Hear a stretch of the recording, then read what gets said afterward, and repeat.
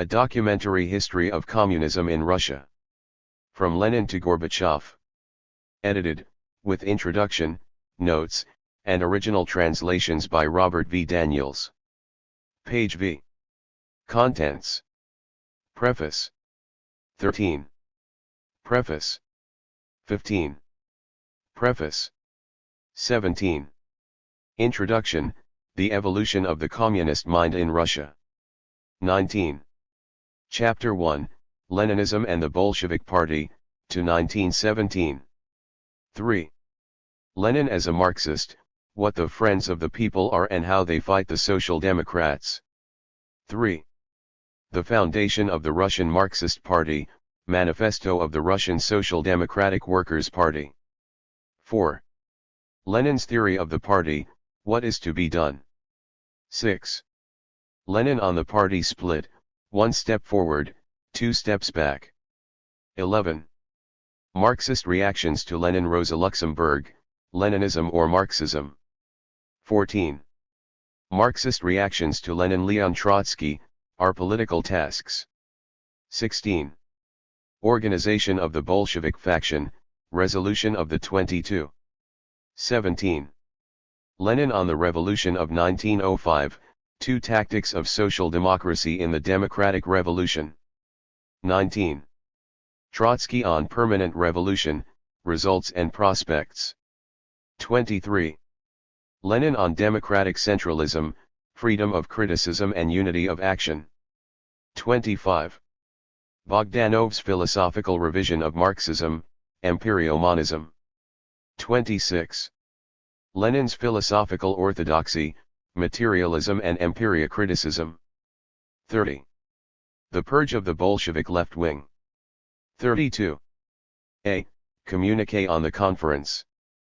33. B. Resolution on Itzovism and Ultimatism. 33. The Ultra-Left on Lenin's Compromises, Declarations of the Forward Group.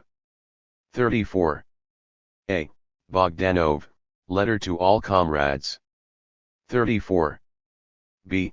Letter to Our Bolshevik Comrades. 35. Stalin on National Self-Determination. Marxism and the National Question. 36. Lenin on the Uneven Prospects of Revolution, the United States of Europe slogan.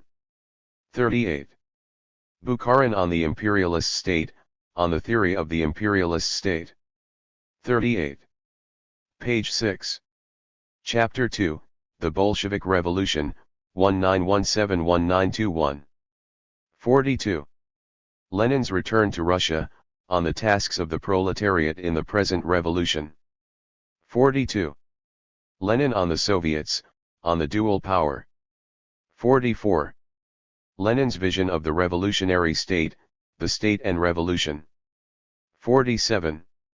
Lenin's Call for an Uprising, Marxism and Insurrection. 52. The Declaration of Revolutionary Intent. Trotsky, Declaration of the Bolshevik Fraction. 54. The Decision to Seize Power, Resolution of the Central Committee, on the Armed Uprising. 55. Bolshevik Opposition to the Insurrection, Statement by Zinoviev and Kamina. 56. The Military Revolutionary Committee. 57. Triggering the Uprising. 59. A. Circular of the Military Revolutionary Committee. 59. B.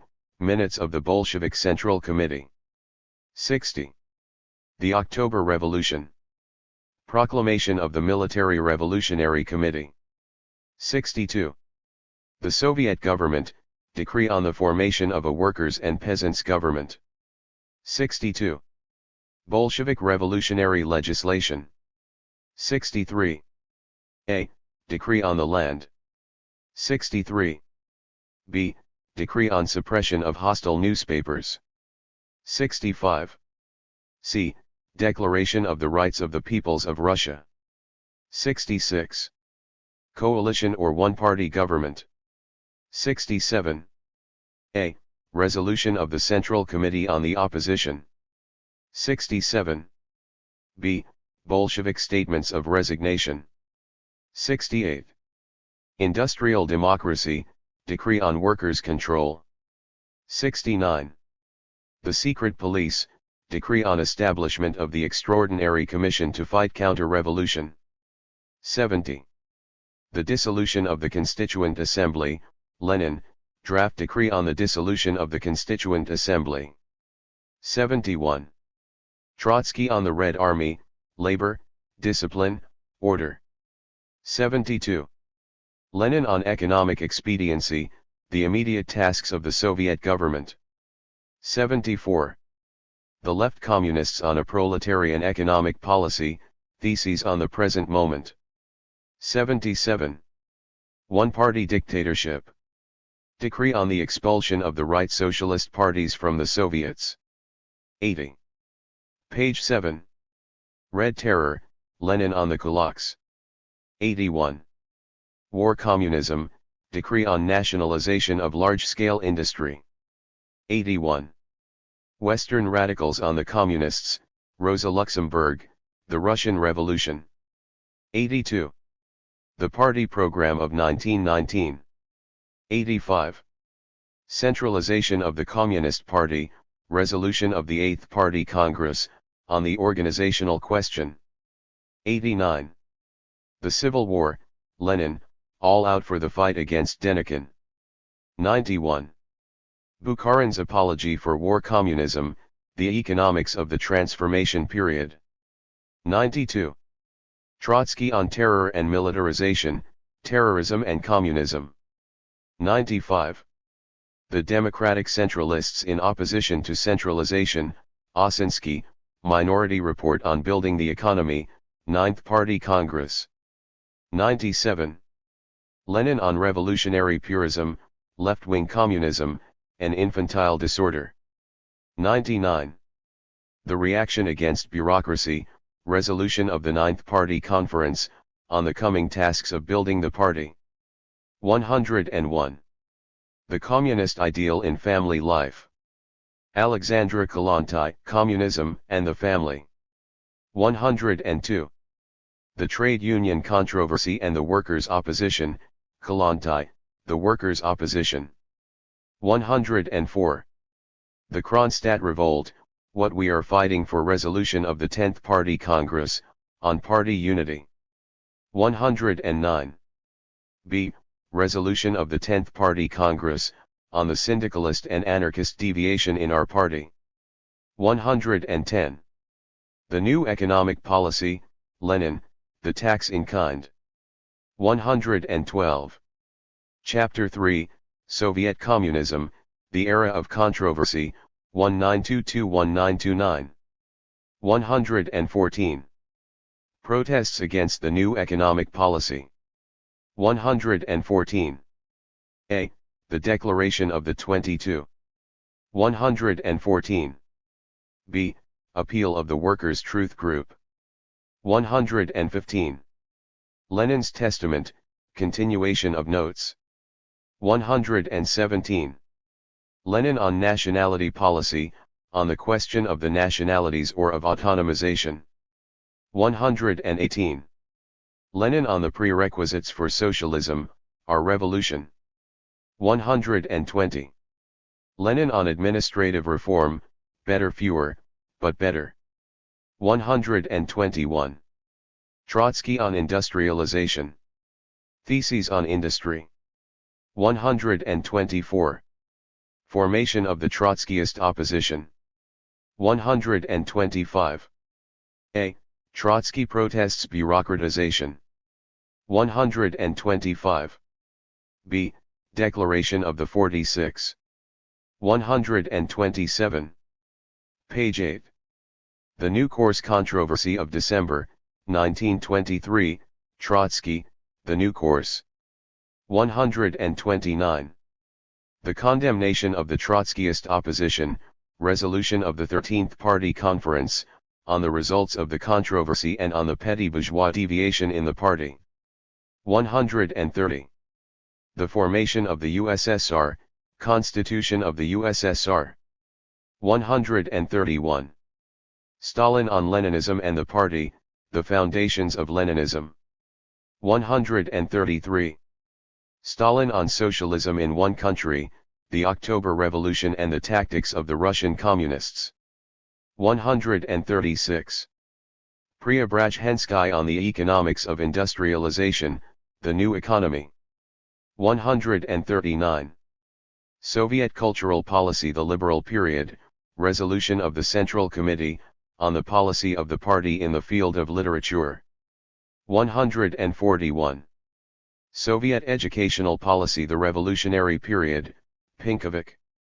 Outlines of Pedagogy. 142. The Zinoviev-Kamenev Opposition. 144. A. Zinoviev on State Capitalism. 144. B. Kamenev on Stalin. 145. The United Opposition, Declaration of the 13. 147.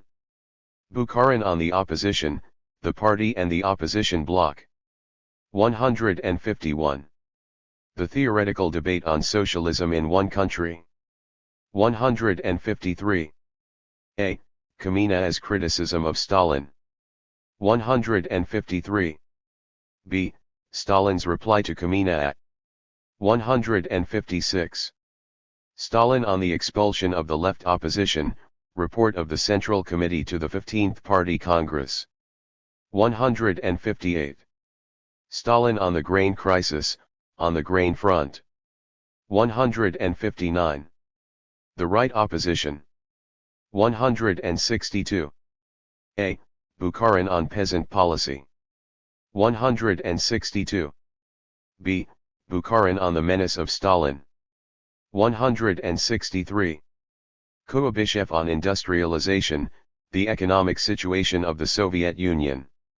164. Bukharin on Equilibrium, Notes of an Economist. 166. Chapter 4, The Transformation under Stalin, 1929-1953. 170. Stalin's Revolution, Stalin, the Right Deviation in the CPSU. 170. Disciplining the Intellectuals. Resolution of the Second All-Union Conference of Marxist-Leninist Scientific Research Institutions, on Contemporary Problems of the Philosophy of Marxism-Leninism. 173. Rakovsky on Bureaucracy. 175. A. Letter on the Causes of the Degeneration of the Party and Governmental Apparatus. 175. B. Circular of the Bolshevik-Leninist Opposition. 176. Stalin on the Liquidation of the Kulaks, Problems of Agrarian Policy in the USSR. 177. Page 9. The Socialized Economy and Revolutionary Law, Pashikanis, the Soviet State and the Revolution in Law. 179. Stalin on the Ends and Means of Industrialization. 180. A. The Tasks of Business Executives. 181. B. New Conditions, New Tasks in Economic Construction. 183. Stalin on the Sanctity of Leninism, Some Questions Concerning the History of Bolshevism. 185. The New Educational Policy. Decision of the Central Committee on the Primary and Secondary School. 187. The Famine of 193,233. 188. A. The Ukrainian Politburo on Grain Collections. 188. B.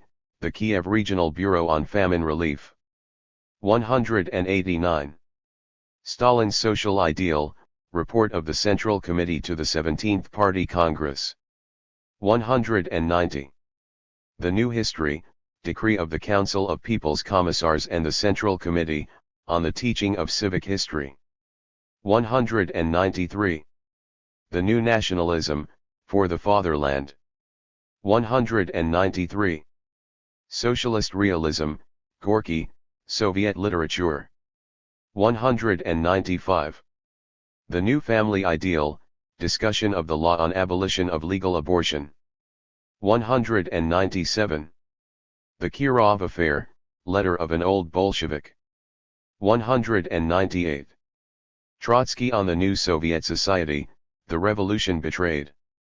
201. The Great Purge, Stalin, on inadequacies of party work and measures for liquidating Trotskyist and other double dealers. 205. The Gulag, Trotskyists at Vorkuta. 208. The Moscow trials, the case of the anti-Soviet bloc of rights and Trotskyists. 212. The Purges and Torture, Stalin, telegram of January 20, 1939. 216. Stalin as a philosopher, dialectical and historical materialism. 217. Vyshinsky on the new law, the law of the Soviet state. 218. Stalin on the state and intelligentsia, report of the Central Committee to the 18th Party Congress. 220. The Second World War. 223. A. Directive on mobilization. 223. B. Voznesensky, the economy of the USSR during World War II. 225. Stalin and the Orthodox Church. Statements of the Patriarchate of Moscow. 228. Wartime defections, the Vlasov movement. 229. Stalin on the Great Russians, speech at reception for Red Army commanders. 232. Stalin's analysis of victory, pre-election speech of February 9, 1946. 232. The Zdanov movement, Zdanov, report to the Union of Soviet Writers. 235. Page X. Party control of science genetics, resolution of the Presidium of the Academy of Sciences of the USSR, on the question of the status and problems of biological science. 238. The campaign against cosmopolitanism, Voprozy Istorii on the tasks of Soviet historians. 239. Stalin on language and society, Marxism and linguistics. 242. The limits of Stalinism, Malenkov on imperfections in the party. Report of the Central Committee to the 19th Party Congress. 244. Chapter 5, The Interval of Reform, 1953-1964. 246. The death of Stalin and collective leadership, L. Slopov, collectivity is the highest principle of party leadership. 246. The Purge of Beria. 247. A. The Central Committee's indictment. 248. B. The Supreme Court's verdict. 249. The rise of Khrushchev, the Virgin Lands Program. 250. The fall of Malenkov, Malenkov's statement of resignation. 253. Destalinization, Khrushchev, secret speech at the 20th Party Congress. 254. The Thought in Cultural Life, Voprozy Philosophiae on the Theatre. 258. The Anti-Party Group, resolution of the Central Committee. 263. The promise of a communist future, program of the Communist Party of the Soviet Union. 265. Harebrained schemes, Khrushchev's division of the party apparatus, resolution of the Central Committee of the CPSU. On the development of the USSR economy and reorganization of party guidance of the national economy. 273. The fall of Khrushchev. 275. A. Sislov's secret speech. 275. B. Communique of the Central Committee. 279. Chapter 6, The Era of Stagnation. 280. The promise of the Brezhnev era, report of the Central Committee to the 23rd Party Congress. 280. The end of the THIRD-WORLDISM trial, D. Uriman, Turncoats. 284. The attempt at economic reform. 286. A. Lieberman's proposal. 286. B. The 1965 reform. 288. Currents of dissent. 290. A. Liberal dissent Sakharov. 291. B. Conservative dissent Solzhenitsyn. 293. C. Marxist dissent Medvedev. 297. D. Suppression of dissent Andropov. 301. Page 11. Soviet Consumerism, Kosygin, Report on the Directives of the 24th Party Congress for the 5-Year Plan, 1971-1975. 302. The Scientific Technical Revolution. Directives of the 24th Party Congress on the 5-Year Plan. 304. Soviet Jews and the Emigration Issue. 307. A. Samizdat on Discrimination and Assimilation. 307. B. The Emigration Tax. 311. Brezhnev's Constitution, Brezhnev, Report on the Draft Constitution. 313. The Theory of Developed Socialism, Brezhnev, A Historic Stage on the Road to Communism. 314. Population and the Birth Rate, D. Valente and A. Kvasha, Population Problems and Demographic Policy. 316.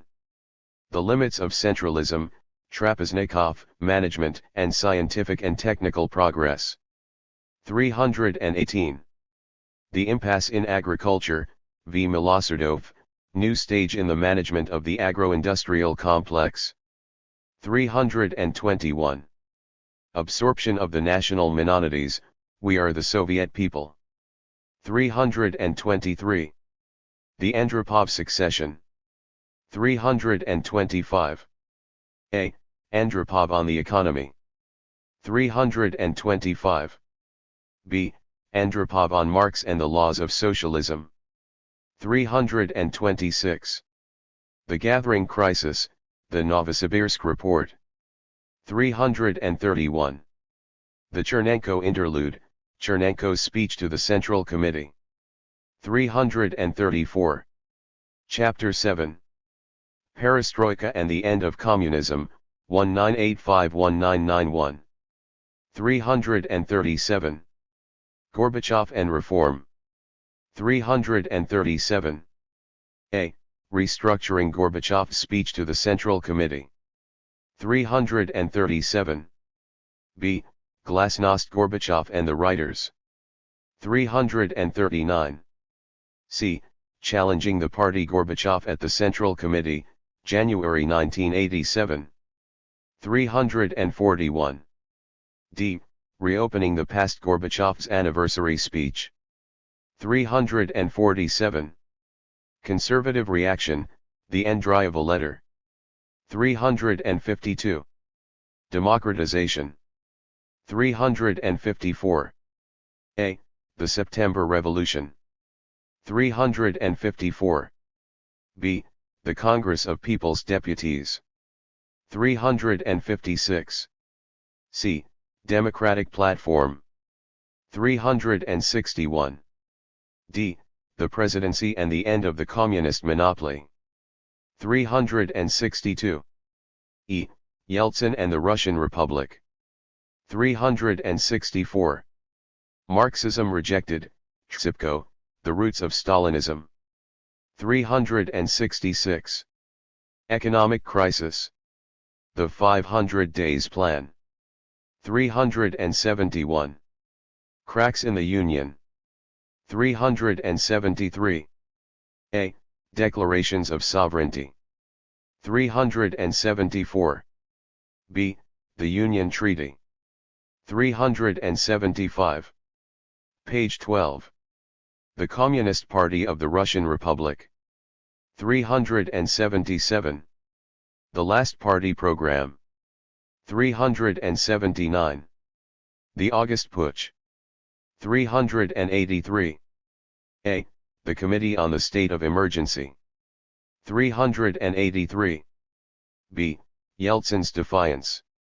386. C. Gorbachev's Return to Power. 387. D. Gorbachev's Resignation as General Secretary. 388. E.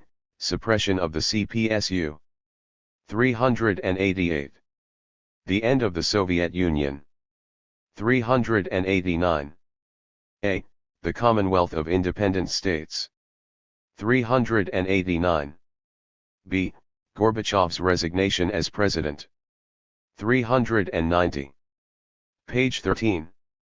Preface. It would naturally be impossible in one volume of documentary materials to cover a subject as broad and complex as communism from every point of view. The careful description of political institutions, events, and everyday life as they have proceeded over the years under communism would require whole shelves of source materials. The present work has been deliberately focused on the subject of communist thought and doctrine, for reason of its commanding importance, its relative uniformity within the communist scheme of things, and the appropriateness of the documentary approach to its elucidation. We will be primarily concerned with the evolution of top-level guiding ideas, policies, and intentions among the communists. Statements of deviators of all sorts are included along with the official line of those in power. We may regard anyone who claims descent from Lenin as equally meriting the label communist. Through the pronouncements of its leading figures, both those who have ruled and those who have fallen from grace, we may arrive at a reasonably approximate picture of what communism actually is, historically considered. The problems of selecting materials for a purpose such as this never permit a fully satisfactory solution. I have attempted a fair digest and representative choice of statements expressing all the main concepts and currents in communism. Many readers, however, will find that their areas of interest are underrepresented. This failing is the price that must be paid in an effort to survey the entire communist movement in one documentary volume, and meet the needs of the student, the general reader, and the scholar who is not a specialist in this field. The present work would never have materialized without the assistance of many people who helped in its preparation or who paved the way with their own studies. I am indebted to the many publishers who kindly permitted me to reprint selections of previously translated material. Certain documentary collections which have been particularly helpful deserve special mention. Pioneering Documentary History of Chinese Communism, by Conrad Brandt, Benjamin Schwartz, and John K. Fairbank. The Materials for the Study of the Soviet System, by James H. Meisel and Edward S. Kottara, which brings together a wide selection of previously translated Soviet documents. The documentary compilations prepared by the Legislative Reference Service of the Library of Congress, the various collections of Soviet documents published by the Stanford University Press, and the English editions of the selected works of Lenin and Stalin, published by the Foreign Languages Publishing House in Moscow. The Harvard University Library has kindly permitted me to include my translations from a number of hitherto unpublished documents in the Trotsky Archive. For their suggestions regarding documents on Far Eastern communism I am. Page 14. Indebted to Professors Justice M. Vanderkroof and George T. Little, and to Professor Little and Professor Louis S. Feuer I am grateful for many helpful criticisms. To Mr. Nathan Glazer I wish to express my appreciation for initially encouraging me to undertake this project, and for his editorial assistance since that time. Mrs. Joyce McLaughlin of the Interlibrary Loan Department of the University of Vermont Library rendered me invaluable service in locating and obtaining many scarce but important publications. The vast work of transcribing and assembling the documentary materials was ably done by Mrs. Madeline Chaplin, Mrs. Jean Falls, Mrs. Phyllis Reservitz, Mrs. Roberta Stetson, and my wife, Alice Daniels. Page 15. Preface. Since the publication of the original edition of this work more than 2 decades ago, the subject of communism has expanded in years, in territory, and in complexity. In the present revision I have endeavored to respond to these changes by abridging the pre-1960 material of the first edition and adding new selections to reflect recent developments in the various communist parties both inside and outside the Soviet Union. To facilitate the interest of users in focusing either on internal Soviet history or on the evolution of Soviet foreign policy and communist movements outside the USSR, the new edition has been organized into 2 volumes, each devoted to one of these aspects of communism and proceeding chronologically. Both original material and the post-1960 editions have been divided accordingly, and the portion of the 1960 introduction pertaining to external issues has been placed in Volume 2. With the increasing scope and diversity of the subject of communism, it has become more difficult than ever to achieve a totally satisfactory and representative selection of documents within a reasonable compass. To comply with spatial limitations, items in the original edition have been culled where their retrospective importance is not crucial in mapping the development of the communist movement. A few new pre-1960 items have been added. Post-1960 material has been selected with emphasis on illustrating the main internal developments in the Soviet Union, the most significant events in Soviet foreign relations and the chief variants among communist movements outside the Soviet Union. As in the original edition, statements representing the views of dissenters within communist countries are included together with the official views of the leadership. Though many points of particular interest inevitably remain unrepresented, I hope the reader will find that the overall usefulness of this collection has been substantially enhanced. For their support in the initiation of this revised edition I am indebted to Mr. Thomas McFarland, Director of the University Press of New England, Professor Henry Steffens of the Editorial Board of the Press and Dean Robert Lawson of the Graduate College of the University of Vermont. In the compilation of new material for this edition I have been greatly aided by the vast resources of Soviet documentation made available since the 1950s by the Current Digest of the Soviet Press and its companion series, Current Soviet Policies. I wish to thank Professor Stephen Cohen and Mr. Orest Pelik of Princeton University for locating for me the hitherto unpublished Secret Speech by Suslov in 1964. I am grateful to Mrs. Carolyn Perry, Mrs. Penny Bearden, Mrs. Susan Lacey, and Mrs. Claire Shepard for their able assistance in preparing new portions of the manuscript. Page 17. Preface. This third, revised and updated edition of A Documentary History of Communism coincides with the amazing collapse of communist rule in the Soviet Union. It follows the fall of communist governments in Eastern Europe and the virtual demise of the international communist movement, except for the People's Republic of China and a few other outposts of old-style communism in the Far East and in Cuba whose days may be numbered. Thus the story of communism as a worldwide phenomenon is now essentially closed, and there will be no need for further revisions of this work. While this new edition reflects the startling developments in the communist world since the advent of reform under Mikhail Gorbachev in 1985, I have found no need to make other major changes either of concept or of content. Communism has become history, but that history is still a living background to post-communist life. In fact, the historical understanding of communism has become all the more important with the tendency since the collapse of the Soviet Union, among outsiders as well as among Russians and the other ex-Soviet peoples, to regard the entire communist experience from 1917 to 1991 as an undifferentiated nightmare, better forgotten than studied. This attitude threatens to create a new historical black hole that could swallow up the true record as indiscriminately as the communists themselves did when it came to their enemies. The post-communist world can only be understood as communism left it and as the end product of a complex evolution, where verbal professions of reality, recorded in these documents, squared less and less with the actual course of affairs. Since 1985 mountains of new documentation about the history of communism in the Soviet Union and in Eastern Europe have become available. After the collapse of communist rule in Moscow following the August Putsch of 1991, the most sensitive party archives were thrown open to investigators, and an intriguing sample of these documents was exhibited by the Library of Congress in cooperation with the Committee on Archival Affairs of the Russian government. None of these materials, however, fundamentally alters the picture of communist reality that outside experts were able to form on the basis of the known record. At most they add detail, frequently gruesome, and bear out historians' conjectures. As of this writing, the post-coup revelations have not equaled in historical import the key documents published in Soviet journals and East European sources between 1987 and 1991, after Gorbachev gave the green light to historical reconsideration. I have added or substituted some of this newly available material, both published and unpublished, where it makes certain points more emphatically, but the basic record still stands.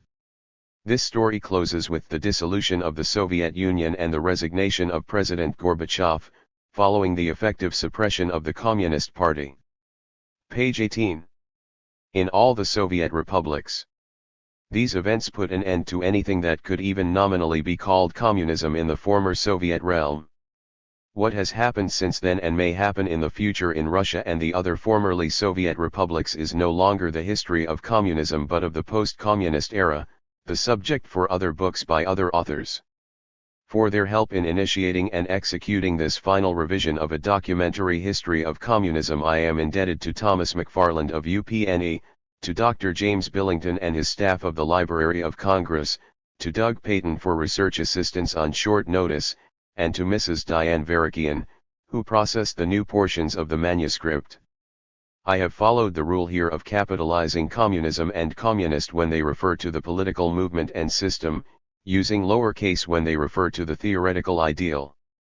Similarly, Soviet, referring to the country or the system, Soviet, referring to the actual councils.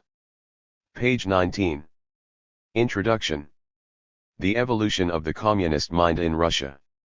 The subject of this work is the worldwide movement which was initially brought into being by Vladimir Ilyich Lenin when he organized his Bolshevik faction of Russian revolutionaries in the years 1902-1904. Earlier doctrines and movements going under the name communism are not of concern except as they were relevant to the thinking of the specific contemporary communist movement founded by Lenin and developed in Russia after the Revolution of 1917. This applies particularly to the philosophy of Marx and Engels, of which Russian communism was by no means a simple, uncomplicated application. Marxism is of interest here insofar as, and only so far as, it contributed to communist thought, policies and problems. By itself, Marxism is wholly inadequate either to define or explain the communist movement. The communist movement and communist doctrine. There is one essential point on which the whole matter of the correct understanding of communism rests. Contrary to every assertion, the communist movement is not truly described by its doctrine. Broadly speaking, the doctrine is a picture of history, past, present and future, which gives the present movement that definite place which was forecast by the original authors of the picture a century ago. Very strong doubts can be cast upon the present validity of the picture as a whole. But it can be shown beyond any reasonable question that within the terms of the Marxist picture itself, the present communist movement does not occupy the place which its official spokesman ascribed to it. As a picture of communist society and a map of its intentions, communist doctrine is not a free and honest approach to the apprehension of reality, but a forced political imposition. It is accordingly necessary for anyone who wants to understand communism to look beneath the doctrine and to question all the assumptions which it casts in the way of a clear view. The lack of correspondence between theory and reality will then become readily apparent.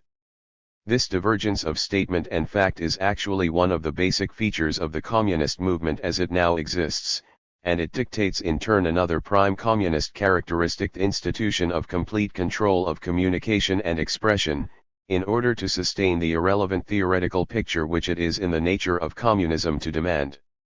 The communist mentality can be described in essence as a compulsively self-justifying opportunism, where the leaders assume full freedom of action but insist on squaring every step with the holy verities of Marxism-Leninism.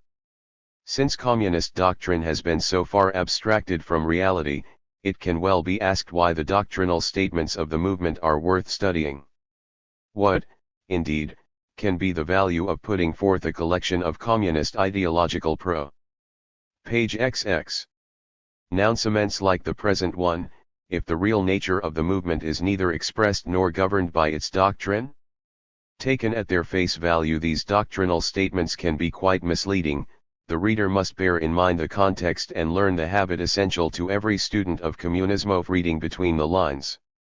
Doctrine has always been extremely important to the communist movement, though for a long time not in its literal sense.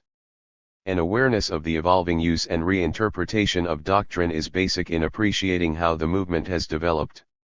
The documents are thus primarily useful for the pursuit of historical understanding, which is the only way to comprehend how the movement acquired the paradoxical characteristics which it now displays.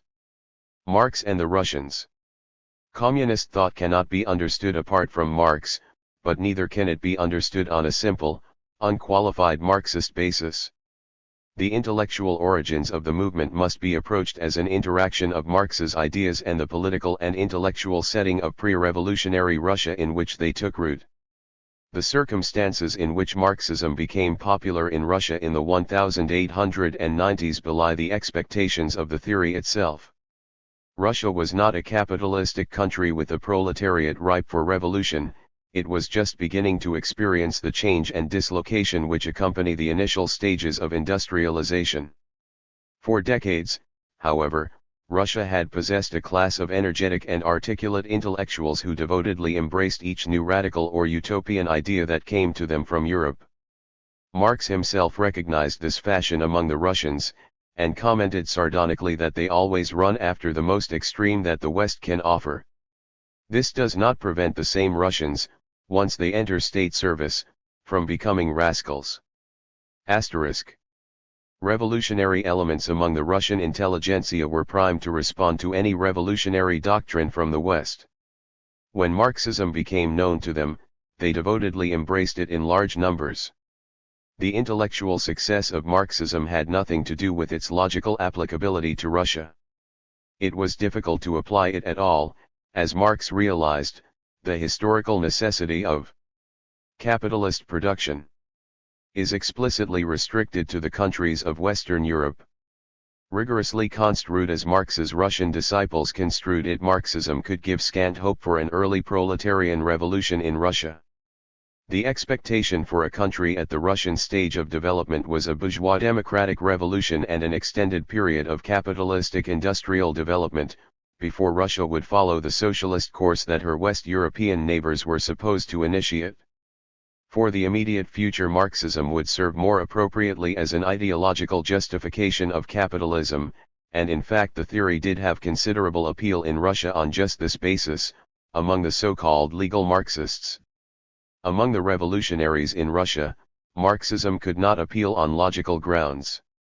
People did not become revolutionary after an intellectual conversion to Marx to Kugelman, October 1, 1868, in Letters to Dr. Kugelman, pages 7778. Marx to Varazay Sulich, March 8, 1881, in Blackstock and Hoslitz, eds, The Russian Menace to Europe, p. 278. Page XXI. The Marxian Historical Analysis. They became Marxists in Russia as everywhere else because they were revolutionary for prior emotional reasons and because Marxism appealed to them on emotional grounds as a pseudo-scientific rationale for revolution. Logical inconsistency was no obstacle. Marxism in Russia has from the very beginning neatly fit Marx's own definition of ideology as false consciousness, a set of ideas used without concern for truth or consistency to rationalize the interests and aims of a particular social group. Marxism became the ideology of a large part of the revolutionary Russian intelligentsia. Since the revolution, it has fulfilled the same function for the ruling Communist Party. Lenin, in this context, represents simply the clearest and most extreme example of emotional commitment to Marxism in disregard of its incongruence in Russia. Lenin had grown up with the burning revolutionary ardor so familiar among the scions of the educated gentry. He embraced Marxism with religious devotion, as the ultimate word in human affairs, almost as a supernatural prophecy which no mortal could dare question or modify without committing the sin of blasphemy. Despite this dogmatism, however, Lenin was quite capable of ignoring or violating Marxian principles when it came to the actual formulation of revolutionary programs and tactics. Lenin's program and tactics did not come from Marx at all, but from his own emotional makeup as a member of the Russian revolutionary intelligentsia, and from the previous traditions of the revolutionary movement in Russia. Lenin's Marxism was superimposed upon his Russianism, to supply the terminology and conviction of righteous inevitability. While we cannot understand Lenin as a Marxist, the study of his theoretical pronouncements and his tactical statements does contribute basic understanding about the communist movement. What we have to deal with is in reality a new doctrine, Leninism, which, while observing the Marxian language and professing spiritual continuity from Marx, actually contradicted him in many vital respects. Leninism as a system of belief has had a very profound effect in shaping the communist movement, and so it is the natural starting point for any analysis of modern communism. The premises of Leninism. Lenin's political thinking rested on two cardinal assumptions, neither of which bore any logical relation to Marxism. One of these implicit beliefs was his conception of the overall nature of the historical process, that history is made in the last analysis not by classes or the forces of production, but by willful individual leaders and by ideas. This was an outlook he shared with practically all pre-Marxist Russian social thinkers. Lenin had assimilated it so deeply that he was scarcely conscious of its import, so that he could go right on resting his thought on such an assumption while he imagined himself to be a perfectly orthodox Marxist. Time and again Lenin railed against spontaneity and proclaimed the vital role of consciousness. He made it abundantly clear that he never expected the working class to carry out a revolution by itself. Only the deliberate leadership of dedicated professional revolutionaries like himself could bring the event about. In his emotional orientation toward revolution, Lenin shared a trait with the unscientific aspect of Marx's outlook which did not follow logically from his theoretical system. This was what might be called the moral imperative of revolution. Page XXII. Lenin, like Marx, was dedicated to the anticipated revolution as a moral absolute, as a sort of purgative judgment day which would extirpate all the evil in the old way of life, and usher in the millennium. For both Marx and Lenin, all questions of good and evil hinged on the ultimate question of revolution. They differed, however, in the manner in which they sustained their hopes about revolution. Marx's solution was that of pseudo-scientific inevitability. Having committed himself to the moral necessity for the revolutionary reconstruction of society, he proceeded to work out an elaborate, sweeping, in many respects brilliant system of social analysis which purported to prove the inevitability of that prospective upheaval. The relentless dialectic of historical materialism would sooner or later raise the chosen class of proletarians to the seats of power. Lenin followed all this verbally, but the actual foundation which he established for his revolutionary goal was in fact diametrically opposed to Marx's. For Lenin the revolution was not inevitable at all, it had to be brought about by the deliberate action of conscious revolutionaries, against the natural flow of history. If the spontaneous forces of history were not interfered with, Lenin implied, the moral imperative of revolution would never become a reality. Hence it was on willful revolutionaries, sustained by a sense of moral duty, that Lenin had to rest his hopes. How guarantee, however, that the revolutionaries would keep striving in the right direction against the frustrating spontaneity of the passive herd? Lenin's answer was the same on which any religious movement relies to assure individual rectitude: the proper doctrine, the true faith. The proper doctrine was Marxism as read by Lenin. Any questioning of the doctrine or of Lenin's own interpretation of it, in fact, any independence of mind at all, not only disqualified a member of the revolutionary movement but classified him irretrievably with the enemies of the revolution, as far as Lenin was concerned. Lenin and his followers were sustained by an absolute faith in Marx's revolutionary prophecy, with all its pseudo-science of dialectical inevitability. It mattered not that the doctrine of inevitability contradicted the philosophy of will, an idea which all of Lenin's political practice implied, for the Bolsheviks were revolutionaries before they were Marxists.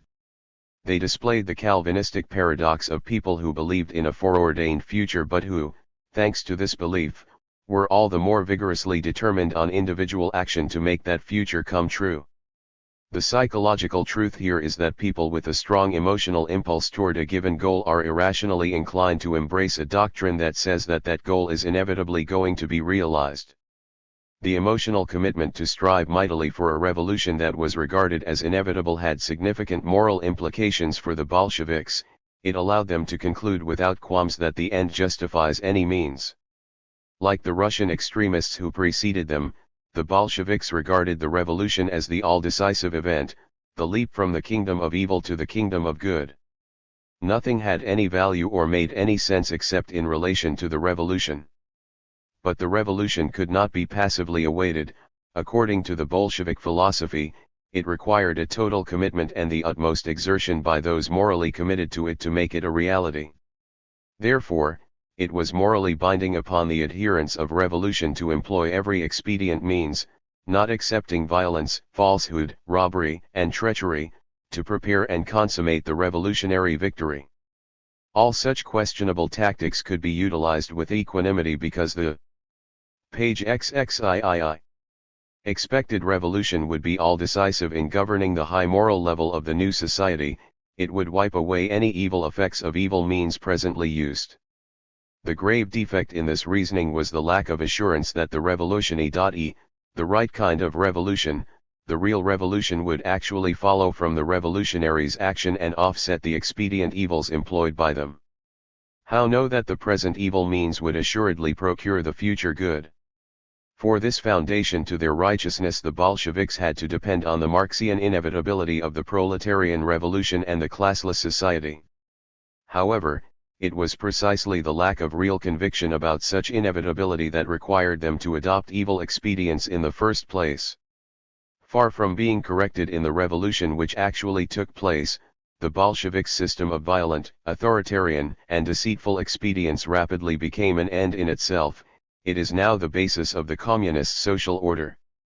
The party as the instrument of revolution. The major contribution which Lenin made to the theory and practice of communism was by way of implementing his belief in the moral imperative of a historically uncertain revolution.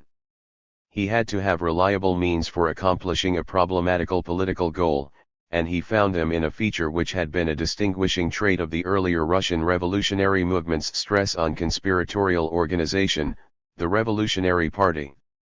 The party represents the essence of Leninism.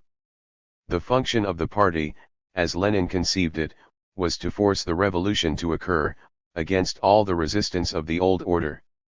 The party would overcome the impracticality of the intellectuals and the formless spontaneity of the masses and drive for a victory which otherwise would never materialize. For this instrument of revolution Lenin had in mind forms of organization, dictated both by the circumstances of the political underground and by his own proclivities, from which he never deviated. First of all, the party was to be a narrow organization, not the mass of like-minded sympathizers, but the active and conscious minority, the professional revolutionaries. This was the specific issue over which the factional split of the Russian Social Democrats into Bolsheviks and Mensheviks began in 1903. For the accomplishment of its revolutionary objective Lenin required that this minority organization be constituted on military lines, with a hierarchy of command and binding discipline upon its members. The formula which he proposed to guide the party organization was democratic centralism, meaning the democratic determination of policy and the centralized execution of it. In practice, however, Lenin could brook no expression of policy contrary to his own thinking. Anyone who differed with Lenin found himself attacked as opportunist or petty bourgeois, an unreliable element if not a potential traitor to the revolutionary cause. Lenin recognized none as genuine proletarian Marxists save those who unreservedly followed his own leadership. Thus, while the notion of a one-party dictatorship was never explicitly formulated before the Bolsheviks came to power, the exclusion of all who differed had already been long implicit in the monopoly of revolutionary morality which in practice Lenin ascribed to himself. There is irony in the fact that when the Bolsheviks took power in October, page XXIV, 1917, the Leninist rigor of their organization was at its lowest point. the party having been diluted with hundreds of thousands of new members and many new leaders like Trotsky who had never committed themselves to the principles of Bolshevik discipline. A spontaneous mass upheaval and the enthusiasm of the party members' forces which Lenin had distrusted or discounted were responsible much more than organization and narrow discipline for the Bolshevik success. It was only through a step-by-step process in the years following the revolution that the organization of the party was tightened up to approximate Lenin's old ideal, with the major imposition of discipline coming in 1921, after the crisis of civil war had been weathered. The great difference now was in the function which the party had to play, not the underground conspiracy aiming to get the revolution started, but the exclusive association of people engaged in ruling the state. Never anticipated, this new role for the disciplined party was to constitute the backbone of communist totalitarianism. Whose revolution? After Lenin had worked out his plan for the proletarian party as the instrument of revolution, he had to find a place for it to operate in the Marxian scheme of things as applied to Russia. The dilemma, as we have seen, was how to hold strictly to the Marxian prognosis of bourgeois revolution and still envision an opportunity to lead an anti-capitalist mass revolutionary movement. Among most of Lenin's rivals in the Menshevik faction of the Social Democrats, a weaker emotional attachment to revolution was attested by their acceptance of the prospect of a bourgeois democratic revolution and of a long period of capitalism after that, during which the Workers' Party could be nothing more than a legal opposition. Lenin, however, took the bull very boldly by the horns at the time of the revolutionary ferment of 1905, to declare that the bourgeois revolution could be carried through to its conclusion only by the party of the proletariat, because the bourgeoisie was not revolutionary enough. It did not occur to Lenin that this made mincemeat of the basic Marxian propositions governing the relationships of economic stages, class forces, and political movements. He blithely called for a democratic dictatorship of the proletariat and peasantry, which would hold power until the capitalists prepared the industrial conditions for their own demise, after which the real dictatorship of the proletariat would confiscate the means of production and effectuate the transition to the socialist society. There was another approach to the dilemma of Marxist revolution in Russia which avoided Lenin's violence to the doctrine and at the same time preserved the prospect of immediate revolutionary action by the workers and their leaders. This was the theory of permanent revolution expounded by Trotsky, a set of ideas which proved to be very important later on in 1917 as the rationale for the Bolshevik seizure of power, and during the 1920s as a major subject of factional controversy among the communists. Trotsky's view proceeded from the observation that Russia's economic development had been uneven, with some modern industry and a politically conscious working class surrounded by a vast majority of impoverished peasants mainly interested in owning more land.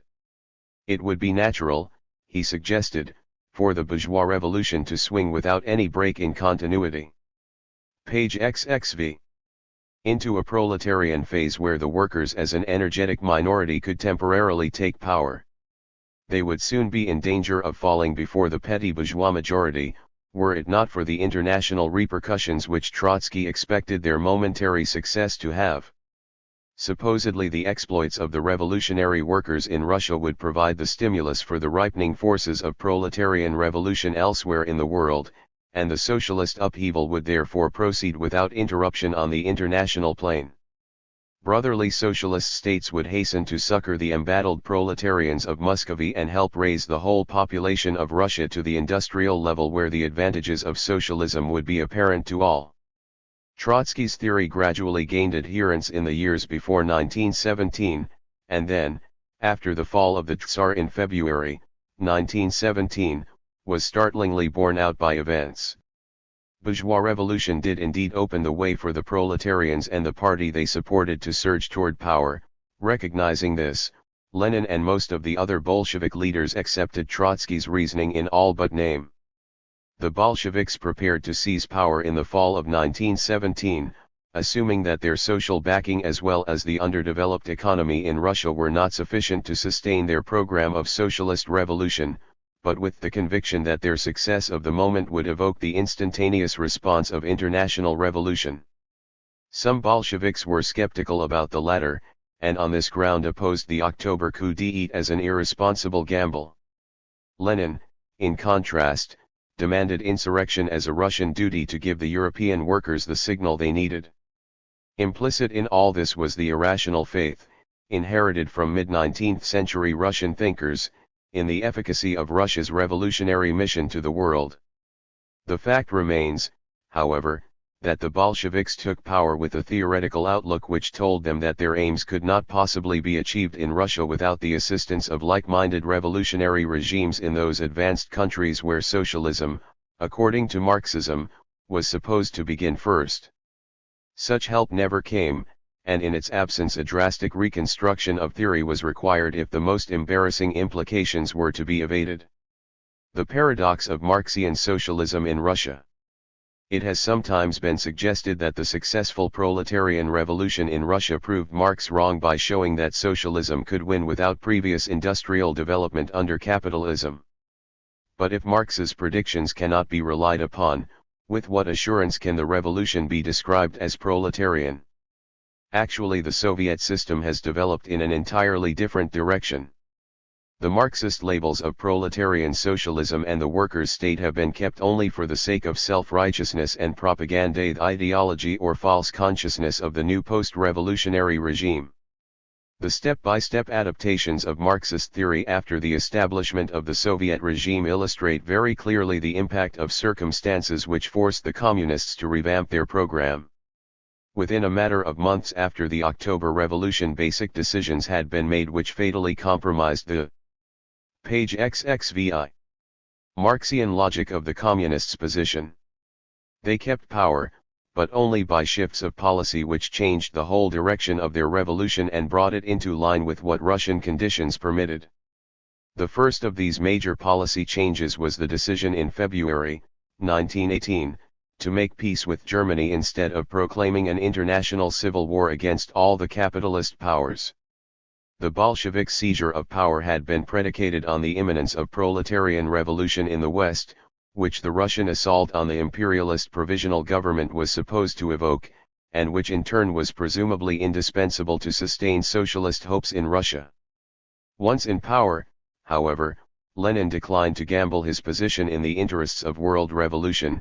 Over the anguished protests of the left-wing utopians, he decided to make peace and buy time rather than risk losing power in Russia while attempting to set a fighting example for the European workers.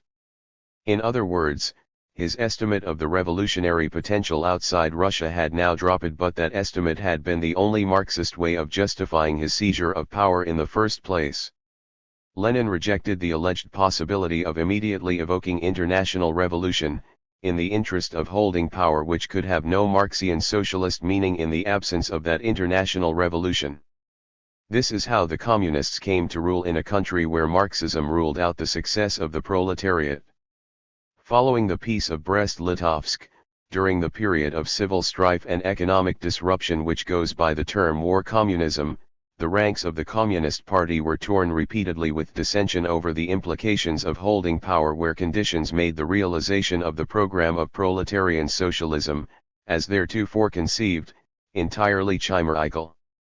Lenin had espoused the utopian program as firmly as anyone in the programmatic tract, State and Revolution, which he wrote while hiding in Finland in 1917. The workers would seize power, subject the whole economy to their control, destroy the existing state machinery, and install new officials of their own choosing whose pay would be no higher than workmen's wages. The resistance of the former exploiting classes would be crushed, and the state i.e., the organs of law enforcement and repression would commence to wither away. The annihilation of authority and the apotheosis of equality were visions animating vast numbers of Russians, not excepting the communists, during the revolutionary years.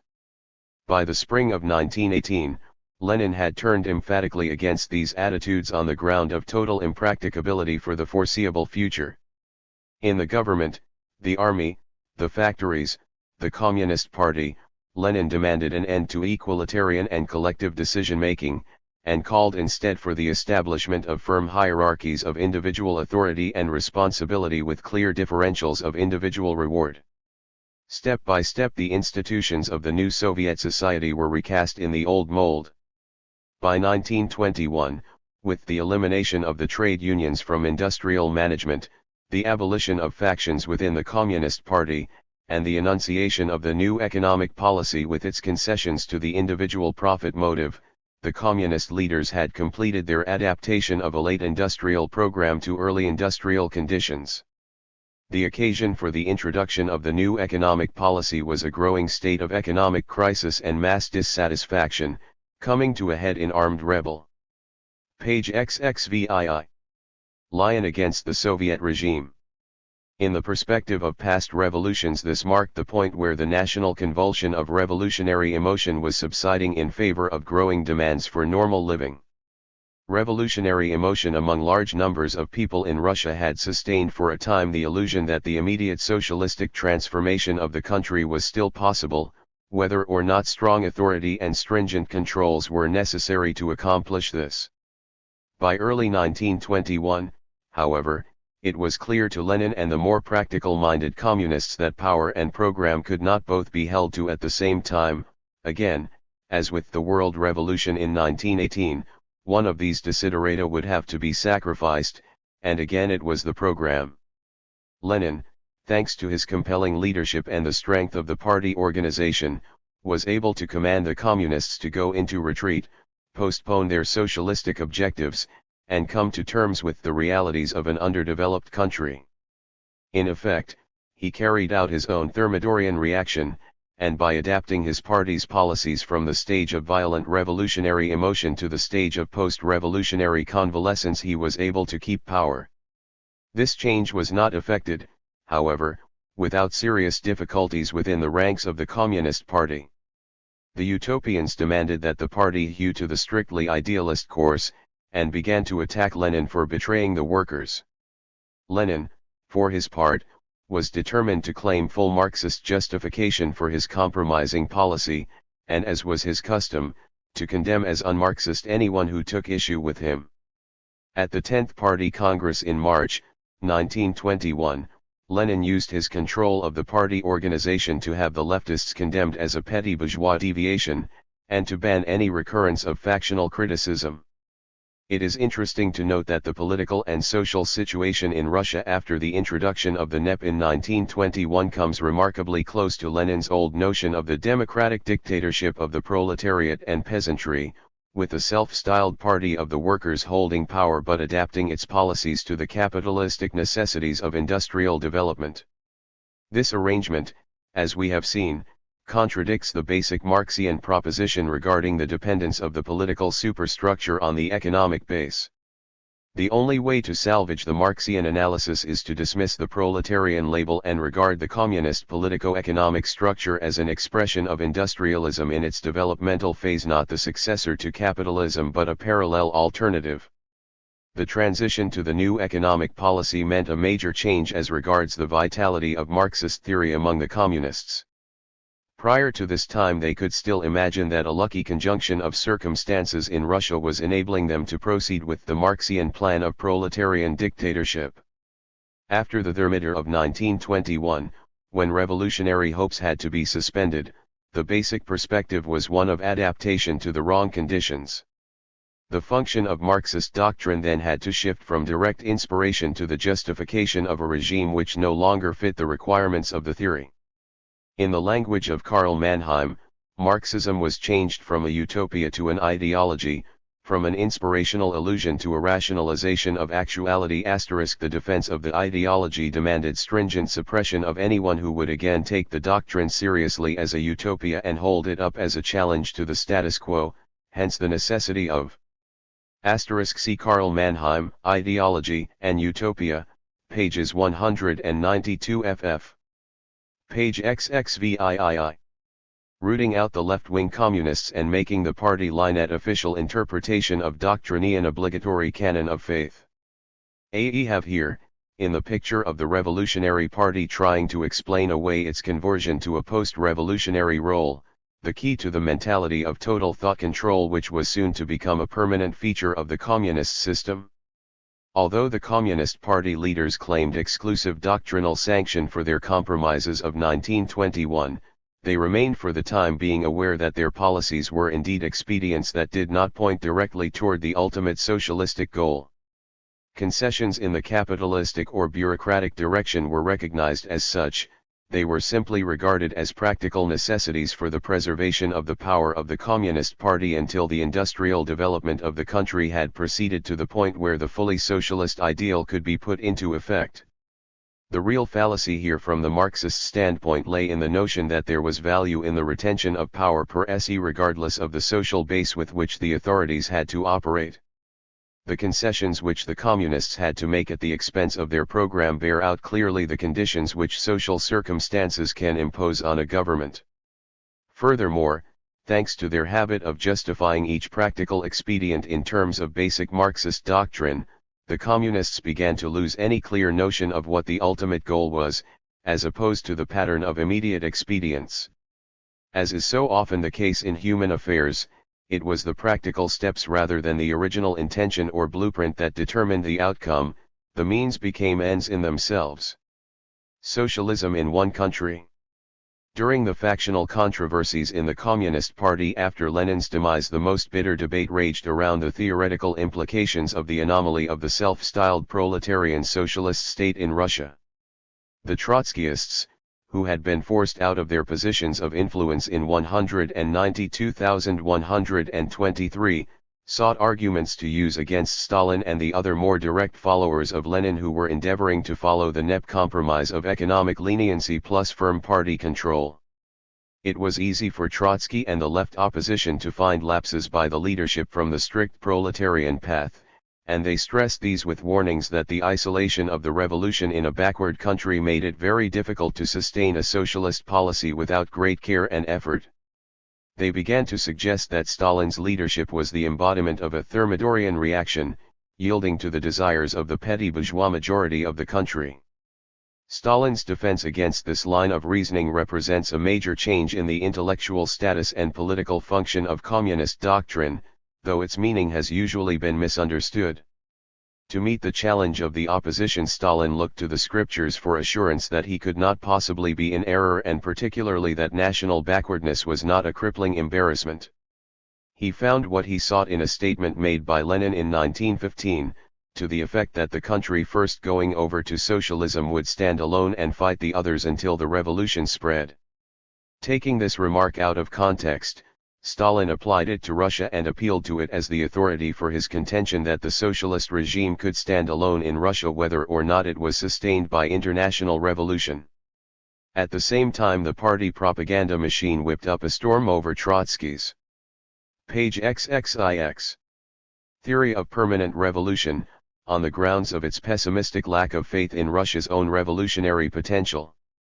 Neither faction, it must be understood, rejected the world revolution as a communist desideratum, while on the other hand neither was prepared to take great risks to bring it about.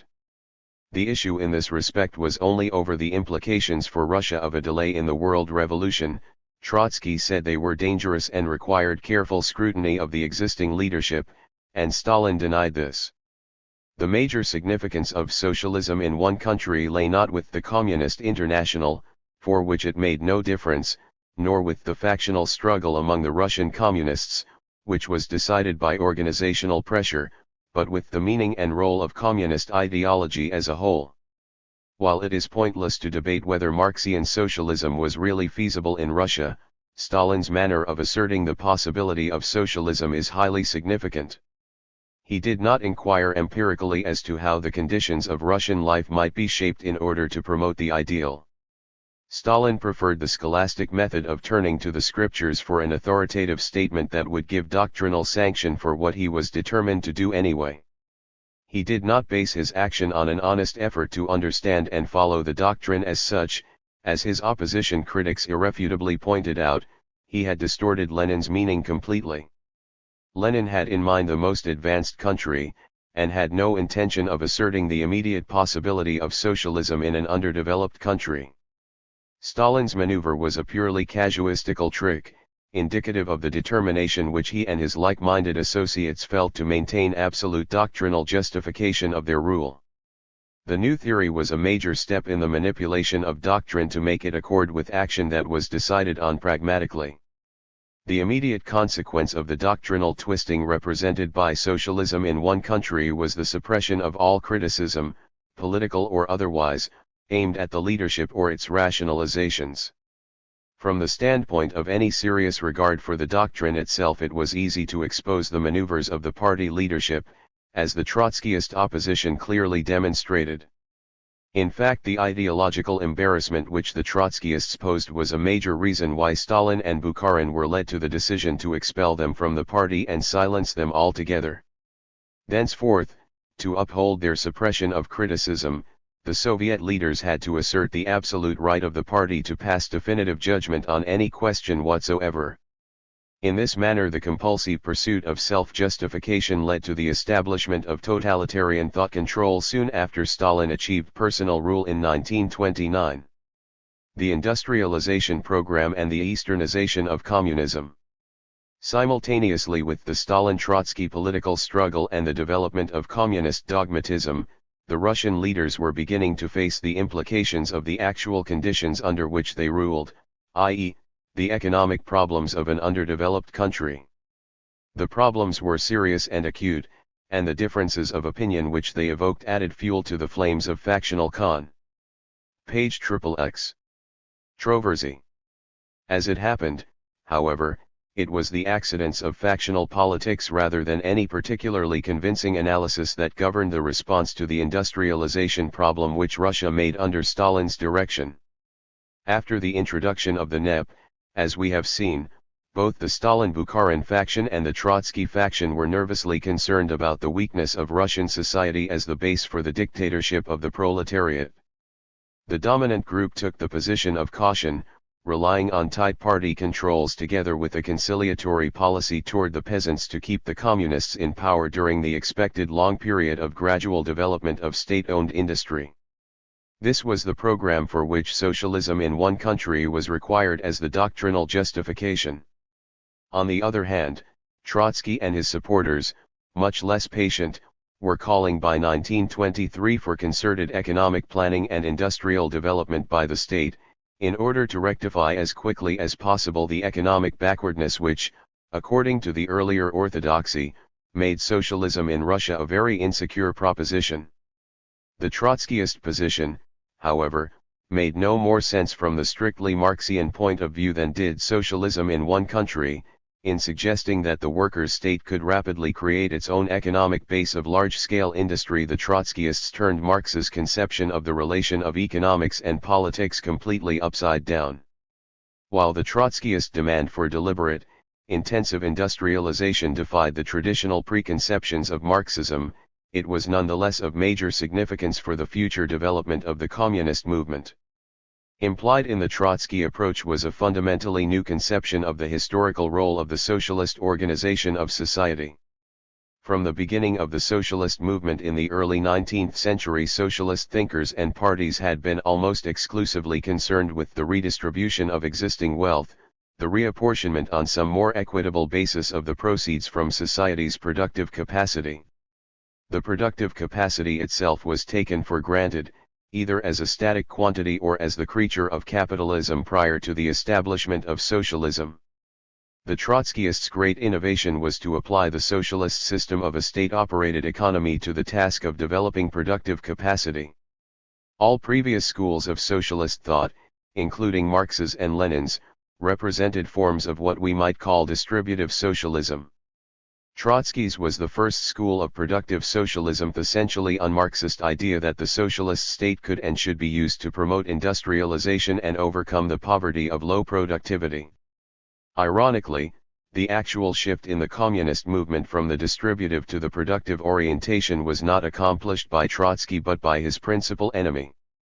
Until 1927, the party leadership headed by Stalin and Bukharin had steadfastly resisted Trotsky's demand for rapid, planned, tax-supported industrial development, in favor of gradual development financed mainly out of the profits made by Soviet industry while catering to the needs of the consuming public.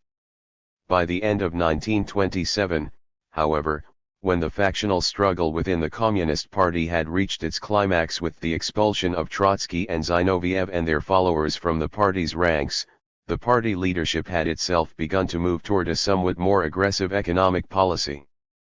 Then, rapidly playing his hand with remarkable political finesse, Stalin commenced in 1928 to maneuver against his erstwhile colleagues in the party leadership, Bukharin, Rykov, and Tomsky. No. Page XXXI. In that these men were committed to economic caution, Stalin abruptly took over the Trotskyist approach to industrialization and with it the plan of wholesale collectivization of the peasants. Carefully representing his ideas as the continuation of established party policies, Stalin was able to take the protests made by Bukharin, Rykov and Tomsky as the pretext for having them condemned as a right deviation secretly favoring capitalism. With this right opposition group out of the way in 1929, Stalin found himself all-powerful but also all-responsible, and committed to an irrationally extreme program of intensive industrial development. He apparently saw no alternative except to forge ahead under the scarcely Marxian slogan, "There are no fortresses which Bolsheviks cannot storm." With the industrialization program launched by Stalin, paid for by national belt-tightening and enforced by totalitarian police controls, Soviet Russia had entered into the new productive form of socialism. This was socialism not of the overripe industrial society but of a partially backward and pre-industrial country, not the successor to capitalism but the alternative to it for accumulating the industrial plant to bring the country to a modern level of economic development. Soviet socialism served not to solve the problems of industrial life, but to accentuate them and to carry them afield into virgin territory. The Soviet economic example has proved highly infectious, because it is such a logical and effective approach to the problem of developing a backward country. Even among non-communist circles in Asia and Africa, the notion of using the authority of the state to accelerate economic development has proved to one degree or another irresistible since World War II. Under Stalin's leadership, communism was converted from an essentially Western response to Western problems of industrial life under capitalism, to an essentially Eastern response of applying despotic state authority to the pursuit of rapid industrial development and equality with the West. By viewing Russia in the early part of the century as a hybrid society, part Western and part Eastern, partially industrialized yet substantially backward, we may understand why this transitional role of converting a Western revolutionary movement into an Eastern one fell to her. The product of this Russian alchemy was a unique system of Oriental state capitalism. Stalin and the virtue of necessity. The new productive emphasis on economic development had profound implications for other aspects of the communist movement in Russia. It became necessary to make a wide variety of policy adjustments, converting the Western post-capitalist socialist ideal to the Eastern state capitalist pattern. The many such adjustments already made, ostensibly as temporary concessions, had to be accepted as permanent. Under Stalin's leadership, the Communist Party adapted itself to the harsh realities of industrialization and of the industrial way of life, realities which made the social ideals professed by every Marxist up to 1917 completely utopian. Contrary to Marx's egalitarian, anarchistic expectations, industrial society does not permit a diminution of hierarchical authority to the advantage of the democratic collective. It puts all the greater premium on the hierarchical division of labor and responsibility. Page XXXII. And on maintaining complex organizations in which everyone observes instructions, with unflagging discipline. It was apparent by the 1930s that the real task for Russia was not the introduction of collectivist equality but the training of responsible leaders and responsible subordinates, to convert lackadaisical peasants into disciplined troops in an industrial army. The real Russian innovation was a new organizational basis for industrial development, post-capitalistic institutions of the managerial society. Discipline and authority in political and economic life, hateful as they had been from the standpoint of the Russian revolutionaries of 1917, had been substantially restored by the end of the Civil War period. Stalin's innovation was to declare them to be in effect on a practically permanent basis as positive aspects of the socialist ideal, and he further laid it down as the official line that socialism had never meant anything else. Similarly with the ideal of equality, which to some extent had continued to be observed up until 1929, Stalin declared it to be un-Marxist and un-Leninist, and justified inequality of economic rewards as a natural aspect of Soviet socialism. Between 1931 and 1937, for reasons of political practicality or personal preference, Stalin proceeded to reverse the party line on a wide range of policy matters, ranging from education and art to religion and the family. In every case the earlier revolutionary attitude was condemned as a petty bourgeois deviation from Marxism, and what the outside world regarded as the conservative norm became the standard of official communist belief and practice. Together with these adjustments, Stalin overhauled the basic political theory of Marxism by asserting the long-term positive role of the state in overcoming economic obstacles and developing the socialist society, instead of withering away. Stalin simply made his theory conform to what he had actually been doing, with the characteristic twist that the new version was alleged to have been the only correct interpretation of Marxism all along. Stalin's transformation of the aims and practices of communism was directly responsible for fundamental changes in the realm of communist thinking, not only with respect to what was thought but with respect to the basic function of doctrine in the communist system. The communists faced circumstances where either the theoretical prerequisites of the old ideal were lacking, or where it became evident that those presumed preconditions were themselves not conducive to the ideal.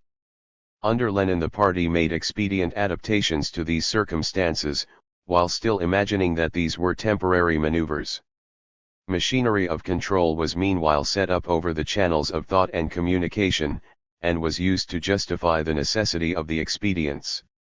Stalin's changes were to pursue such expedients more freely, intensify the controls over public communication, and then to proclaim that his policies were not temporarily necessary deviations but the direct implementation of the revolutionary program.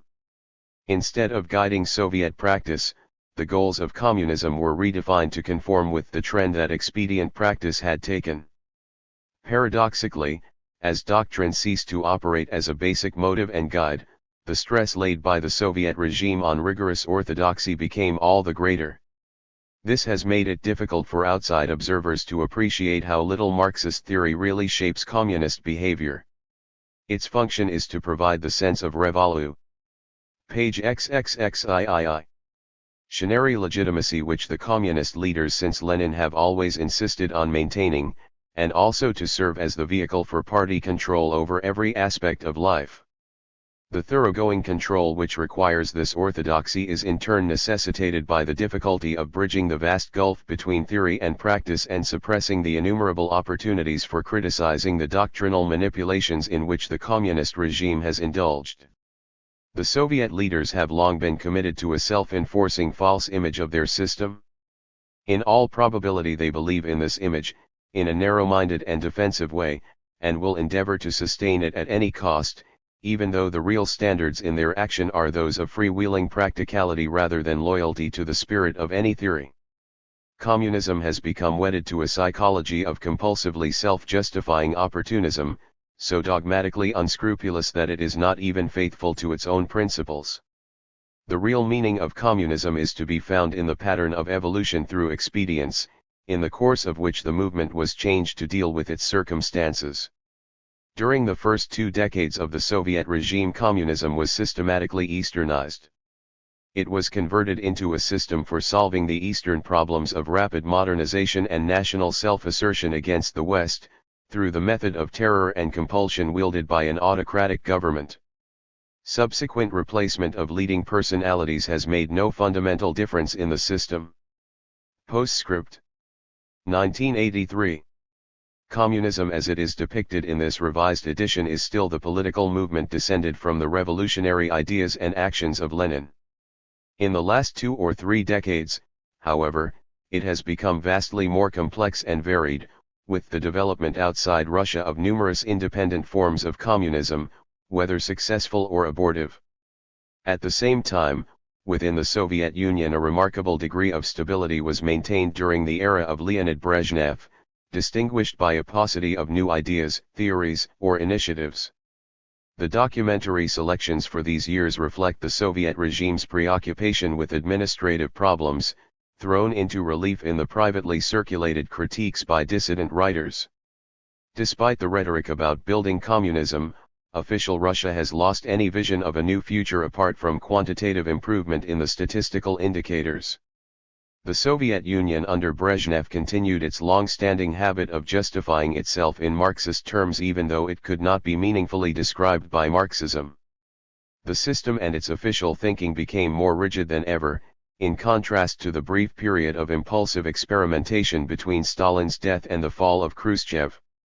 Doctrinal statements continued to have a primarily manipulatory and legitimizing significance, and offered no prospect of a relaxation of the ideological rigidity and official unanimity exhibited ever since Stalin's day. For some Soviet dissenters, notably the historian Roy Medvedev, Marxism has been the point of departure for a penetrating critique of Soviet reality, but the dynamic development of communism as a political program has been confined for the last quarter century to parties and governments outside the Soviet Union. The essence of the Soviet political and social system has not changed since. Page 30. Stalin, though terror was moderated and economic conditions improved. Khrushchev's years in power were, in retrospect, only a temporary interlude, an aberration of abortive reform in the history of the Stalinist system of totalitarian rule. Power remains centralized and arbitrary, dissent is crushed and initiative is stifled. Society is managed through the interpenetrating bureaucratic hierarchies of the party and the state. The new class of officials has become an old class of self-perpetuating privilege. Toward the end of the Brezhnev era, the liabilities of the old system were becoming obvious. The command economy could not adjust to the complexities of high-technology industrialism, nor could it transcend the age-old limitations of subarctic agriculture. Economic growth, military power, and consumer satisfaction became impossible to reconcile simultaneously. At the same time, the hold of ideology over the average citizen, not to mention the technical specialist, became steadily weaker. With the passage of power from Brezhnev to Yuri Andropov and from the Stalinist to the post-Stalinist generation, the question on all sides is whether the Soviet regime will try to maintain the status quo that satisfies no one, or finally launch into some kind of radical new departure and open a new chapter in the history of communism. Postscript. 1992. The events in the communist world between 1985 and 1991 came as a complete surprise, as shocking to the adherents of the old communist regimes as they were welcome to most subjects of those regimes along with most outsiders. Considering the apparent strength and tenacity of the totalitarian system in the USSR and Eastern Europe up to the advent of Mikhail Gorbachev, its sudden collapse between 1989 and 1991 seems to defy explanation.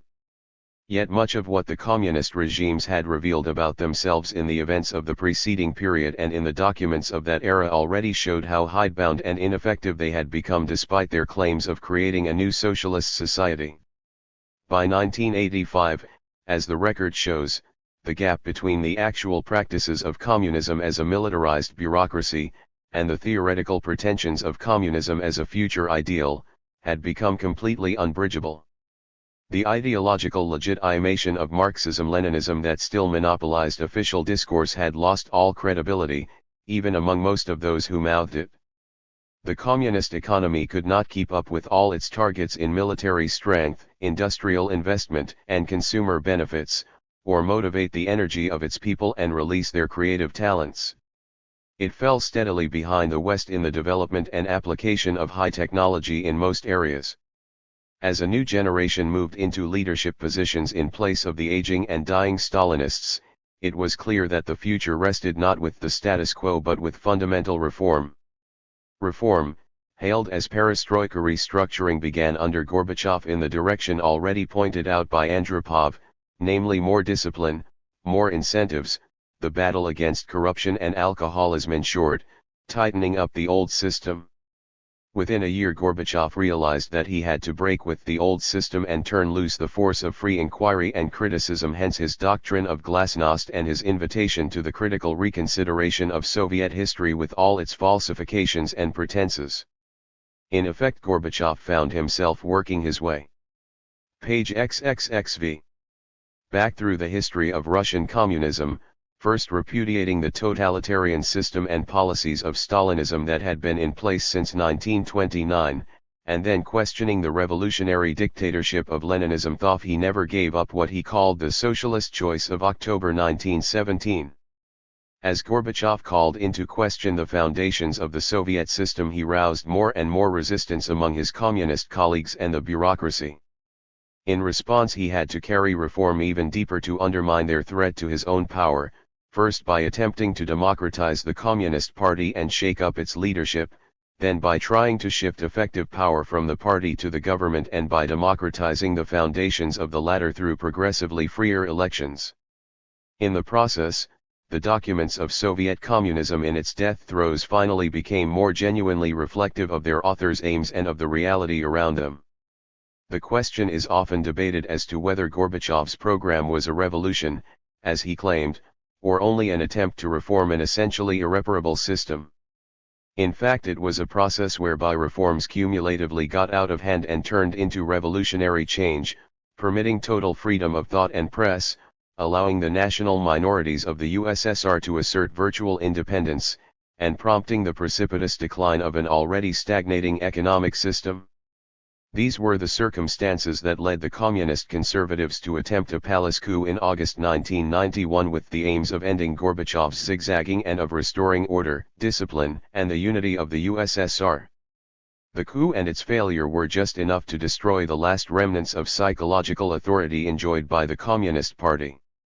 Boris Yeltsin, as President of the Russian Republic, and his counterparts in the other Soviet republics, ex-communists, almost all were able to suppress the official Communist Party with ridiculous ease, and then to wave the Union of Soviet Socialist Republics out of existence in favor of a tenuous Commonwealth of independent states. These stunning developments, lending new significance to the warning signs of the era of stagnation, revealed what a hollow, irrelevant shell Communist Party rule and Marxist-Leninist ideology had become. The collapse of the CPSU and the USSR following the August Putsch completed the life cycle of the phenomenon known as communism, as far as the land of its origin was concerned. The era of perestroika turned out to have far more radical consequences than anyone expected. It became the final chapter of a subject that has now in its entirety become history. But this history retains its relevance as much as ever, not only as the background that post-communist societies must live with even as they try to escape it, but also as the record of a tragic revolutionary experience that inevitably went wrong and destroyed its own ideals. Page 3. Chapter 1. Leninism and the Bolshevik Party, to 1917. The background of the communist movement was dominated by one powerful figure, Lenin. The disciplined organization, the revolutionary mission, and stern enforcement of Lenin's version of doctrinal orthodoxy were all firmly established in the Bolshevik faction of the Russian Social Democratic Party long before 1917. The reactions of other Marxists testify eloquently to the unique impress which Lenin's personality made in the movement. When revolution came in 1917, Lenin was prepared to strike for power and hold it at any cost. Lenin as a Marxist. As early as 1894, when he was 24, Lenin had become a revolutionary agitator and a convinced Marxist. He exhibited his new faith and his polemical talents in a diatribe of that year against the peasant-oriented socialism of the populists led by N.K. Mikhailovsky. Now, since the appearance of capitalist materialist conception of history is no longer a hypothesis, but a scientifically demonstrated proposition. And until some other attempt is made to give a scientific explanation of the functioning and development of any form of society, mind you, and not the mode of life of any country or people, or even class, etc., another attempt which would be just as capable as materialism of introducing order into the pertinent facts and of presenting a living picture of a definite formation and at the same time of explaining it in a strictly scientific way, until then the materialist conception of history will be synonymous with social science. Materialism is not primarily a scientific conception of history, as Mr. Mikhailovsky thinks, but the only scientific conception of history. Russian Marxists began precisely with a criticism of the subjective methods of earlier socialists. Not satisfied with merely stating the fact that exploitation exists and condemning it, they desired to explain it. Realizing that the whole post-reform * history of Russia consisted in the impoverishment of the mass and the enrichment of a minority, observing the colossal expropriation of the small producers side by side with universal technical progress, noting that these opposite tendencies arose and became intensified wherever, and to the extent that, commodity production developed and became consolidated, they could not but conclude. From Lenin, what the friends of the people are and how they fight the Social Democrats. *i.e., since the emancipation of the serfs in 1861 ed. Page 4. That they were confronted with a bourgeois organization of social economy, which necessarily gave rise to the expropriation and oppression of the masses. Their practical program was quite directly determined by this conviction. This program was, to join the struggle of the proletariat against the bourgeoisie, the struggle of the propertyless classes against the propertied, which constitutes the principal content of economic reality in Russia, from the most out-of-the-way village to the most up-to-date and perfected factory. How were they to join it? The answer was again suggested by real life. Capitalism had brought the principal branches of industry to the stage of large-scale machine industry. By thus socializing production, it had created the material conditions for a new system and had at the same time created a new social forced class of factory workers, the urban proletariat. Subjected to the same bourgeois exploitation, for such, in its economic essence, is the exploitation to which the whole toiling population of Russia is subjected. This class, however, has been placed in a special, favorable position as far as its emancipation is concerned. It has no longer any ties with the old society, which is wholly based on exploitation.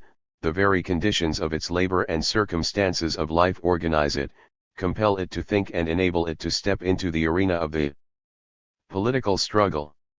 It was only natural that the Social Democrats should direct all their attention to, and base all their hopes on, this class, that they should make the development of its class consciousness their program, that they should direct all their activities towards helping it to rise and wage a direct political struggle against the present regime and towards drawing the whole Russian proletariat into the struggle. The foundation of the Russian Marxist Party.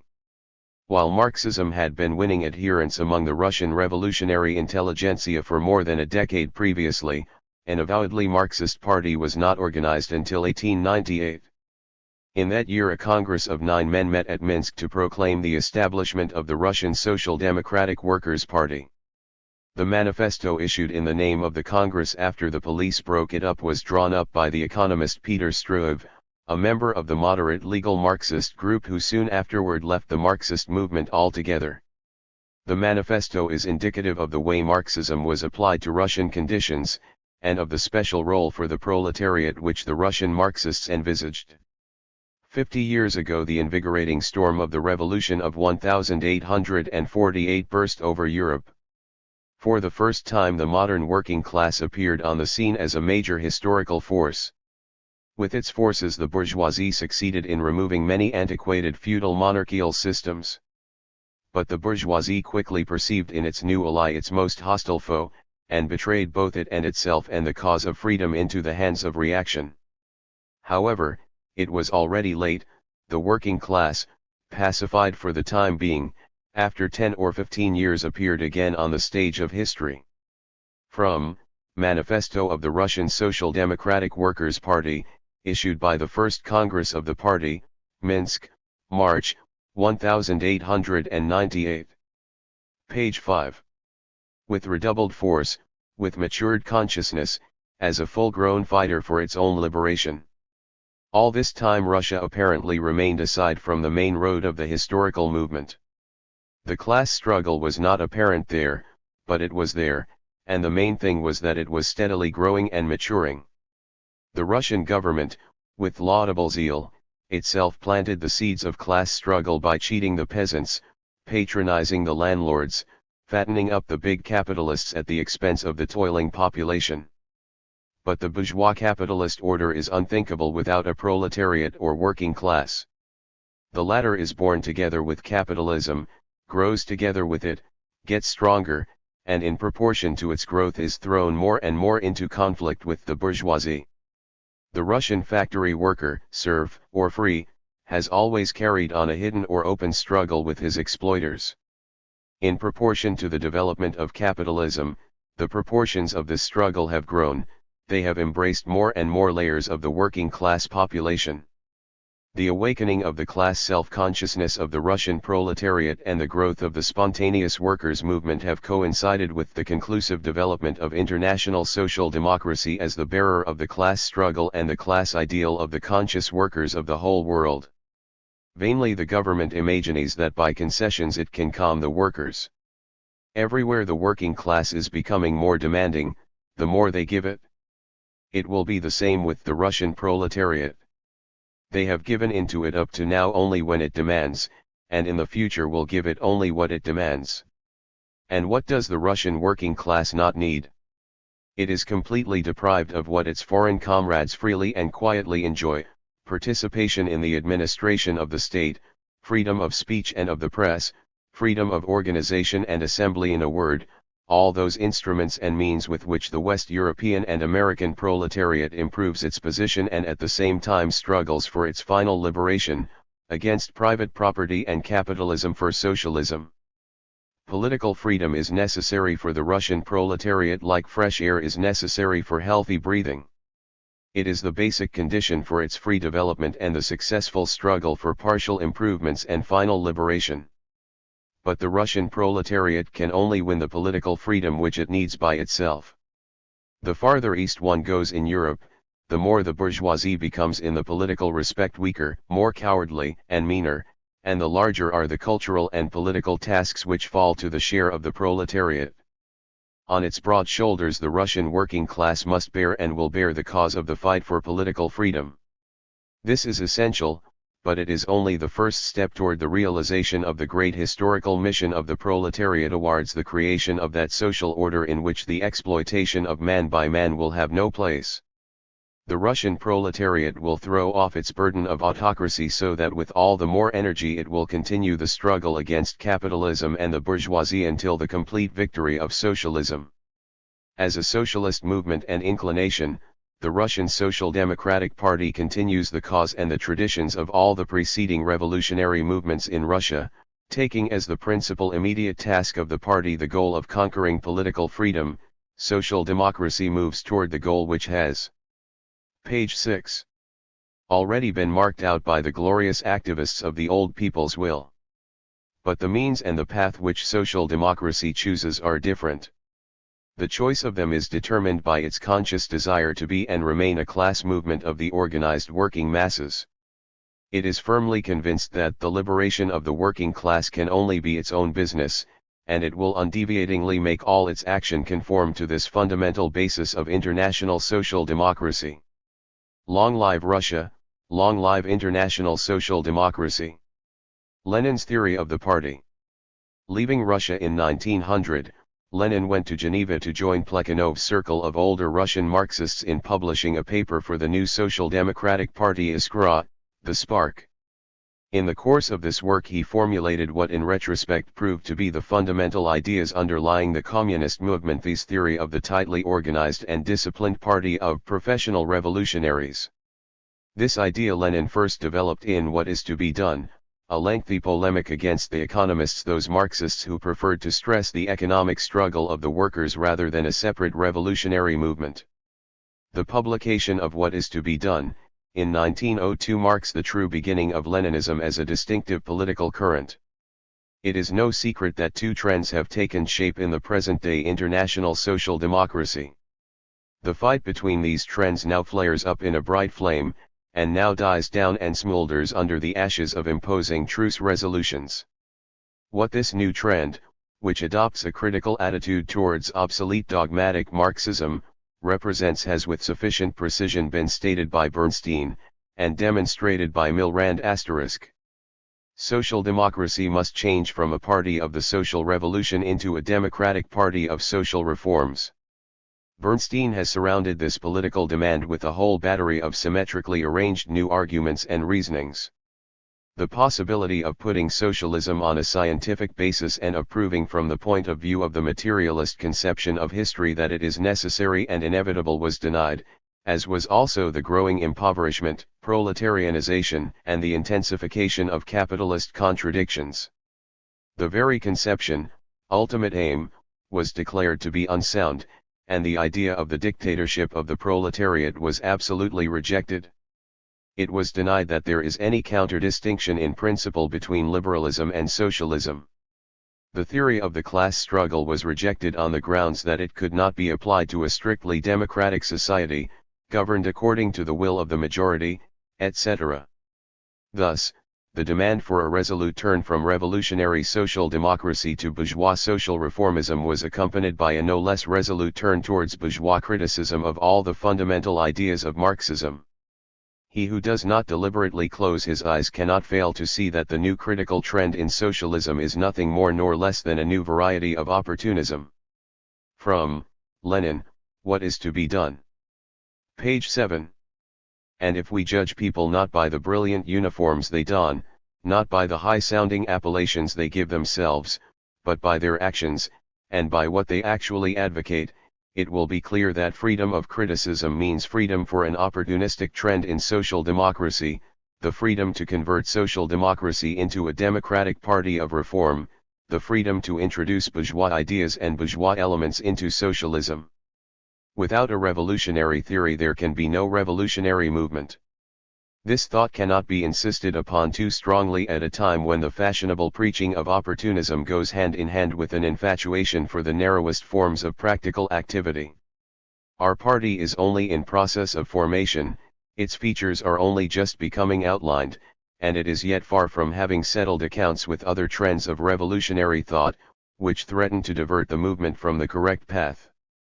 The national tasks of Russian social democracy are such as have never confronted any other socialist party in the world. The role of vanguard fighter can be fulfilled only by a party that is guided by the most advanced theory. The strikes of the 90s represented the class struggle in embryo, but only in embryo. Taken by themselves, these strikes were simply trade union struggles, but not yet social democratic struggles. They testified to the awakening antagonisms between workers and employers, but the workers were not, and could not be, conscious of the irreconcilable antagonism of their interests to the whole of the modern political and social system, i.e., theirs was not yet social democratic consciousness. In this sense, the strikes of the 90s, in spite of the enormous progress they represented as compared with the riots, remained a purely spontaneous movement. We have said that there could not yet be social democratic consciousness among the workers.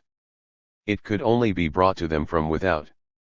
The history of all countries shows that the working class, exclusively by its own effort, is able to develop only trade union consciousness, i.e., the conviction that it is necessary to combine in unions, fight the employers and strive to compel the government to pass necessary labor legislation, etc. The theory of socialism, however, grew out of the philosophic, historical, and economic theories that were elaborated by the educated representatives of the propertied classes, the intellectuals.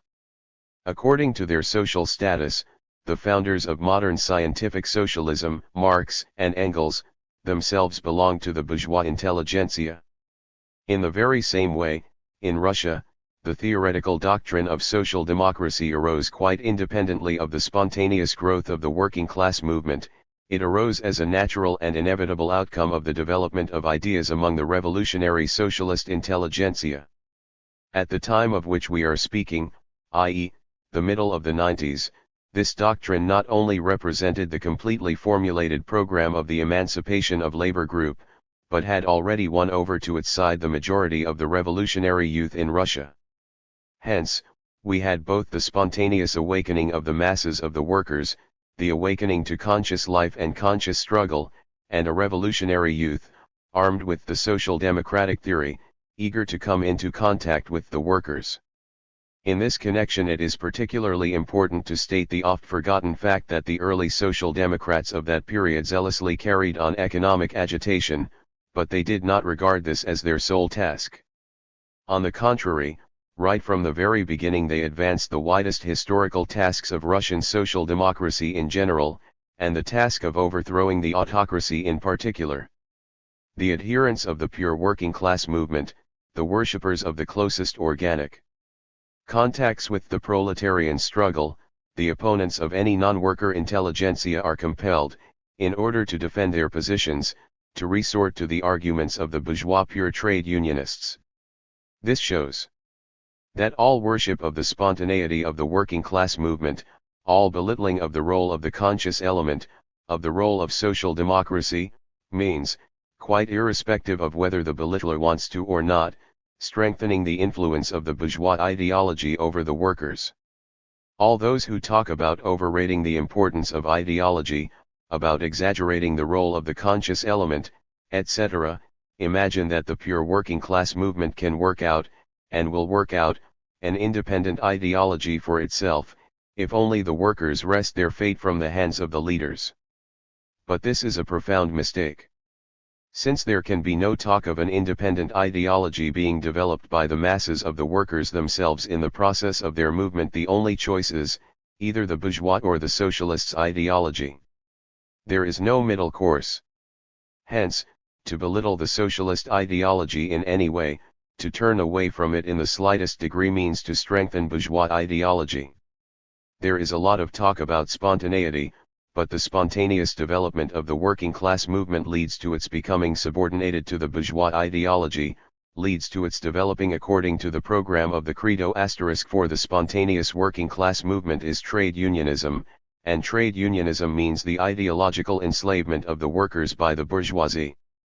Hence, our task, the task of social democracy, is to combat spontaneity, to divert the working class movement from this spontaneous, trade unionists striving to come under the wing of the bourgeoisie, and to bring it under the wing of revolutionary social democracy.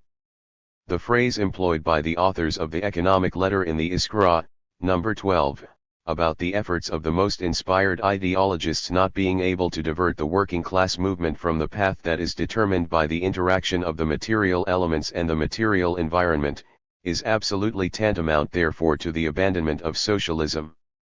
We have seen that the conduct of the broadest political agitation, and consequently the organization of comprehensive political exposures, is an absolutely necessary, and the most urgently necessary, task of activity, that is, if that activity is to be truly social democratic.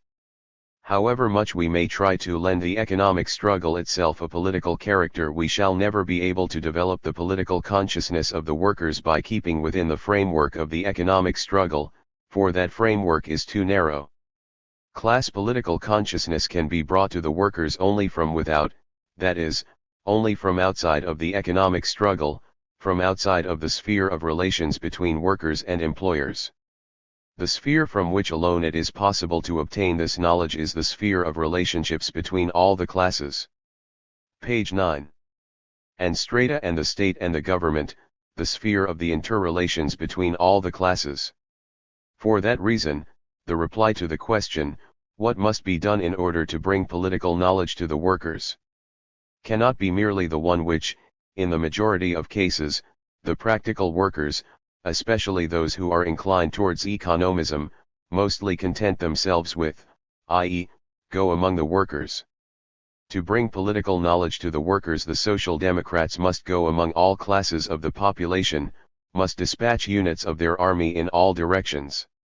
The political struggle of social democracy is far more extensive and complex than the economic struggle of the workers against the employers and the government.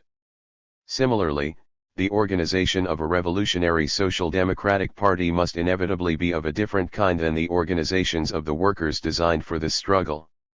A workers' organization must in the first place be a trade organization, secondly, it must be as broad as possible, and thirdly, it must be as little clandestine as possible.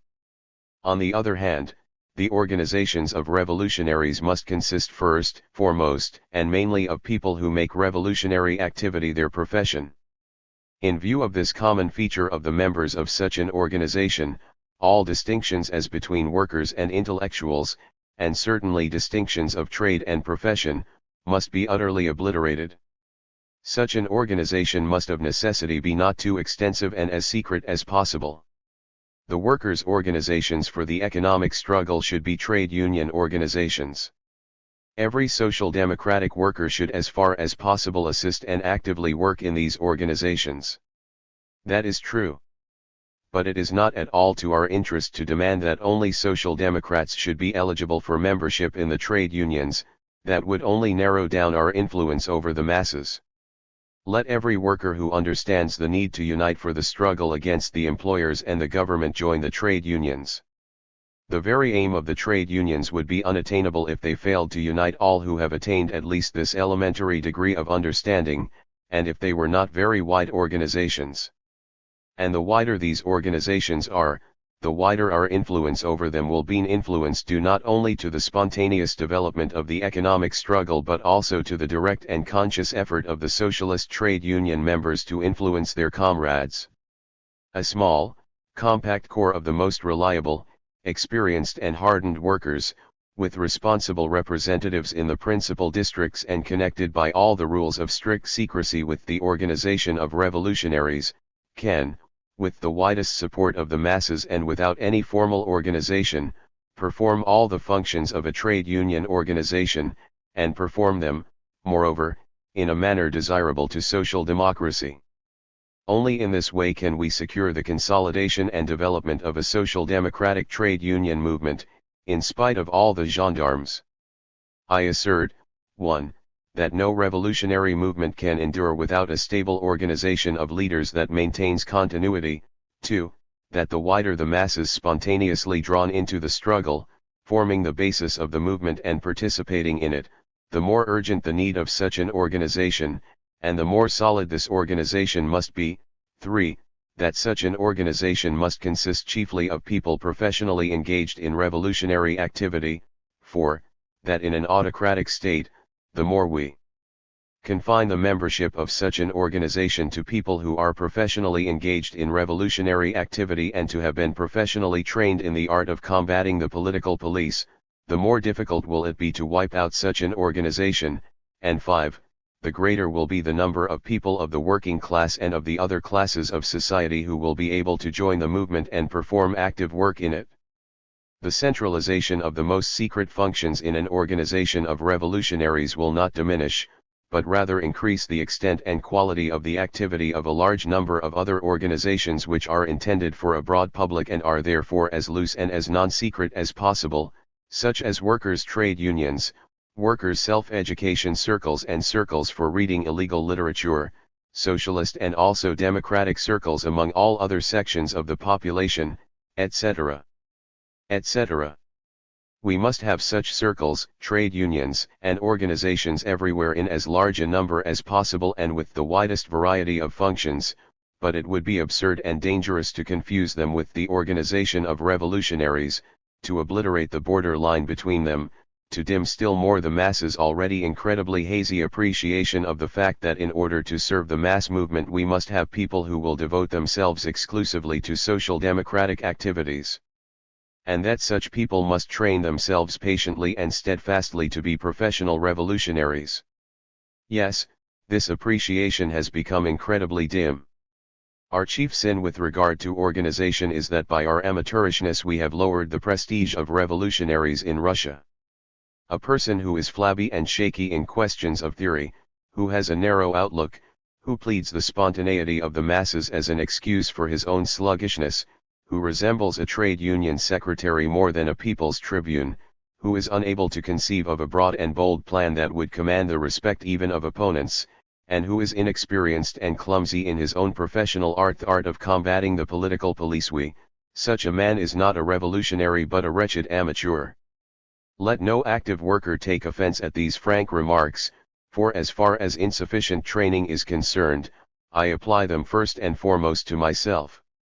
I used to work in a circle that set itself very wide, all-embracing tasks, and all of us, members of that circle, suffered painfully, acutely from the realization that we were proving ourselves to be amateurs at a moment in history when we might have been able to say, paraphrasing a well-known epigram, give us an organization of revolutionaries, and we shall overturn Russia. And the more I recall the burning sense of shame I then experienced, the more bitter are my feelings towards those pseudo-social democrats whose teachings bring disgrace on the calling of a revolutionary, who fail to understand that our task is not to champion the degrading of the revolutionary to the level of an amateur, but to raise the amateurs to the level of revolutionaries. The history of the revolutionary movement is so little known among us that the name Narodnaya Volya * is used to denote any idea of a militant central. Narodnaya Volya, the people's will, the terrorist organization which assassinated Tsar Alexander XI in 1881.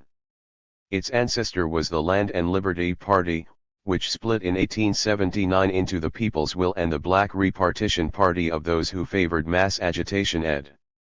Page 11. Ized organization which declares determined war upon Tsarism. But the magnificent organization that the revolutionaries had in the 70s, and which should serve us as a model, was not established by the Narodnaya Volyaites, but by the Zemlya Volyaites, who split up into the Cherny Paredal and Narodnaya Volya. Consequently, to regard a militant revolutionary organization as something specifically Narodnaya Volyaite is absurd both historically and logically, because no revolutionary tendency, if it seriously thinks of fighting, can dispense with such an organization. The mistake the Narodnaya Volyaites committed was not that they strove to enlist in their organization all the discontented, and to direct this organization to decisive battle against the autocracy. On the contrary, that was their great historical merit. Their mistake was that they relied on a theory which in substance was not a revolutionary theory at all, and they either did not know how, or were unable, inseparably to link up their movement with the class struggle within developing capitalist society. And only a gross failure to understand Marxism could prompt the opinion that the rise of a mass, spontaneous working class movement relieves us of the duty of creating as good an organization of revolutionaries as the Zemlya Volya had, and even an incomparably better one. On the contrary, this movement imposes this duty upon us, because the spontaneous struggle of the proletariat will not become its genuine class struggle until this struggle is led by a strong organization of revolutionaries. Lenin on the party split. The first true Congress of the Russian Social Democratic Workers' Party was the second. It convened in Brussels in the summer of 1903, but was forced by the interference of the Belgian authorities to move to London, where the proceedings were concluded. The Second Congress was the occasion for bitter wrangling among the representatives of various Russian Marxist factions, and ended in a deep cleavage brought about by Lenin, his personality, his drive for power in the movement, and his hard philosophy of the disciplined party organization. At the close of the Congress, Lenin commanded a temporary majority for his faction and seized upon the label Bolshevik, while his opponents who inclined to the soft or more democratic position became known as the Mensheviks or minority. The term stuck despite the fact that for most of the time between 1903 and 1917 the Bolsheviks were the numerically weaker group. Following the Second Congress, Lenin prepared a polemical account of the issues, in which he argued that the weaknesses shown by the intellectuals at the Congress proved the need for the kind of organization which he advocated. It is quite natural that the work of the Iskra and the entire work of organizing the party, the entire work of actually restoring the party, could not be regarded as finished until the whole party had adopted and officially registered certain definite ideas of organization. This task was to be performed by the rules of organization of the party. The principal ideas which the Iskra strove to make the basis of the party's organization amounted essentially to the following two. First, the idea of centralism. From Lenin, 1 step forward, 2 steps back. Page 12. Which defined in principle the method of deciding all particular and detail questions of organization. Second, the special function of an organ, a newspaper, for ideological leadership, an idea which took into account the temporary and special requirements of the Russian social democratic working class movement amidst conditions of political slavery, on the understanding that the initial base of operations for the revolutionary assault would be set up abroad. There is no idea in Martov's draft but only empty phrases. It goes without saying that party members must work under the control and direction of the organs of the party, it cannot be otherwise, and it is talked about only by those who love to talk in order to say nothing, who love to flood rules with huge quantities of verbal water and bureaucratic formulas. Comrade Martov's 3 years Iskra training has not imbued him with disdain for the anarchist phrase-mongering by which the unstable mentality of the intellectual is capable of justifying the violation of rules adopted by common consent. When I say that the party should be a sum of organizations, does that mean that I confuse the concepts party and organization? Of course not. I thereby express clearly and precisely my wish, my demand, that the party, as the vanguard of the class, should be as organized as possible, that the party should admit to its ranks only such elements as lend themselves to at least a minimum of organization. My opponent, on the contrary, wants to lump together organized elements and unorganized elements in the party, those who submit to direction and those who do not, the advanced and the incorrigibly backward, for the corrigibly backward may join the organization. Unity on questions of program and tactics is an essential but by no means a sufficient condition for party unity and for the centralization of party work. The centralization of party work requires, in addition, unity of organization, which, in a party that has grown to be anything more than a mere family circle, is inconceivable without formal rules, without the subordination of the minority to the majority, of the part to the whole. The point at issue is whether our ideological struggle is to have forms of a higher type to clothe it, forms of party organization binding on all, or the forms of the old disunity and the old circles. The proletariat is trained by its whole life for organization far more radically than many an intellectual prig. Having gained some understanding of our program and our tactics, the proletariat will not start justifying backwardness in organization by arguing that the form is less important than the content.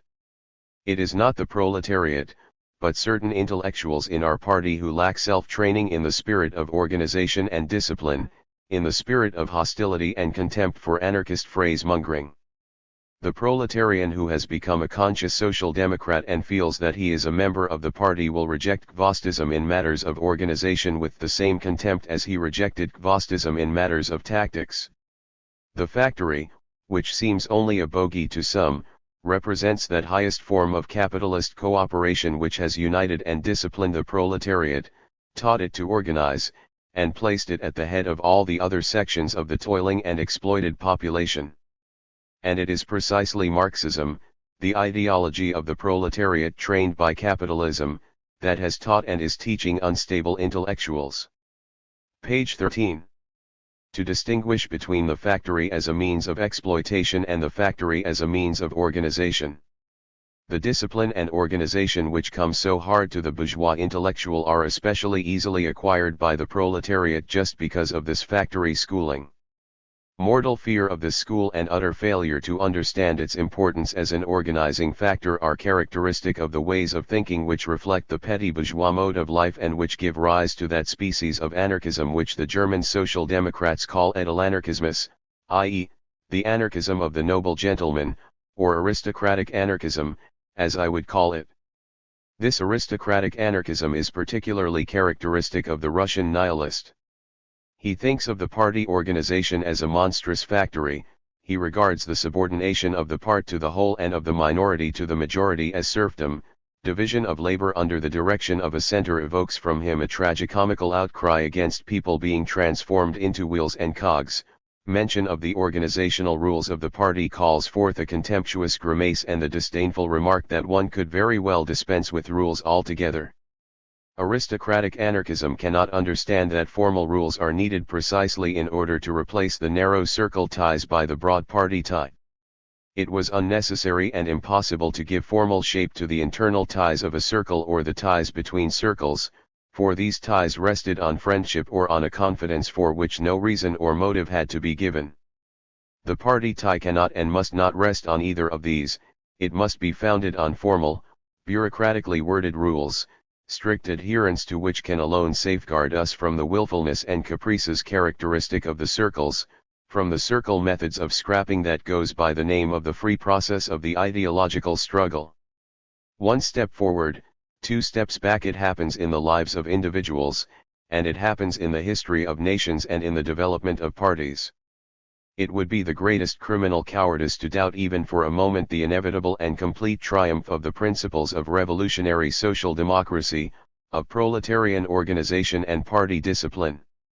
We have already won a great deal, and we must go on fighting, without being discouraged by reverses, fighting steadfastly, scorning the Philistine methods of circle scrapping, doing our very utmost to preserve the single-party tie among all the Russian Social Democrats which has been established at the cost of so much effort, and striving by dint of stubborn and systematic work to make all party members, and the workers in particular, fully and intelligently acquainted with the duties of party members, with the struggle at the Second Party Congress, with all the causes and all the stages of our disagreements, and with the utter disastrousness of opportunism, which, in the sphere of organization, as in the sphere of our program and our tactics, helplessly surrenders to the bourgeois psychology, uncritically adopts the point of view of bourgeois democracy, and blunts the weapon of the class struggle of the proletariat.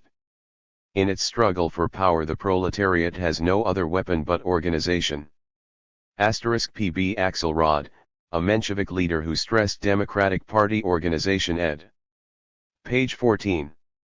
Disunited by the rule of anarchic competition in the bourgeois world, ground down by forced labor for capital, constantly thrust back to the lower depths of utter destitution, savagery, and degeneration, the proletariat can become, and inevitably will become, an invincible force only when its ideological unification by the principles of Marxism is consolidated by the material unity of an organization which will weld millions of toilets into an army of the working class. Neither the decrepit rule of Russian Tsardom, nor the senile rule of international capital will be able to withstand this army. Its ranks will become more and more serried, in spite of all zigzags and backward steps, in spite of the opportunist phrase-mongering of the Girondists of present-day social democracy, in spite of the smug praise of the antiquated circle spirit, and in spite of the tinsel and fuss of intellectual anarchism. Marxist reactions to Lenin. Rosa Luxemburg. Rosa Luxemburg, born of a Jewish family in Russian Poland in 1870, became one of the most articulate representatives of idealistic radicalism in the Russian Marxist movement. After 1900, having acquired German nationality through marriage, she exerted her revolutionary efforts primarily in the German Social Democratic Party, and helped found the Spartacus League, which became the nucleus of the German Communist Party in 1919. She did not cease to concern herself with the revolutionary movement in Russia, and published a penetrating attack on Lenin's concept of the centralized party. Her position is significant as a Marxist stand, equally as revolutionary as Lenin's, but emphatically repudiating his faith in discipline. The present book of Comrade Lenin, one of the prominent leaders and debaters of Iskra in its campaign preliminary to the Russian Party Congress, is the systematic exposition of the views of the ultra-centralist wing of the party. The conception which has here found expression in penetrating and exhaustive form is that of a thoroughgoing centralism, of which the vital principle is, on the one hand, the sharp separation of the organized bodies of outspoken and active revolutionists from the unorganized though revolutionary active masses surrounding them, and on the other hand, strict discipline and direct, decisive and determining intervention of the central authorities in all expressions of life in the party's local organizations. It suffices to note, for example, that the Central Committee, according to this conception, is authorized to organize all subcommittees of the party, hence also has power to determine the personal composition of every single local organization, from Geneva and Liege to Tomsk and Irkutsk, to give it a set of self-made local statutes, to completely dissolve it by a decree and create it anew, and finally in this manner to influence the composition of the highest party authority, the Party Congress. According to this, the Central Committee appears as the real active nucleus of the party, and all other organizations merely as its executive organs.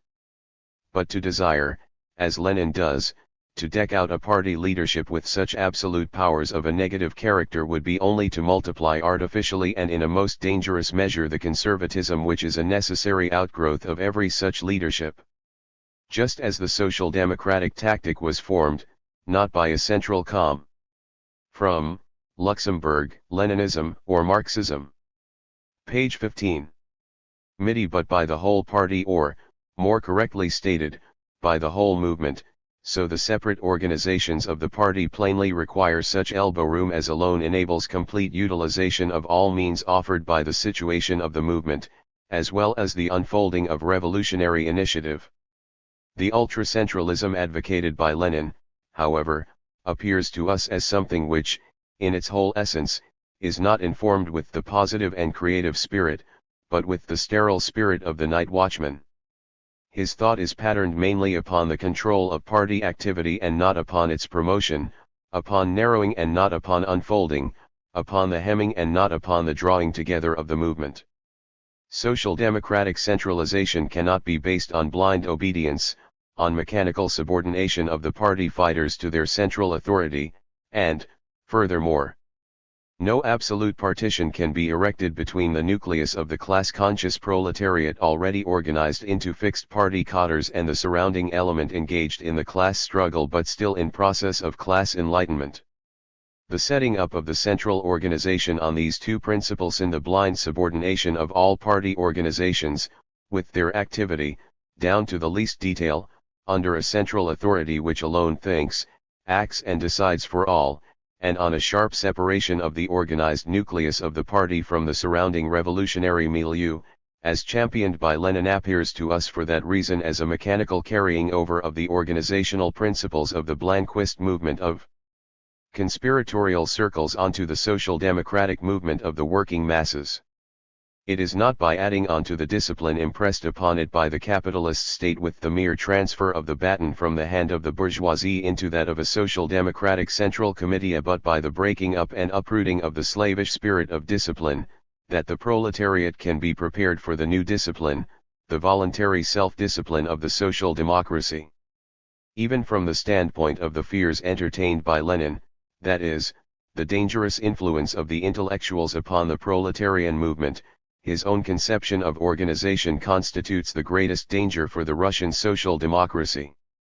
As a matter of fact, there is nothing which so easily and so surely hands over a still youthful labor movement to the private ambitions of the intellectuals as forcing the movement into the straitjacket of a bureaucratic centralism, which debases the fighting workers into a pliable tool in the hands of a committee.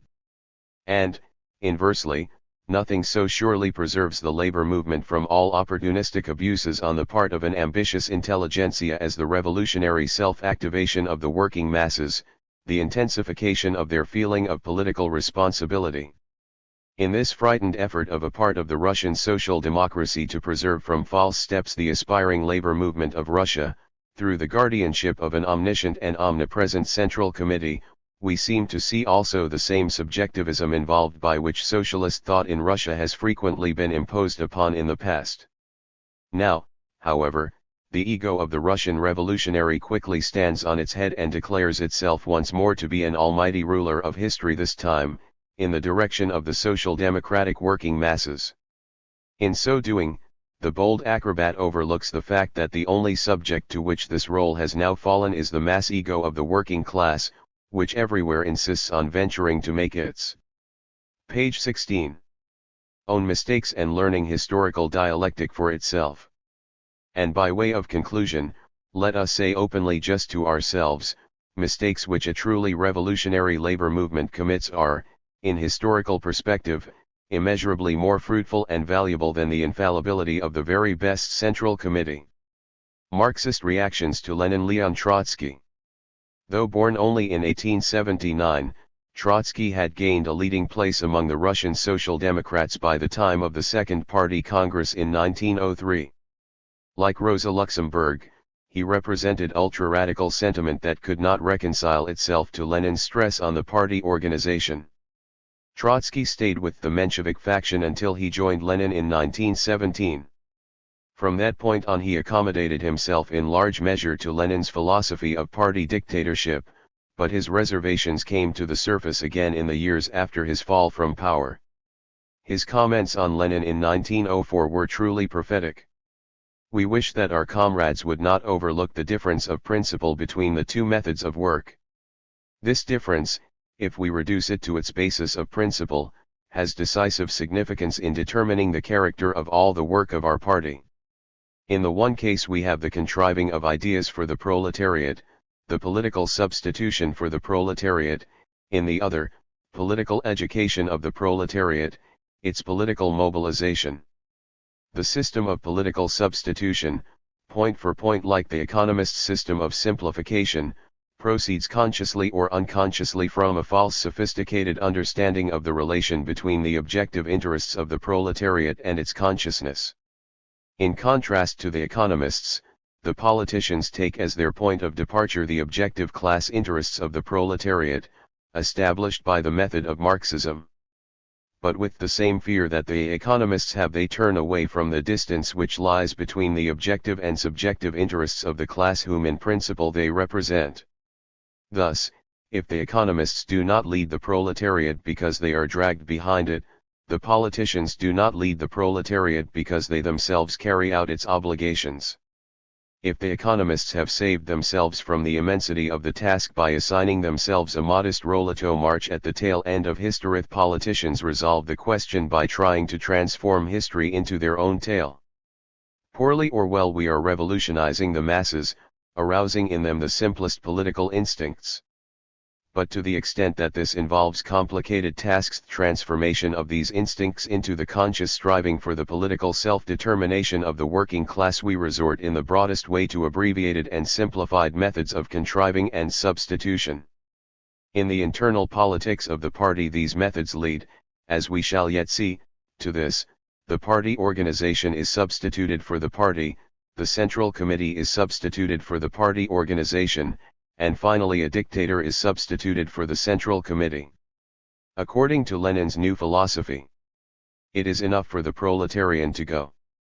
From Trotsky, Nashi Politishesky Tsadaki met in Geneva in August, 1904, to endorse the idea of the highly disciplined party and to urge the reorganization of the whole social democratic movement on Leninist lines. From Resolution of the 22 like-minded members of the RSDWP who take the point of view of the majority at the Second Party Congress. Page 18. Recently a private meeting was held of 22 like-minded members of the RSDWP who take the point of view of the majority at the Second Party Congress. This conference considered the question of our party crisis and the means of emerging from it, and decided to turn to all Russian Social Democrats with the following proclamation. Comrades, the severe crisis of party life is becoming more and more involved, and its end is not in sight. Confusion is growing, creating still newer conflicts, and the positive work of the party all along the line is strained by it to the utmost. The forces of the party, which is still young and not successfully stiffened, are fruitlessly wasted to a threatening extent. Meanwhile, the historical moment presents to the party demands which are vaster than ever before. The revolutionary alertness of the working class is growing, the ferment is increasing, and in the other strata of society, war and crisis, hunger and unemployment are with elemental inevitability undermining the roots of the autocracy. The shameful end of a shameful war is already not far off, and it unavoidably multiplies revolutionary alertness tenfold, unavoidably drives the working class face to face with its enemies and demands from social democracy colossal work, a terrific intensification of effort, in order to organize the final decisive struggle with the autocracy. Can our party satisfy these demands in the condition in which it now finds itself? Any conscientious man must without hesitation answer no. The unity of the party has been deeply undermined, the struggle inside has gone beyond the bounds of any party spirit. Organizational discipline has been shaken to its very foundation, the capacity of the party for harmonious unified action has turned into a dream. Nevertheless, we consider this illness of the party to be an illness of growth. We see the basis of the crisis in the transition from the circle forms of the life of social democracy to party forms. The essence of the internal struggle is in the conflict between the circle spirit and party spirit. Therefore, only by putting an end to this illness can our party really become a party. Under the name of the minority in the party, heterogeneous elements have gathered, which are linked by the conscious or unconscious effort to retain circle relationships, Prep-RD forms of organization. Their allies are all those elements which in theory or practice have fallen away from the principle of strict social democratism, for only the circle spirit could preserve the individuality of ideas and the influence of these elements, while party spirit threatened to dissolve them or deprive them of any influence. However, the chief cadres of the opposition consisted in general of all those elements in our party which by preference belong to the intelligentsia. In comparison with the proletariat, the intelligentsia is always more individualistic, due to the basic conditions of its life and work, which do not directly give it a broad unification of its forces or a direct education in organized joint labor. Therefore, it is more difficult for intellectual elements to adapt to the discipline of party life, and those of them who are not in a position to undertake this task naturally raise the banner of rebellion against the essential organizational limitations, and elevate their elemental anarchy into a principle of struggle, incorrectly designating this anarchy as the striving for autonomy, as the demand for tolerance, etc. The portion of the party which is abroad, where the circles are distinguished by their relative longevity, where theoreticians of various shades form groupings, where page 19. The intelligentsia definitely predominates. This portion of the party had to be the most inclined to the point of view of the minority. Therefore, it quickly became an actual majority there. On the other hand, Russia, where the voice of the organized proletarians is heard more loudly, where in more vital and closer intercourse with them, the party intelligentsia is educated in a more proletarian spirit, where the gravity of the immediate struggle more strongly compels people to feel the necessity of the organized unity of work. Russia has come out determinately against the circle spirit, against anarchist disorganizing tendencies. She has definitely expressed this attitude toward them in a whole series of manifestations on the part of the committees and the other party organizations.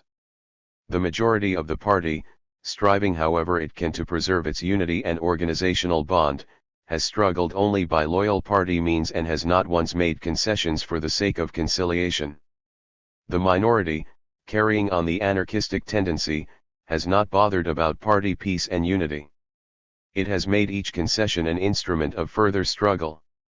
Of all the demands of the minority, only one has up to this time not been satisfied: the introduction of diversity into the Central Committee of the party by way of co-opting members of the minority who are forcibly bound to attend. The attacks by the minority have become more embittered than ever.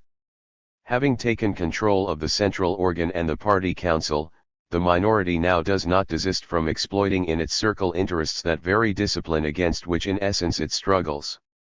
Coming forth with this program of struggle for the unity of the party, we invite the representatives of all other shadings and all party organizations to express themselves on the question of their programs, in order to make it possible to prepare for a Congress, seriously and consistently, consciously and according to a plan. A question of life, a question of honor and worth is being decided for the party. Does it exist as an ideological force and real force capable of rationally organizing itself enough to come forth as the actual leader of the revolutionary workers' movement of our country? In all its manner of action the minority abroad says no. And it continues to act surely and determinately in this sense, relying on the remoteness of Russia, on the frequent replacement of party workers there, on the irreplaceability of its leaders, its literary figures. A party is being born to us, we say, seeing the growth of the political consciousness of the progressive workers, seeing the active initiative of the committees in the general life of the party. A party is being born to us, our young forces are multiplying, and they are able to replace and outlive the old literary collegia which are losing the confidence of the party. We are more and more getting to be revolutionaries who value the sustained direction of party life more than any circle of former leaders. A party is being born to us, and no tricks or delays will hold back its decisive and final judgment. From these forces of our part, we draw the assurance of victory. Comrades, print and distribute this proclamation. Lenin on the Revolution of 1905. During the revolutionary disturbances of 1905 in Russia, Lenin claimed a major role for the Workers' Party, despite the Marxist consensus that Russia was ready only for the From Lenin, Two Tactics of Social Democracy in the Democratic Revolution. Page 20. Bourgeois Democratic Revolution. He solved the problem by denying the revolutionary capabilities of the bourgeoisie and insisting that the Workers' Party, so-called, would have to push the bourgeois revolution through to the end. The party would gather the land-hungry peasants under its wing, establish the revolutionary democratic dictatorship of the proletariat and peasantry, and hold power until the opportunity arrived to implement the program of socialism. This type of reasoning has underlain communist aspirations to power not only in Russia but in the underdeveloped East in general. They insisted on a leading role for the proletarian party no matter what social conditions must be faced or what strange alliances must be made. It is entirely absurd to think that a bourgeois revolution does not express the interests of the proletariat at all. This absurd idea boils down either to the hoary Narodnik theory that a bourgeois revolution runs counter to the interests of the proletariat, and that therefore we do not need bourgeois political liberty, or to anarchism, which rejects all participation of the proletariat in bourgeois politics, in a bourgeois revolution and in bourgeois parliamentarism. From the standpoint of theory, this idea disregards the elementary propositions of Marxism concerning the inevitability of capitalist development where commodity production exists. Marxism teaches that a society which is based on commodity production, and which has commercial intercourse with civilized capitalist nations, at a certain stage of its development, itself inevitably takes the road of capitalism. Marxism has irrevocably broken with the ravings of the Narodniks and the anarchists to the effect that Russia, for instance, can avoid capitalist development, jump out of capitalism, or skip over it and proceed along some path other than the path of the class struggle on the basis and within the framework of this same capitalism. All these principles of Marxism have been proved and explained over and over again in minute detail in general and with regard to Russia in particular. And from these principles it follows that the idea of seeking salvation for the working class in anything save the further development of capitalism is reactionary.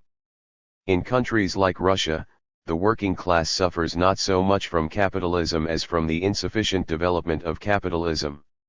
The working class is therefore decidedly interested in the broadest, freest, and most rapid development of capitalism. The removal of all the remnants of the old order which are hampering the broad, free, and rapid development of capitalism is of decided advantage to the working class.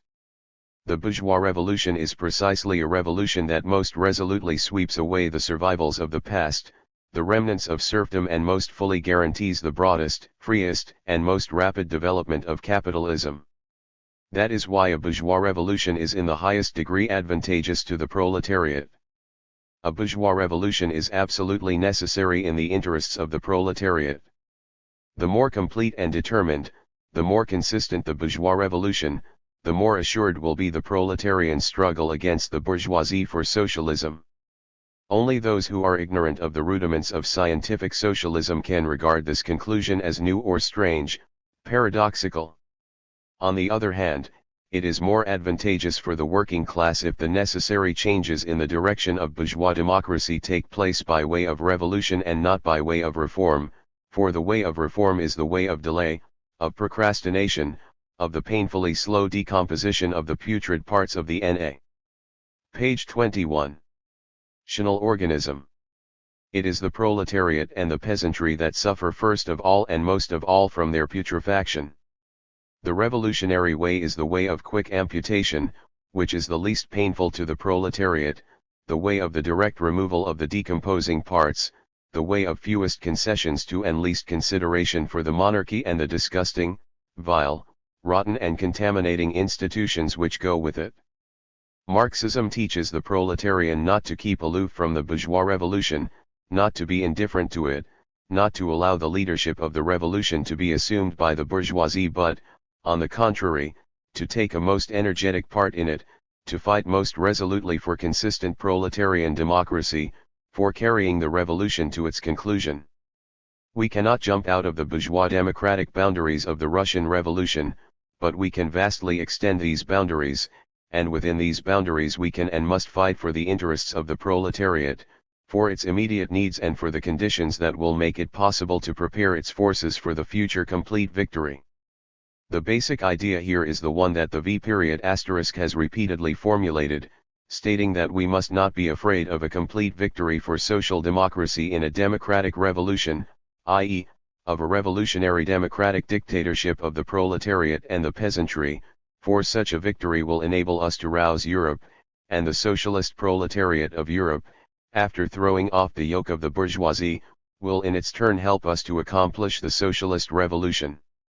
The V period quite definitely stated wherein lies the real possibility of holding power, namely, in the revolutionary democratic dictatorship of the proletariat and the peasantry, in their joint mass strength, which is capable of outweighing all the forces of counter-revolution, in the inevitable concurrence of their interests in democratic changes.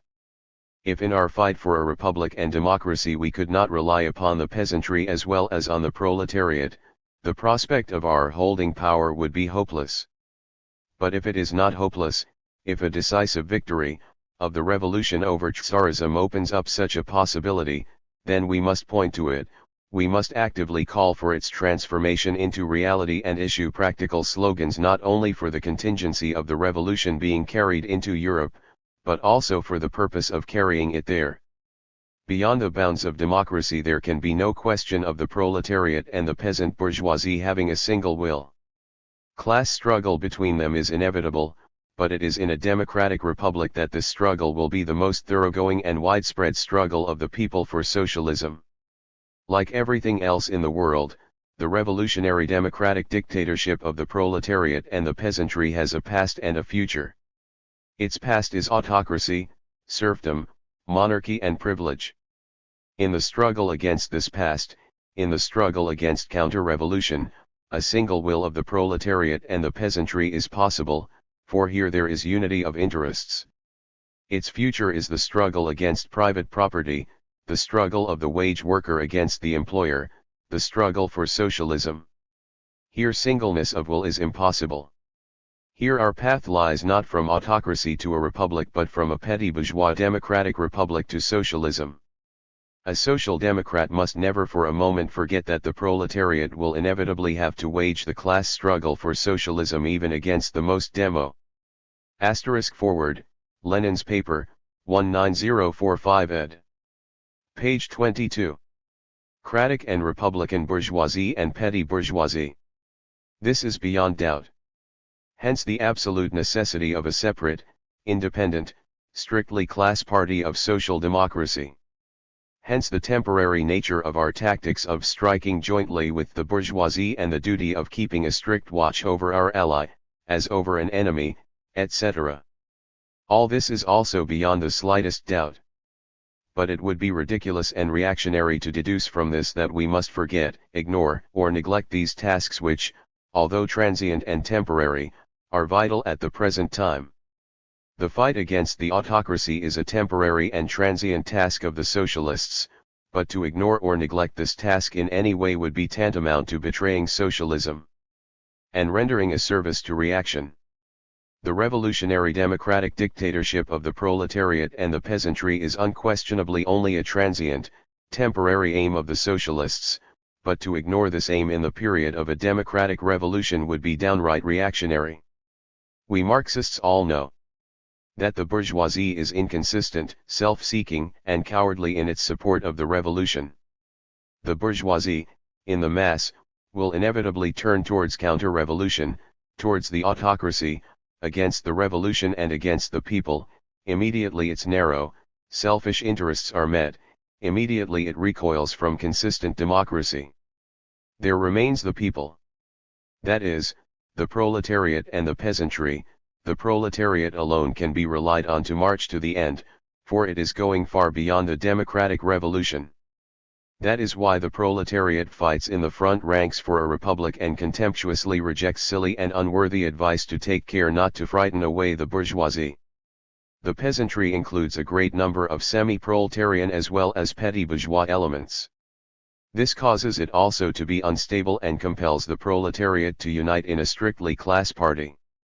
But the instability of the peasantry differs radically from the instability of the bourgeoisie, for at the present time the peasantry is interested not so much in the absolute preservation of private property as in the confiscation of the landed estates, one of the principal forms of private property.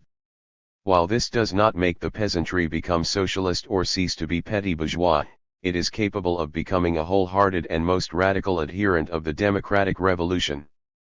The Russian Revolution will begin to assume its real sweep, will really assume the widest revolutionary sweep possible in the epoch of bourgeois democratic revolution, only when the bourgeoisie recoils from it and when the masses of the peasantry come out as active revolutionaries side by side with the proletariat. In order that it may be consistently carried to its conclusion, our democratic revolution must rely on such forces as are capable of paralyzing the inevitable inconsistency of the bourgeoisie. The proletariat must carry to completion the democratic revolution, by allying to itself the mass of the peasantry in order to crush by force the resistance of the autocracy and to paralyze the instability of the bourgeoisie. The proletariat must accomplish the socialist revolution, by allying to itself the mass of the semi-proletarian elements of the population in order to crush by force the resistance of the bourgeoisie and to paralyze the instability of the peasantry and the petty bourgeoisie. Major questions in the life of nations are settled only by force. The reactionary classes themselves are usually the first to resort to violence, to civil war. They are the page 23. First to place the bayonet on the agenda, as the Russian autocracy has been doing systematically and undeviatingly everywhere ever since January 9. And since such a situation has arisen, since the bayonet has really become the main point on the political agenda, since insurrection has proved to be imperative and urgent, constitutional illusions and school exercises in parliamentarism become only a screen for the bourgeois betrayal of the revolution, a screen to conceal the fact that the bourgeoisie is recoiling from the revolution. It is therefore the slogan of dictatorship that the genuinely revolutionary class must advance. Trotsky on permanent revolution. Trotsky's response to the revolution of 1905 and the problem of the workers' role in Russia was to predict a new upheaval in which the proletariat would temporarily find itself in power. World revolution would then rescue the Russian socialists.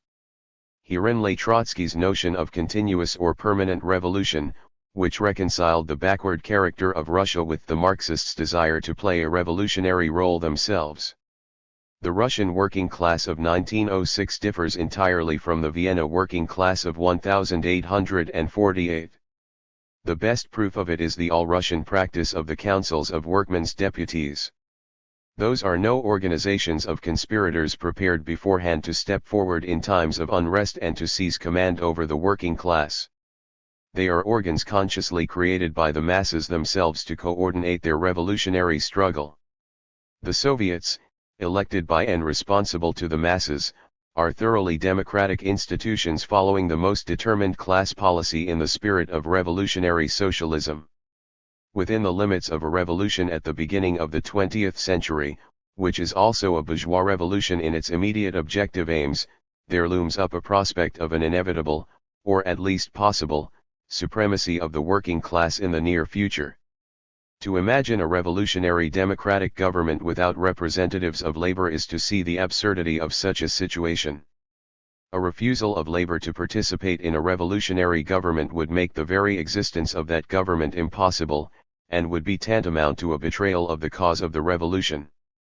A participation of labor in a revolutionary government, however, is admissible, both from the viewpoint of objective probability and subjective desirability, only in the role of a leading dominant power.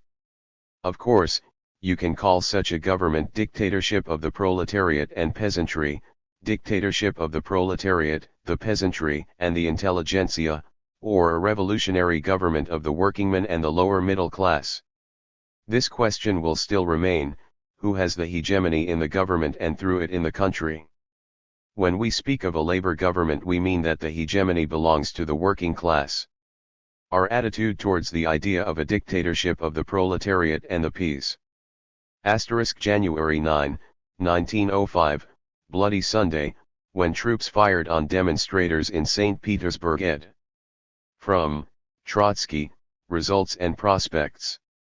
Page 24. Entry is now quite clear. It is not a question whether we think it admissible or not, whether we wish or we do not wish this form of political cooperation. In our opinion, it simply cannot be realized, at least in its direct meaning.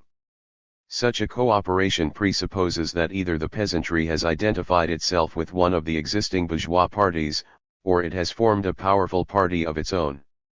Neither is possible, as we have tried to point out. The proletariat can get into power only at a moment of national upheaval, of sweeping national enthusiasm. The proletariat assumes power as a revolutionary representative of the people, as a recognized leader in the fight against absolutism and barbaric feudalism. Having assumed power, however, the proletariat will open a new era, an era of positive legislation, of revolutionary politics, and this is the point where its political supremacy as an avowed spokesman of the nation may become endangered. The first measures of the proletariat cleansing of the Augean stables of the old regime and the driving away of their inhabitants will find active support of the entire nation, whatever the liberal caste raiders may tell us of the power of some prejudices among the masses. The work of political cleansing will be accompanied by democratic reorganization of all social and political relations. The labor government, impelled by immediate needs and requirements, will have to look into all kinds of relations and activities among the people. It will have to throw out of the army and the administration all those who had stained their hands with the blood of the people. It will have to disband all the regiments that had polluted themselves with crimes against the people. This work will have to be done immediately, long before the establishment of an elective responsible administration and before the organization of a popular militia. This, however, will be only a beginning. Labor democracy will soon be confronted by the problems of a normal workday, the agrarian relations and unemployment. The legislative solution of those problems will show the class character of the labor government. It will tend to weaken the revolutionary bond between the proletariat and the nation. It will give the economic differentiation among the peasants a political expression. Antagonism between the component parts of the nation will grow step by step as the policies of the labor government become more outspoken, lose their general democratic character and become class policies. Social democracy can never assume power under a double obligation, to put the entire minimum program into operation for the sake of the proletariat, and to keep strictly within the limits of this program, for the sake of the bourgeoisie. Such a double obligation could never be fulfilled. Participating in the government, not as powerless hostages, but as a leading force, the representatives of labor eo ipso, break the line between the minimum and maximum program. Collectivism becomes the order of the day. At which point the proletariat will be stopped on its march in this direction, depends upon the constellation of forces, not upon the original purpose of the proletarian party. Political supremacy of the proletariat is incompatible with its economic slavery. Whatever may be the banner under which the proletariat will find itself in possession of power, it will be compelled to enter the road of socialism. It is the greatest utopia to think that the proletariat, brought to the top by the mechanics of a bourgeois revolution, would be able, even if it wanted, to limit its mission by creating a republican democratic environment for the social supremacy of the bourgeoisie. Polit. Page 25. Equal dominance of the proletariat, even if it were temporary, would extremely weaken the resistance of capital, which is always in need of state aid, and would give momentous opportunities to the economic struggle of the proletariat. How far, however, can the socialist policy of the working class advance in the economic environment of Russia?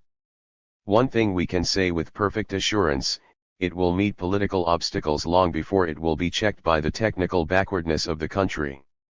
Without direct political aid from the European proletariat, the working class of Russia will not be able to retain its power and to turn its temporary supremacy into a permanent socialist dictatorship. We cannot doubt this for a moment. On the other hand, there is no doubt that a socialist revolution in the West would allow us to turn the temporary supremacy of the working class directly into a socialist dictatorship. The influence of the Russian Revolution on the proletariat of Europe is immense. Not only does it destroy the Petersburg absolutism, that main power of European reaction, it also imbues the minds and the souls of the European proletariat with revolutionary daring. The colossal influence of the Russian Revolution manifests itself in killing party routine, in destroying socialist conservatism, in making a clean contest of proletarian forces against capitalist reaction a question of the day. The Russian proletariat in power, even if this were only the result of a passing combination of forces in the Russian bourgeois revolution, would meet organized opposition on the part of the world's reaction, and readiness for organized support on the part of the world's proletariat. Left to its own resources, the Russian working class must necessarily be crushed the moment it loses the aid of the peasants. Nothing remains for it but to link the fate of its political supremacy and the fate of the Russian Revolution with the fate of a socialist revolution in Europe. All that momentous authority and political power which is given to the proletariat by a combination of forces in the Russian bourgeois revolution, it will thrust on the scale of class struggle in the entire capitalistic world. Equipped with governmental power, having a counter-revolution behind his back, having the European reaction in front of him, the Russian working man will issue to all his brothers the world over his old battle cry, which will now become the call for the last attack: proletarians of all the world, unite! Lenin on democratic centralism. Following the revolution of 1905, the Bolsheviks and Mensheviks repeatedly tried to restore the unity of the Social Democratic Party. Lenin was criticized for indiscipline, and replied with a defense of the rights of minorities within the system of democratic centralism. This formula became the official doctrine of the communist organization, though freedom of factions disappeared very quickly after the revolution. The authors of the resolution are completely wrong in their understanding of the relation between free criticism within the party and the party's unity of action. Criticism within the limits of the foundations of the party program must be calm. From Lenin, Freedom of Criticism and Unity of Action. Page 26. Completely free. Not only at party meetings, but also at broader ones. To suppress such criticism or such agitation is impossible. The political action of the party must be united. No appeals are permissible which violate the unity of actions which have already been decided upon, neither at open meetings, nor at party meetings, nor in the party press. Obviously, the Central Committee has defined the freedom of criticism inaccurately and too narrowly, and the unity of action inaccurately and too broadly. The Central Committee's resolution is incorrect in substance and contradicts the statutes of the party. The principle of democratic centralism and autonomy of local institutions means specifically freedom of criticism, complete and everywhere, as long as this does not disrupt the unity of action already decided upon and the intolerability of any criticism undermining or obstructing the unity of action decided on by the party. We consider it a great mistake on the part of the Central Committee to issue a resolution on this important question without any preliminary consideration of it by the party press and the party organizations. Such consideration would have helped it avoid the mistakes indicated by us. Bogdanov's philosophical revision of Marxism. Lenin's outstanding lieutenant in the early years of the Bolshevik faction was Alexander A. Bogdanov, physician, economist, philosopher, sociologist, science fiction writer, and exponent of romantic revolutionary extremism. After 1905, Bogdanov became the leader of the left-wing purists among the Bolsheviks who refused to make use of the Duma, the parliamentary body of limited power established in 1906. At the same time, he attempted an original philosophical extension of Marxism by applying the philosophy of empirio-criticism of the Austrian physicist Ernst Mach and the German philosopher Richard Avenarius. This was of immediate significance because it provoked Lenin's ire and a drastic shake-up in the Bolshevik ranks to enforce Lenin's standards of ideological discipline. It also had implications for Stalinism because of its suggestion that truth is conditioned by classes and the class struggle.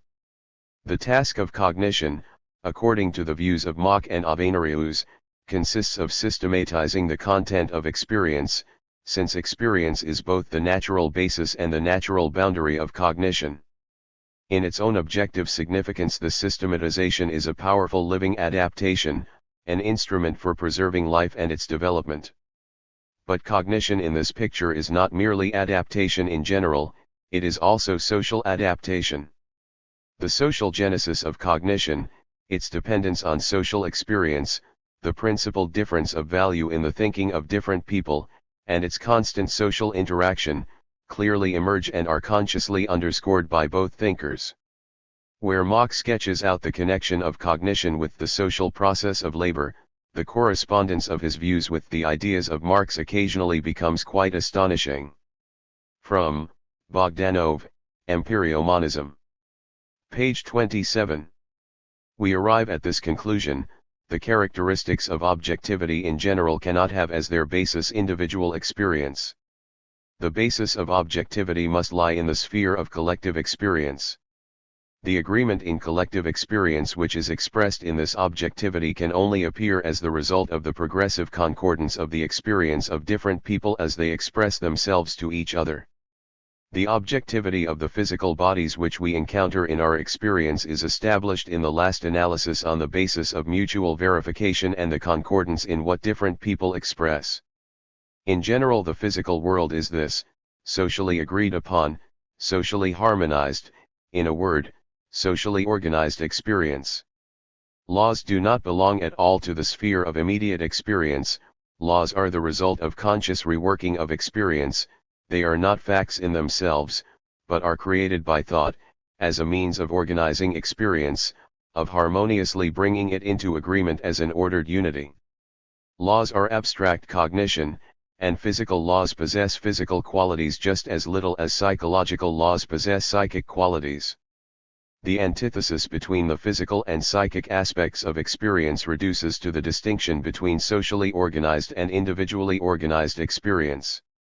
The social materialism of Marx presented demands to my worldview which the old materialism could not satisfy. It was necessary to know one's knowledge, to explain one's worldview, and according to the idea of Marxism this could and had to be done on the basis of research on its social genesis. It was obvious that the basic concepts of the old materialism, both matter and immutable laws, were worked out in the course of the social development of mankind, and inasmuch as they were ideological forms, it was necessary to find their material base.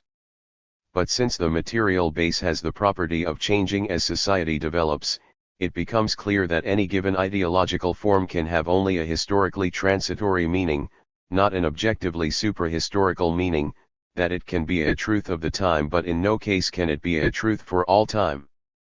For me, Marxism includes the denial of the unconditional objectivity of any truth whatsoever, the denial of every eternal truth.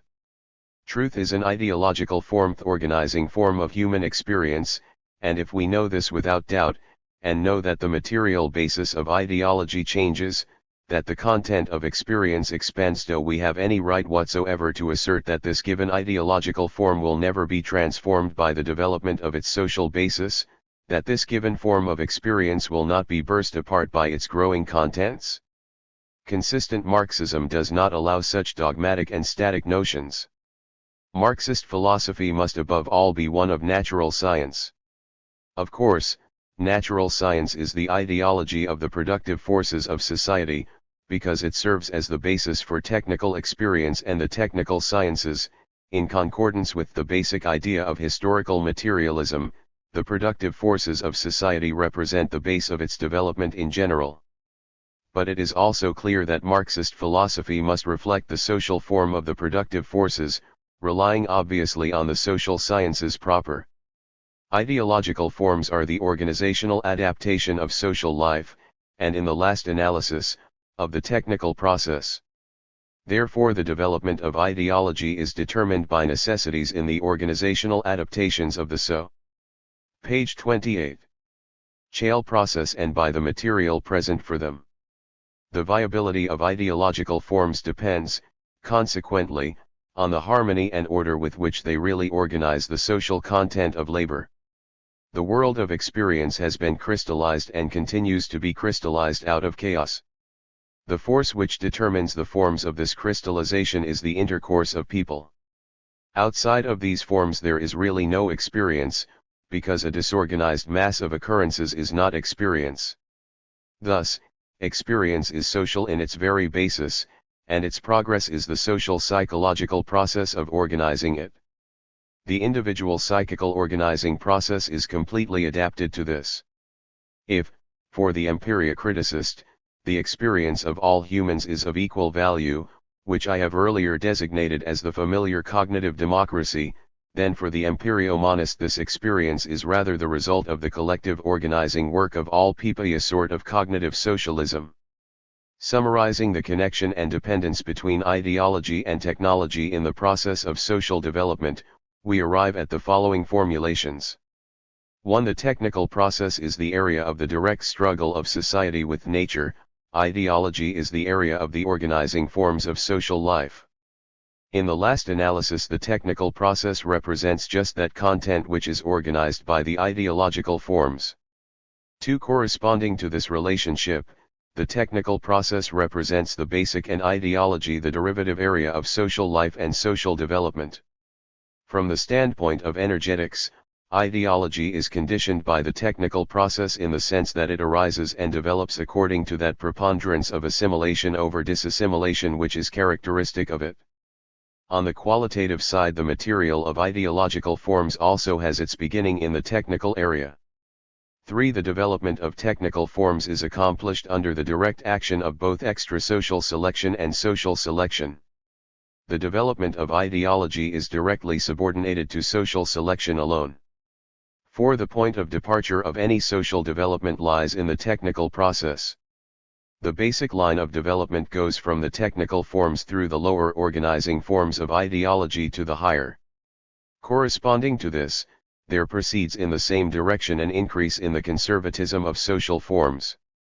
5. The derivative line of social development, directed from the higher organizing forms toward the lower and from ideology toward technology, is always just the continuation and reflection of the basic line. Not only does it never change the relatively greater magnitude of the conservatism of the higher forms of ideology, it actually rests on this conservatism as its necessary condition. 6. Thus the dynamic conditions of social development and degradation, the motive forces of these processes, lie in the technical process. In ideology lie the static conditions, the limiting, regulating, and form-giving forces. We summarize the main conclusions concerning the group and class differentiation of society. 1. Both group and class divisions in society are the result of the quantitative and qualitative progress of technology. Social groups arise on the basis of specialization, classes, on the basis of the progressive isolation of the organizer and executive functions in society. Group and class dissociation essentially amounts to vitally important distinctions in the direction of social selection. Page 29. 2. Social groups and classes acquire the definite and firm qualities of social complexes when they are provided with definitely distinct ideologies, which condition the firmly distinct direction of social selection within these collectivities. 5. The ideology worked out by the organizer part of society retains full vital significance for both parts of society as long as the content which it organizes remains really common to them. When this condition is violated, the ideological dissociation of classes begins. The ideology of the upper class comes into contradiction with the actual experience and urges of the lower, and this contradiction is then further intensified. 6. The organizer function of the upper class allows it to organize the life of the lower class by means of norms which do not correspond with the conditions of life of the latter. For the class subordinated to them, such norms acquire the significance of external forces, like the forces of extrasocial nature, hostile forces to which one has to adapt. Such a primary and basic class contradiction is the starting point for the development of any class struggle. 8. The organizer class, progressively removing itself from the technical production process, in the course of time loses its real organizer function, changes into a parasite class, inevitably degenerates, and at the same time loses its social strength. 10. The capitalistic type of class development leads to the progressive transformation of the mass of individual working operatives into a solid collectivity, adapted to the organizer role on a scale which expands without limit. The rapid technical progress which is characteristic of this type of development stimulates the rapid development of opposed class ideologies and the class struggle. This culminates in the downfall of the former organizer class and society's transition from class development through contradictions, to integral harmonious development. Extrasocial and social spontaneity are both overcome by the planfully organized force of humanity, and its power over nature grows without limit. In a class society, any worldview is either the ideology of one definite class or a definite combination of different class ideologies. Even the most individual of them can only be a particular combination of elements of collective, class thinking. For the individual is created and defined by the social milieu in a class society, by the class milieu. Such being the case, the ideology of the technical process is inevitably the ideology of the class which stands in the closest relationship to the technical process, i.e., the class of producers in the broad sense of the word. In the social labor experience of the worker in machine production there exists material with basic vital significance both for the recognition in principle of the homogeneity of the psychic and the physical, and for the tendency cognitively to subordinate the psychic to the collectively elaborated forms of the cognition of the physical. The philosophy which organizes this material into pure finished forms and makes these forms general must be regarded as the ideology of a given class, of course, just to the extent that it really accomplishes this and does not add alien tendencies which contradict the tendencies of the proletariat. We have arrived at this characterization of the philosophical worldview we are considering, the cognitive ideology of the technical process, proletarian in its tendencies, which in its general scheme reproduces the basic features of the structure of contemporary society. Page 30. Lenin's philosophical orthodoxy. Lenin wrote his main philosophical work, Materialism and Empirio-Criticism, as a polemical reply to Bogdanov. Here Lenin revealed his intolerance of any critical attitude toward what he regarded as the absolute truth laid down by Marx and Engels. His dogmatic assertion of an oversimplified 19th-century materialism remained the official philosophy for the entire communist movement throughout its history. A number of writers, would-be Marxists, have this year undertaken a veritable campaign against the philosophy of Marxism. All these people could not have been ignorant of the fact that Marx and Engels scores of times termed their philosophical views dialectical materialism. Yet all these people, who, despite the sharp divergence of their political views, are united in their hostility toward dialectical materialism, at the same time claim to be Marxists in philosophy. Engels' dialectics is mysticism, says Berman. Engels' views have become antiquated, remarks Bazarov casually, as though it were a self-evident fact. Materialism thus appears to be refuted by our bold warriors, who proudly allude to the modern theory of knowledge, recent philosophy, the philosophy of modern natural science, or even the philosophy of natural science of the 20th century. Supported by all these supposedly recent doctrines, our destroyers of dialectical materialism proceed fearlessly to downright fideism. Yet when it comes to an explicit definition of their attitude towards Marx and Engels, all their courage and all their respect for their own convictions at once disappear. Indeed, a complete renunciation of dialectical materialism, i.e., of Marxism, in word endless subterfuges, attempts to evade the essence of the question, to cover their retreat, to put some materialist or other in place of materialism in general, and a determined refusal to make a direct analysis of the innumerable materialist declarations of Marx and Engels.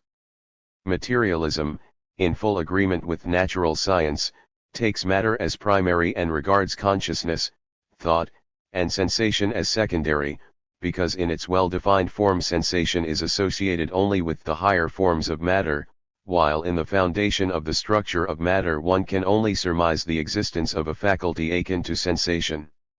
Such, for example, is the supposition of the well-known German scientist Ernst Haeckel, the English biologist Lloyd Morgan, and others.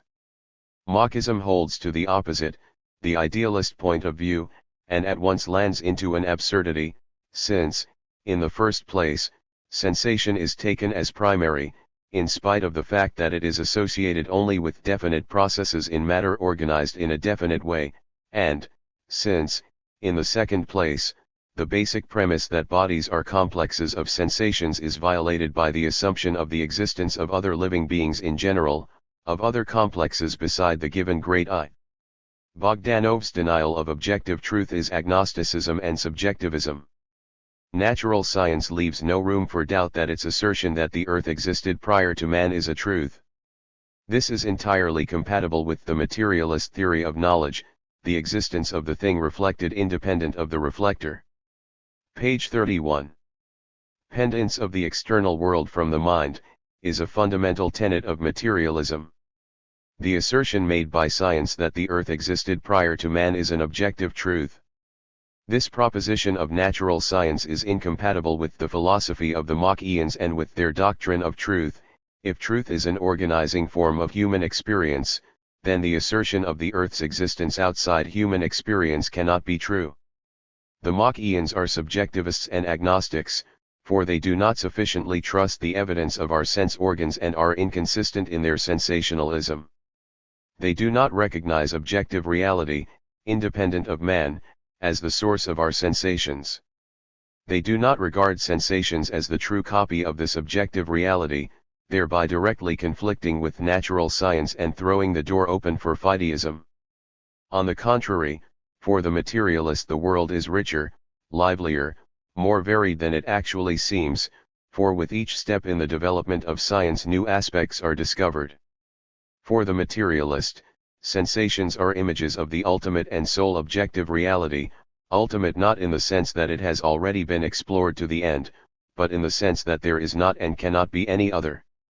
This view irrevocably closes the door not only to every species of fideism, but also to that professorial scholasticism which, while not regarding objective reality as the source of our sensations, deduces the concept of the objective by means of such artificial verbal constructions as universal significance, socially organized, and so on and so forth, and which is unable, and frequently unwilling, to separate objective truth from belief in sprites and hobgoblins.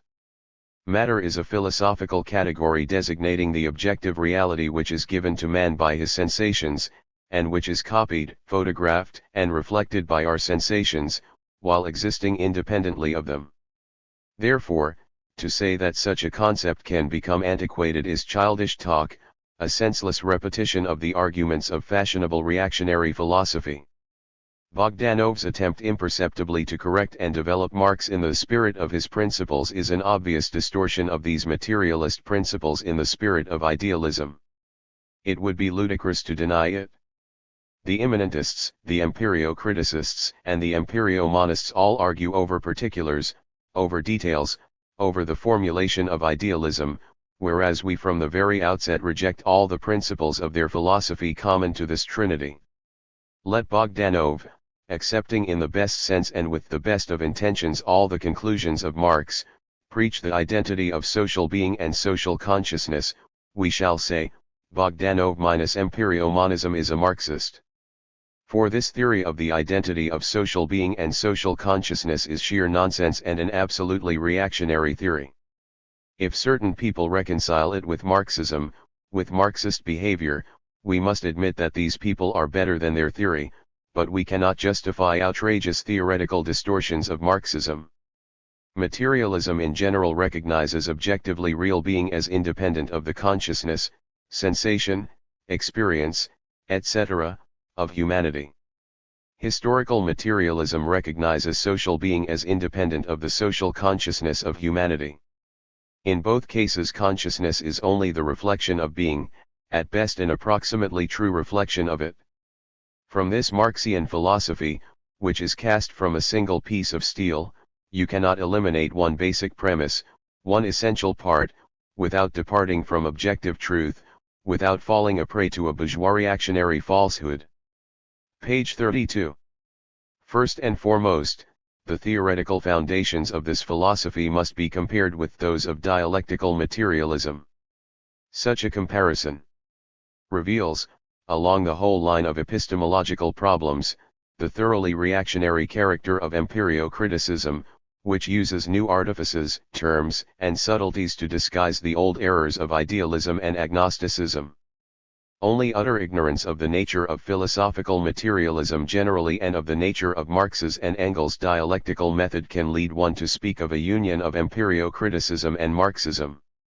Secondly, the place of empirio-criticism, as one very small school of specialists in philosophy, in relation to the other modern schools of philosophy, must be determined. Both Mach and Avenarius started with Kant and, leaving him, proceeded not towards materialism, but in the opposite direction, towards Hume and Berkeley. Imagining that he was purifying experience generally, Avenarius was in fact only purifying agnosticism of Kantianism.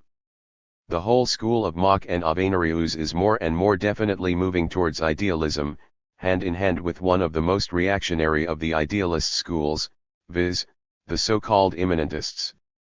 Thirdly, the indubitable connection between Machism and one school in one branch of modern science must be borne in mind.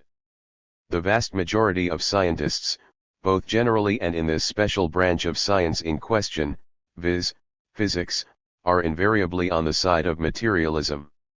A minority of new theories brought about by the great discoveries of recent years, influenced by the crisis in the new physics, which has very clearly revealed the relativity of our knowledge, have, owing to their ignorance of dialectics, slipped into idealism by way of relativism. The physical idealism in vogue today is as reactionary and transitory an infatuation as the fashionably physiological idealism of the recent past. Fourthly, behind the epistemological scholasticism of empirio-criticism it is impossible not to see the struggle of parties in philosophy, a struggle which in the last analysis reflects the tendencies and ideology of the antagonistic classes in modern society. Recent philosophy is as partisan as was philosophy 2,000 years ago. The contending parties are essentially, although it is concealed by a pseudo-erudite quackery of new terms or by a feeble-minded nonpartisanship, materialism and idealism. The latter is merely a subtle, refined form of fideism, which stands fully armed, commands vast organizations and steadily continues to exercise influence on the masses, turning the slightest vacillation in philosophical thought to its own advantage. The objective, class role played by empirio-criticism entirely consists in rendering faithful service to the fideists in their struggle against materialism in general and historical materialism in particular. The purge of the Bolshevik left wing. The differences between Lenin and the Bogdanov group of revolutionary romantics came to a head in 1909. Lenin condemned the latter Thatsovists who wanted to recall the Bolshevik deputies in the Duma, and the ultimatists who demanded that the deputies take a more radical stand both for their philosophical vagaries which he rejected as idealism, and for the utopian purism of their refusal to take tactical advantage of the Duma. The real issue was Lenin's control. From The Conference of the Expanded Editorial Board of the Proletarian, Paris, June 21-30, 1909. Page 33. Of the faction and the enforcement of his brand of Marxist orthodoxy. He demonstrated his grip on the Bolshevik faction at a meeting in Paris of the editors of the Bolsheviks' factional paper, which had become the headquarters of the faction. Bogdanov and his followers were expelled from the Bolshevik faction, though they remained within the Social Democratic fold. A. Communiqué on the conference. The conference declared in its resolutions that in the Bolshevik faction a tendency has been observed which in its definite tactical physiognomy contradicts Bolshevism. Bolshevism is represented for us by the Bolshevik faction of the party. A faction is not a party. A party can include a whole scale of shadings, in which the extremes may even sharply contradict each other. In the German party, together with the clearly revolutionary wing of Koski**, we see the arch-revisionist wing of Bernstein. This is not a faction. Within a party, a faction is a group of like-minded people formed above all for the purpose of influencing the party in a definite direction, for the purpose of introducing its principles in as clear a form as possible into the party. For this real unity of thought is essential. B. Resolution on Itzovism and Ultimatism. In the course of the bourgeois democratic revolution our party has been joined by a series of elements which were not purely attracted by its proletarian program, but which preferred its clear and energetic struggle for democracy and which adopted the revolutionary democratic slogans of the proletarian party apart from its connection with the objective of the struggle of the socialist proletariat. Such elements, insufficiently permeated with the proletarian point of view, appeared even in the ranks of our Bolshevik faction. Hard times caused these elements to reveal more and more their inadequate social democratic endurance, and coming into sharper and sharper contradiction with the foundations of revolutionary social democratic tactics, they have created in the past year a tendency to try to form a theory of itsovism and ultimatism, which actually has led in principle only to an increasingly false picture of social democratic parliamentarianism and social democratic work in the Duma. These attempts to create from the Itzovist inclination a whole system of Itzovist policy lead to a theory which essentially reflects the ideology of political indifferentism on the one hand and anarchistic roaming on the other. With all its revolutionary phraseology, the theory of Itzovism and ultimatism is in fact to a significant degree the reverse side of constitutional illusions which are connected with hopes that the State Duma itself can satisfy this or that substantial demand of the people, and in essence this replaces the proletarian ideology with petty bourgeois tendencies. By their attempts to convert individual applications of the boycott of representative institutions at this or that moment of the revolution, into the line that the boycott is the distinguishing sign of the tactics of Bolshevism even in the period of counter-revolution, ultimatism and Itzovism show that these tendencies are in es. Karl Koski, leading theorist in the German Social Democratic Party, later drew Lenin's ire when he opposed violent means of revolution and criticized the Soviet dictatorship ed. Page 34. Since the reverse side of Menshevism, which undertakes wholesale participation in all representative institutions, independently of the given stage of development of the revolution, independently of the presence or absence of a revolutionary upsurge. All the attempts made by Itzovism and ultimatism up to now to give theory a foundation of principle inevitably lead them to the denial of the foundations of revolutionary Marxism. The tactics which they have in mind lead to a complete break with the tactics of the left wing of international social democracy as applied to contemporary Russian conditions. They lead to anarchist deviations. Itzovist ultimatist agitation has already begun to cause undoubted harm to the workers' movement and to social democratic work. If continued further it can become a threat to the unity of the party, for this agitation has already led to such monstrous phenomena as the combination of Itzovists and SRs to carry their refusal to help our party's representatives in the Duma, and also to certain public appearances before workers, jointly with confirmed syndicalists. In view of all this, the expanded editorial board of the Proletarian declares that Bolshevism as a definite tendency within the RSDWP has nothing in common with Itzovism and ultimatism, and that the Bolshevik faction must conduct the most determined struggle against these deviations from the path of revolutionary Marxism. The ultra-left on Lenin's compromises. After the split of 1909, Lenin's left-wing Bolshevik opponents organized a new social democratic faction, known as the Forward Group from the name of their newspaper. These extremists denounced Lenin for opportunism in much the same terms that he applied to the Mensheviks, but also attacked his organizational centralism. The group never attracted much rank-and-file support, and most of them found their way back to the Bolshevik ranks after the revolution. A. Bogdanov, Letter to All Comrades. Where are we going? What is the historical fate of our generation, a new revolutionary wave or an organic development? If we are holding a course toward organic development, then revolutionary military questions and tasks simply do not exist for our generation, and the tradition connected with them is a harmful survival from the past. But we assert that the long organic development of Russia is only an October's dream. Sustaining the remaining militant elements in their party spirit and discipline, and accordingly educating those working-class youths who manifest an attraction in this direction, strengthening propaganda among the troops, and, if possible, recreating the military organizations which have fallen apart. SRs, Socialist Revolutionary Party, which stressed peasant revolution ed. From, Declarations of the V. Group, 1910. Octoberists, Conservative Party standing by the constitutional concessions of October, 1905 ed. Page 35. Some people among your representatives in the Executive Collegium Bolshevik Center who live abroad, have come to the conclusion that we must radically change the previous Bolshevik evaluation of the present historical moment and hold a course not toward a new revolutionary wave, but toward a long period of peaceful, constitutional development.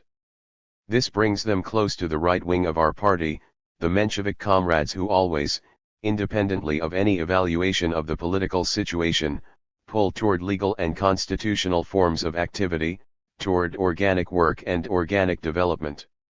But this is what has led to disagreements with those Bolsheviks who do not see in the reaction which they observe sufficient grounds for such a change of front.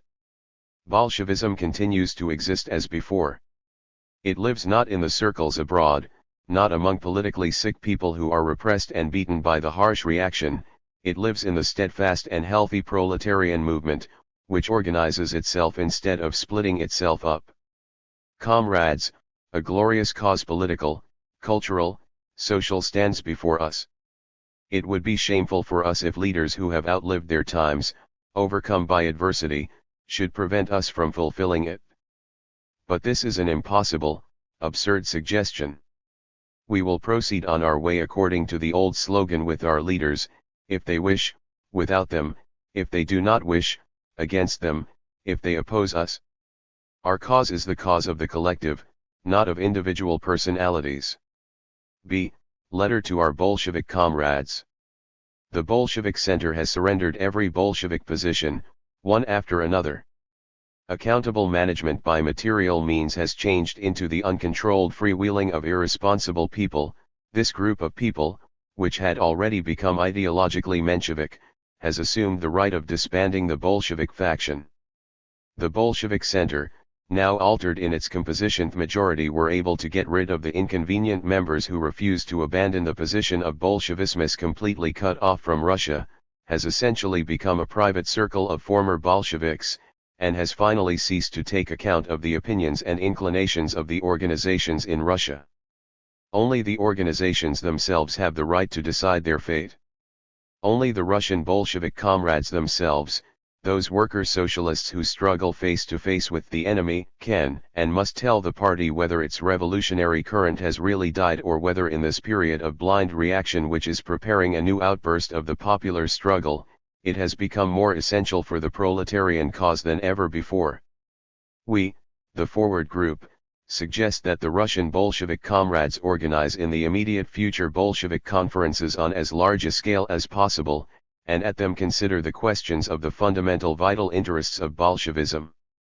As opponents of the old factional forms, we will insist at these conferences on the reconstruction of the Bolshevik faction on new foundations, so that its ideological solidarity will be achieved not through formal centralization, but through the living ideological link, and so that these ideological centers which are created for this will be under real control by the local organizations.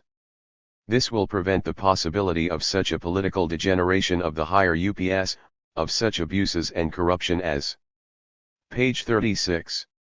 We have witnessed. The ideological current must direct its leaders and representatives. Only the decision of the local Bolshevik organizations can be considered the real decision of a question. Stalin on national self-determination. In 1912 the Georgian revolutionary Joseph Jugashvili was co-opted into the Bolshevik leadership as the party's expert on national minorities. In his one sojourn abroad, in Vienna, Stalin wrote a series of articles setting forth the internationalist orthodoxy. A nation is a historically constituted, stable community of people, formed on the basis of a common language, territory, economic life, and psychological makeup manifested in a common culture. The national struggle under the conditions of rising capitalism is a struggle of the bourgeois classes among themselves. Sometimes the bourgeoisie succeeds in drawing the proletariat into the national movement, and then the national struggle externally assumes a nationwide character. But this is so only externally. In its essence it is always a bourgeois struggle, one that is to the advantage and profit mainly of the bourgeoisie. But it does not by any means follow that the proletariat should not put up a fight against the policy of national oppression. Restriction of freedom of movement, disfranchisement, repression of language, closing of schools, and other forms of persecution affect the workers no less, if not more, than the bourgeoisie. Such a state of affairs can only serve to retard the free development of the intellectual forces of the proletariat of subject nations. One cannot speak seriously of a full development of the intellectual faculties of the Tatar or Jewish worker if he is not allowed to use his native language at meetings and lectures, and if his schools are closed down. But the policy of nationalist persecution is dangerous to the cause of the proletariat also on another account. It diverts the attention of large strata from social questions, questions of the class struggle, to national questions, questions common to the proletariat and the bourgeoisie. And this creates a favorable soil for lying propaganda about harmony of interest, for glossing over the class interests of the proletariat and for the intellectual enslavement of the workers. The workers are interested in the complete amalgamation of all their fellow workers into a single international army, in their speedy and final emancipation from intellectual bondage to the bourgeoisie, and in the full and free development of the intellectual forces of their brothers, whatever nation they may belong to. The workers therefore combat and will continue to combat the policy of national oppression in all its forms, from the most subtle to the most crude, as well as the policy of inciting nations against each other in all its forms. Social democracy in all countries therefore proclaims the right of nations to self-determination. From Stalin, The National Question and Social Democracy, Prosvshchiny, NOS 35, 1913. Page 37. The right of self-determination means that only the nation itself has the right to determine its destiny, that no one has the right forcibly to interfere in the life of the nation, to destroy its schools and other institutions, to violate its habits and customs, to repress its language, or curtail its rights.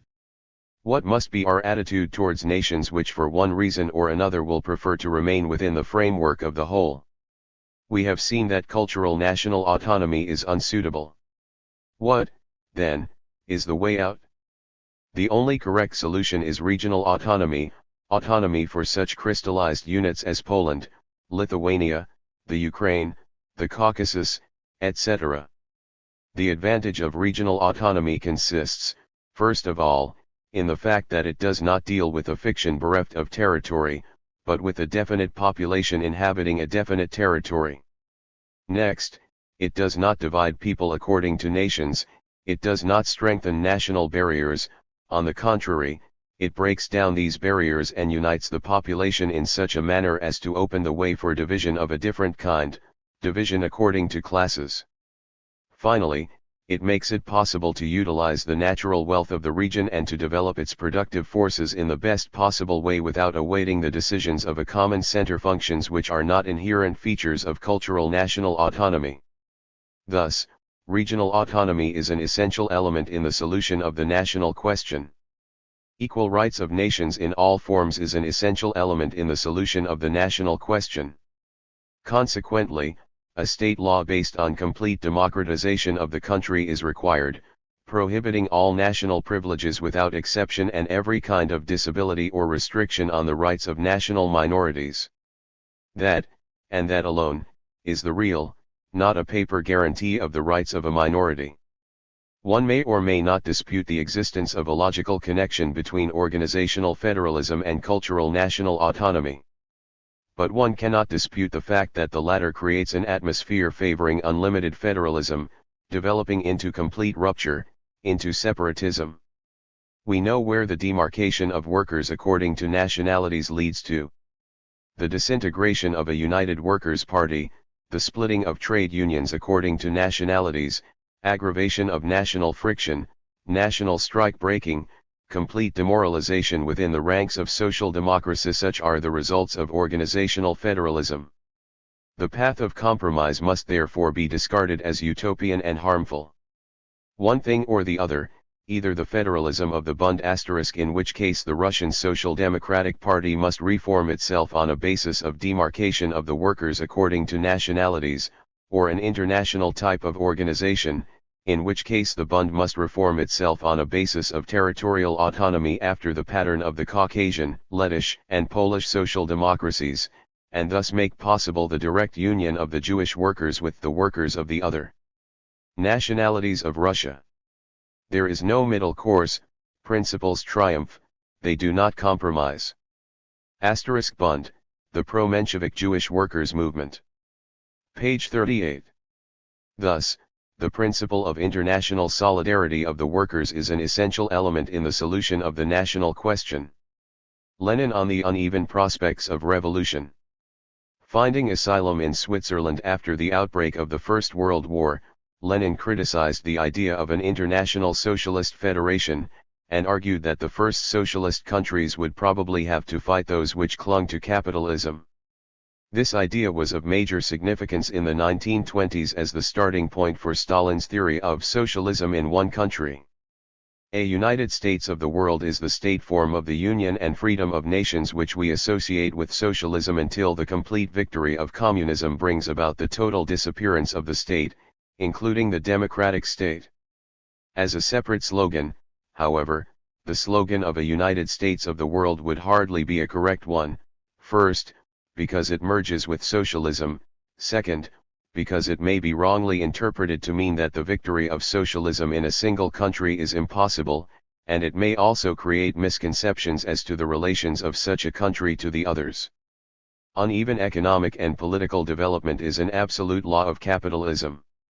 Hence, the victory of socialism is possible first in several or even in one capitalist country, taken singly. The victorious proletariat of that country, having expropriated the capitalists and organized its own socialist production, would stand up against the rest of the world, the capitalist world, attracting to its cause the oppressed classes of other countries, raising revolts in those countries against the capitalists, and in the event of necessity coming out even with armed force against the exploiting classes and their states. The political form of society in which the proletariat is victorious by overthrowing the bourgeoisie, will be a democratic republic, which will more and more centralize the forces of the proletariat of the given nation, or nations, in the struggle against the states that have not yet gone over to socialism. The abolition of classes is impossible without the dictatorship of the oppressed class, the proletariat. The free union of nations in socialism is impossible without a more or less prolonged and stubborn struggle of the socialist republics against the backward states. It is for these reasons, and after repeated debates at the conference of the sections of the RSDLP abroad, and after the conference, that the editors of the central organ have come to the conclusions that the United States of Europe slogan is incorrect. Bukharin on the imperialist state. Nikolai Bukharin, as a young Bolshevik theorist, often criticized Lenin from the left until he became more conservative as a responsible Soviet leader after 1921. During the From Lenin, the United States of Europe slogan. From Bukharin, on the theory of the imperialist state. Page 39. First World War. Bukharin led a left Bolshevik subfaction and wrote of the necessity for the total revolutionary destruction of the existing state, to forestall the rise of a leviathan of state capitalism. Without realizing it, Bukharin prophesied the whole modern phenomenon of totalitarianism. 1. The general theory of the state. From the point of view of Marxism, the state is nothing but the most general organization of the dominant classes, the basic function of which is to maintain and extend the exploitation of the suppressed classes. Insofar as there is an organization of state power set up according to a plan and consciously regulated, to that extent one can speak of the posing of goals, but these goals are defined by the interests of the dominant classes and only by them. This is not in the least contradicted by the circumstance that the state performs and has performed a whole series of functions for the common good. The latter merely provides the necessary condition, the conditio sine qua non, for the existence of the state power. The state's activities for the common good are thus the conditions for maximally protracted and maximally successful exploitation of the enslaved classes in contemporary society, above all the proletariat. In this connection it is possible to distinguish two types of relationships. Either the state organization is the direct organization of exploitation, in which case the state stands forth as the union of the capitalists, having its own enterprises, or the state organization participates in an indirect manner in the process of exploitation, as a service mechanism to sustain and extend the most profitable conditions for the process of exploitation. In the first case, insofar as we are speaking of productive labor, the state absorbs the surplus value which is created in the sphere of its direct activity. In the second, it appropriates part of the surplus value which is produced in the branches of production that lie outside the sphere of direct state control, by means of taxes, etc. Usually the state extracts not only a part of the surplus value, but also a certain part of wages. In concrete actuality both these types exist simultaneously, although their proportions are subject to change and depend on the stage of historical development which has been attained. The support and extension of the process of exploitation proceed in two directions: externally, i.e., outside the boundaries of the state's territory, and internally, i.e., within these boundaries. The foreign policy of the state organization expresses its struggle to share the surplus value which is produced on a worldwide scale, the struggle which is enacted between the various politically organized groups of the dominant classes. The internal policy of the state organization reflects the struggle of the dominant classes for a share of the value created by way of the systematic suppression of all attempts at liberation on the part of the suppressed classes. 2. The imperialist state and finance capitalism. Even the most superficial glance at social economic life shows us the colossal growth of the economic significance of the state. This is reflected above all in the growth of the state budget. The complicated apparatus of the contemporary state. Page 40. Organization requires enormous expenses, which increase with astonishing swiftness. A vast role in such an increase of the budget is undoubtedly played by militarism, one of the aspects of imperialist politics, which in turn stems necessarily from the structure of finance capitalism. But not only militarism in the narrow sense of the word. The cause of this is the growing interference of the state power in all branches of social life, beginning with the sphere of production and ending with the higher forms of ideological creation. If the pre-imperialist period of liberalism, which was the political expression of industrial capitalism, was characterized by the non-interference of the state power, and the formula laissez-faire was a symbol of the faith of the ruling circles of the bourgeoisie, who all permitted the free play of economic forces, our time is characterized by a directly opposite tendency, which has as its logical conclusion state capitalism, sucking everything into the area of state regulation. The state power thus sucks in almost all branches of production. It not only preserves the general conditions of the process of exploitation, the state becomes more and more a direct exploiter, which organizes and directs production as a collective, composite capitalist. The anarchistic commodity market is to a significant degree replaced by the organized distribution of the product, in which the supreme authority is again the state power. In war socialism class contradictions are not only not eliminated, but are brought to their maximum intensity. In the ideal type of the imperialist state the process of exploitation is not obscured by any secondary forms, the mask of a superclass institution which treats everyone equally is thrown off from the state. This fact is a basic fact, and it completely refutes the argumentation of the renegades. For socialism is the regulation of production directed by society, not by the state. It is the annihilation of class contradictions, not their intensification. The regulation of production by itself does not mean socialism at all. It exists in any sort of economy, in any slave-owning group with a natural economy. What awaits us in the immediate future is in fact state capitalism. 3. The organizational process, state power, and the working class. The necessities of imperialist development compel bourgeois society to mobilize all its forces, to become organized on the broadest scale. The state draws into itself the whole series of bourgeois organizations. Here war gives an enormous impetus. Philosophy and medicine, religion and ethics, chemistry and bacteriology all are mobilized and militarized just like industry and finance. The whole grand-scale technical, economic, and ideological machine operates more planfully as soon as the conscious organized adaptation to the whole has appeared. When the state in one way or another has drawn these innumerable groups into its all-over organization. The general scheme of the state's development is as follows. At first the state is the only organization of the dominant class. Then other organizations arise, whose numbers are especially increased in the epoch of finance capitalism.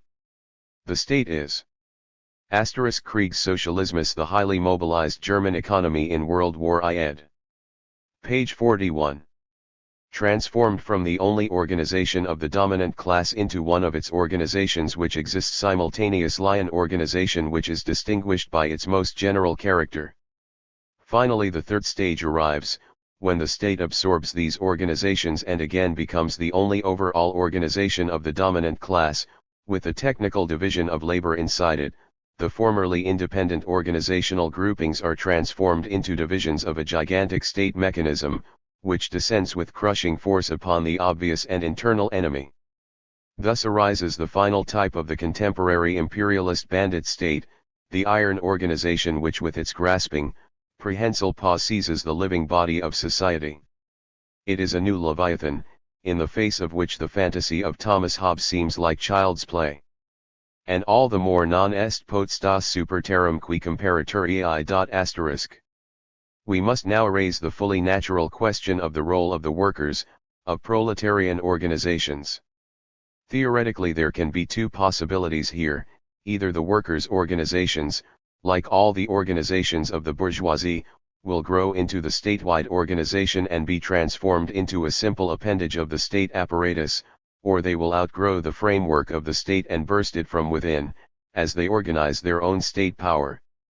The immediate development of state organisms as long as the socialist overturn does not occur is possible only in the form of militaristic state capitalism. Centralization becomes barrack centralization, the intensification of the most hateful militarism among the upper groups, of bestial drilling of the proletariat, of bloody repressions, is inevitable. On the other hand, as we have already noted above, any move by the proletariat is inevitably transformed under these circumstances into a move against the state power. Hence the definite tactical demand: social democracy must vigorously underscore its hostility in principle to the state power. To support the contemporary state means to support militarism. The historical task of the day is not to worry about the further development of the forces of production, but the preparation of a general attack on the ruling bandits. In the growing revolutionary struggle, the proletariat destroys the state organization of the bourgeoisie. Asterisk epigraph to the Leviathan. Page 42. Chapter 2. The Bolshevik Revolution, 1917-1921. The Russian Revolution was not a simple matter of the conspiratorial seizure of power, but one of the most complex events in all history. As in the English and French revolutions, the unexpected collapse of the monarchy's authority initiated a sequence of political convulsions, as power passed through a succession of leading groups, with growing extremism and violence. Stable rule by the Communists was not consolidated until 1921, by which time they had lost much of their revolutionary utopianism. During the years of the revolution, the Communist Party was by no means a single-minded force, though Lenin always exerted commanding influence. At every stage in the revolution, dissident groups arose among the Communists to object to Lenin's course of action, some who found it too rash, others who protested its expedient compromises. The revolutionary period reveals the wide range of political and social alternatives which the general standpoint of radical Russian Marxism allowed. The years 1917-1921, during which the Communists seized power, endured factional controversy, and fought their way to victory in a bitter civil war, were the critical, formative period of the Soviet regime and of the communist movement as a whole. Communism was specifically the child of the Russian Revolution, and its basic character, the exclusive dictatorship of a bureaucratic party in a bureaucratic state, stemmed directly from the way in which the conditions of that era selected among the political alternatives offered by the revolutionary movement. Lenin's return to Russia. When Tsar Nicholas II fell in February 1971, Lenin and the Bolsheviks were taken by surprise. The moderate and hopefully democratic provisional government which was established under Prince Lvov seemed to refute Lenin's contention that the Russian middle class could not rule. Most of the Bolsheviks in Russia, including Stalin, were inclined to accept the provisional government for the time being, on condition that it work for an end to the war. When Lenin reached Russia in April after his famous sealed car trip across Germany, he promptly denounced his Bolshevik colleagues for failing to take a sufficiently revolutionary stand. Page 43. To the capitalist nature of that government, Not the slightest concession to revolutionary defensism is permissible. The class-conscious proletariat can give its consent to a revolutionary war, which would really justify revolutionary defensism, only on condition, a. that the power pass to the proletariat and the poor sections of the peasantry bordering on the proletariat, b. that all annexations be renounced in actual fact and not in word, c. that a complete break be effected in actual fact with all capitalist interests. In view of the undoubted honesty of the broad strata of the mass believers in revolutionary defensism, who accept the war as a necessity only, and not as a means of conquest, in view of the fact that they are being deceived by the bourgeoisie, it is necessary with particular thoroughness, persistence, and patience to explain their error to them, to explain the inseparable connection existing between capital and the imperialist war, and to prove that without overthrowing capital it is impossible to end the war by a truly democratic peace, a peace not imposed by violence. Organized the so-called Soviets of Workers' and Soldiers' Deputies. The Soviets, set up in every major city on the model of similar bodies that existed during the Revolution of 1905, began to exert a strong though informal political influence, hence Lenin's expression of dual power shared by the more moderate provisional government and the more radical Soviets. Lenin saw in the Soviets the ideal organs of revolution. It remained only for his Bolsheviks to win paramount influence in them, which they did on the eve of their seizure of power. The basic question in any revolution is that of state power. Unless this question is understood, there can be no conscious participation in the revolution, not to speak of guidance of the revolution. The highly remarkable specific feature of our revolution is that it has brought about a dual power. This fact must be grasped first and foremost. Unless it is understood, we cannot advance. We must know how to supplement and amend old formulas, for example, of Bolshevism, for as it has transpired, they were correct on the whole, but their concrete realization has turned out to be different. Nobody previously thought, or could have thought, of a dual power. In what does this dual power consist? In the fact that side by side with the provisional government, the government of the bourgeoisie, there has arisen another government, weak and incipient as yet, but undoubtedly an actually existing and growing government, Soviets of Workers' and Soldiers' Deputies. What is the class composition of this other government? It consists of the proletariat and the peasantry. What is the political nature of this government? It is a revolutionary dictatorship, i.e., a power directly based on revolutionary seizure, on the direct initiative of the masses from below, and not on a law enacted by a centralized state power. It is a power entirely different from that generally existing in the parliamentary bourgeois democratic republics of the usual type still prevailing in the advanced countries of Europe and America. This circumstance is often forgotten, often not reflected on, yet it is the crux of the matter. This power is of the same type as the Paris Commune of 1871. The fundamental characteristics of this type are, 1. The source of power is not a law previously discussed and enacted by Parliament, but the direct initiative of the people's masses from below, in their localities, direct seizure to use a current expression. 2. The replacement of the police and the army, which are institutions separated from the people and set against the people, by the direct arming of the whole people. Order in the state under such a power is maintained by the workers and peasants themselves, by the armed people themselves. 3.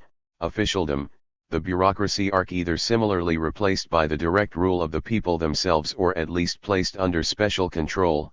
They not only become elected officials, but are also subject to recall at the first demand of the people. They are reduced to the position of simple agents, from a privileged stratum holding jobs remunerated on a high, bourgeois scale. They become workers of a special branch, whose remuneration does not exceed the ordinary pay of a competent worker. This, and this alone, constitutes the essence of the Paris Commune as a special type of state. This essence has been forgotten or perverted by the Plekhanovs, the Kosgais, and generally by all those social democrats, socialist revolutionaries, etc., etc., who now hold sway. Page 46. They are trying to get away with phrases, evasions, subterfuges, they congratulate each other 1,000 times upon the revolution, but they refuse to ponder over what the Soviets of Workers and Soldiers' Deputies are. They refuse to recognize the obvious truth that inasmuch as these Soviets exist, inasmuch as they are a power, we have in Russia a state of the type of the Paris Commune. I have underscored the words inasmuch as, for it is only an incipient power. By direct agreement with the bourgeois provisional government and by a series of actual concessions, it has itself surrendered and is surrendering its positions to the bourgeoisie. Why? Is it because Chkij, Tsaritali, Steklov, and co. are making a mistake? Nonsense. Only a Philistin can think so, not a Marxist. The reason is insufficient class consciousness and organization of the proletarians and peasants. The mistake of the leaders I have named lies in their petty bourgeois position, in the fact that instead of enlightening the minds of the workers, they are befogging them; instead of dispersing petty bourgeois illusions, they are instilling them; instead of freeing the masses from bourgeois influence, they are strengthening that influence. It should be clear from this why our comrades too commit so many mistakes when putting the question simply, should the provisional government be overthrown immediately? My answer is, 1. It should be overthrown, for it is an oligarchic, bourgeois and not a people's government, and is unable to provide peace, or bread, or full freedom. 2. It cannot be overthrown just now, for it is being maintained by a direct and indirect, a formal and actual agreement with the Soviets of Workers' Deputies, and primarily with the Chief Soviet, the Petrograd Soviet. 3. Generally, it cannot be overthrown in the ordinary way, for it rests on the support given to the bourgeoisie by the Second Government Soviet of Workers' Deputies, and that government is the only possible revolutionary government, which directly expresses the mind and will of the majority of the workers and peasants. Humanity has not yet evolved, and we do not as yet know a type of government superior to and better than the Soviets of Workers, Agricultural Laborers, Peasants, and Soldiers' Deputies. In order to become a power, the class-conscious workers must win the majority to their side. As long as no violence is used against the masses, there is no other road to power. We are not Blanquists*. We do not stand for the seizure of power by a minority. We are Marxists. We stand for proletarian class struggle against petty bourgeois intoxication, against chauvinism, defensism, phrase-mongering and dependence on the bourgeoisie. Let us create a proletarian communist party. Its elements have already been created by the best adherents of Bolshevism. Let us rally our ranks for proletarian class work. Then, from among the proletarians, from among the poor peasants, ever greater numbers will range themselves on our side. For actual experience will from day to day shatter the petty bourgeois illusions of the Social Democrats, the Chkijs, Tsaritels, Steklovs et al. Of the socialist revolutionaries, petty bourgeois of a still purer water, and so on and so forth.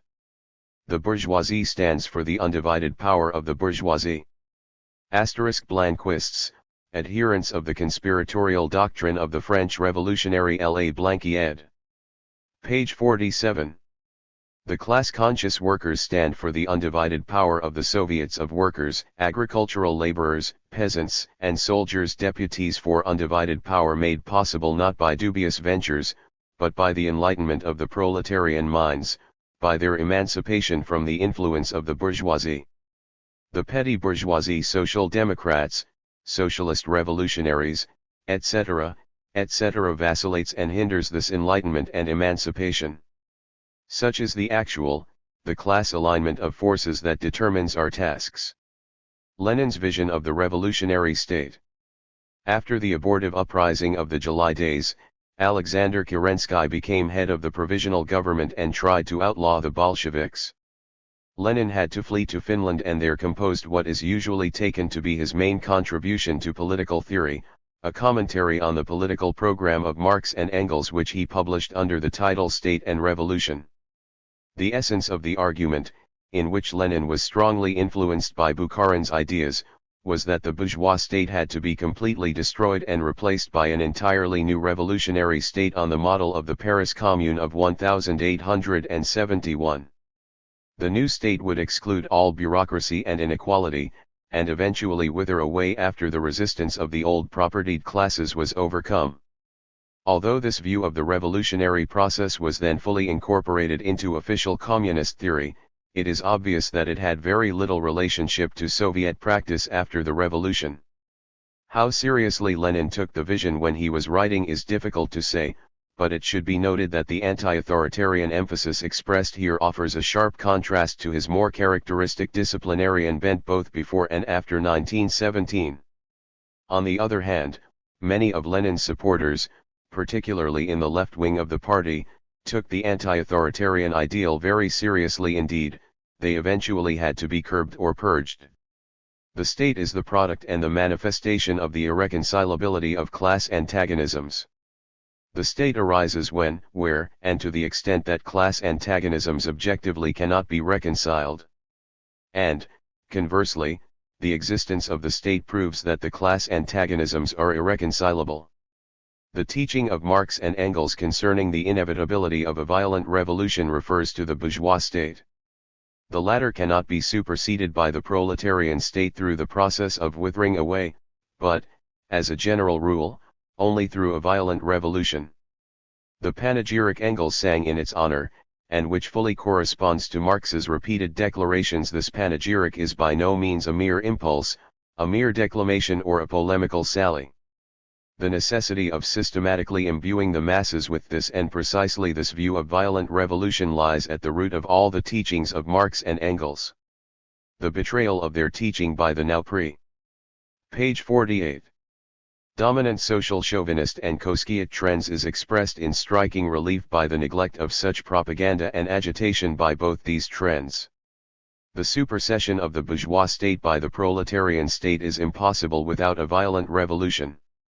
The abolition of the proletarian state, i.e., of the state in general, is impossible except through the process of withering away.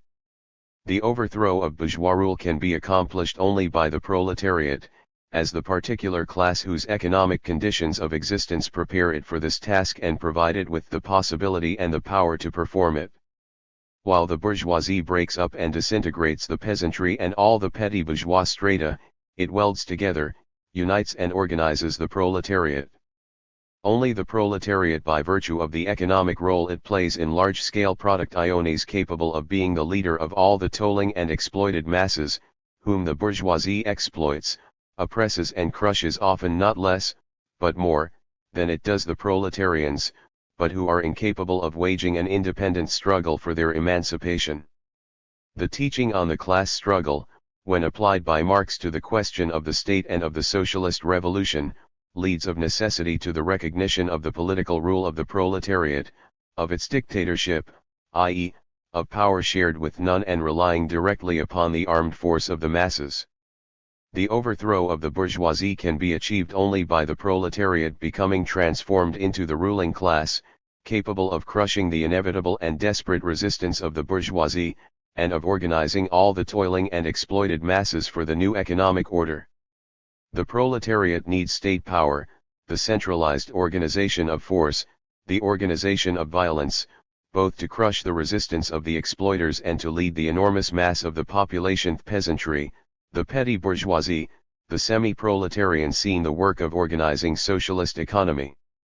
By educating the Workers' Party, Marxism educates the vanguard of the proletariat, which is capable of assuming power and of leading the whole people to socialism, of directing and organizing the new order, of being the teacher, the guide, the leader of all the toilets and exploited in the task of building up their social life without the bourgeoisie and against the bourgeoisie.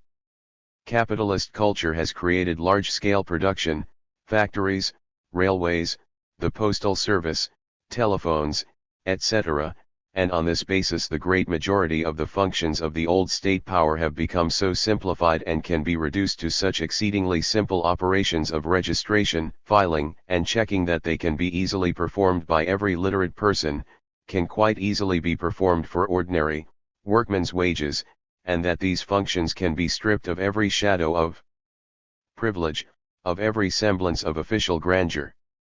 All officials, without exception, elected and subject to recall at any time, their salaries reduced to the level of ordinary, workmen's wages. These simple and self-evident democratic measures, while completely uniting the interests of the workers and the majority of the peasants, at the same time serve as a bridge leading from capitalism to socialism. These measures concern the reconstruction of the state, the purely political reconstruction of society, but, of course, they acquire their full meaning and significance only in connection with the expropriation of the expropriators either being accomplished or in preparation, i.e., with the transformation of capitalist private ownership of the means of production into social ownership. Page 49. Forward development, i.e., towards communism, proceeds through the dictatorship of the proletariat, and cannot do otherwise, for the resistance of the capitalist exploiters cannot be broken by anyone else or in any other way. And the dictatorship of the proletariat, i.e., the organization of the vanguard of the oppressed as the ruling class for the purpose of suppressing the oppressors, cannot result merely in an expansion of democracy. Simultaneously with an immense expansion of democracy, which for the first time becomes democracy for the poor, democracy for the people, and not democracy for the money bags, the dictatorship of the proletariat imposes a series of restrictions on the freedom of the oppressors, the exploiters, the capitalists. We must suppress them in order to free humanity from wage slavery. Their resistance must be crushed by force. It is clear that where there is suppression, where there is violence, there is no freedom and no democracy. Only in communist society, when the resistance of the capitalists has been completely crushed, when the capitalists have disappeared, when there are no classes, only then the state ceases to exist, and it becomes possible to speak of freedom. Only then will there become possible and be realized a truly complete democracy, democracy without any exceptions whatever. And only then will democracy begin to wither away, owing to the simple fact that, freed from capitalist slavery, from the untold horrors, savagery, absurdities, and infamies of capitalist exploitation, people will gradually become accustomed to observing the elementary rules of social intercourse that have been known for centuries and repeated for thousands of years in all copybook maxims. They will become accustomed to observing them without force, without compulsion, without subordination, without the special apparatus for compulsion which is called the state. Only communism makes the state absolutely unnecessary, for there is nobody to be suppressed, nobody in the sense of a class, in the sense of a systematic struggle against a definite section of the population. We are not utopians, and do not in the least deny the possibility and inevitability of excesses on the part of individual persons, or the need to suppress such excesses. But, in the first place, no special machine, no special apparatus of suppression is needed for this. This will be done by the armed people itself, as simply and as readily as any crowd of civilized people, even in modern society, interferes to put a stop to a scuffle or to prevent a woman from being assaulted. And, secondly, we know that the fundamental social cause of excesses, which consist in the violation of the rules of social intercourse, is the exploitation of the masses, their want and their poverty. With the removal of this chief cause, excesses will inevitably begin to wither away. We do not know how quickly and in what succession, but we know that they will wither away. With their withering away, the state will also wither away. In the first phase of communist society, bourgeois right is not abolished in its entirety, but only in part, only in proportion to the economic revolution so far attained, i.e., only in respect of the means of production. Bourgeois right recognizes them as the private property of individuals. Socialism converts them into common property. To that extent and to that extent alone bourgeois right disappears. However, it continues to exist as far as its other part is concerned. It continues. Page 50. To exist in the capacity of regulator in the distribution of products and the allotment of labor among the members of society. The socialist principle, he who does not work, neither shall he cat, is already realized. The other socialist principle, an equal amount of products for an equal amount of labor, is also already realized. But this is not yet communism, and it does not yet abolish bourgeois right, which gives no unequal individuals, in return for unequal amounts of labor, equal amounts of products. This is a defect, says Marx, but it is unavoidable in the first phase of communism, for if we are not to indulge in utopianism, we must not think that having overthrown capitalism people will at once learn to work for society without any standard of right, and indeed the abolition of capitalism does not immediately create the economic premises for such a change. And there is no other standard than that of bourgeoisie. To this extent, therefore, there still remains the need for a state, which, while safeguarding the public ownership of the means of production, would safeguard equality in labor and equality in the distribution of products. The state withers away insofar as there are no longer any capitalists, any classes, and, consequently, no class can be suppressed. But the state has not yet completely withered away, since there still remains the safeguarding of bourgeois right, which sanctifies actual inequality. For the state to wither away completely, complete communism is necessary. The development of capitalism itself creates the premises that enable really all to take part in the administration of the state. Some of these premises are, universal literacy, which has already been achieved in a number of the most advanced capitalist countries, then the training and disciplining of millions of workers by the huge, complex, socialized apparatus of the postal service, railways, big factories, large-scale commerce, banking, etc., etc. Given these economic premises, it is quite possible, after the overthrow of the capitalists and the bureaucrats, to proceed immediately, overnight, to supersede them in the control of production and distribution, in the work of keeping account of labor and products by the armed workers, by the whole of the armed population. Accounting and control, that is the main thing required for arranging the smooth working, the correct functioning of the first phase of communist society. All citizens are transformed here into hired employees of the state, which consists of the armed workers. All citizens become employees and workers of a single nationwide state syndicate. All that is required is that they should work equally, do their proper share of work, and get equally paid. The accounting and control necessary for this have been simplified by capitalism to the extreme and reduced to the extraordinary simple operations which any literate person can perform, of supervising and recording, knowledge of the 4 rules of arithmetic, and issuing appropriate receipts. When the majority of the people begin independently and everywhere to keep such accounts and maintain such control over the capitalists and over the intellectual gentry who preserve their capitalist habits, this control will really become universal, general, popular, and there will be no way of getting away from it, there will be nowhere to go. The whole of society will have become a single office and a single factory, with equality of labor and equality of pay. But this factory discipline, which the proletariat, after defeating the capitalists, after overthrowing the exploiters, will extend to the whole of society, is by no means our ideal, or our ultimate goal. It is but a necessary step for the purpose of thoroughly purging society of all the infamies and abominations of capitalist exploitation, and for further progress. From the moment all members of society, or even only the vast majority, have learned to administer the state themselves, have taken this work into their own hands, have set going control over the insignificant minority of capitalists, over the gentry who wish to preserve their capitalist habits, and over the workers who have been profoundly corrupted by capitalism, from this moment the need for government of any kind begins to disappear altogether. The more complete the democracy, the nearer the moment approaches when it becomes unnecessary. The more democratic the state which consists of the armed workers, and which is no longer a state in the proper sense of the word, the more rapidly does every form of state begin to wither away.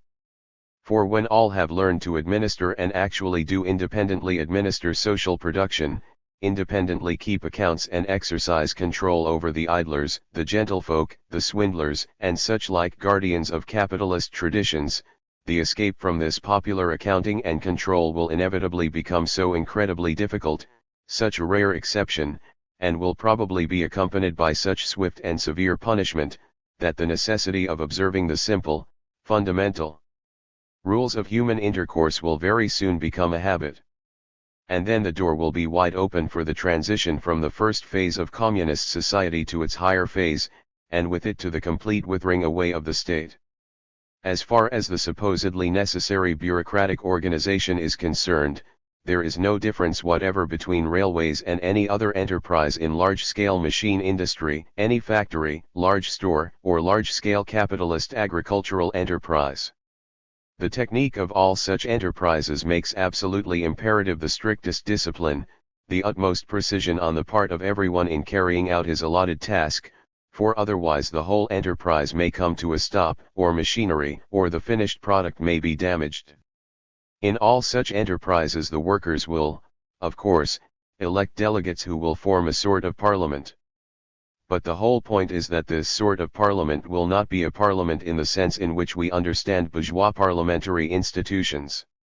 The whole point is that this sort of parliament will not merely draw up the working regulations and supervise the management of the bureaucratic apparatus, as Koski, whose ideas do not go beyond the bounds of bourgeois parliamentarism, imagines.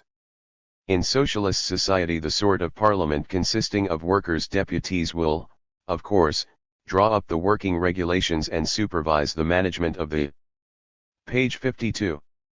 Apparatus, but this apparatus will not be bureaucratic. The workers, having conquered political power, will smash the old bureaucratic apparatus, they will shatter it to its very foundations, they will destroy it to the very roots, and they will replace it by a new one, consisting of the very same workers and office employees, against whose transformation into bureaucrats the measures will at once be taken which were specified in detail by Marx and Engels. 1. Not only election, but also recall at any time. 2. Pay not exceeding that of a workman. 3. Immediate introduction of control and supervision by all, so that all shall become bureaucrats for a time and that, therefore, nobody may be able to become a bureaucrat. Lenin's call for an uprising. By September 1917, it was clear that mass sentiment among the workers, soldiers, and peasants was shifting to the left. The Bolsheviks won control of the Petrograd and Moscow Soviets. Lenin thereupon called upon the Bolshevik Party to prepare to overthrow the provisional government by force. Marxists are accused of Blanquism for treating insurrection as an art. Can there be a more flagrant perversion of the truth, when not a single Marxist will deny that it was Marx who expressed himself on this score in the most definite, precise, and categorical manner, referring to insurrection precisely as an art, and saying that it must be treated as an art, that one must win the first success and then proceed from success to success, never ceasing the offensive against the enemy, taking advantage of his confusion, etc., etc. To be successful, insurrection must rely not upon conspiracy and not upon a party, but upon the advanced class. That is the first point. Insurrection must rely upon a revolutionary upsurge of the people. That is the second point.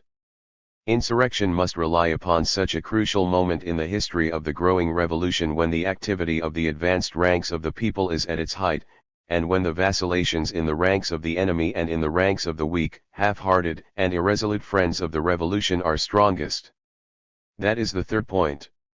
And these three conditions for raising the question of insurrection distinguish Marxism from Blanquism. But once these conditions are present, to refuse to treat insurrection as an art is a betrayal of Marxism and a betrayal of the revolution. All the objective conditions for a successful insurrection exist. We have the exceptional advantage of a situation in which only our victory in the insurrection can put an end to that most painful thing on earth, vacillation, which has worn the people out, a situation in which only our victory in the insurrection can foil the game of a separate peace directed against the revolution by publicly proposing a fuller, juster, and earlier peace, a peace that will benefit the revolution. We must draw up a brief declaration of the Bolsheviks, emphasizing in the most trenchant manner the irrelevance of long speeches and of speeches in general, the necessity for immediate action to save the revolution, the absolute necessity for a complete break with the bourgeoisie, for the removal of the whole present government, for a complete rupture with the Anglo-French imperialists, who are preparing a separate partition of Russia, and for the immediate transfer of the whole power to the revolutionary democracy headed by the revolutionary proletariat. Our declaration must consist of the briefest and most trenchant formulation of this conclusion in connection with the proposals of the program, peace for the peoples, land for the peasants, confiscation of outrageous profits, and a check on the outrageous sabotage of production by the capitalists. The briefer and more trenchant the declaration the better. Only two other highly important points must be clearly indicated in it, namely, that the people are worn out by the vacillations, that they are tormented by the irresolution of the socialist revolutionaries and Mensheviks, and that we are definitely breaking with these parties because they have betrayed the revolution. And another thing. By immediately proposing a peace without annexations, by immediately breaking with the Allied imperialists and with all imperialists, either we shall at once obtain an armistice, or the entire revolutionary proletariat will rally to the defense of the country, and a really just, really revolutionary war will then be waged by the revolutionary democracy under the leadership of the proletariat. Having read this declaration, and having appealed for decisions and not talk, for action and not resolution writing, we must dispatch our whole group to the factories and the barracks. Their place is there, the pulse of life is there, the source of salvation of the revolution is there, and there is the motive force of the democratic conference *. There, in ardent and impassioned speeches, we must explain our program and put the alternative, either the conference adopts it in its entirety, or else insurrection. There is no middle course. Delay is impossible. The revolution is perishing. By putting the question thus, by concentrating our entire group in the factories and barracks, we shall be able to determine the right moment for launching the insurrection. And in order to treat insurrection in a Marxist way, i.e., as an art, we must at the same time, without losing a single moment, organize a headquarters staff of the insurgent detachments, distribute our forces, move the reliable regiments to the most important points, surround the Alexandrinsky Theater, occupy the Peter and Paul Fortress, arrest the general staff and the government, and move against the cadets and the savage division such detachments as will rather die than allow the enemy to approach the centers of the city. We must mobilize the armed workers and call them to fight the last desperate fight, occupy the telegraph and the telephone exchange at once, place our headquarters staff of the insurrection at the central telephone exchange and connect it by telephone with all the factories, all the regiments, all the points of armed fighting, etc. Of course, this is all by way of example, only to illustrate the fact that at the present moment it is impossible to remain loyal to Marxism, to remain loyal to the revolution, without treating insurrection as an art. Democratic Conference, a semi-official meeting of various Russian political leaders, convoked by the Provisional Government in September, 1917 ed. Page 54. The Declaration of Revolutionary Intent Trotsky. The Bolsheviks' hope of seizing power was hardly secret. Bold defiance of the Provisional Government was one of their major propaganda appeals. Some 3 weeks before the insurrection they decided to stage a demonstrative walkout from the advisory assembly known as the Council of the Republic or Pre-Parliament. At this point, Trotsky denounced the Provisional Government for its alleged counter-revolutionary intentions and called on the masses to support the Bolsheviks. The bourgeois classes which are directing the policy of the Provisional Government have set themselves the goal of undermining the Constituent Assembly. This is now the basic task of the privileged elements, to which their whole policy, domestic and foreign, is subordinated. In the industrial, agrarian, and food supply fields, the policy of the government and the propertied classes aggravates the natural disruption engendered by the war. The privileged classes, having provoked a peasant uprising, now move to suppress it, and openly hold a course towards the bony hand of famine, which is to smother the revolution and above all the Constituent Assembly. No less criminal is the foreign policy of the bourgeoisie and its government. After 40 months of war, mortal danger threatens the capital. In answer to this, a plan is proposed to transfer the government to Moscow. The idea of surrendering the revolutionary capital to the German troops does not evoke the least indignation among the bourgeois classes. On the contrary, it is accepted by them as a natural link in the general policy, which is to facilitate their counter-revolutionary plot. Instead of recognizing that the salvation of the country lies in the conclusion of peace, instead of openly throwing out the proposal of immediate peace, over the heads of all the imperialist governments and diplomatic offices, to all the exhausted nations, and in this way making further waging of the war actually impossible. Provisional government, taking its cue from the cadet counter-revolutionaries and the allied imperialists, without meaning, without strength, without a plan, toils along in the murderous harness of war, dooming to pointless destruction ever new hundreds of thousands of soldiers and sailors, and preparing the surrender of Petrograd and the smothering of the revolution.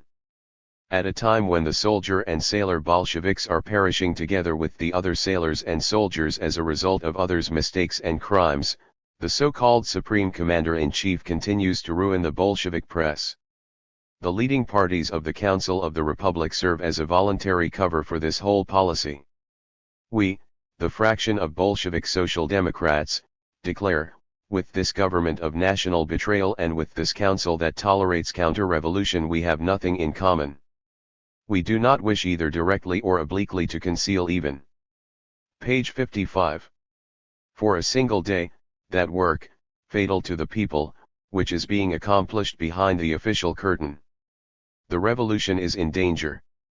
At a time when the troops of Wilhelm are threatening Petrograd, the government of Kerensky-Konovalov * is preparing to flee from Petrograd, in order to transform Moscow into a stronghold of counter-revolution. We appeal to the vigilance of the Moscow workers and soldiers. Quitting the Council of the Republic, we appeal to the vigilance and courage of the workers, soldiers, and peasants of all Russia. Petrograd is in danger. The revolution is in danger. The nation is in danger. The government aggravates this danger. The ruling parties help it. Only the people themselves can save themselves and the country. We turn to the people. All power to the Soviets. All the land to the people. Long live an immediate, honorable, democratic peace. Long live the Constituent Assembly. The decision to seize power. On October 10, 1917, Lenin came secretly to Petrograd to overcome hesitancies among the Bolshevik leadership over his demand for armed insurrection. Against the opposition of two of Lenin's longtime lieutenants, Zinoviev and Kamina, the Central Committee adopted Lenin's resolution which instructed the party organizations to prepare for the seizure of power. The Central Committee recognizes that the international position of the Russian Revolution as well as the military situation, and the fact that the Proletarian Party has gained a majority in the Soviets, all this, taken in conjunction with the peasant revolt and the swing of popular confidence towards our party, and, finally, the obvious preparations being made for a second Kornilov affair, all this places the armed uprising on the order of the day.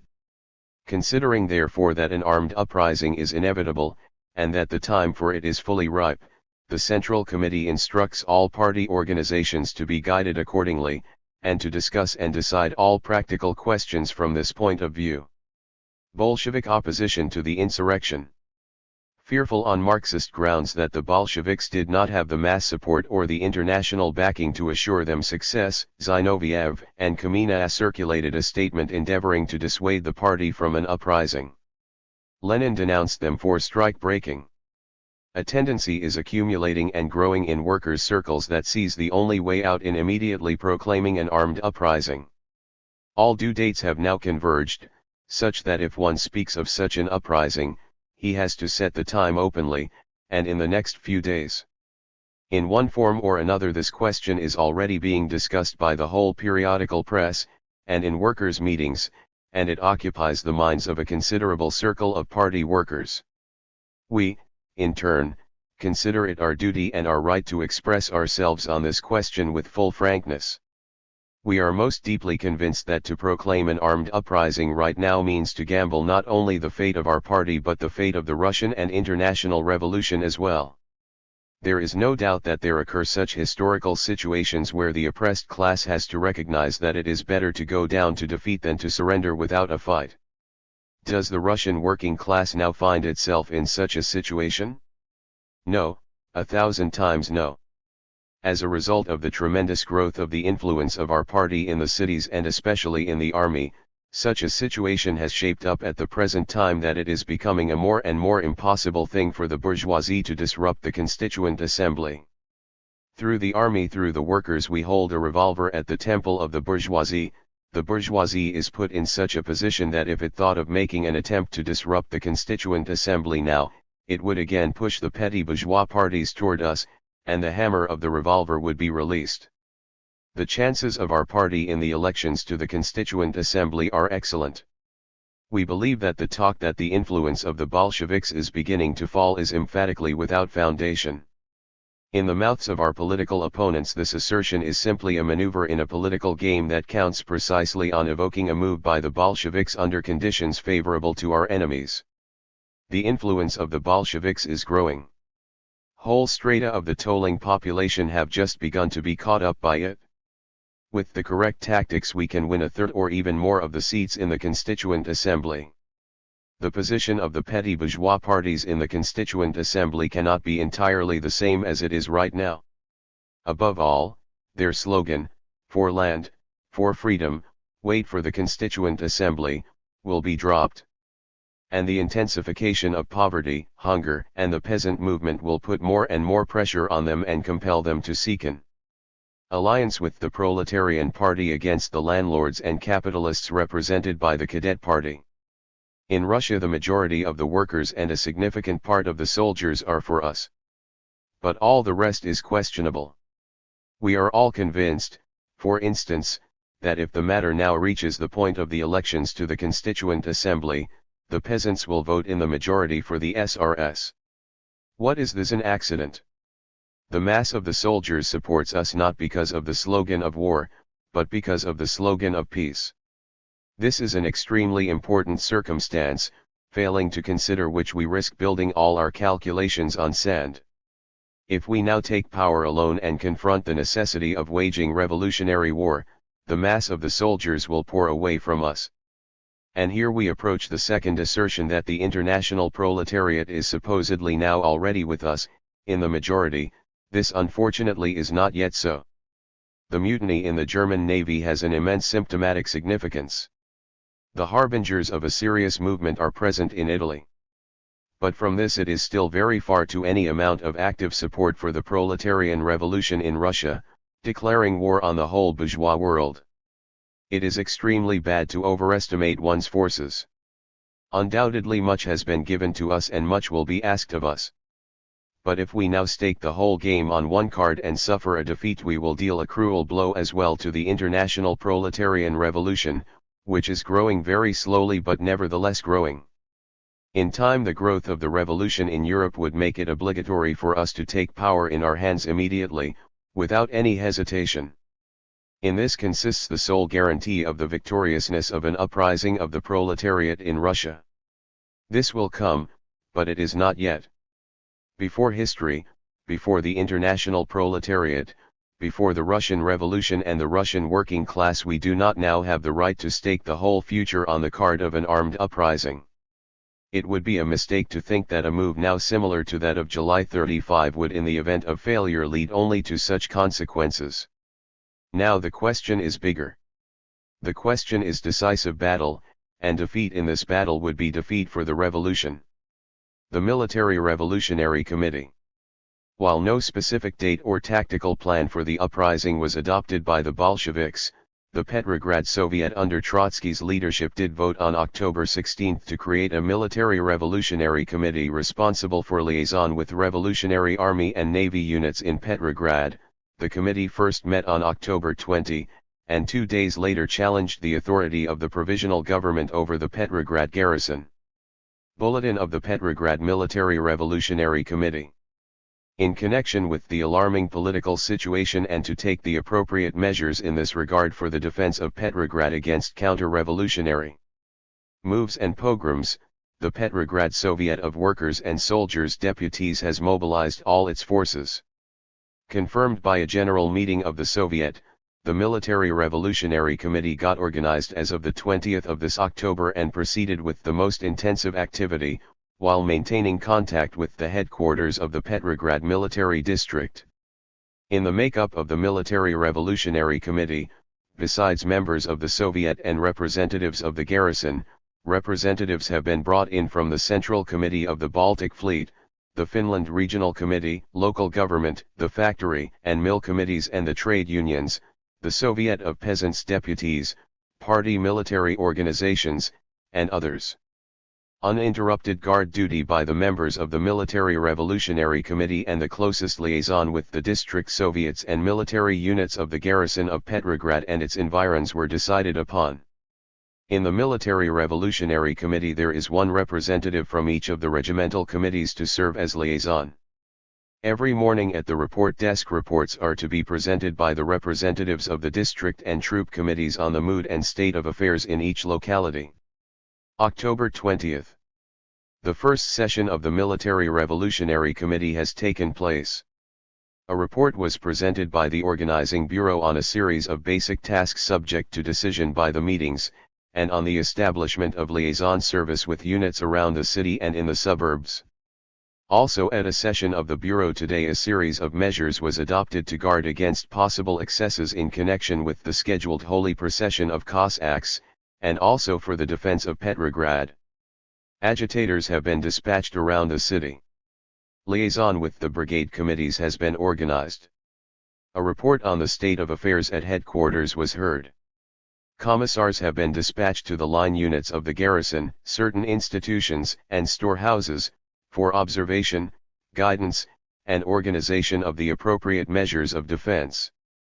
The Petrograd Soviet of Workers and Peasants' Deputies has issued an appeal to the Cossacks explaining the political situation and the efforts of the counter-revolution. Proclamation of the Military Revolutionary Committee. At its meeting on the 21st of October the revolutionary garrison of Petrograd rallied around the Military Revolutionary Committee of the Petrograd Soviet of Workers and Soldiers' Deputies as its leading organ. In spite of this, on the night of October 21-22 the headquarters of the Petrograd Military District failed to recognize the Military Revolutionary Committee and refused to conduct its work in cooperation with the representatives of the soldiers section of the Soviet.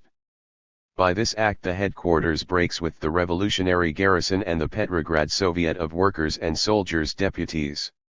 By breaking with the organized garrison of the capital, the headquarters is becoming a direct instrument of the counter-revolutionary forces. The Military Revolutionary Committee disclaims all responsibility for the actions of the headquarters of the Petrograd Military District. Soldiers of Petrograd. 1. The protection of the revolutionary order from counter-revolutionary incursions rests on you, under the direction of the Military Revolutionary Committee. 2. Any directives for the garrison that are not signed by the Military Revolutionary Committee are invalid. 3. All directives for today's day of the Petrograd Soviet of Workers and Soldiers' Deputies remain in full force. 4. Every soldier in the garrison has the obligation of vigilance, restraint, and undeviating discipline. 5. The revolution is in danger. Long live the revolutionary garrison.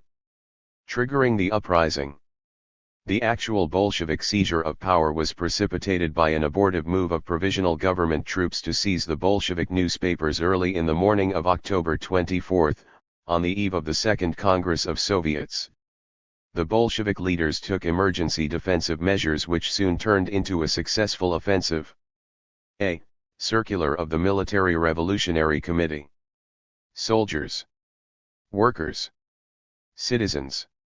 The enemies of the people have gone over to the offensive during the night. The Kornilovites * at headquarters are trying to pull cadets and shock battalions in from the outskirts.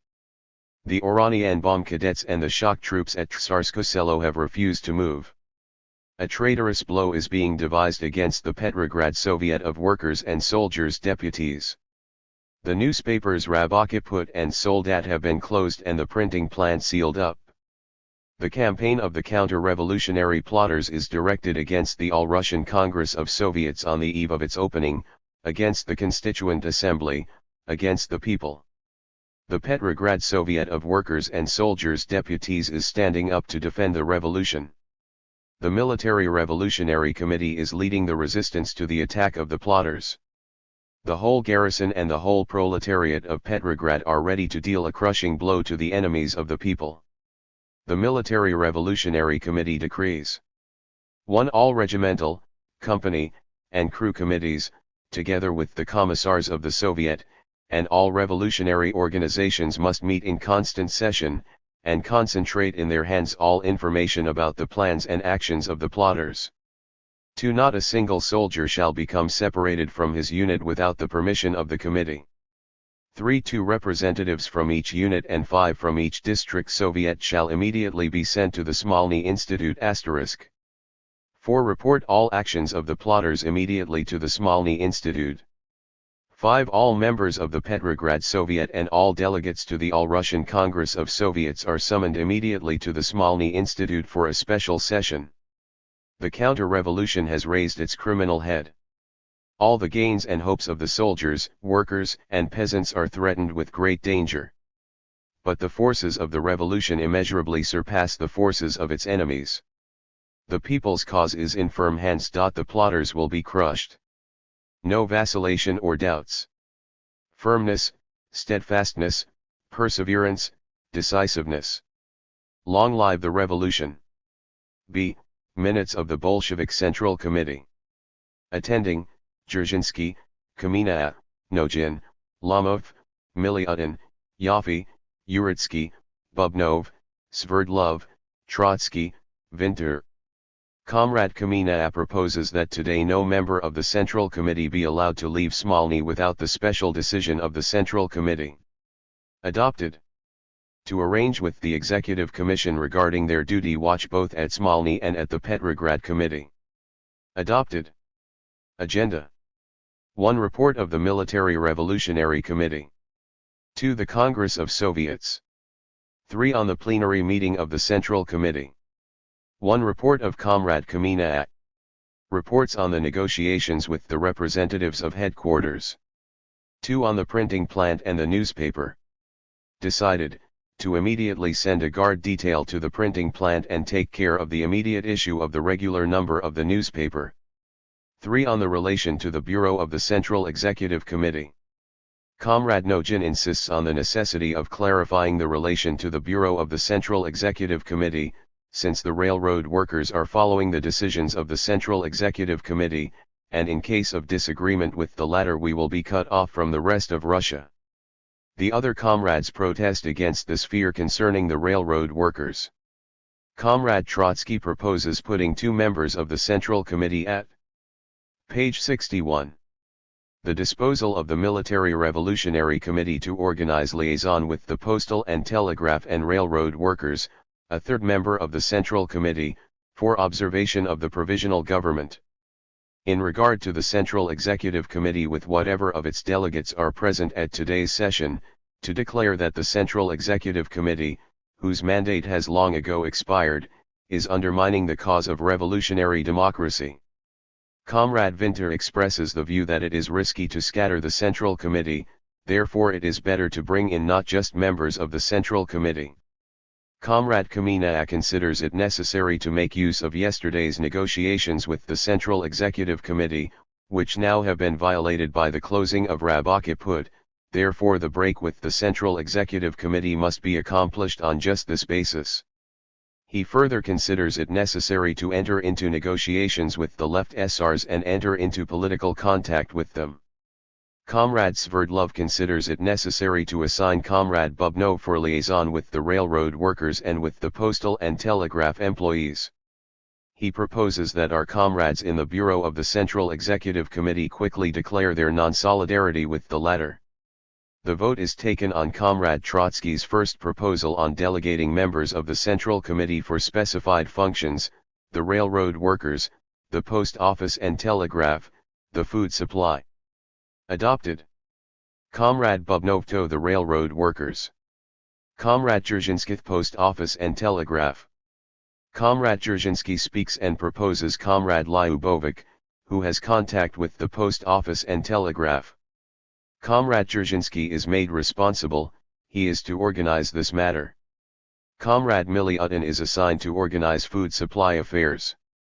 Comrade Podvoisky is assigned to organize observation of the Provisional Government and the disposition of its forces. It is assigned to Comrade Sverdlov. It is proposed to assign 3 men for negotiations with the left SRS, 1 is proposed. Comrade Kamina and Comrade Vinter are assigned. Comrades Lomov and Nogin are assigned to inform Moscow immediately about everything that is happening here. The Moscow people report that at least one man needs to go to Moscow. Comrade Miliutin proposes to establish permanent contact with Moscow, therefore not to send Lomov and Nogin, but only one of them. Tomorrow one will go, and in a few days the other. Comrade Trotsky proposes setting up a reserve headquarters at the Peter Paul Fortress and to this end assigning one member of the Central Committee there. Comrade Kamina considers that in case of the destruction of Smolny, it is necessary to have a support point on the Aurora, but Uritsky introduces a correction regarding a torpedo boat. Aurora, cruiser in Petrograd harbor with a pro-Bolshevik crude. Page 62. Comrade Trotsky insists that the political point be at the Peter Paul Fortress. Comrade Sverdlov proposes assigning overall observation to Comrade Lashevik, not to a member of the Central Committee. It is decided to furnish all members of the Central Committee with passes to the fortress. General observation to be assigned to Lashevik and Blagon Ravov. Sverdlov is assigned to maintain constant liaison with the fortress. The October Revolution. By the morning of October 25 most of Petrograd had fallen into the hands of Bolshevik soldiers and sailors and workers' Red Guards, with scarcely a shot being fired. Lenin appeared publicly for the first time since July to proclaim the overthrow of the provisional government, whose leaders were besieged and captured that evening in the Winter Palace of the Tsars. To the citizens of Russia, the provisional government has been deposed. State power has passed into the hands of the organ of the Petrograd Soviet of Workers and Soldiers Deputies, the Revolutionary Military Committee, which heads the Petrograd proletariat and the garrison. The cause for which the people have fought, namely, the immediate offer of a democratic peace, the abolition of landed proprietorship, workers' control over production, and the establishment of Soviet power, this cause has been secured. Long live the revolution of workers, soldiers, and peasants. The Soviet government. Simultaneously with the capture of the Winter Palace, the Second All-Russian Congress of Soviets convened with a pro-Bolshevik majority. Over the protests of the anti-Bolshevik minority, the Congress endorsed the October Revolution and voted to make the system of local and national Soviets the official government of Russia. Executive authority was given to a new Bolshevik cabinet, the Council of People's Commissars.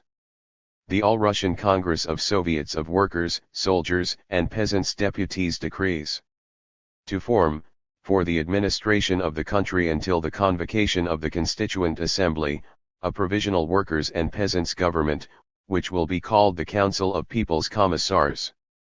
The conduct of the particular branches of governmental activity is entrusted to commissions, whose makeup must guarantee the carrying out of the program proclaimed by the Congress, in page 63. Close combination with the mass organizations of the workers, working women, sailors, soldiers, peasants, and white-collar workers.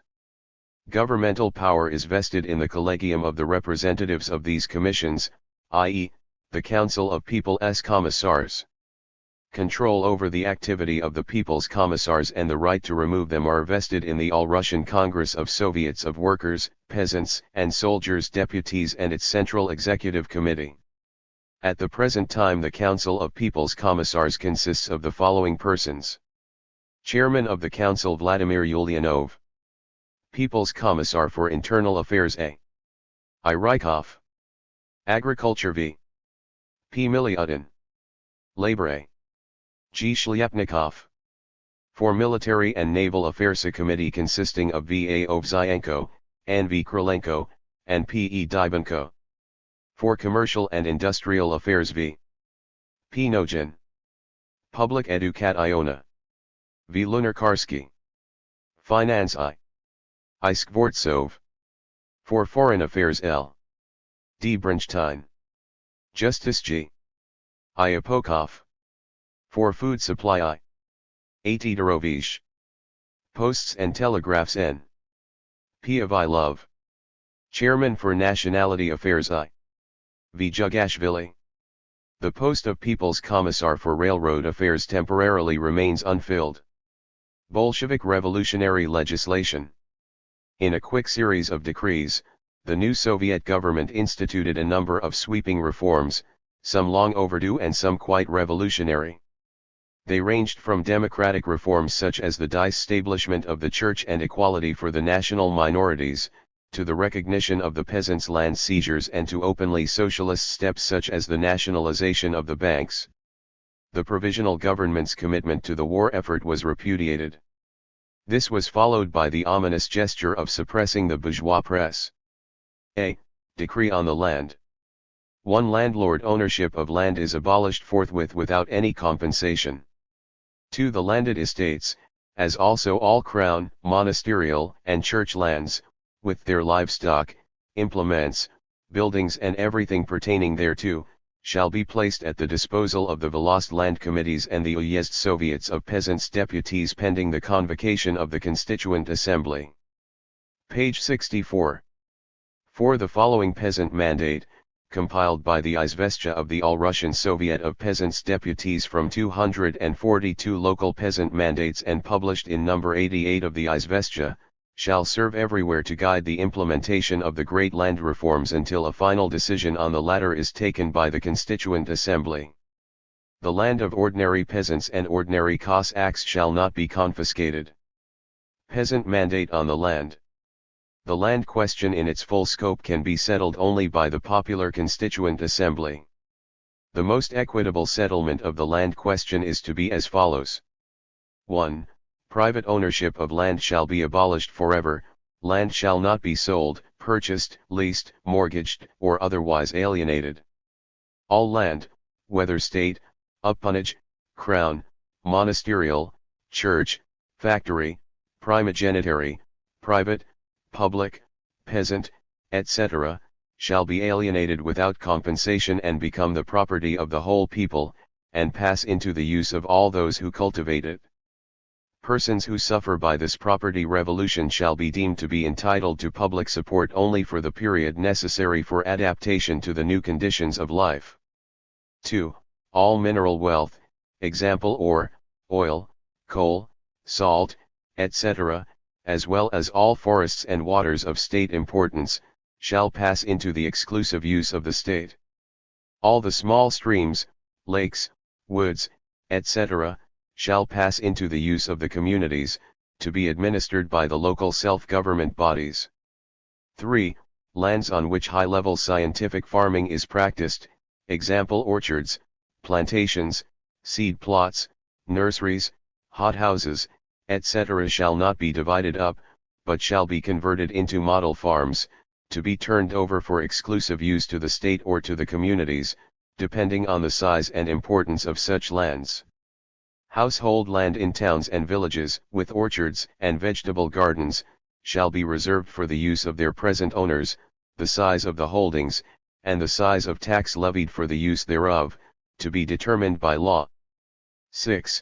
The right to use the land shall be accorded to all citizens of the Russian state desiring to cultivate it by their own labor, with the help of their families, or in partnership, but only as long as they are able to cultivate it. The employment of hired labor is not permitted. 7. Land tenure shall be on an equality basis, i.e., the land shall be distributed among the toilers in conformity with a labor standard or a consumption standard, depending on local conditions. There shall be absolutely no restriction on the forms of land tenure, household, farm, communal, or cooperative, as shall be decided in each individual village and settlement. 8. All land, when alienated, shall become part of the National Land Fund. Its distribution among the toilers shall be in charge of the local and central self-government bodies, from democratically organized village and city communities, in which there are no distinctions of social rank, to central regional government bodies. The land fund shall be subject to periodical redistribution, depending on the growth of population and the increase in the productivity and the scientific level of farming. B. Decree on suppression of hostile newspapers. In the serious decisive hour of the revolution and the days immediately following it, the Military Revolutionary Committee was compelled to adopt a whole series of measures against the counter-revolutionary press of all shades. Immediately on all sides cries arose that the new socialistic authority was violating in this way the essential principles of its program by an attempt against the freedom of the press.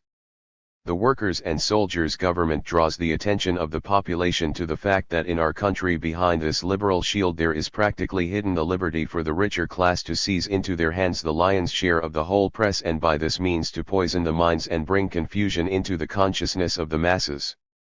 Everyone knows that the bourgeois press is one of the most powerful weapons of the bourgeoisie.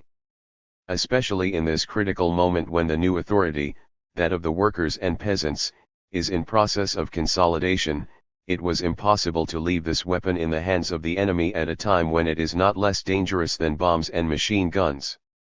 This is why temporary and extraordinary measures have been adopted for the purpose of cutting off the stream of mire and calumny in which the yellow and green press would be glad to drown the young victory of the people.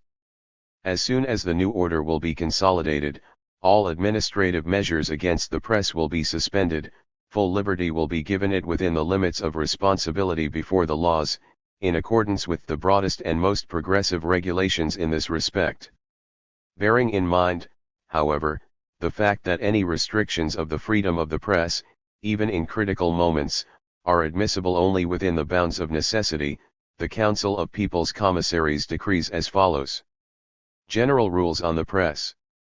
1. The following organs of the press shall be subject to be closed: those inciting to open resistance or disobedience towards the workers' and peasants' government, those sowing confusion by means of an obviously calumniatory perversion of facts, those inciting to acts of a criminal character punishable by the penal laws. 2. The temporary or permanent closing of any organ of the press shall be carried out only by a resolution of the Council of People's Commissaries. 3. The present decree is of a temporary nature and will be revoked by special ukaz when the normal conditions of public life will be re-established. Chairman of the Council of People's Commissars Vladimir Ulyanov. From Decree on Suppression of Hostile Newspapers, October 27, 1917. Page 66. C. Declaration of the Rights of the Peoples of Russia. The October Revolution of the workmen and peasants began under the common banner of emancipation.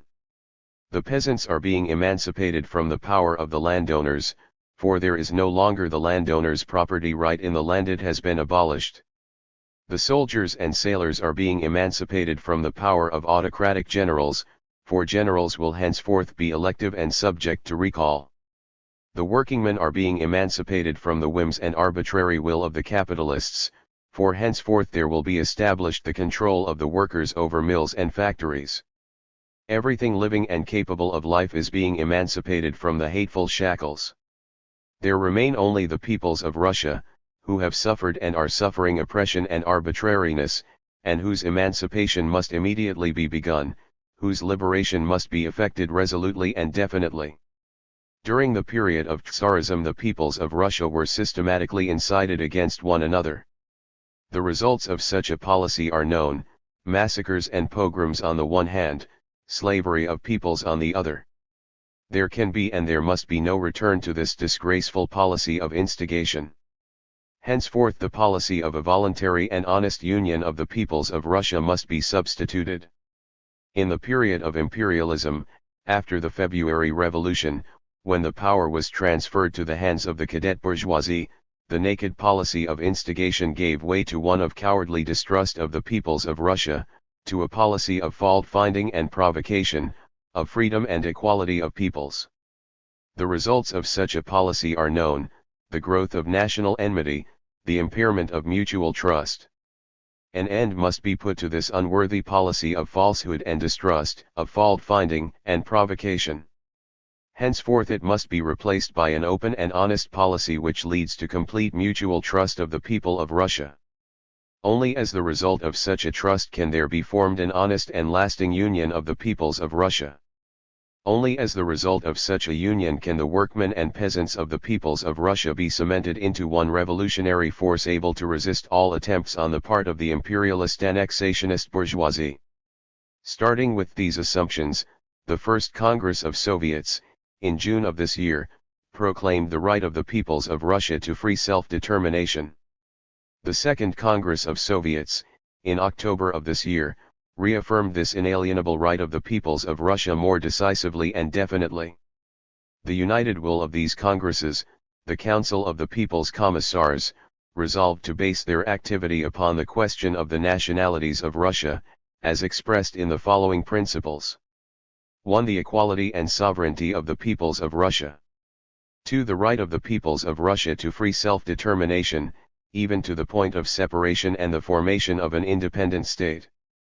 3. The abolition of any and all national and national religious privileges and disabilities. 4. The free development of national minorities and ethnographic groups inhabiting the territory of Russia. The concrete decrees that follow from these principles will be immediately elaborated after the setting up of a Commission on Nationality Affairs. In the name of the Russian Republic. Chairman of the Council of People's Commissars, V. Ulyanov. People's Commissar on Nationality Affairs, Iosef Jugashvili. Coalition or one-party government.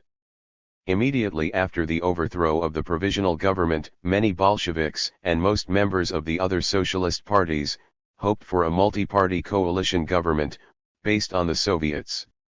However, the Mensheviks and right socialist revolutionaries would not accept Lenin as head of the government, while Lenin was in no mood to make any concessions at all.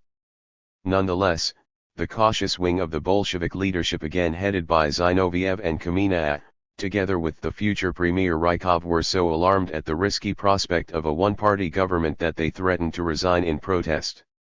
Lenin had the Central Committee condemn the supporters of coalition as traitorous deviators, and the latter in turn resigned as they had threatened from the Bolshevik Central Committee and from the Council of People's Commissars. A few weeks later a coalition was actually arrived at between the Bolsheviks and the left socialist revolutionaries, who received 3 posts in the Council of People's Commissars. By early 1918 the Bolshevik critics made their peace with Lenin, and were accepted back into the party and governmental leadership. At the same time, the left SRs, incensed over the signing of the Treaty of Brest-Litovsk with Germany, resigned from the cabinet in disgust, and the Soviet administration thus acquired the exclusively communist character which it has had ever since. The left SRs, like the right SRs and the Mensheviks, continued to function in the Soviets as a more or less legal opposition until the outbreak of large-scale civil war in the middle of 1918. At that point the opposition parties took positions which were either equivocal or openly anti-Bolshevik, and one after another they were suppressed. A. Resolution of the Central Committee on the Opposition. The Central Committee recognizes that the present session has historic importance and that it is therefore essential to define the 2 positions which have been revealed here. 1. The Central Committee recognizes that the opposition within the Central Committee who are resigning have completely departed from all the fundamental positions of Bolshevism and the proletarian class struggle in general. They are repeating profoundly un-Marxist remarks about the impossibility of a socialist revolution in Russia, about the necessity of giving in to the ultimatums and threats which come from a conscious minority in the Soviet organization. In this manner they are undermining the will and decision of the Second All-Russian Congress of Soviets. In this manner they are sabotaging the dictatorship of the proletariat and the poorest peasantry just after it has begun. 2. The Central Committee charges this opposition with full responsibility for slowing down revolutionary work and for the vacillation which at the present moment is criminal. It invites it to shift its controversy and its skepticism to the press, away from the practical work in which it does not believe. In this opposition there is nothing, except for the fright of the bourgeoisie and the reflection of tendencies of the backward part of the population. 3. The Central Committee asserts that it is impossible to refuse a purely Bolshevik government without treason to the slogan of the power of the Soviets, since a majority at the Second All-Russian Congress of Soviets, without excluding anyone from the Congress, handed power over to this government. 4. The Central Committee asserts that it is impossible, without betraying the Soviets of workers, soldiers, and peasants' deputies, to turn to petty bargaining and join to the Soviets organizations of a non-Soviet type, i.e., organizations which are not voluntary unions of the masses revolutionary vanguard which is struggling to overthrow the landlords and the capitalists. 5. the Central Committee asserts that concessions in the face of the ultimatums and threats by the minority in the Soviets is equivalent to full renunciation not only of the power of the Soviets, but also of democratism, for such concessions are equivalent to the majority's fear of using its majority, are equivalent to submitting to anarchy and to the repetition of ultimatums on the part of any minority. 6. The Central Committee asserts that without excluding anyone from the Second All-Russian Congress of Soviets, it is now quite ready to restore those who walked out and to accept a coalition with these people within the framework of the Soviets. It is accordingly absolutely false to speak as though the Bolsheviks do not want to share power with anyone. 9. The Central Committee asserts, finally, that the victory of communism both in Russia and in Europe is guaranteed in spite of all difficulties, but only if the policy of the present government is continued undeviatingly. The Central Committee expresses full confidence in the victory of this socialist revolution and calls on all skeptics and vacillators to throw off all their hesitation and support the activity of this government with all their souls and the utmost energy. B. Bolshevik statements of resignation. On November 1 the Central Committee of the RSDWP adopted a resolution which in actuality rejects agreement with the parties making up the Soviet of Workers and Soldiers Deputies for the formation of a socialist Soviet government. We consider that only immediate agreement on the conditions indicated by us would make it possible for the proletariat and the Revolutionary Army to console. Page 69. Date the conquests of the October Revolution, to consolidate themselves in their new positions and gather their forces for the further struggle for socialism. We consider that the creation of such a government is essential to avert further bloodshed, the imminent famine, and the destruction of the revolution by the Kaledinets**, and also to guarantee the summoning of the Constituent Assembly at the appointed time and the real execution of the program of peace adopted by the All-Russian Congress of Soviets of Workers and Soldiers Deputies. By incredible effort we have succeeded in winning reconsideration of the decision of the Central Committee and of the new resolution, which could become the basis for creating a Soviet government. However, this new decision evoked on the part of the leading group in the Central Committee a series of actions which clearly show that it has firmly decided not to allow the formation of a government of the Soviet parties but to fight for a purely Bolshevik government however it can and whatever the sacrifices this costs the workers and soldiers. We cannot assume responsibility for this ruinous policy of the Central Committee, carried out against the will of a large part of the proletariat and soldiers, who crave the earliest cessation of bloodshed between the separate parts of the democratic forces. We resign, therefore, from the posts of members of the Central Committee, so that we will have the right to speak our minds openly to the mass of workers and soldiers and to call on them to support our slogan. Long live the government of the Soviet parties. Immediate agreement on this condition. We leave the Central Committee at the moment of victory, at the moment of our party's domination. We leave because we cannot watch quietly as the policy of the leading group in the Central Committee leads to the workers' parties losing the fruits of this victory, to the destruction of the proletariat. Remaining in the ranks of the Proletarian Party, we hope that the proletariat will overcome all obstacles and will recognize that our step was compelled by our consciousness of our burden of responsibility to the socialist proletariat. Industrial democracy. The ideal which commanded the loyalty of most Russian workers at the time of the October Revolution was that of direct administration of industry by elected committees of workers. Such control was often put into effect by direct seizures, just as the peasants were seizing landlords' property. For the moment, the Bolshevik Party acknowledged the practice of workers' control, though Lenin was soon to change his attitude. The ideal continued to animate ultra-left groups among the communists, and was revived again in Yugoslavia after Tito's break with Stalin in 1948. 1. In the interests of a systematic regulation of national economy, workers' control is introduced in all industrial, commercial, agricultural and Kaledin, Cossack general who organized the first white resistance to the Bolsheviks ed. From, Decree on Workers' Control, November 14, 1917. Page 70. Enterprises which are hiring people to work for them in their shops or which are giving them work to take home. This control is to extend over the production, storing, buying and selling of raw materials and finished products as well as over the finances of the enterprise. 2. The workers will exercise this control through their elected organizations, such as factory and shop committees, Soviets of elders, etc. The office employees and the technical personnel are also to have representation in these committees. 3. Every large city, province, and industrial area is to have its own Soviet of Workers' Control, which, being an organ of the SOW, S, and PD, must be composed of representatives of trade unions, factory, shop, and other workers' committees and workers' cooperatives. 6. The organs of workers' control have the right to supervise production, fix the minimum of output, and determine the cost of production. 7. The organs of workers' control have the right to control all the business correspondence of an enterprise.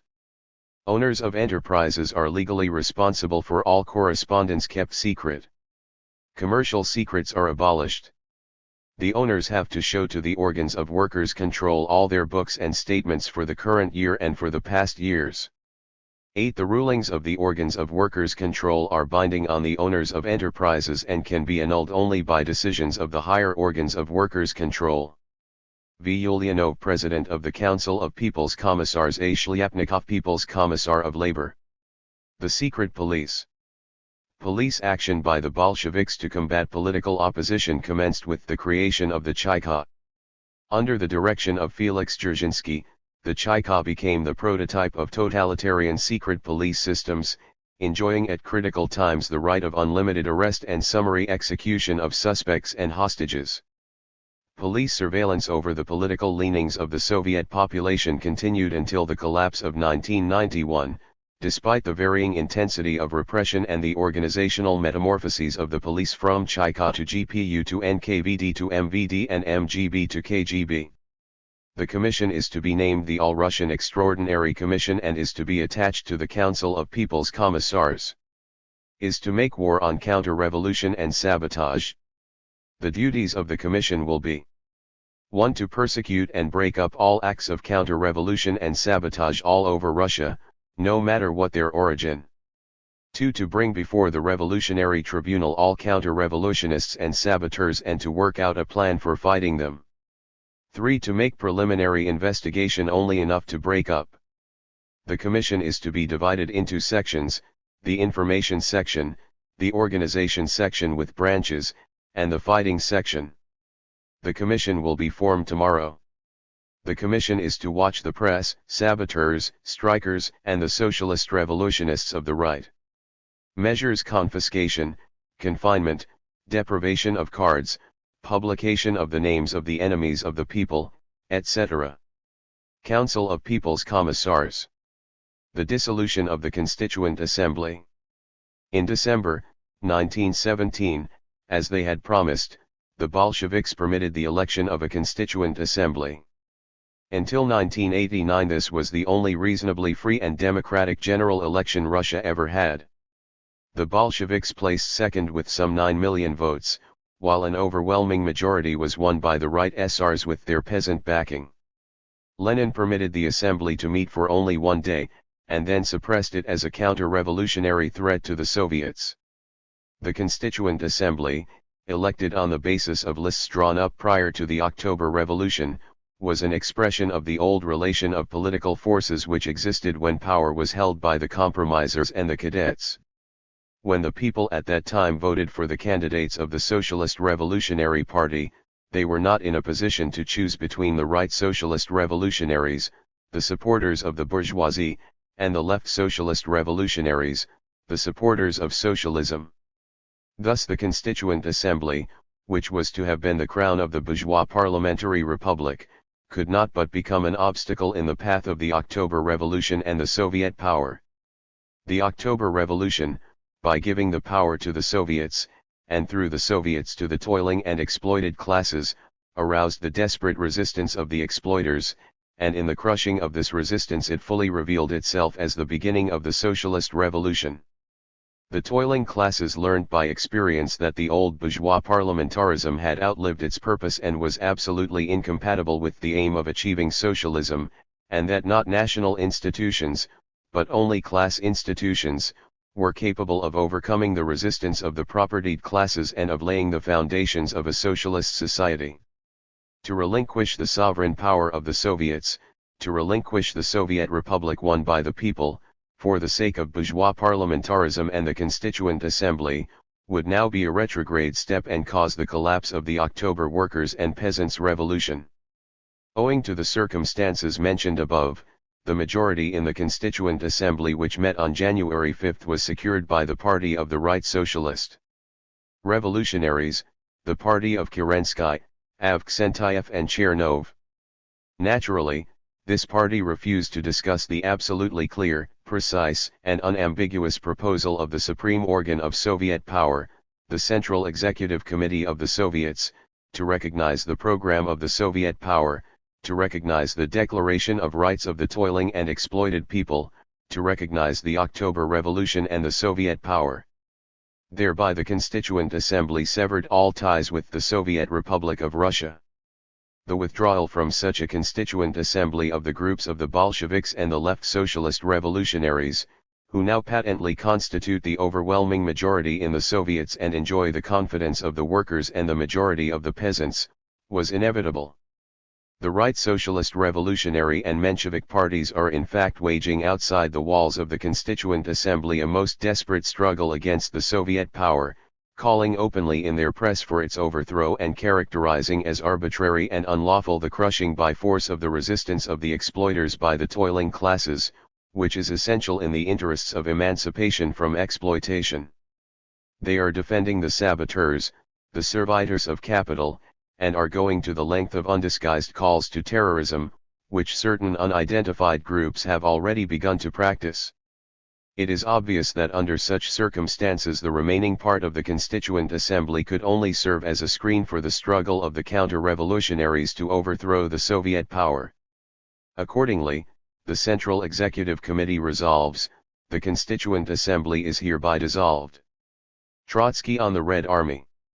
Trotsky resigned as Foreign Commissar during the Brest-Litovsk crisis, but he was immediately appointed Commissar of Military Affairs and entrusted with the creation of a new Red Army to replace the old Russian army which had dissolved during the revolution. Many communists wanted the new military force to be built up on strictly revolutionary principles, with guerrilla tactics, the election of officers, and the abolition of traditional discipline. Trotsky set himself emphatically against this attitude and demanded an army organized in the conventional way and employing military specialists, experienced officers from the old army. As regards politics and direct fighting, the October Revolution has come about with unexpected and incomparable successfulness. There has been no case in history of such a powerful offensive of an oppressed class which with such deliberateness and speed overthrew the rule of the propertied ruling classes in all parts of the country and extended its own rule from Petrograd and Moscow to every far-flung corner of Russia. This successfulness of the October uprising has shown the political weakness of the bourgeois classes, which is rooted in the peculiarities of the development of Russian capitalism. If, as the working class, following what Marx said, we cannot simply take over. Page 73. Mechanically the old apparatus of state power, this does not at all mean that we can do without all of those elements which help make up the old apparatus of state power. The misfortune of the working class is that it has always been in the position of an oppressed class. This is reflected in everything, both in its level of education, and in the fact that it does not have those habits of rule which the dominant class has and which it bequeaths to its heirs through its schools, universities, etc. The working class has none of this, but must acquire it.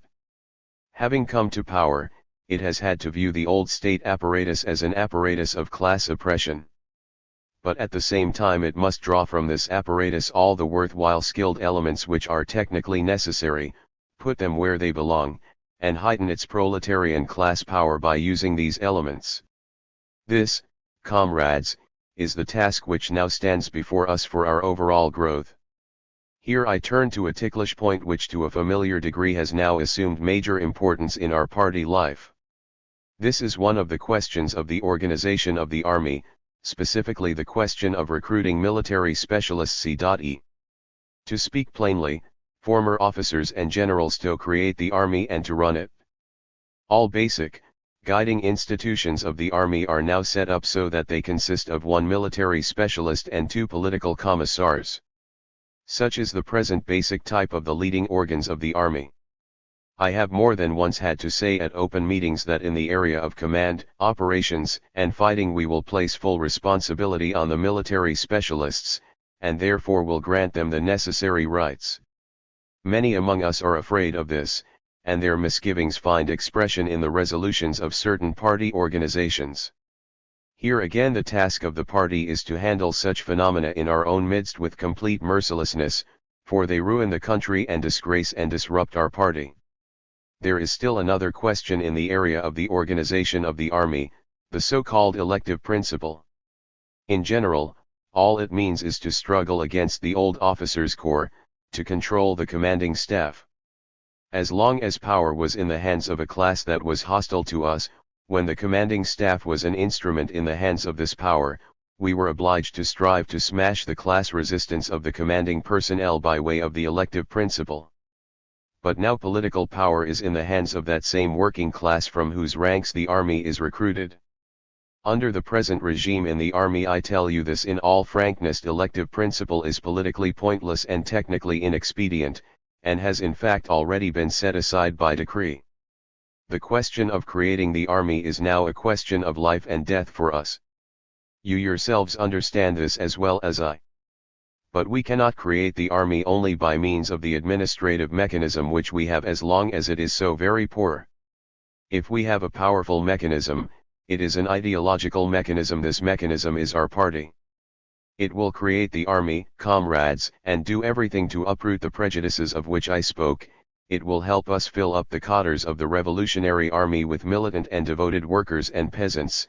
It will apply itself in conducting obligatory military training in the mills, factories, and villages, and in this way will create the military apparatus for the defense of the Soviet Republic. Page 74. Lenin on economic expediency. Once established in power, Lenin reconsidered the Bolsheviks' utopianism regarding both internal and international revolution.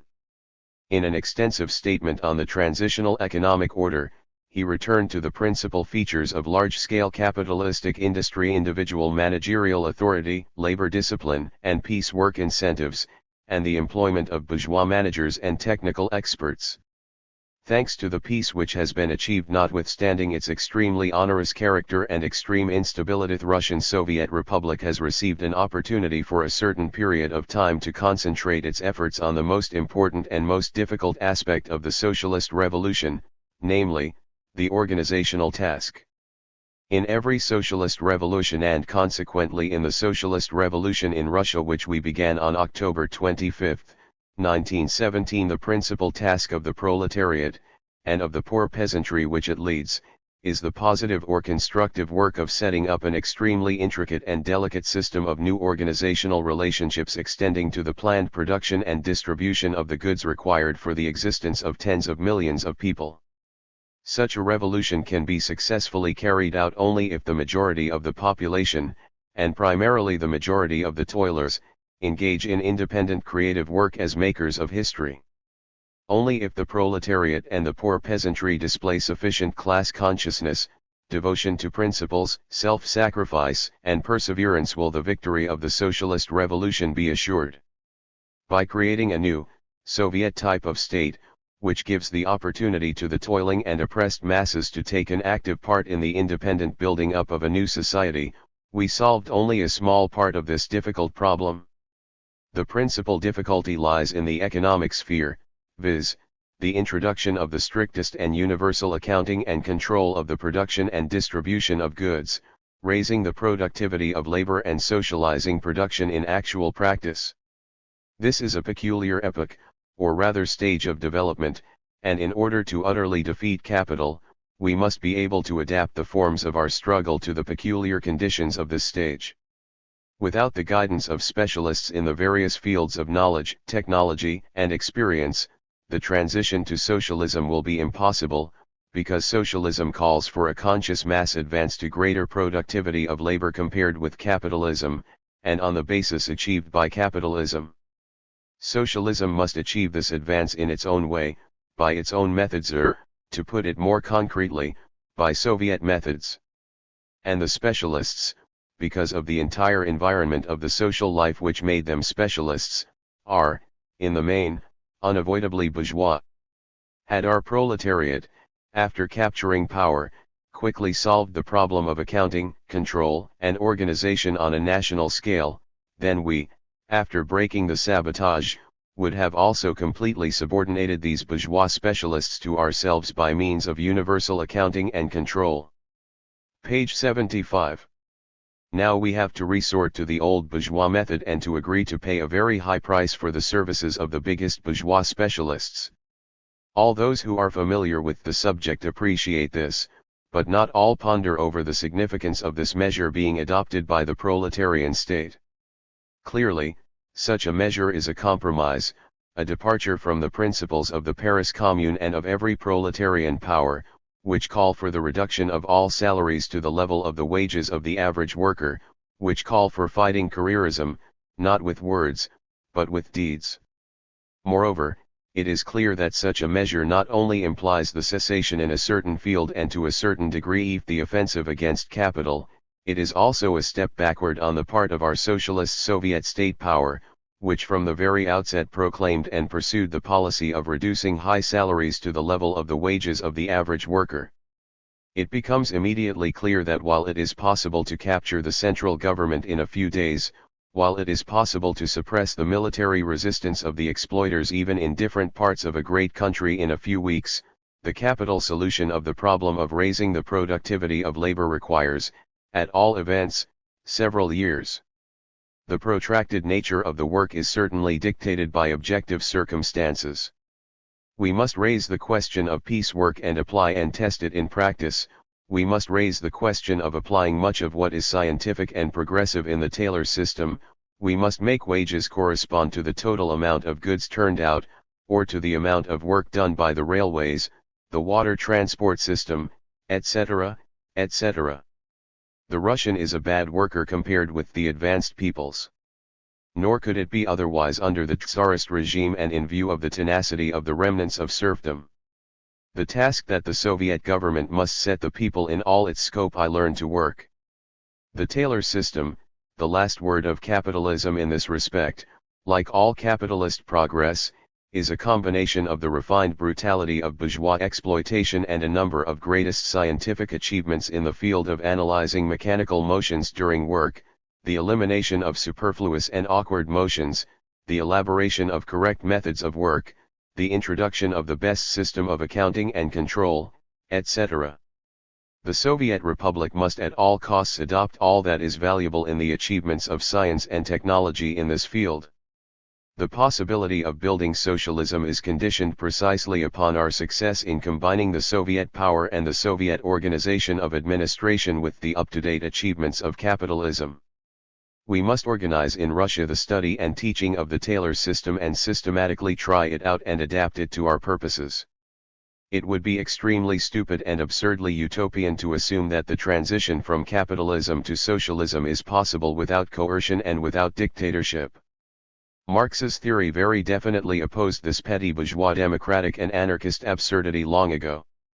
And Russia of 191,718 confirms the correctness of Marx's theory in this respect so strikingly, palpably, and imposingly that only those who are hopelessly dull or who have obstinately decided to turn their backs on the truth can be under any misapprehension concerning this.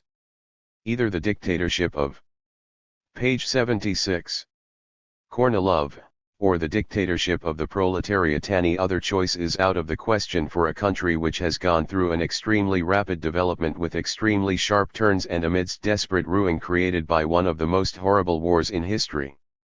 Firstly, capitalism cannot be defeated and eradicated without the ruthless suppression of the resistance of the exploiters, who cannot at once be deprived of their wealth, of their advantages of organization and knowledge, and consequently for a fairly long period will inevitably try to overthrow the hated rule of the poor.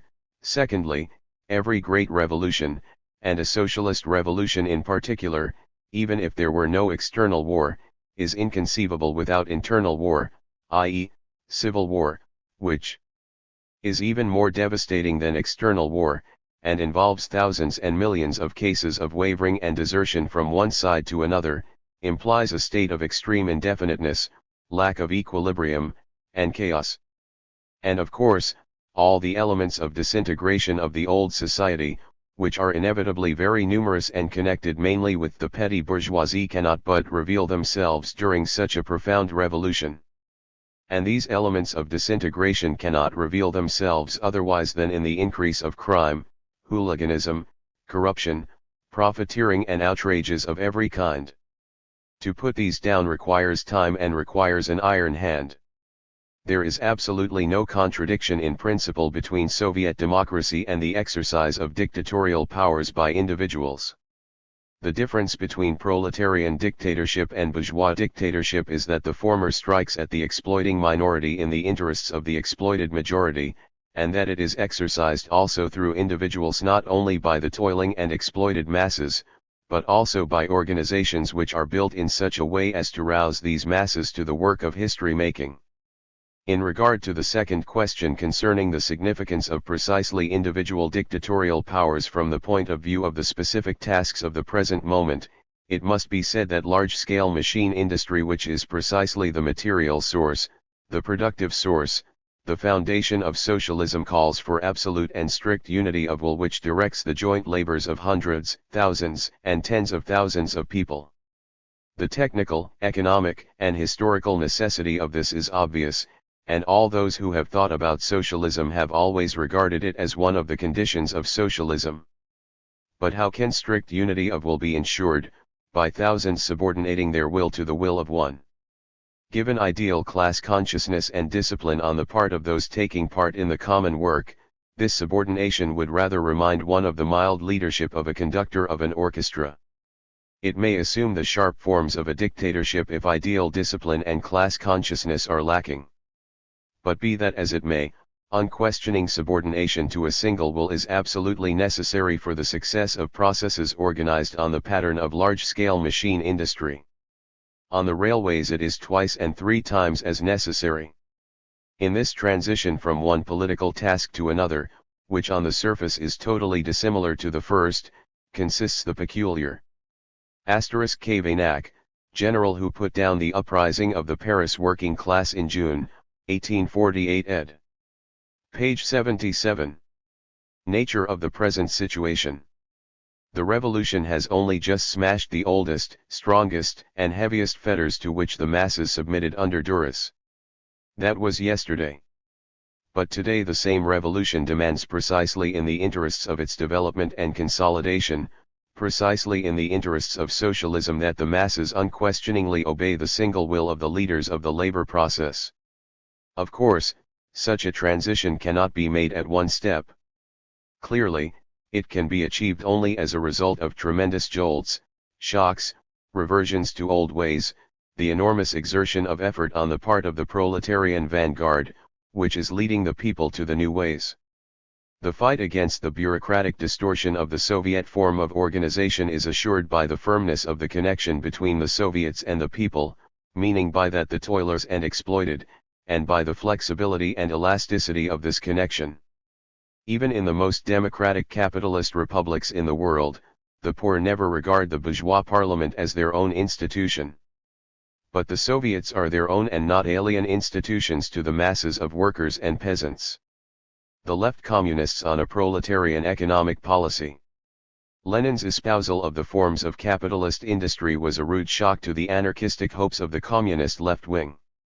The left communist opposition, which had fought the Treaty of Brest-Litovsk, now organized to resist, in the name of the working class, the petty bourgeois policy of state capitalism as a menace to the ideals of the revolution. 8. The economic situation and the grouping of classes in Russia have changed since the conclusion of peace. A situation has arisen which provides the foundation for two opposite tendencies, of which the first was immediately strengthened by the conclusion of the peace and for the time being may prevail. 9. In spite of the temporary weakening of the forces of the revolution, in spite of the serious international position of the Soviet Republic, there is no serious support within the limits of the present Soviet state for the restoration either of the monarchy or of the power of the compromiser parties. On the contrary, there is a basis for the strengthening and development of the dictatorship of the proletariat and the poorest peasants, and for the socialist reform of society which they have begun. Above all, the preliminary smashing of the bourgeois compromiser governmental system, of the old relations of production, and of the material class forces of the bourgeoisie and its allies is almost complete. Further, the class education of the proletariat in the course of civil war will give it a great supply of class solidarity, energy, and consciousness. Also, the real conquests which it has made have strengthened these revolutionary forces and energy in resisting the enemy who threatens the conquests of the proletariat. The energetic organization of production on socialist lines will on the one hand strengthen the economic base of the proletariat as a revolutionary force, and on the other will be a new school of class organization and activity for it. Finally, the preservation of a page 78. Link with the international and all-Russian proletarian movement will also increase the class activity of the proletariat and protect it from disruption and tiring. But in connection with the most imminent, immediate consequences of the peace, the reduction of class activeness and the increasing declassing of the proletariat in the main revolutionary centers, in connection with the increasing class fusion of the proletariat and poorest peasants, it is quite possible for a tendency to arise toward a deviation by the majority of the Communist Party and the Soviet power directed by it into the channel of a petty bourgeois policy of a new form. In the event that this tendency becomes a reality, the working class will cease to be the director, the exerciser of hegemony over the socialist revolution, leading the poorest peasantry toward the destruction of the rule of finance capital and the landlords. It will show itself to be a force sprinkled into the ranks of the semi-proletarian petty bourgeois masses, a force which sets itself the task not of the proletarian struggle in union with the West European proletariat for the overthrow of the imperialist system, but the defense of the farmer's fatherland from the oppression of imperialism, which is possible to achieve by means of compromise with it. In the event of the rejection of an actively proletarian policy, the conquests of the workers' and peasants' revolution would begin to freeze into a system of state capitalism and petty bourgeois economic relations. 10. Before the party of the proletariat, two paths stand open. One of these paths is to guard and strengthen the intact part of the Soviet state which now with respect to the economic process since the revolution is not complete is only an organization for the transition to socialism, piecework payment, lengthening of the working day, etc. The form of governmental administration will have to develop in the direction of bureaucratic centralization, the rule of various commissars, the deprivation of local Soviets of their independence, and in practice the rejection of the type of commune state administered from below. 12. The path described above, taken as a whole, as well as the tendency to deviate along this path, is dangerous in the highest degree to the interests of the Russian and international proletariat. This path strengthens the separation begun by the Brest Peace between the Great Russian Soviet Republic and the All-Russian and International Revolutionary Movement, locking up the Soviet Republic in the frame of a national state with a transitional economy and a petty bourgeois political order. The line of policy sketched above may strengthen the influence of foreign and domestic counter-revolutionary forces in Russia, break down the revolutionary might of the working class, and, by cutting the Russian Revolution off from the international revolution, have a ruinous effect on the interests of both. 13. Proletarian communists consider another course of policy essential, not the course of preserving a Soviet oasis in the north of Russia with the help of concessions that transform it into a petty bourgeois state, not the transition to organic internal work, fortified by the consideration that the acute period of the Civil War is over. The acute period of civil war is over only in the sense of the absence of an objective necessity to apply predominantly the sharpest physical measures of revolutionary violence. Once the bourgeoisie is beaten and is no longer capable of open fighting, military methods for the most part subside. But the sharpness of the class contradiction between the proletariat and the bourgeoisie cannot diminish. As before, the position of the proletariat in relation to the bourgeoisie reduces to the complete negation of it, the annihilation of it as a class. The end of the acute period of the Civil War cannot signify that deals are possible with the remaining forces of the bourgeoisie, and the organic construction of socialism, which is undoubtedly the key task of the moment, can be accomplished only by the efforts of the proletariat itself, with the participation of skilled technicians and administrators, and not with some form or other of collaboration with the privileged elements as such. The Russian workers' revolution cannot save itself by leaving the international revolutionary path, steadily avoiding a fight, retreating in the face of the pressure of international capital, and making concessions to patriotic capital. The administration of enterprises must be placed in the hands of mixed collegia of workers and technical personnel, under the control and direction of the local economic councils. All economic life must be subordinated to the organized influence of these councils, which are chosen by the workers without the participation of the privileged elements, but with the participation of the unions of the technical and service personnel of the enterprises. No capitulation to the bourgeoisie and its petty bourgeois intellectual henchmen, but the finishing off of the bourgeoisie and the final smashing of sabotage. Final liquidation of the counter-revolutionary press and counter-revolutionary bourgeois organizations. Introduction of labor duty for skilled specialists and intellect. Page 80. Tools, organization of consumption communes, limitation of consumption by the well-to-do classes and confiscation of their surplus possessions. In the village, organization of pressure by the poorest peasants on the rich ones, the development of large-scale social agriculture, and the support of forms of working the land by the poorest peasants in the transition to social farming. 15. The proletarian communists define their attitude toward the majority of the party as the position of the left wing of the party and the vanguard of the Russian proletariat, which preserves full unity with the party insofar as the policy of the majority does not create an unavoidable split in the ranks of the proletariat itself. They define their attitude toward the Soviet power as the position of unqualified support of this power at a time of necessity, by way of participating in it insofar as the confirmation of the peace has removed from the agenda the question of responsibility for this decision and has created a new objective situation. This participation is possible only on the basis of a definite political program which would prevent the deviation of the Soviet power and the majority of the party on the ruinous path of petty bourgeois policies.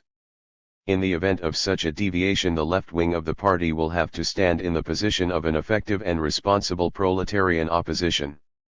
One-party dictatorship. With the rapid spread of armed resistance to the communists in the spring of 1918 and the organization of the White Armies, the relatively moderate phase of Soviet rule came to an end. The anti-communist socialist parties were ousted from the Soviets and in effect outlawed. In July 1918, the left SRs abandoned the role of a loyal opposition and tried to overthrow the communists in the hope of forcing a resumption of the war. With their defeat, the Soviet government became a completely one-party affair. Taking into consideration that 1. The Soviet government is living through its most difficult period, having to withstand at the same time the attacks of international imperialism, and those of its allies within the Russian Republic, who spare no means, from the most shameless calumny to conspiracy and armed uprisings, in the struggle against the workers' and peasants' government. 2. The presence in Soviet organizations of representatives of parties which are obviously endeavoring to discredit and overthrow the Soviet government is absolutely intolerable. 3. From previously published documents, as well as from those cited at the present meeting, it is clear that representatives of the Socialist Revolutionists and the Russian Social Democratic Labor Party are guilty of organizing armed attacks against the workers and peasants, in association with notorious counter-revolutionists. The All-Russian Central Executive Committee of Soviets resolves, to exclude from its membership the representatives of the Socialist Revolutionists and the Russian Social Democratic Labor Party, and to urge all Soviets of workers, soldiers, peasants, and Cossacks deputies to remove representatives of these parties from their ranks. Y. Sverdlov, Chairman of the Central Executive Committee. Red Terror. When civil war and peasant resistance to the communists welled up in the summer of 1918, both Reds and Whites resorted to widespread terror with summary executions, especially after the left SRs tried to assassinate Lenin. Lenin's response to a peasant uprising in Penza province in August 1918 came to light among the party documents released in 1991. Comrades! The revolt by the 5 Kulak-Volosts must be suppressed without mercy. The interest of the entire revolution demands this, because we have now before us our final decisive battle with the Kulaks. We need to set an example. 1. You need to hang at least 100 notorious Kulaks, the rich, and the bloodsuckers. 2. Publish their names. 3. Take away all of their grain. 4. Execute the hostages in accordance with yesterday's telegram. This needs to be accomplished in such a way, that people for hundreds of miles around will see, tremble, know and scream out, "Let's choke and strangle those blood-sucking kulaks." Telegraph us acknowledging receipt and execution of this. Yours, Lenin. P.S. Use your toughest people for this. War Communism. As bitter civil war raged from 1918 to 1920, most communists were carried away by a fanaticism combining utopian hopes for socialism with dictatorial violence against all who stood in their way. Class strife was encouraged among the peasants, and food supplies were forcibly requisitioned to keep the cities fed. Industry, up to this point under private ownership with workers' control, was nationalized without compensation in a series of sweeping decrees, and placed under a highly centralized bureaucratic administration. With the breakdown of transportation and the monetary system, Russia approached a natural economy based on the equalization of poverty through rationing. For the purpose of combating decisively the economic disorganization and the breakdown of the food supply, and of establishing more firmly the dictatorship of the working class and the village poor, the Soviet of People's Commissars has resolved. 1. To declare all of the following industrial and commercial enterprises which are located in the Soviet Republic, with all their capital and property, whatever they may consist of, the property of the Russian Socialist Federated Soviet Republic.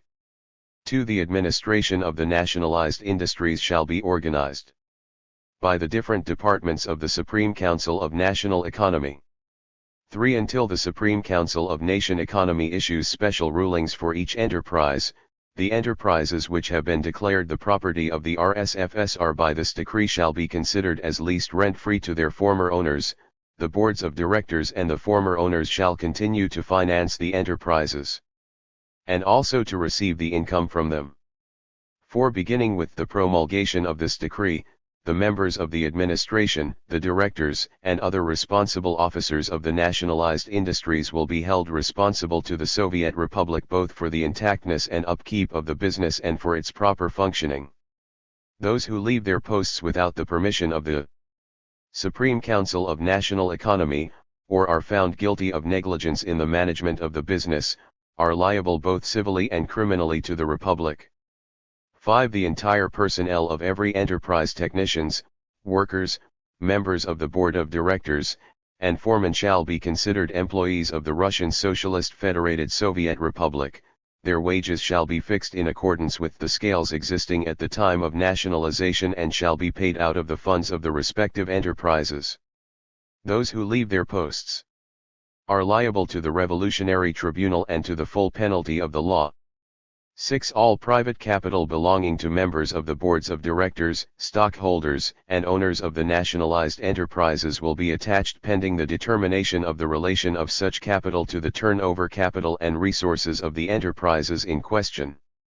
7. All boards of directors of the nationalized enterprises must prepare at once a financial statement of their respective businesses as of July 1, 1918. 8. The Supreme Council of National Economy is authorized to formulate at once and send to all nationalized plants detailed instructions on the organization connected with the carrying out of the present decree. 9. Enterprises belonging to consumers' cooperative societies are not to be nationalized. 10. The present decree becomes effective on the day it is signed.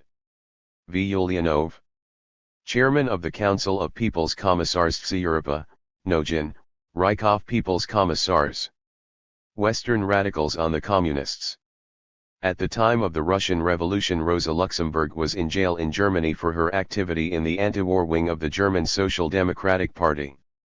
She wrote a remarkably objective pamphlet appraising the new Soviet regime and prophetically indicating its fundamental defects. The Russian Revolution is the mightiest event of the World War. Its outbreak, its unexampled radicalism, its enduring consequences, constitute the clearest condemnation of the lying phrases which official social democracy so zealously supplied at the beginning of the war as an ideological cover for German imperialism's campaign of conquest. Moreover, for every thinking observer, these developments are a decisive refutation of the doctrinaire theory which Kosky shared with the government Social Democrats *, according to which Russia, as an economically backward and predominantly agrarian land, was supposed not to be ripe for social revolution and proletarian dictatorship.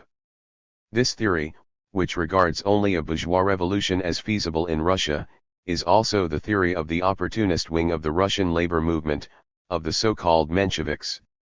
According to this view, if the revolution has gone beyond that point and has set as its task the dictatorship of the proletariat, this is simply a mistake of the radical wing of the Russian labor movement, the Bolsheviks. And all difficulties which the revolution has met with in its further course, and all disorders it has suffered, are pictured as purely a result of this fateful error. The fate of the revolution in Russia depended fully upon international events. That the Bolsheviks have based their policy entirely upon the world proletarian revolution is the clearest proof of their political farsightedness and firmness of principle and of the bold scope of their policies. The real situation in which the Russian Revolution found itself, narrowed down in a few months to the alternative, victory of the counter-revolution or dictatorship of the proletariat Kaledin or Lenin. The Russian Revolution has but confirmed the basic lesson of every great revolution, the law of its being, which decrees, either the revolution must advance at a rapid, stormy, and resolute tempo, break down all barriers with an iron hand and place its goals ever farther ahead, or it is quite soon thrown backward behind its feeble point of departure and suppressed by counter-revolution. To stand still, to mark time on one spot, to be contented with the first goal it happens to reach, is never possible in revolution. Lenin says, the bourgeois state is an instrument of oppression of the working class, the socialist state, of the bourgeoisie. To a certain extent, he says, it is only the capitalist state stood on its head. This simplified view misses the most essential thing: bourgeois class rule has no need of the political training and education of the entire mass of the people, at least not beyond certain narrow limits. But for the proletarian dictatorship that is the life element, the very air without which it is not able to exist. The very giant tasks which the Bolsheviks have undertaken with courage and determination demand the most intensive political training of the masses and the accumulation of experience. Freedom only for the supporters of the government, only for the members of one party however numerous they may be, no freedom at all. Freedom is always and exclusively freedom for the one who thinks differently. Not because of i.e., the wing of the German Social Democratic Party which supported the government's war effort ed. Page 84. Any fanatical concept of justice, but because all that is instructive, wholesome, and purifying in political freedom depends on this essential characteristic, and its effectiveness vanishes when freedom becomes a special privilege. The tacit assumption underlying the Lenin-Trotsky theory of the dictatorship is this: that the socialist transformation is something for which a ready-made formula lies completed in the pocket of the revolutionary party, which needs only to be carried out energetically in practice. This is, unfortunately or perhaps fortunately, not the case. Far from being a sum of ready-made prescriptions which have only to be applied, the practical realization of socialism as an economic, social, and juridical system is something which lies completely hidden in the mists of the future. Socialism by its very nature cannot be decreed or introduced by ukaz. It has as its prerequisite a number of measures of force against property, etc. The negative, the tearing down, can be decreed; the building up, the positive, cannot. New territory. 1,000 problems. Only experience is capable of correcting and opening new ways. Only unobstructed, effervescing life falls into 1,000 new forms and improvisations, brings to light creative force, itself corrects all mistaken attempts. The public life of countries with limited freedom is so poverty-stricken, so miserable, so rigid, so unfruitful, precisely because, through the exclusion of democracy, it cuts off the living sources of all spiritual riches and progress. Socialism in life demands a complete spiritual transformation in the masses degraded by centuries of bourgeois class rule. Social instincts in place of egotistical ones, mass initiative in place of inertia, idealism which conquers all suffering, etc., etc. No one knows this better, describes it more penetratingly, repeats it more stubbornly than Lenin. But he is completely mistaken in the means he employs. Decree, dictatorial force of the factory overseer, draconic penalties, rule by terror, all these things are but palliatives. The only way to a rebirth is the school of public life itself, the most unlimited, the broadest democracy and public opinion. It is rule by terror which demoralizes. When all this is eliminated, what really remains? In place of the representative bodies created by general, popular elections, Lenin and Trotsky have laid down the Soviets as the only true representation of the laboring masses. But with the repression of political life in the land as a whole, life in the Soviets must also become more and more crippled. Without general elections, without unrestricted freedom of press and assembly, without a free struggle of opinion, life dies out in every public institution, becomes a mere semblance of life, in which only the bureaucracy remains as the active element. Public life gradually falls asleep, a few dozen party leaders of inexhaustible energy and boundless experience direct and rule. Among them, in reality only a dozen outstanding heads do the leading, and an elite of the working class is invited from time to meetings where they are to applaud the speeches of the leaders, and to approve proposed resolutions unanimously at bottom. Then, a clique affair, a dictatorship, to be sure, not the dictatorship of the proletariat, however, but only the dictatorship of a handful of politicians, that is a dictatorship in the bourgeois sense, in the sense of the rule of the Jacobins. Yes, we can go even further, such conditions must inevitably cause a brutalization of public life, attempted assassinations, shooting of hostages, etc. As Marxists, writes Trotsky, we have never been idle worshippers of formal democracy. All that really means is, we have always distinguished the social kernel from the political form of bourgeois democracy, we have always revealed. Page 85. The hard kernel of social inequality and lack of freedom hidden under the sweet shell of formal equality and freedom, not in order to reject the latter but to spur the working class into not being satisfied with the shell, but rather, by conquering political power, to create a socialist democracy to replace bourgeois democracy, not to eliminate democracy altogether. Yes, dictatorship. But this dictatorship consists in the manner of applying democracy, not in its elimination, in energetic, resolute attacks upon the well-entrenched rights and economic relationships of bourgeois society, without which a socialist transformation cannot be accomplished.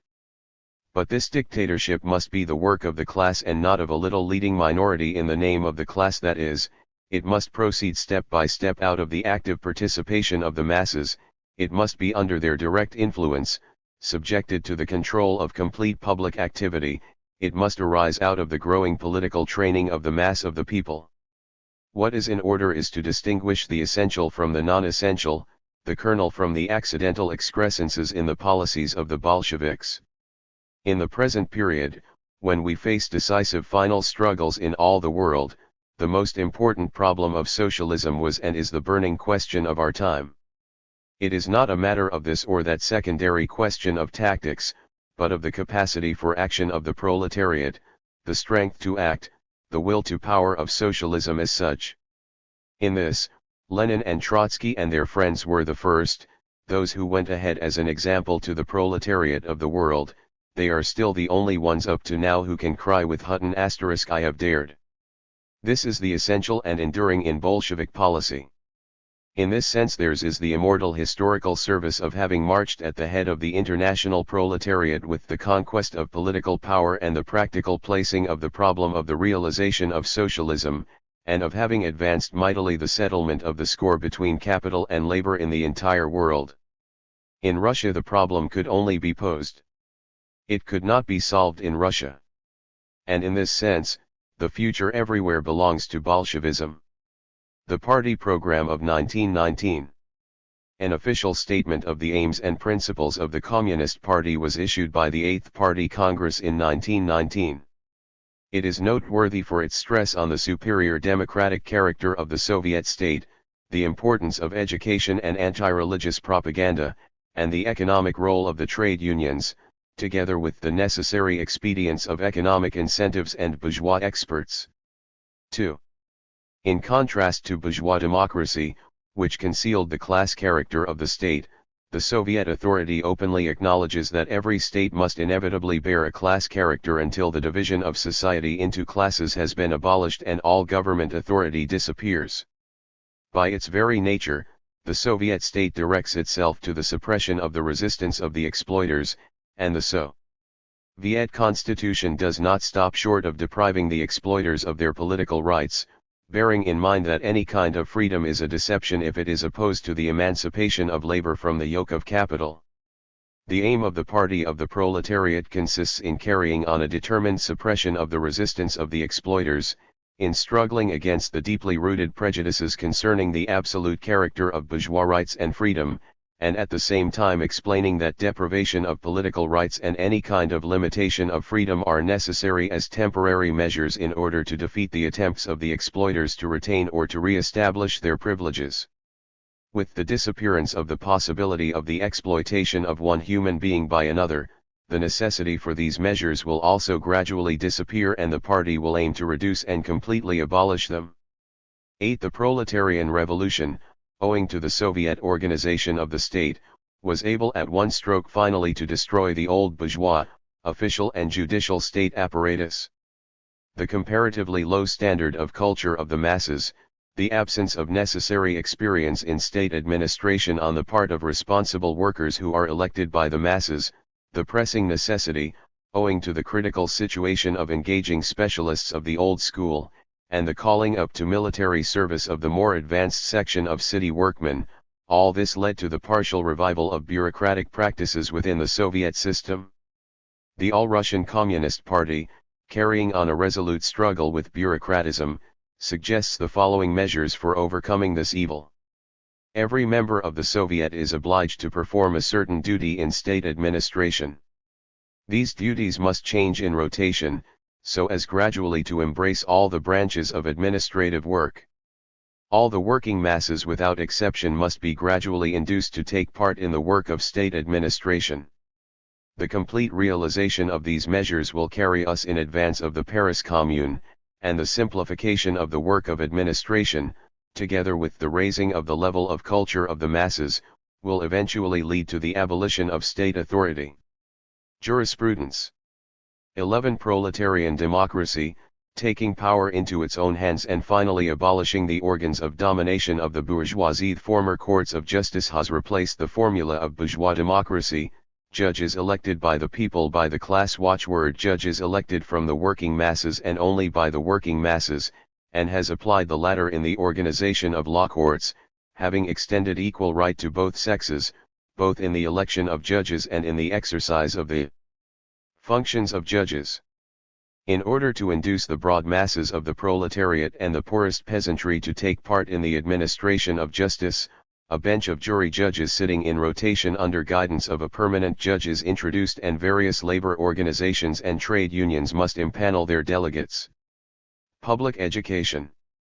Of transforming the school from an instrument of class domination of the bourgeoisie into an instrument for the abolition of the class divisions of society, into an instrument for a communist regeneration of society.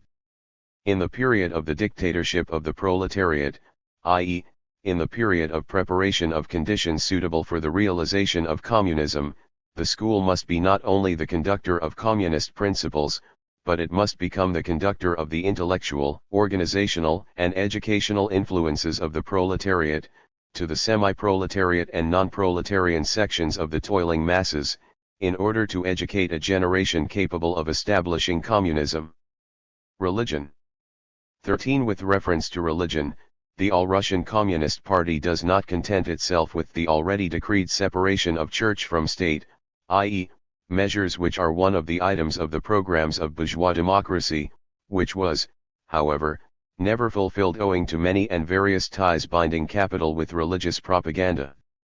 The All-Russian Communist Party is guided by the conviction that only the realization of conscious and systematic social and economic activity of the masses will lead to the disappearance of religious prejudices. The aim of the party is finally to destroy the ties between the exploiting classes and the organization of religious propaganda, at the same time helping the toiling masses actually to liberate their minds from religious superstitions, and organizing on a wide-scale scientific educational and anti-religious propaganda. It is, however, necessary carefully to avoid offending the religious susceptibilities of believers, which leads only to the strengthening of religious fanaticism. Economics. 1. Undeviatingly to continue and finally to realize that expropriation of the bourgeoisie which was begun and which has already been largely completed, the transforming of all means of production and exchange into the property of the Soviet Republic, i.e., the common property of all toilers. 2. All possible increase of the productive forces of the country must be considered the fundamental and principal point upon which the economic policy of the Soviet government is based. In view of the disorganization of the country, everything in other spheres of life must be subordinated to the practical aim immediately and at all costs to increase the quantity of products required by the population. The successful functioning of every Soviet institution connected with economy must be gauged by the practical results in this direction. At the same time, it is necessary in the first place to pay attention to the following. 3. The decaying imperialist system of economy left to the Soviet state a heritage of chaos in the organization and management of production, which hampered it in the first period of construction. The more imperative therefore becomes the fundamental task of concentrating all the economic activity of the country according to a general state plan, the greatest concentration of production for the purpose of amalgamating it into various branches and groups of branches, and centralizing it in the most productive units, and for the purpose of rapidity in carrying out economic achievements, the most efficient arrangement of the productive apparatus and a rational and economical utilization of all material resources of the country. Page 88. 5. The organizing apparatus of socialized industry must first of all rest upon the trade unions. The latter must free themselves from their narrow guild outlook and transform themselves into large productive combinations which will unite the majority, and finally all the workmen of a given branch of production. Trade unions, being already, according to the laws of the Soviet Republic and established practice, participants in all local and central organs for managing industry, must actually concentrate in their hands the management of the whole system of public economy as an economic unit. The trade unions, thus securing an indissoluble union between the central state administration, the public system of economy and the masses of toilers, must induce the latter to take part in the immediate management of production. The participation of trade unions in the management of production and the attraction by them of the broad masses are, moreover, the principal means to carry on a struggle against bureaucracy in the economic apparatus of the Soviet state, and afford the opportunity of establishing a really democratic control over the results of production. 6. A maximum utilization of all labor power existing in the state, its regular distribution and redistribution among various territorial regions as well as among various branches of production, is necessary for the systematic development of public economy, and must be the immediate aim in the economic policy of the Soviet government. This aim can be attained in closest cooperation with the trade unions. For the purpose of performing certain social duties, a general mobilization of all capable of work must be carried out by the Soviet government, aided by the trade unions, on a much wider scale and more systematically than has been done hitherto. 7. In the state of the complete disorganization of the capitalist system of labor, the productive forces of the country can be restored and developed and a socialist system of production strengthened, only on the basis of the comradely discipline of toilers, maximum activity on their part, responsibility and the strictest mutual control over the productivity of labor. Persistent systematic effort directed to the re-education of the masses is necessary to attain this aim. This work is now made easier as the masses in reality see the abolition of capitalists, landowners, and merchants, and from their own experience draw the conclusion that the level of their prosperity depends entirely upon the productivity of their own labor. The trade unions play the principal part in the work of establishing a new socialist discipline. Breaking with old conventions, they must put into practice and try various measures, such as the establishment of control, standards of production, the introduction of responsibility of the workmen before special labor tribunals, etc., for the realization of this aim. 8. Moreover, for the development of the productive forces, the immediate, wide, and full utilization of all specialists in science and technology left to us by capitalism, is necessary, in spite of the fact that the majority of the latter are inevitably imbued with bourgeois ideas and habits. The party considers that the period of sharp struggle with this group, owing to organized sabotage on their part, is ended as the sabotage is in the main subdued. The party, in closest contact with the trade unions, will follow its former line of action, i.e., on the one hand it will make no political concessions to this bourgeois section and mercilessly suppress any counter-revolutionary moves on its part, and on the other hand it will carry on a page 89. Merciless struggle against the pseudo-radical, but in reality, ignorant and conceited opinion that the working class can overcome capitalism and the bourgeois order without the aid of bourgeois specialists or taking advantage of their knowledge, without passing, together with them, through a thorough schooling of hard work. While striving toward equal remuneration of labor and to realize communism, the Soviet government does not regard the immediate realization of such equality possible at the moment, when only the first steps are being taken towards replacing capitalism by communism. It is therefore necessary to maintain a higher remuneration for specialists in order that they should work not worse but better than before, and for that purpose it is not possible to abandon the system of bonuses for the most successful, particularly for work of organization. To the same degree, it is necessary to place the bourgeois experts in a setting of comradely common effort, working hand in hand with the mass of average workers, led by class-conscious communists, and thus to assist the mutual understanding and unity between manual and intellectual workers formerly separated by capitalism. Centralization of the Communist Party.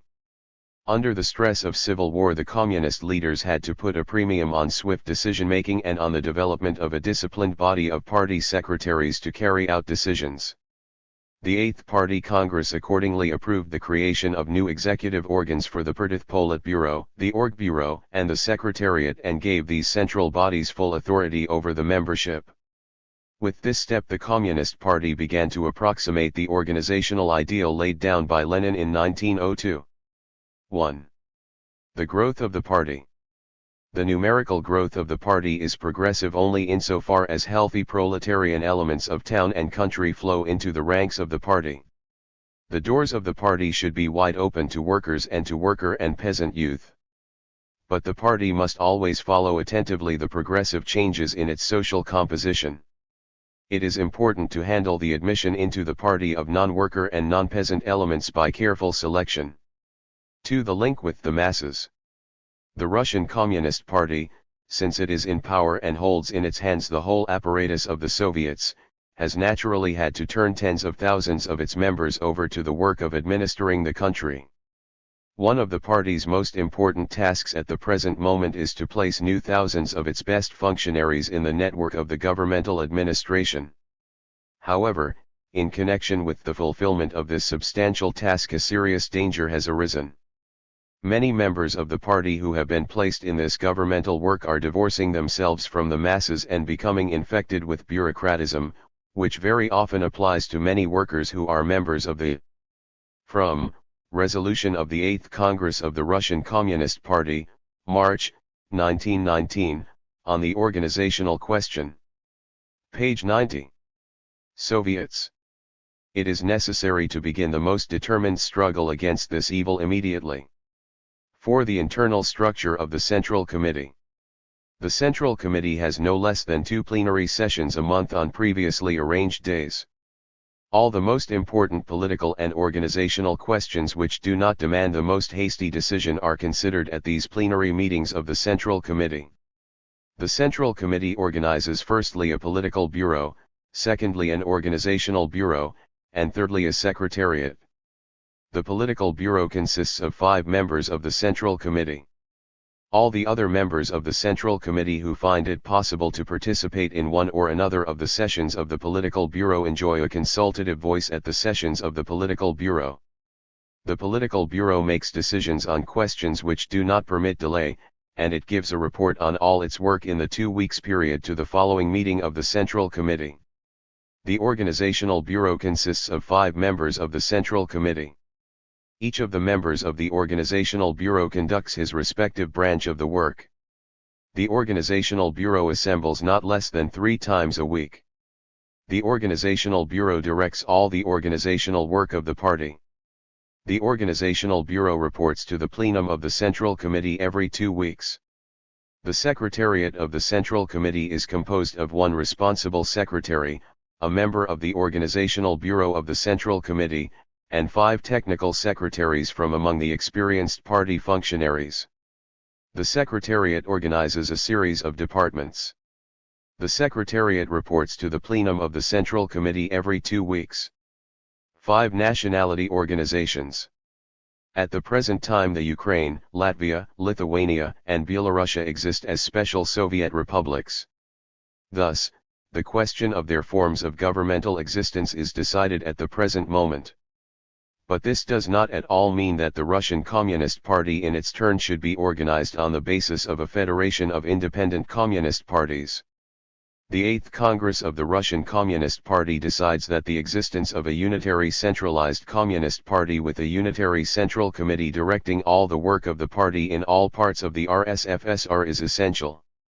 All decisions of the Russian Communist Party and its leading institutions are unconditionally binding on all parts of the party, regardless of their nationality composition.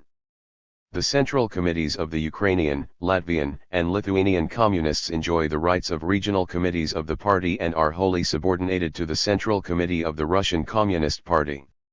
7. Centralism and discipline.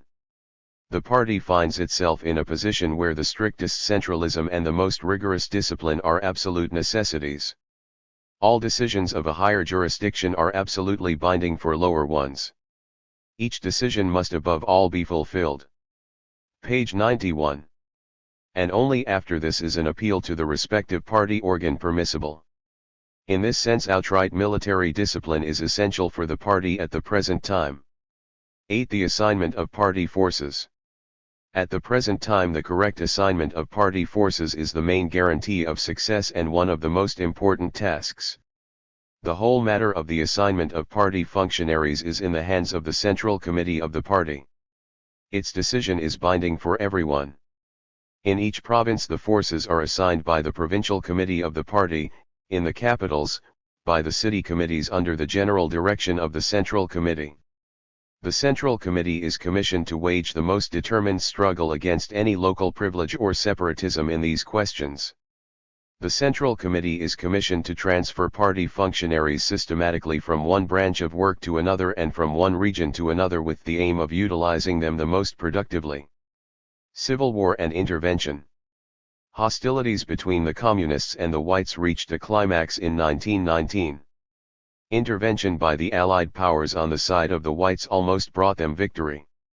Facing the most serious White threat led by General Denikin in southern Russia, Lenin appealed to his followers for a supreme effort, and threatened ruthless repression of any opposition behind the lines. By early 1920 the principal White forces were defeated. Comrades. This is one of the most critical, probably even the most critical moment for the socialist revolution. The defenders of the exploiters, of the landlords and capitalists, Russian and foreign, are making a desperate effort to restore the power of the robbers of the people's labor, the landlords and exploiters, in Russia, in order to bolster up their declining power all over the world. The British and French capitalists have failed in their plan to conquer the Ukraine with their own troops, they have failed in their support of Kolchak in Siberia, the Red Army, heroically advancing in the Urals with the help of the Urals workers, who are rising to a man, is nearing Siberia with the purpose of liberating it from the incredible tyranny and brutality of the overlords there, the capitalists. Lastly, the British and French imperialists have failed in their plan to seize Petrograd by means of a counter-revolutionary conspiracy, in which there took part Russian monarchists, cadets, Mensheviks, and socialist revolutionaries, not even excluding left socialist revolutionaries. The foreign capitalists are now making a desperate effort to restore the yoke of capital with the help of an onslaught by Denikin, whom they have helped, as they once had helped Kolchak, with officers, supplies, shells, tanks, etc., etc. Page 92. All the forces of the workers and peasants, all the forces of the Soviet Republic, must be harnessed to repulse Denikin's onslaught and to defeat him, without suspending the Red Army's victorious advance into the Urals and Siberia. That is the main task of the moment. All communists first and foremost, all sympathizers with them, all honest workers and peasants, all Soviet officials, must display military efficiency and concentrate to the maximum their work, their efforts, and their concern directly on the tasks of war, on the speedy repulse of Denikin's onslaught, curtailing and rearranging all their other activities in subordination to this task. The Soviet Republic is besieged by the enemy. It must become a single military camp, not in word but in deed. Counter-revolution is raising its head in our rear, in our midst. Counter-revolution has been vanquished, but it is far from having been destroyed, and it is naturally taking advantage of Denikin's victories and of the aggravation of the food shortage. And, as always, in the wake of direct and open counter-revolution, in the wake of the Black Hundreds and the cadets, whose strength lies in their capital, their direct connections with Entente imperialism, and their understanding of the inevitability of dictatorship and their ability to exercise it, follow the wavering, spineless Mensheviks, right socialist revolutionaries and left socialist revolutionaries, who embellish their deeds with words. Our task is to put the question bluntly. What is better? To ferret out, to imprison, sometimes even to shoot hundreds of traitors from among the cadets, non-party people, Mensheviks, and socialist revolutionaries, who come out against the Soviet power, in other words, in favor of Denikin? Or to allow matters to reach a pass enabling Kolchak and Denikin to slaughter, shoot, and flog to death tens of thousands of workers and peasants? The choice is not difficult to make. The Soviet Republic is a fortress besieged by world capital. We can concede the right to use it as a refuge from Kolchak, and the right to live in it generally, only to those who take an active part in the war and help us in every way. Hence our right and our duty to mobilize the whole population for the war to a man, some for military duties in the direct meaning of the term, others for subsidiary activities of every kind in aid of the war. Bukharin's apology for war communism. Bukharin took it upon himself to justify in Marxist terms the collapse of the Russian economy which occurred during the period of war communism, and the utilization of the technical intelligentsia and the conventional hierarchical organization of industry.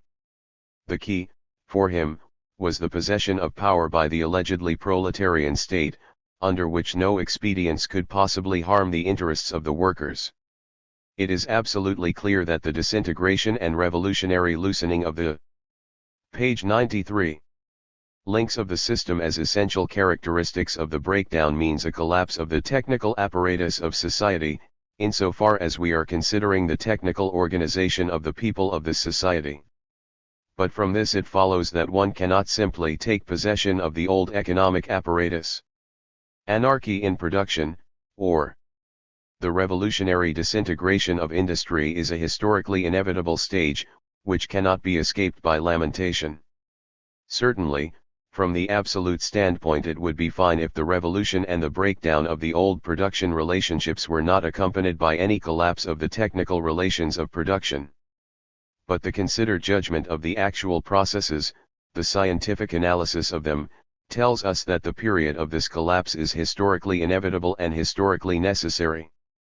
The collapse of the technical hierarchy, which appears at a certain stage of the process of broadened negative reproduction *, exerts pressure in turn on the condition of the forces of production. The forces of production are fused with the relationships of production in a definite system of the social organization of labor. Consequently, the collapse of the apparatus must inevitably be followed by a further decline in the forces of production. In this way the process of further negative reproduction is extraordinarily accelerated. From the above analysis it follows that the restoration of industry which capitalistic utopians dream about is impossible on the basis of the old capitalistic relationships, which are flying apart. The only remedy is for the lower links of the system, the basic productive force of capitalist society, the working class, to assume a dominant position in the organization of social labor. In other words, the establishment of communism is the prerequisite for a rebirth of society. We have seen that that which for society as a whole constitutes a condition of its further existence represents for the proletariat an organizational problem which it must solve in practice. In this period the proletariat must actively build socialism and at the same time, in the process of this building, educate itself anew. This task can be met only with the help of specific methods, with methods of organized labor. But these methods have already been prepared in the development of capitalism. Socialism as an organized system must be built by the proletariat as the organized collective subject. Whereas the process of the growth of capitalism was elemental nature, the process of building communism is to a high degree a conscious, i.e., organized process. For communism will be created by a class which in the womb of capitalism has grown up into that revolutionary association of which Marx spoke. The epoch of building communism will therefore inevitably be the epoch of planned and organized labor. The proletariat will fulfill its tasks as social technical tasks of building a new society, tasks which are consciously posed and consciously fulfilled.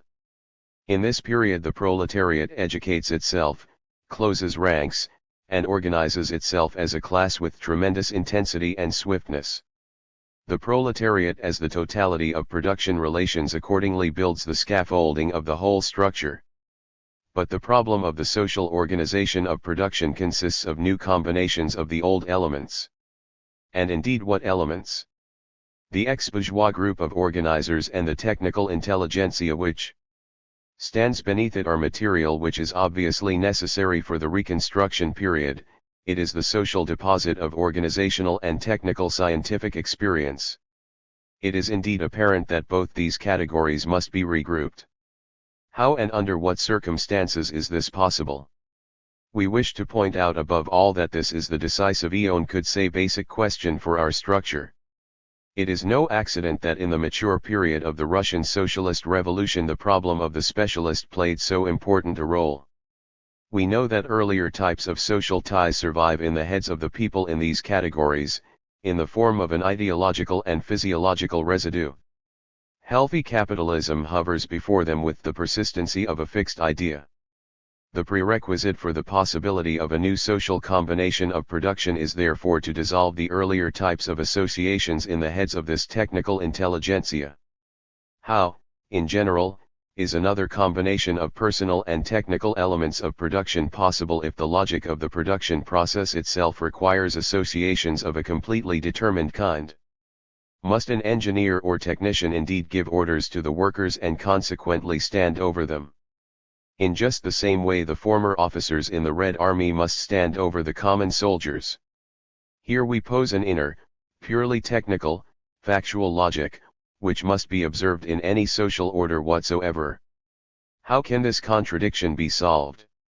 Here a whole series of circumstances must be considered, and we will now attack their study. Above all, under the proletarian state power and with the proletarian nationalization of production the process of creating surplus value, a specific feature of bourgeois society, ceases. With the dialectical transformation of the bourgeois dictatorship into the proletarian, the technical function of the intelligentsia changes from a capitalistic to a social function of labor, and the creation of surplus value changes into the creation of surplus product, which is applied to the expansion of the reproduction fund. Paralleling this, the basic type of association changes, although in the hierarchical scheme the intelligentsia occupies the same middle place. For the highest authority in the state economy is the concentrated social power of the proletariat. Here the technical intelligentsia on the one hand stands above the great mass of the working class, but on the other is in the last analysis subordinated to its collective will, the expression of which is found in the proletariat's organization of the state economy. The transformation of the process of producing surplus value into a process of planned satisfaction of social needs finds expression in the regrouping of production relations, notwithstanding the formal retention of the same place in the hierarchical system of production, which in principle assumes as a whole a different character, the character of the dialectic negation of the structure of capitalism, and which, insofar as it destroys the social caste character of the hierarchy, leads toward the abolition of the hierarchy altogether. We must now pose the question of the general principle of the system of organization of the proletarian apparatus, i.e., the interrelations between the various forms of proletarian organization. It is indeed clear that formally the same method is necessary for the working class as for the bourgeoisie of the era of state capitalism. This organizational method consists of the coordination of all proletarian organizations by means of the most all-embracing organization possible, i.e., by page 95. Means of the state organization of the working class, by means of the proletarian Soviet state. The governmentalization of the trade unions and in practice the governmentalization of all the mass organizations of the proletariat result from the inner logic of the transformation process itself. The smallest germ cell of the labor apparatus must become a support for the general process of organization, which is planfully led and conducted by the collective reason of the working class, which has its material embodiment in the highest, all-embracing organization, its state power. Thus the system of state capitalism is dialectically transformed into its own opposite, into the governmental form of workers' socialism. Trotsky on terror and militarization. During the Civil War years, Trotsky was surpassed by none in his advocacy of dictatorial ruthlessness and authoritarianism. He frankly defended every means of violence and intimidation for the compelling end of revolutionary victory, and insisted that tight control and strict discipline of the entire population were essential for the success of the socialist economy. Trotsky was the earliest articulate exponent of the all-embracing totalitarian approach to economic development which Stalin made his own in 1929. The problem of revolution, as of war, consists in breaking the will of the foe, forcing him to capitulate and to accept the conditions of the conqueror.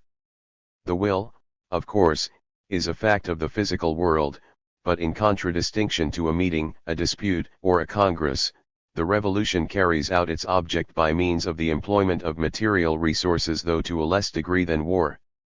The bourgeoisie itself conquered power by means of revolts, and consolidated it by the Civil War.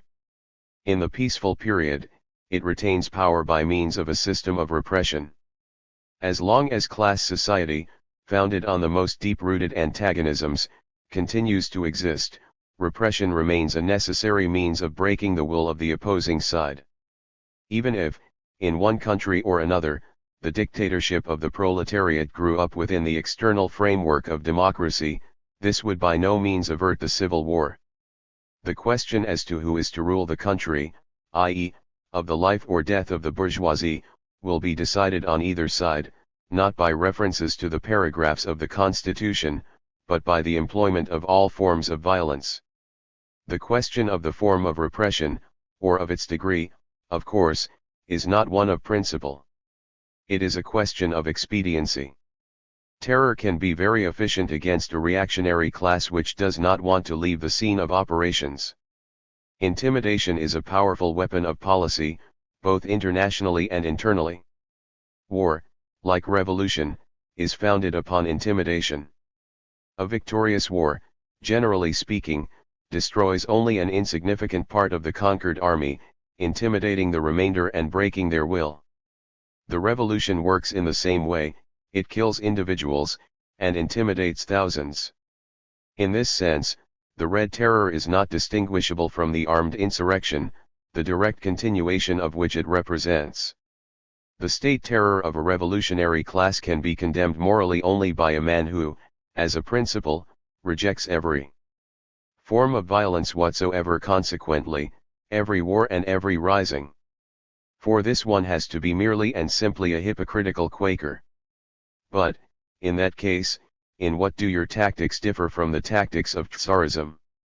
We are asked, by the high priest of liberalism and Koskianism. You do not understand this, holy man? We shall explain to you. The terror of Tsarism was directed against the proletariat. The gendarmerie of Tsarism throttled the workers who were fighting for the socialist order. Our extraordinary commissions shoot landlords, capitalists, and generals who are striving to restore the capitalist order. Do you grasp this distinction? Yes. For us communists it is quite sufficient. If the organization of the new society can be reduced fundamentally to the reorganization of labor, the organization of labor signifies in its turn the correct introduction of general labor service. This problem is in no way met by measures of a purely departmental and administrative character. It touches the very foundations of economic life and the social structure. It finds itself in conflict with the most powerful psychological habits and prejudices. The introduction of compulsory labor service presupposes, on the one hand, a colossal work of education, and, on the other, the greatest possible care in the practical method adopted. The introduction of compulsory labor service is unthinkable without the application, to a greater or less degree, of the methods of militarization of labor. This term at once brings us into the region of the greatest possible superstitions and outcries from the opposition. The foundations of the militarization of labor are those forms of state compulsion without which the replacement of capitalist economy by the socialist will forever remain an empty sound. Why do we speak of militarization? Of course, this is only an analogy, but an analogy very rich in content. No social organization except the army has ever considered itself justified in subordinating citizens to itself in such a measure, and to control them by its will on all sides to such a degree, as the state of the proletarian dictatorship considers itself justified in doing, and does. Only the army, just because in its way it used to decide questions of the life or death of nations, states, and ruling classes, was endowed with powers of demanding from each and all complete submission to its problems, aims, regulations, and orders. And it achieved this to the greater degree, the more the problems of military organization coincided with the requirements of social development. The question of the life or death of Soviet Russia is at present being settled on the labor front. Our economic, and together with them our professional and productive organizations, have the right to demand from their members all that devotion, discipline, and executive thoroughness, which hitherto only the army required. We can have no way to socialism except by the authoritative regulation of the economic forces and resources of the country, and the centralized distribution of labor power in harmony with the general state plan. The labor state considers itself empowered to send every worker to the place where his work is necessary. And not one serious socialist will begin to deny to the labor state the right to lay its hand upon the worker who refuses to execute his labor duty. But the whole point is that the Menshevik path of transition to socialism is a milky way, without the bread monopoly, without the abolition of the market, without the revolutionary dictatorship, and without the militarization of labor. Page 97. The Democratic Centralists in opposition to centralization. The Democratic Centralist Group, led by V. Osinski, was an offshoot of the left communist movement of early 1918, which held to the original anti-bureaucratic line. Dedicated to the observance of revolutionary principle, in opposition to the expedients promoted by Lenin and Trotsky, they repeatedly protested the trend towards centralization and hierarchical authority in the party, the government, the army, and industry. Their ideals were local autonomy and administration of every sort of activity by elected boards or collegia. At the Ninth Party Congress in 1920, Osinski spoke against Trotsky's scheme of militarization as a violation of basic revolutionary principles of democracy and collective decision-making. I propose to make a series of amendments and additions to Comrade Trotsky's theses. First of all, I want to give the basis for the amendment which we are introducing on the question of militarization. What is happening now at the Congress is the clash of several cultures, for our setup has given birth to different cultures. We have created a military Soviet culture, a civil Soviet culture, and, finally, the trade union movement has created its own sphere of culture. Each of these forms of our movement has its own approach to things, has created its own practices. Comrade Trotsky has posed the question from the point of view of a man coming from the sphere of military culture. We approach it from the point of view of the civil sphere, and, finally, the trade union comrades have posed it in their own way. They have posed it the most poorly, insofar as they have for a long time been considering only the need to protect the workers from militarization and to keep labor free, etc. I want first of all to establish the fact that we approached the question of militarization earlier than the people from the other cultures, and from the other side. I radically reject the proposition that we oppose militarization per se. We are against the excessive extension of the concept of militarization. We are against the blind imitation of military models. The collegium is not the only means for drawing the broad working masses into administration.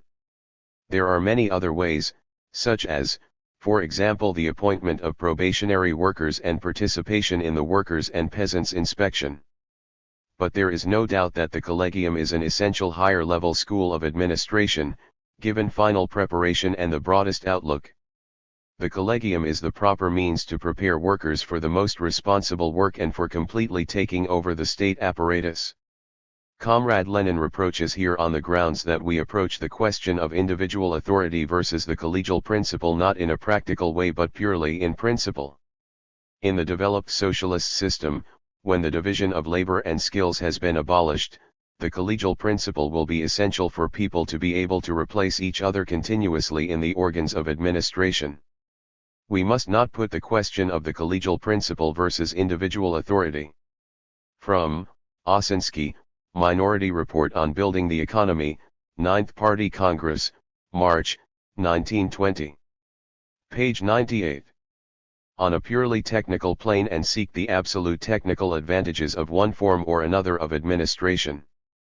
We must approach the matter from the social-political side. Then we can reach concrete conclusions, including some less favorable to individual authority. Comrade Lenin has revealed here today a very original understanding of democratic centralism. Comrade Lenin says that all democratic centralism consists of is that the Congress elects the Central Committee, and the Central Committee governs. With such an original definition we cannot agree. We consider that democratic centralism a very old concept, a concept clear to every Bolshevik and fixed in our rules consists of carrying out the directives of the Central Committee through local organizations, the autonomy of the latter, and their responsibility for individual spheres of work.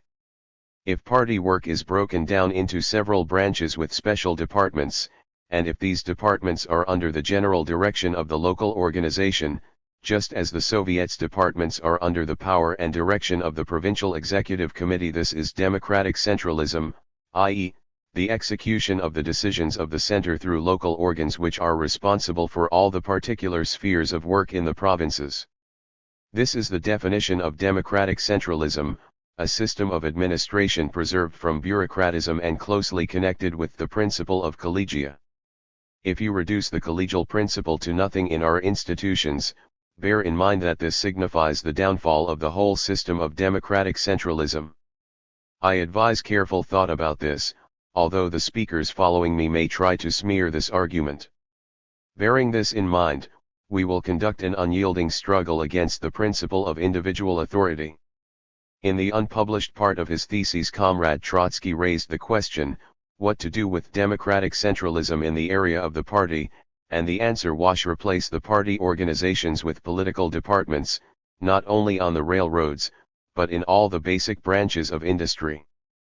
Comrade Stalin, whom I deeply respect, but with whom I do not go along on this question, has already surpassed Comrade Trotsky's idea, and has established a political department for coal in the Donets coal industry. In general, we need to take all this into account as a manifestation of familiar tendencies. We will also recall how Comrade Lenin, speaking of democratic centralism the first day of the Congress, called everyone who spoke of democratic centralism an idiot, and called democratic centralism itself antediluvian and obsolete, etc. If the separate facts are connected, the tendency for me is clear. The ultimate tendency leads to setting up individual administration in every link of the Soviet apparatus. We ask ourselves a serious question, what does this mean? This means that once we take this path and go far enough on it, we will collapse under the weight of bureaucracy, which will emasculate all our work, for the basic slogan which we should proclaim at the present time is the unification of military work, military forms of organization and methods of administration, with the creative initiative of the conscious workers. If, under the banner of military work, you in fact begin to implant bureaucratism, we will disperse our own forces and fail to fulfill our tasks. The unrestrained application of complete formal militarization can also lead to this. To apply it generally is enticing. Under the banner of militarization it is all the easier to implant individual bureaucratic authority. Meanwhile, what character? Page 99. Does our economic work have to assume? It has to assume a shock work character, and we can apply complete militarization only in certain branches. Complete militarization is bound up with the limitation of the civil and political rights of man, with his complete bondage in production, etc. Complete militarization means that man is removed to a situation where they tell him, for the moment you are not a citizen, you are only a functionary, you must fulfill your civic duty not at meetings but in the workshop. Lenin on revolutionary purism. Stung by criticisms directed against his policies of centralization and expediency by communist critics both in Russia and in the newly founded Communist International, Lenin delivered a diatribe against the petty bourgeois childishness of people who objected to compromises. In his characteristic manner he denounced opponents of party discipline as virtual agents of capitalism. Certainly, almost everyone now realizes that the Bolsheviks could not have maintained themselves in power for 2.5 months, let alone 2.5 years, unless the strictest, truly iron discipline had prevailed in our party, and unless the latter had been rendered the fullest and unreserved support of the whole mass of the working class, that is, of all its thinking, honest, self-sacrificing and influential elements who are capable of leading or of carrying with them the backward strata. The dictatorship of the proletariat is a most determined and most ruthless war waged by the new class against a more powerful enemy, the bourgeoisie, whose resistance is increased tenfold by its overthrow, and whose power lies not only in the strength of international capital, in the strength and durability of the international connections of the bourgeoisie, but also in the force of habit, in the strength of small production. For, unfortunately, small production is still very widespread in the world, and small production engenders capitalism and the bourgeoisie continuously, daily, hourly, spontaneously, and on a mass scale. For all these reasons the dictatorship of the proletariat is essential, and victory over the bourgeoisie is impossible, without a long, stubborn, and desperate war of life and death, a war demanding perseverance, discipline, firmness, indomitableness, and unity of will. I repeat, the experience of the victorious dictatorship of the proletariat in Russia has clearly shown even to those who are unable to think, or who have not had occasion to ponder over this question, that absolute centralization and the strictest discipline of the proletariat constitute one of the fundamental conditions for victory over the bourgeoisie. To reject compromises on principle, to reject the admissibility of compromises in general, no matter of what kind, is childishness, which it is difficult even to take seriously. A political leader who desires to be useful to the revolutionary proletariat must know how to single out concrete cases when such compromises are inadmissible, when they are an expression of opportunism and treachery, and direct all the force of criticism, the full edge of merciless exposure and relentless war, against those concrete compromises. There are compromises and compromises. One must be able to analyze the situation and the concrete conditions of each compromise, or of each variety of compromise. One must learn to distinguish between a man who gave the bandits money and firearms in order to lessen the damage they can do and facilitate their capture and execution, and a man who gives bandits money and firearms in order to share in the loot. In politics this is by no means always as easy as in this childishly simple example. But anyone who set out to invent a recipe for the workers that would provide in advance ready-made solutions for all cases in life, or who promised that the policy of the revolutionary proletariat would never encounter difficult or intricate situations, would simply be a charlatan. Repudiation of the party principle and of party discipline is tantamount to completely disarming the proletariat in the interest of the bourgeoisie. It is tantamount to that petty bourgeois diffuseness, instability, incapacity for sustained effort, unity, and organized action, which, if indulged in, must inevitably destroy every proletarian revolutionary movement. From the standpoint of communism, the repudiation of the party principle means trying to leap from the eve of the collapse of capitalism, not to the lower, or the intermediate, but to the higher phase of communism. We in Russia are going through the first steps in the transition from capitalism to socialism, or the lower stage of communism. Classes have remained, and will remain everywhere for years after the conquest of power by the proletariat. Perhaps in England, where there is no peasantry, this period may be shorter. The abolition of classes means not only driving out the landlords and capitalists that we accomplished with comparative ease, it also means abolishing the small commodity producers, and they cannot be driven out, or crushed. We must live in harmony with them. They can be remolded and re-educated only by very prolonged, slow, cautious organizational work. They encircle the proletariat on every side with a petty bourgeois atmosphere, which permeates and corrupts the proletariat and causes constant relapses among the proletariat into petty bourgeois spinelessness, disunity, individualism, and alternate moods of exaltation and dejection. The strictest centralization and discipline are required within the political party of the proletariat in order to counteract this, in order that the organizational role of the proletariat may be exercised correctly, successfully, victoriously. The dictatorship of the proletariat is a persistent struggle, bloody and bloodless, violent and peaceful, military and economic, educational and administrative, against the forces and traditions of the old society. The force of habit of millions and tens of millions is a most terrible force. Without an iron party tempered in the struggle, without a party enjoying the confidence of all that is honest in the given class, without a party capable of watching and influencing the mood of the masses, it is impossible to conduct such a struggle successfully. It is 1,000 times easier to vanquish the centralized big bourgeoisie than to vanquish the millions and millions of small owners, yet they, by their ordinary, everyday, imperceptible, elusive, demoralizing activity, achieve the very results which the bourgeoisie need and which tend to restore the bourgeoisie. Whoever weakens ever so little the iron discipline of the party of the proletariat, page 101, actually aids the bourgeoisie against the proletariat. The reaction against bureaucracy. By the fall of 1920 the communists had crushed most of the white opposition and the Soviet regime was fairly secure. Within the Communist Party there was an upsurge of feeling against the extremes of hierarchical centralization and discipline which had become the rule for the organization of the party during the Civil War. At the Ninth Party Conference the leadership felt it necessary to acknowledge the sentiment by accepting a resolution on the need for more equality and democracy in the party.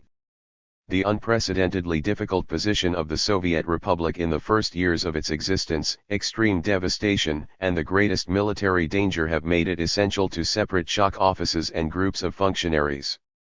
This was essential, for it was impossible to save the ruined country without concentrating forces and means in such offices and in such groups of functionaries, without which the combined imperialists of the whole world certainly would have crushed us and would not have let our Soviet Republic even begin economic construction. This circumstance, together with the heritage of capitalistic and private property habits and tendencies which we are enduring with difficulty, explains the necessity of directing the attention of the whole party again and again toward putting more equality into practice, firstly within the party, secondly within the proletariat and among all the toiling masses, and thirdly for the various offices and various groups of functionaries, especially the spitzy and responsible functionaries, in relation to the masses. Distinguishing members of the party only by the degree of their consciousness, devotion, endurance, political vision, revolutionary experience, readiness for self-sacrifice. The party struggles with any attempts to make distinctions among members of the party on any other lines, higher UPS and rank and file, intellectuals and workers, on nationality lines, etc. It is essential to realize in the internal life of the party broader criticism of the central as well as local institutions of the party, to commission the Central Committee to point out by circulars the means for broadening intra-party criticism at general meetings, to create publications which are capable of realizing broader and more systematic criticism of the mistakes of the party and general criticism within the party. Recognizing in principle the necessity of appointment to responsible offices in exceptional cases, it is necessary to propose to the Central Committee that in the assignment of functionaries in general it replace appointment with recommendation. To point out that in the mobilization of comrades it is not permissible for party organs and individual comrades to be guided by any considerations except business ones. Any repression whatsoever against comrades because they dissent about some question or another decided by the party is not permissible. From Resolution of the 9th Conference of the Russian Communist Party, September, 1920, on the coming tasks of building the party. Page 102. To work out fully effective practical measures to eliminate inequality between the spitzy and the responsible functionaries on the one hand and the toiling masses on the other. This inequality violates democratism and is the source of disruption in the party and of reduction in the authority of communists. It is essential to create a control commission alongside the Central Committee. This must consist of comrades who have the highest party preparation, who are the most experienced, impartial, and capable of realizing strict party control. The Control Commission, elected by the Party Congress, must have the right to receive any complaints and examine them. Bureaucratism, which rules in many of our head offices and centers, often strikes painfully at the entirely legal interests of the mass of the people and serves as one of the most important sources of dissatisfaction within the party, for which the head offices and centers bear the responsibility. The Central Committee of the party must take the most serious measures against this. The local organizations must help the Central Committee in this struggle, above all by communicating the pertinent facts to it. The communist ideal in family life. While the world was shocked by rumors of the nationalization of women, much communist thought exhibited a glowing idealism about the future free and equal relationship of the sexes after abolition of the slavery of the bourgeois family. The most famous exponent of this ideal in practice as well as theory was Alexandra Kollontai, a paragon of revolutionary idealism and the first commissar of social welfare. She was a leader in the ultra-left workers' opposition movement of 192,021, but later made her peace with Stalin and enjoyed a long career as a Soviet diplomat. There is no escaping the fact, the old type of family has seen its day. It is not the fault of the communist state, it is the result of the changed conditions of life. The family is ceasing to be a necessity of the state, as it was in the past.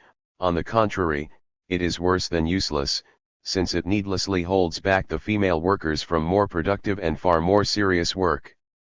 Nor is it any longer necessary to the members of the family themselves, since the task of bringing up the children, which was formerly that of the family, is passing more and more into the hands of the collectivity. But on the ruins of the former family we shall soon see a new form rising which will involve altogether different relations between men and women, and which will be a union of affection and comradeship, a union of two equal members of the communist society, both of them free, both of them independent, both of them workers. No more domestic servitude of women. No more inequality within the family. No more fear on the part of the woman lest she remain without support or aid with little ones in her arms if her husband should desert her. The woman in the communist city no longer depends on her husband but on her work. It is not her husband but her robust arms which will support her. There will be no more anxiety. As to the fate of the children, the state of the workers will assume responsibility for these. Marriage will be purified of all its material elements, of all money calculations, which constitute a hideous blemish on family life in our days.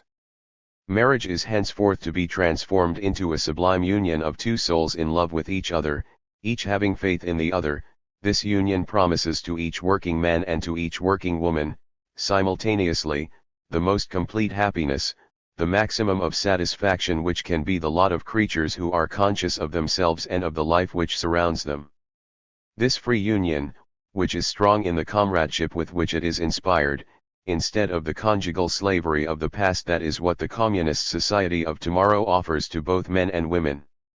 Once the conditions of labor have been transformed, and the material security of working women has been increased, and after marriage such as was performed by the Church, that so-called indissoluble marriage which was at bottom merely a fraud, after this marriage has given place to the free and honest union of men and women who are lovers and comrades, another shameful scourge will also be seen to disappear, another frightful evil which is a stain on humanity and which falls with all its weight on the hungry working woman: prostitution.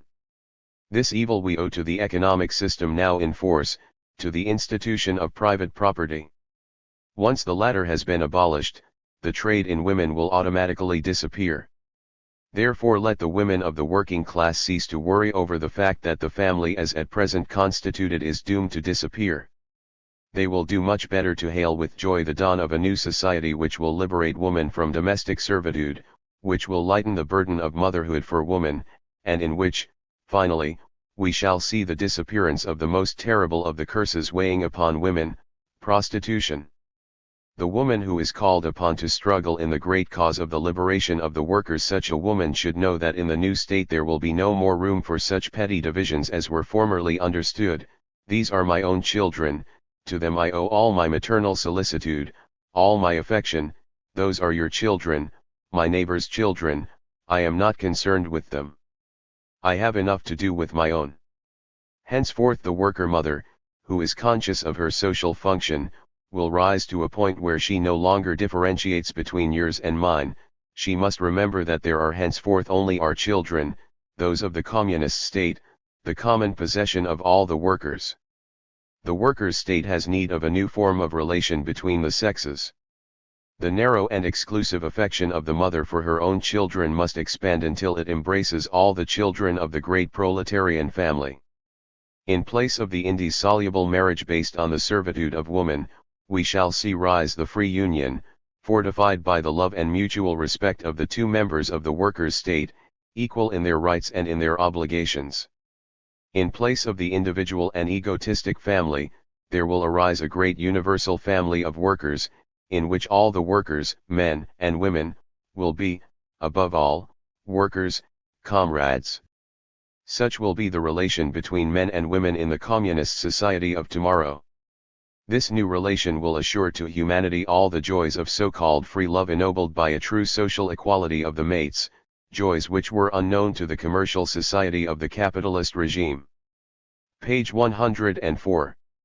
Make way for healthy blossoming children, make way for a vigorous youth that clings to life and to its joys, which is free in its sentiments and in its affections. Such is the watchword of the communist society. In the name of equality, of liberty, and of love, we call upon the working women and the working men, peasant women and peasants, courageously and with faith to take up the work of the reconstruction of human society with the object of rendering it more perfect, more just, and more capable of assuring to the individual the happiness which he deserves. The red flag of the social revolution, which will shelter, after Russia, other countries of the world also, already proclaims to us the approach of the heaven on earth to which humanity has been aspiring for centuries. The trade union controversy and the workers' opposition. In the fall of 1920, sharp controversy broke out in the Communist Party over the role of the trade unions and their relation to the party and the government. Trotsky, with Bukharin's support, pressed his plan for militarizing or governmentalizing the unions as agencies of industrial administration. Lenin and the cautious wing of the party, including Zinoviev, Kamina, Rykov, and Stalin, decided to eliminate the unions from administration altogether and relegate them to a social service and educational role. At the other extreme, the left-wing enthusiasts in the trade unions, organized into the workers' opposition, demanded that industrial administration be made the independent responsibility of the unions themselves. One of the most fervent spokesmen for the workers' opposition was Alexandra Kollontai, who bewailed the trend to bureaucracy and pleaded for trust in the class instinct of the proletariat. The workers' opposition is composed of the most advanced part of our class, organized proletarian communists. The opposition consists almost exclusively of members of the trade unions, and this fact is attested by the signatures of those who side with the opposition under the theses on the role of industrial unions. Who are these members of the trade unions? Workers, that part of the advanced guard of the Russian proletariat which has borne on its shoulders all the difficulties of the revolutionary struggle, and did not dissolve itself into the Soviet institutions by losing contact with the laboring masses, but on the contrary, remained closely connected with them. Through their class instinct, these comrades standing at the head of the workers' opposition became conscious of the fact that there was something wrong.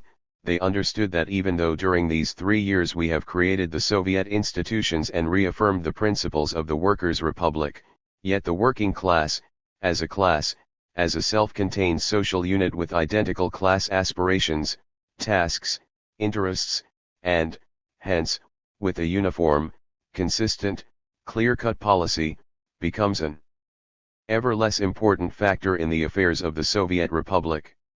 Why was it that none but the unions stubbornly defended the principle of collective management, even without being able to adduce scientific arguments in favor of it, and why was it that the specialist supporters at the same time defended the one-man management? The reason is that in this controversy, though both sides emphatically denied that there was a question of principle involved, two historically irreconcilable points of view had clashed. The one-man management is a product of the individualist conception of the bourgeois class. The one-man management is in principle an unrestricted, isolated, free will of one man, disconnected from the collective. This idea finds its reflection in all spheres of human endeavor, beginning with the appointment of a sovereign for the state and ending with a sovereign director of the factory. This is the supreme wisdom of bourgeois thought. The bourgeoisie do not believe in the power of a collective body. They like only to whip the masses into an obedient flock, and drive them wherever their unrestricted will desires. Rejection of a principle of collective management in the control of industry was a tactical compromise on behalf of our party, an act of adaptation. It was, moreover, an act of deviation from that class policy which we so zealously cultivated and defended during the first phase of the revolution. Why did this happen? How did it happen that our party, matured and tempered in the struggle of the revolution, was permitted to be carried away from the direct road in order to journey along the roundabout path of adaptation, formerly condemned severely and branded as opportunism? Beside peasant owners in the villages and burgher elements in the cities, our party in its Soviet state policy is forced to reckon with the influence exerted by the representatives of wealthy bourgeoisie, now appearing in the form of specialists, technicians, engineers, and former managers of financial and industrial affairs, who by all their past experience are bound to the capitalist system of production. They cannot even imagine any other mode of production but only that one which lies within the traditional bounds of capitalist economics. The more Soviet Russia finds itself in need of specialists in the sphere of technique and management of production, the stronger becomes the influence of these elements, foreign to the working class elements, on the development of our economy. Having been thrown aside during the first period of the revolution, and being compelled to take up an attitude of watchful waiting or sometimes even open hostility toward the Soviet authorities, particularly during the most trying months, this social group of brains in capitalist production, of servile, hired, well-paid servants of capital, acquire more and more influence and importance in politics with every day that passes. The basis of the controversy is namely this: whether we shall realize communism through workers or over their heads, by the hands of Soviet officials. And let us, comrades, ponder whether it is possible to attain and build a communist economy by the hands and creative abilities of the scions from the other class, who are imbued with their routine of the past. If we begin to think as Marxians, as men of science, we shall answer categorically and explicitly no. The solution of this problem as it is proposed by the industrial unions, consists in giving complete freedom to the workers as regards experimenting, class training, adjusting and feeling out the new forms of production, as well as expression and development of their creative abilities, that is, to that class which alone can be the creator of communism. This is the way the workers' opposition handles the solution of this difficult problem, from which follows the most essential point of their theses. Organization of control over the social economy is a prerogative of the All-Russian Congress of Producers, who are united in the trade and industrial unions which elect the central body directing the whole economic life of the Republic. Page 106. Lick. This point secures freedom for the manifestation of class creative abilities, not restricted and crippled by the bureaucratic machine which is saturated with the spirit of routine of the bourgeois capitalist system of production and control. The workers' opposition relies on the creative powers of its own classed workers. From this premise is deduced the rest of the program. But right at this point there begins the deviation of the workers' opposition from the line that is followed by the party leaders. Distrust toward the working class is the whole essence of the theses signed by our party leaders. They do not believe that by the rough hands of workers, untrained technically, can be created those basic outlines of the economic forms from which in the course of time shall develop a harmonious system of communist production. There can be no self-activity without freedom of thought and opinion, for self-activity manifests itself not only in initiative, action, and work, but in independent thought as well. We are afraid of mass activity. We are afraid to give freedom to the class activity, we are afraid of criticism, we have ceased to rely on the masses, hence, we have bureaucracy with us. That is why the workers' opposition considers that bureaucracy is our enemy, our scourge, and the greatest danger for the future existence of the Communist Party itself. In order to do away with the bureaucracy that is finding its shelter in the Soviet institutions, we must first of all get rid of all bureaucracy in the party itself. The workers' opposition, together with a group of responsible workers in Moscow, in the name of party regeneration and elimination of bureaucracy from the Soviet institutions, demands complete realization of all democratic principles, not only for the present period of respite, but also for times of internal and external tension. This is the first and basic condition of the party regeneration, of its return to the principles of the program, from which in practice it is more and more deviating under the pressure of elements that are foreign to it. The second condition, fulfillment of which with all determination is insisted upon by the workers' opposition, is the expulsion from the party of all non-proletarian elements.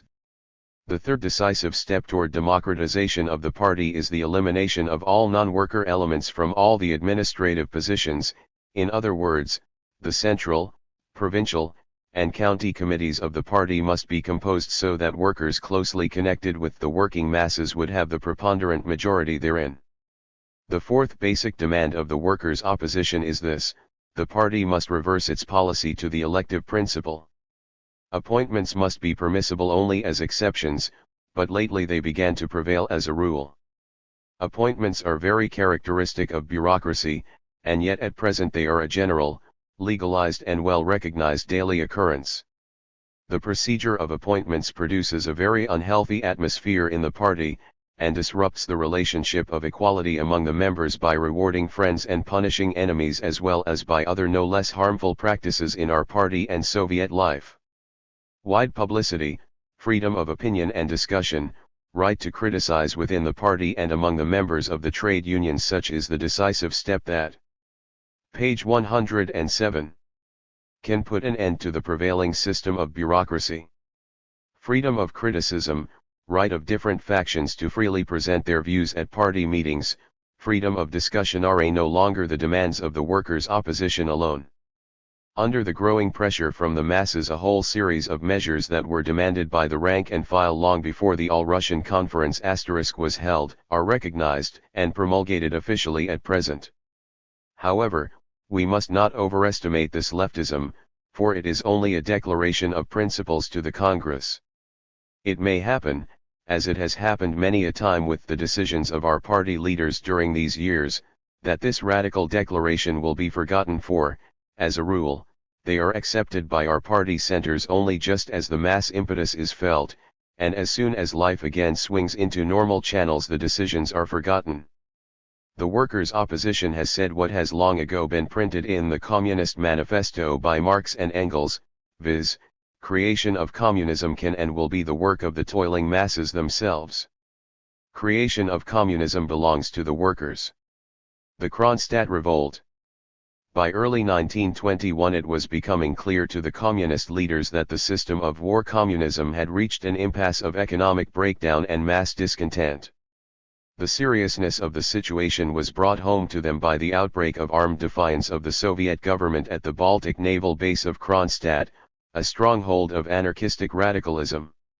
For a few days Kronstadt appealed to the Russian populace to carry out a third revolution against the bureaucratic dictatorship of the communists, in the name of the original ideals of the October Revolution.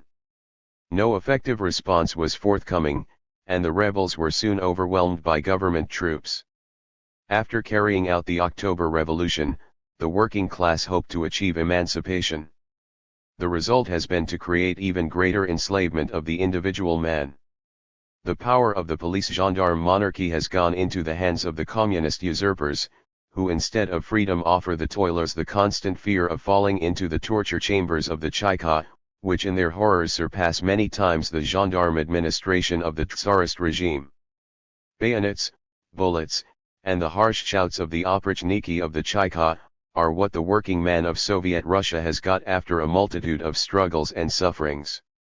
The glorious arms of labor's state sickle and hammer have actually been replaced by the communist authorities with the bayonet and the barred window, for the sake of preserving the calm, carefree life of the new bureaucracy of communist commissars and officials. But the most hateful and criminal thing which the communists have created is page 108. Moral servitude. They laid their hands even on the inner life of the toilers and compelled them to think only in the communist way. With the aid of militarized trade unions they have bound the workers to their benches, and have made labor not into a joy but into a new slavery.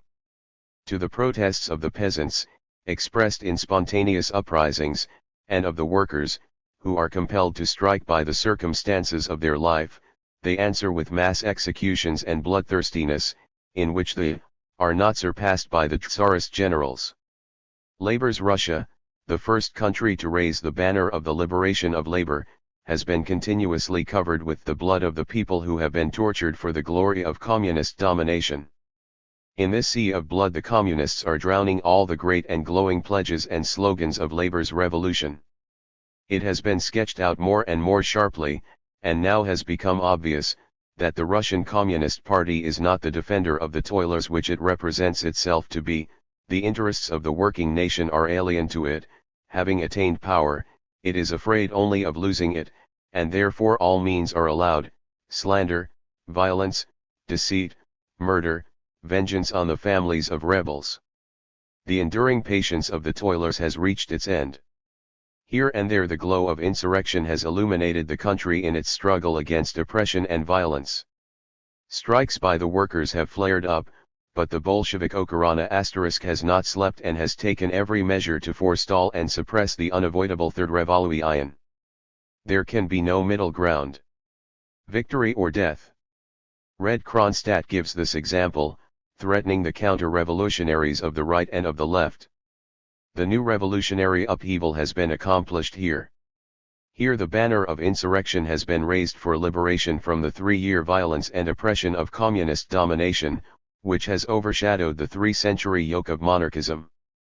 Here at Kronstadt the first stone of the Third Revolution has been laid, to break off the last fetters on the toiling masses and open a new broad road for socialist creativity. This new revolution will rouse the laboring masses of the East and of the West, since it shows an example of the new socialist construction as opposed to the communists' barrack room creativity, and directly convinces the laboring masses abroad that everything created here up to now by the will of the workers and peasants was not socialism. The first step has been completed without a single shot, without a drop of blood.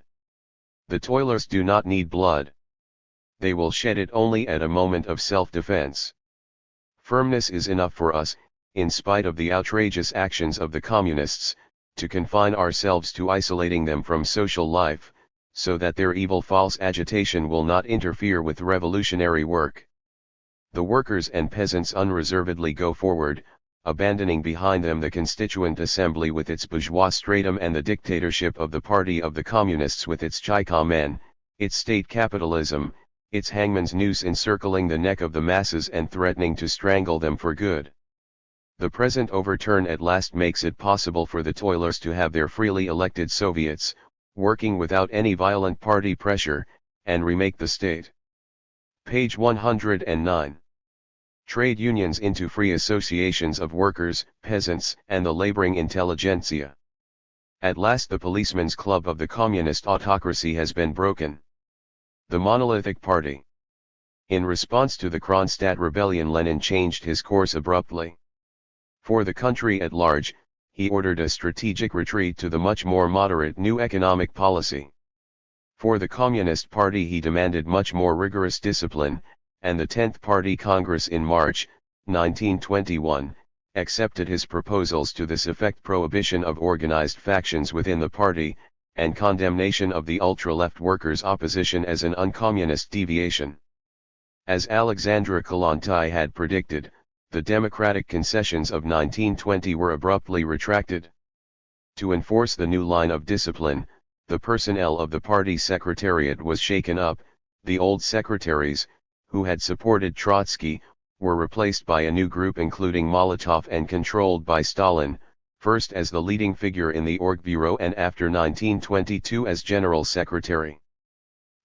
On party unity.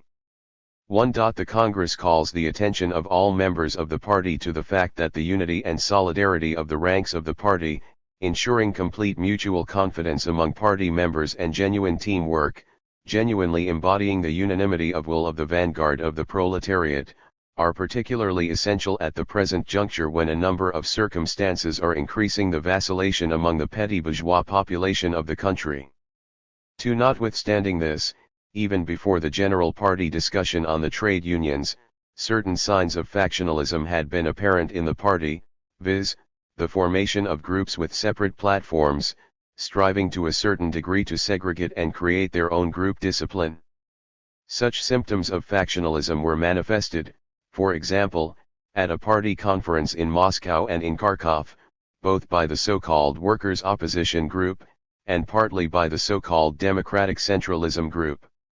All class-conscious workers must clearly realize the perniciousness and impermissibility of factionalism of any kind, for no matter how the representatives of individual groups may desire to safeguard party unity, in practice factionalism inevitably leads to the weakening of teamwork and to intensified and repeated attempts by the enemies of the party, who have fastened themselves onto it because it is the governing party, to widen the cleavage and to use it for counter-revolutionary purposes.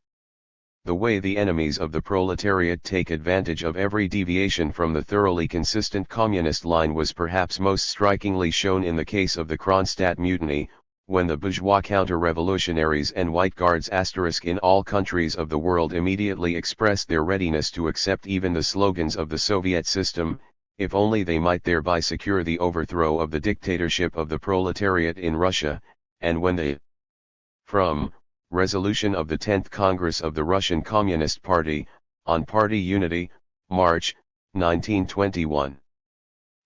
White Guards, anti-Bolshevik units in the Civil War, applied to anti-communists anywhere ed. Page 110. Socialist revolutionaries and the bourgeois counter-revolutionaries in general resorted in Kronstadt to slogans calling for an insurrection against the Soviet government of Russia, ostensibly in the interest of Soviet power. These facts fully prove that the White Guards strive, and are able, to disguise themselves as communists, and even as the most left communists, solely for the purpose of weakening and overthrowing the bulwark of the proletarian revolution in Russia. For in the practical struggle against factionalism, every organization of the party must take strict measures to prevent any factional actions whatsoever. Criticism of the party's shortcomings, which is absolutely necessary, must be conducted in such a way that every practical proposal shall be submitted immediately, without any delay, in the most precise form possible, for consideration and decision to the leading local and central bodies of the party. Moreover, everyone who criticizes must see to it that the form of his criticism takes into account the position of the party, surrounded as it is by a ring of enemies, and that the content of his criticism is such that, by directly participating in Soviet and party work, he can test the rectification of the errors of the party or of individual party members in practice. 5. While ruthlessly rejecting unpractical and factional pseudo-criticisms, the party will unceasingly continue trying out new methods to fight with all the means at its disposal against bureaucracy, for the extension of democracy and initiative, for detecting, exposing and expelling from the party elements that have wormed their way into its ranks, etc. 6. The Congress therefore hereby declares dissolved and orders the immediate dissolution of all groups without exception that have been formed on the basis of one platform or another. Non-observance of this decision of the Congress shall involve absolute and immediate expulsion from the party. 7. In order to ensure strict discipline within the party and in all Soviet work and to secure the maximum unanimity in removing all factionalism, the Congress authorizes the Central Committee, in cases of breach of discipline or of a revival or toleration of factionalism, to apply all party penalties, including expulsion, and in regard to members of the Central Committee to reduce them to the status of alternate members and even, as an extreme measure, to expel them from the party. A necessary condition for the application of such an extreme measure to members of the Central Committee, alternate members of the Central Committee and members of the Control Commission is the convocation of a plenum of the Central Committee, to which all alternate members of the Central Committee and all members of the Control Commission shall be invited. If such a General Assembly of the most responsible leaders of the party, by a 2/3 majority, deems it necessary to reduce a member of the Central Committee to the status of alternate member, or to expel him from the party, this measure shall be put into effect immediately. B. On the syndicalist and anarchist deviation in our party. 1. In the past few months a syndicalist and anarchist deviation has been definitely revealed in our party, and calls for the most resolute measures of ideological struggle and also for purging and restoring the health of the party. Page 111. 2. The said deviation is due partly to the influx into the party of former Mensheviks and also of workers and peasants who have not yet fully assimilated the communist world outlook. Mainly, however, this deviation is due to the influence exercised upon the proletariat and on the Russian Communist Party by the petty bourgeois element, which is exceptionally strong in our country, and which inevitably engenders vacillation towards anarchism, particularly at a time when the conditions of the masses have sharply deteriorated as a consequence of the crop failure and the devastating effects of war, and when the demobilization of the army numbering millions releases hundreds and hundreds of thousands of peasants and workers unable immediately to find regular means of livelihood. 3. The most theoretically complete and formulated expression of this deviation are the theses and other literary productions of the so-called workers' opposition group. Sufficiently illustrative of this is, for example, the following thesis propounded by this group: the organization of the administration of the national economy is the function of an all-Russian producers' Congress organized in industrial trade unions, which elect a central organ for the administration of the entire national economy of the Republic. The ideas at the bottom of this and numerous analogous statements are radically wrong in theory, and represent a complete rupture with Marxism and communism as well as with the practical experience of all semi-proletarian revolutions and of the present proletarian revolution.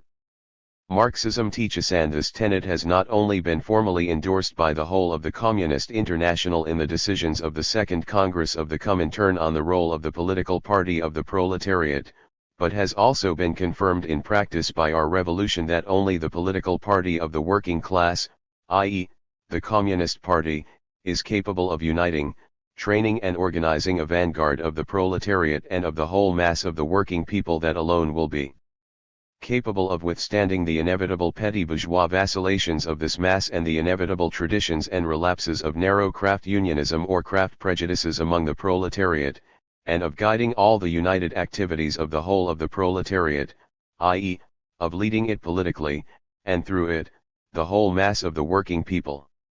Without this the dictatorship of the proletariat is impossible. 5. In addition to theoretical fallacies and a radically wrong attitude towards the practical experience of economic construction already begun by the Soviet government, the Congress of the Russian Communist Party discerns in the views of these and analogous groups and persons a gross political mistake and a direct political danger to the very existence of the dictatorship of the proletariat. In a country like Russia, the overwhelming preponderance of the petty bourgeois element and the devastation, impoverishment, epidemics, crop failures, extreme want and hardship inevitably resulting from the war, engender particularly sharp vacillations in the moods of the petty bourgeois and semi-proletarian masses. At one moment the wavering is in the direction of strengthening the alliance between these masses and the proletariat, and at another moment in the direction of bourgeois restoration. The whole experience of all revolutions in the 18th, 19th, and 20th centuries shows with utmost and absolute clarity and conviction that the only possible result of these vacillations is the unity, strength. Page 112. An influence of the revolutionary vanguard of the proletariat is weakened in the slightest degree can be the restoration of the power and property of the capitalists and landlords. Hence, the views of the workers' opposition and of like-minded elements are not only wrong in theory, but in practice are an expression of petty bourgeois anarchist wavering, in practice weaken the consistency of the leading line of the Communist Party, and in practice help the class enemies of the proletarian revolution. 6. In view of all this, the Congress of the Russian Communist Party, emphatically rejecting the said ideas which express a syndicalist and anarchist deviation, deems it necessary, firstly, to wage an unswerving and systematic ideological struggle against these ideas.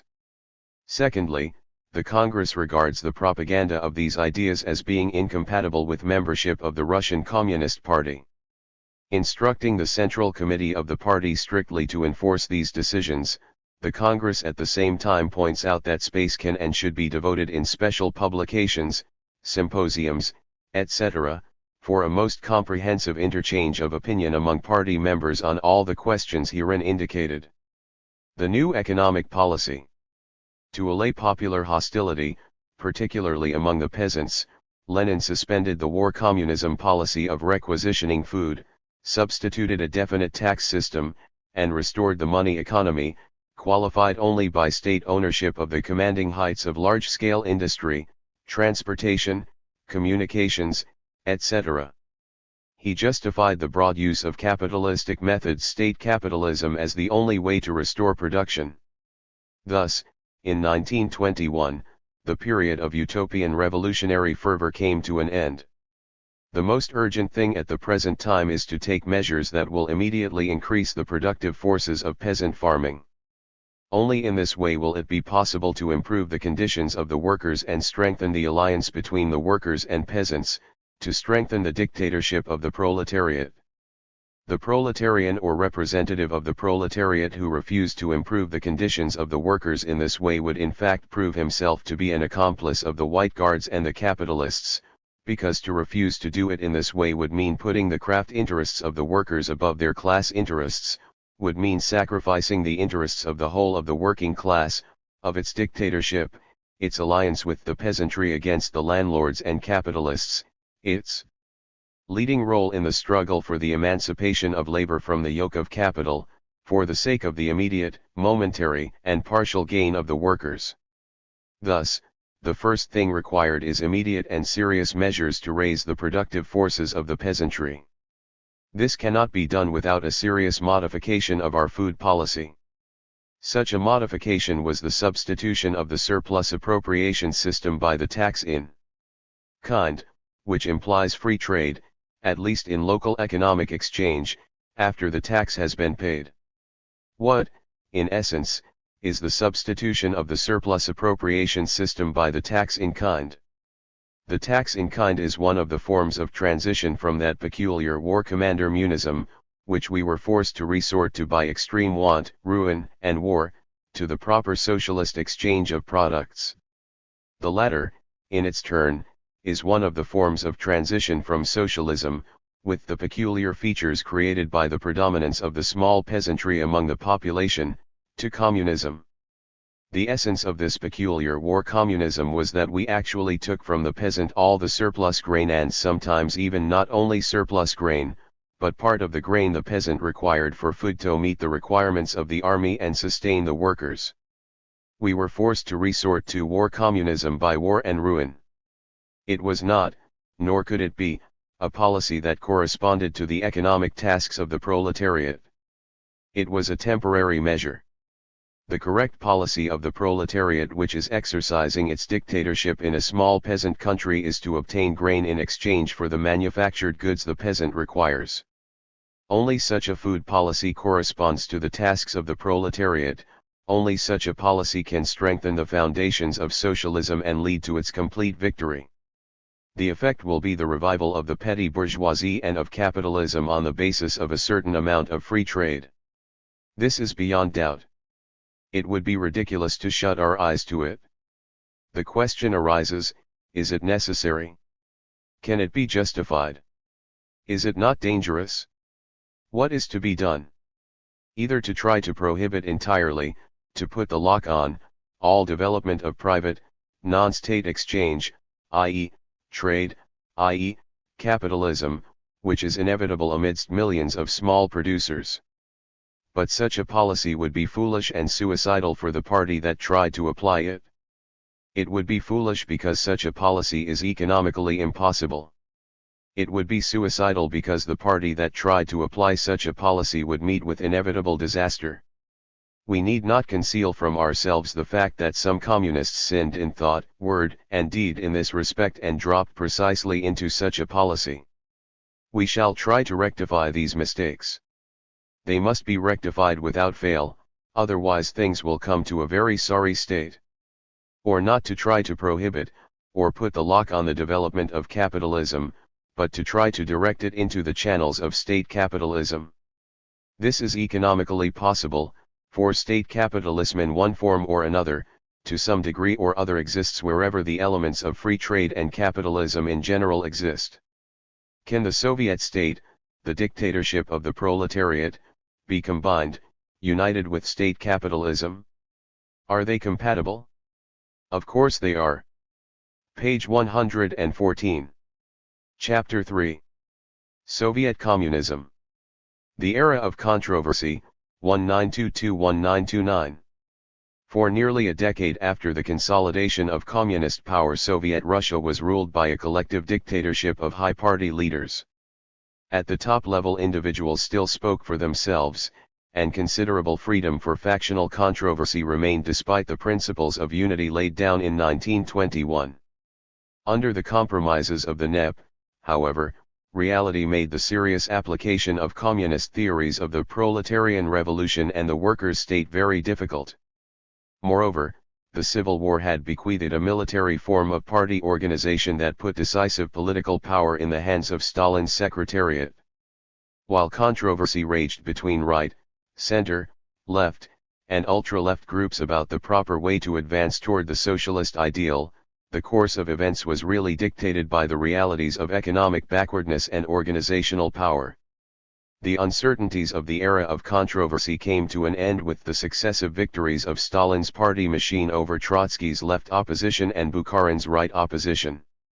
By this time, the most important enduring features of the Soviet regime were laid down: a new system of personal power, resting on total party control, a new use of doctrine as unchallengeable justification for the expediencies of government, and a new attack on the problems of backwardness, to accomplish economic development through dictatorial compulsion and violence. Protests against the new economic policy. The 1921 ban on factions did not immediately check the complaints of left-wing communists that the NEP was a betrayal of the proletariat. The workers' opposition made their last stand in appealing to the Communist International against bureaucratic muzzling of working-class sentiment in Russia. Another group, styling itself the Workers' Truth, formed around Lenin's one-time second-in-command Alexander Bogdanov and attacked the Communist Party for its state capitalism under which the workers were exploited for the benefit of the organizers. Groups such as the Workers' Truth, with their tone reminiscent of the old revolutionary protest against Tsarism, were naturally intolerable to the Soviet leaders and were quickly suppressed by the secret police in their new guise as the GPU. A. The Declaration of the 22. Dear comrades, we have learned from our newspapers that the International Conference of the Communist International is considering the question of the United Workers' Front, and we consider it our communist duty to make it known to you that in our country things stand unfavorably with the United Front, not only in the broad sense of the term, but even in applying it to the ranks of our party. At a time when the forces of the bourgeois element press on us from all sides, when they even penetrate into our party, whose social content favors this, our leading centers are conducting an unrelenting, disruptive struggle against all, especially proletarians, who allow themselves to have their own judgment, and against the expression of this within the party they take all kinds of repressive measures. The effort to draw the proletarian masses closer to the state is declared to be anarcho-syndicalism, and its adherents are subjected to persecution and discredit. In the area of the trade union movement there is the very same picture of suppression of the workers' independence and initiative, and a struggle using every means against heterodoxy. The combined forces of the party and trade union bureaucracies, taking advantage of their position and power, are ignoring the decisions of our congresses about carrying out the principles of workers' democracy. Our fractions in the unions, even the fractions of entire congresses, are deprived of the right to express their will in the matter of electing their centers. Tutelage and pressure by the bureaucracy lead to the members of the party being constrained by the threat of expulsion and other repressive measures to elect not whom these communists themselves want, but those whom the higher UPS, ignoring them, want. Such methods of work lead to careerism, intrigue, and toadying, and the workers answer this by quitting the party. Sharing the idea of a united workers' front, we turn to you in the sincere hope of ending all the abnormalities which stand in the way of the unity of this front, above all within our Russian Communist Party. B. Appeal of the Workers' Truth Group. The liberation of the workers can only be the deed of the working class itself. Message to the revolutionary proletariat and to all revolutionary elements who remain faithful to the struggling working class. The working class of Russia, small in numbers, unprepared, in a peasant country, accomplished in October, 1917, the historically necessary October Revolution. Led by the Russian Communist Party, it has overthrown and destroyed the power of the ruling classes. During long years of revolution and civil war it has firmly contained the pressure of international and Russian reaction. In spite of the unprecedentedly heavy losses sustained by the working class, the October Revolution remains a decisive and heroic event in the history of the struggle of the Russian proletariat. The Russian October Revolution has given the struggling international proletariat an experience of tremendous value for its struggle against capital. As a result of the October Revolution, all the barriers in the path of the economic development were eliminated. There is no longer any oppression by the land. From Appeal of the Workers' Truth Group, Berlin, January 31, 1923, pages 1214, Editor's Translation. Page 116. Lords, the parasitic Tsarist bureaucracy, and the bourgeoisie, which relied on reactionary groups of European capitalists. After the successful revolution and civil war, broad perspectives opened before Russia, of rapid transformation into a country of progressive capitalism. In this lies the undoubted and tremendous achievement of the revolution in October. But what has changed in the position of the working class? The working class of Russia is disorganized, confusion reigns in the minds of the workers. Are they in a country of the dictatorship of the proletariat, as the Communist Party untiringly reiterates by word of mouth and in the press? Or are they in a country of arbitrary rule and exploitation, as life tells them at every step?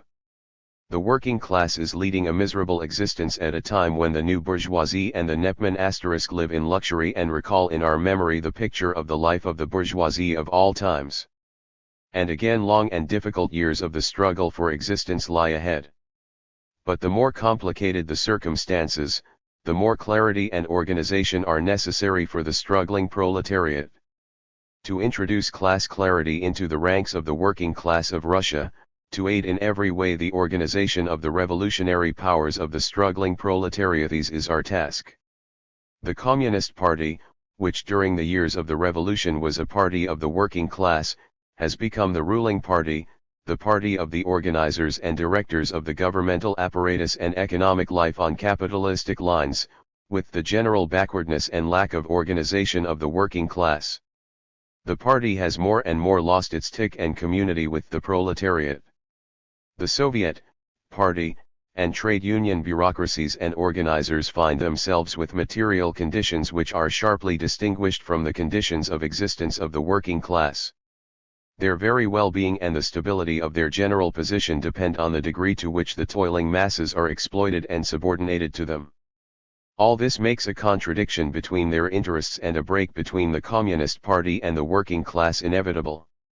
The social existence of the Communist Party itself inevitably determines the corresponding social consciousness, interests, and ideals, which contradict the interests of the struggling proletariat. The Russian Communist Party has become the party of the organizer intelligentsia. The abyss between the Russian Communist Party and the working class is getting deeper and deeper, and this fact cannot be glossed over by any resolutions or decisions of the communist congresses and conferences, etc. The NEP, i.e., the rebirth of normal capitalistic relations and intensive economic differentiation among the peasantry, intensified by the famine of 192,021, has contributed to the pronounced growth of the big kulak stratum in the Russian village, the small-scale, unorganized character of peasant farming, together with the disruption of the means of communication, makes it definite that commercial capital will have a dominant role in the immediate future. At the same time, the state is growing in influence as the representative of the nationwide interests of capital and as the mere directing apparatus of political administration and economic regulation by the organizer intelligentsia. The proletariat broken up in consequence of the destruction of industry, weakened by losses, the detaching of part of the most active elements, and ideological confusion, and lacking a proletarian party and revolutionary workers' organizations of its own is incapable of playing any sort of influential role. Lenin's testament. In May 1922, Lenin began to suffer a series of strokes and relinquished active leadership of the Soviet state. Zinoviev, Kamina, and Stalin banded together as a troika to prevent Trotsky from assuming power. Stalin had meanwhile been appointed to the new post of General Secretary of the Communist Party in April, 1922, and was working to get effective control over the party into his own hands. Toward the end of 1922, Lenin recovered sufficiently to make certain acute observations on the Soviet political scene. His comments on the successor leadership were embodied in notes which became known abroad in 1926 as his testament, and which were finally published in the USSR during Khrushchev's de-Stalinization campaign in 1956.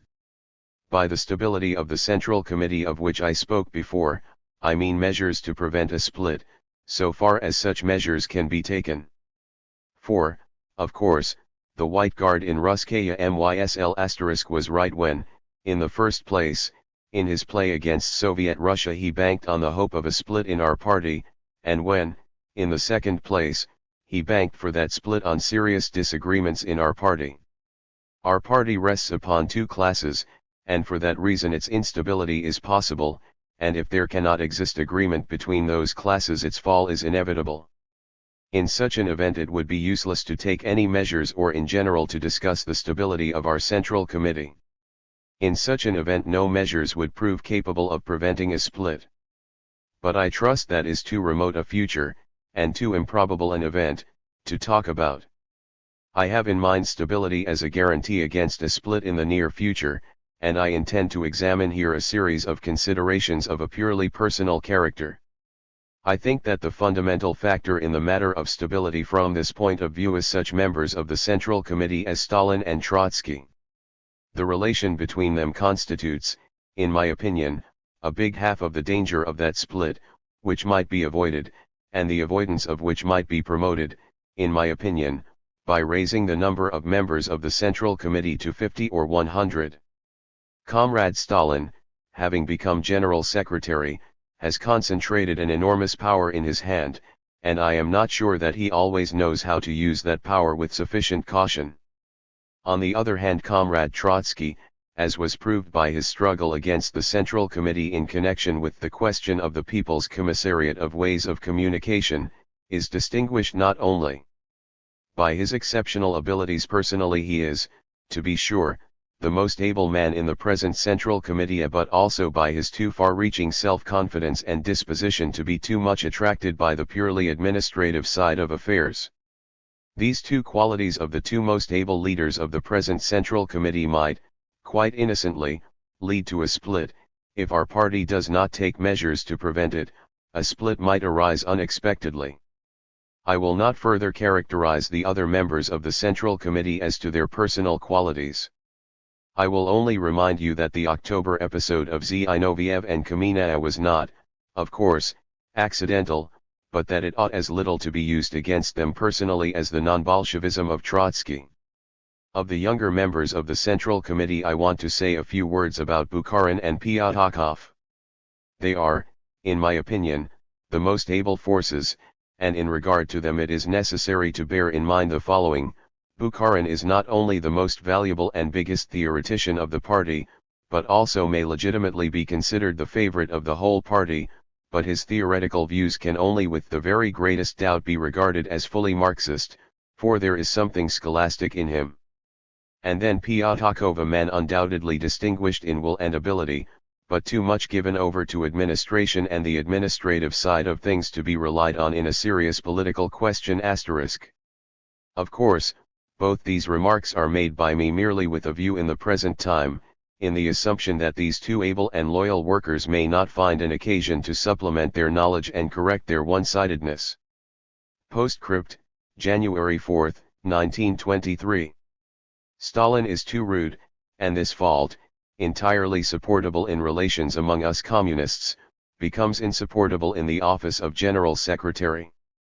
Therefore, I propose to the comrades to find a way to remove Stalin from that position and appoint to it another man who in all respects differs from Stalin only in superiority, namely, more patient, more loyal, more polite and more attentive to comrades, less capriciousness, etc.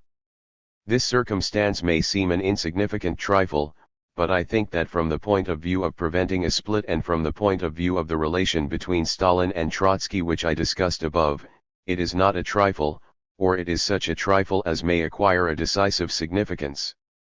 Lenin. Lenin on nationality policy. The issue which had most to do with turning Lenin against Stalin was the nationality question, particularly as it arose in the Soviet Republic of Georgia. Lenin was extremely cautious about observing the forms of national autonomy.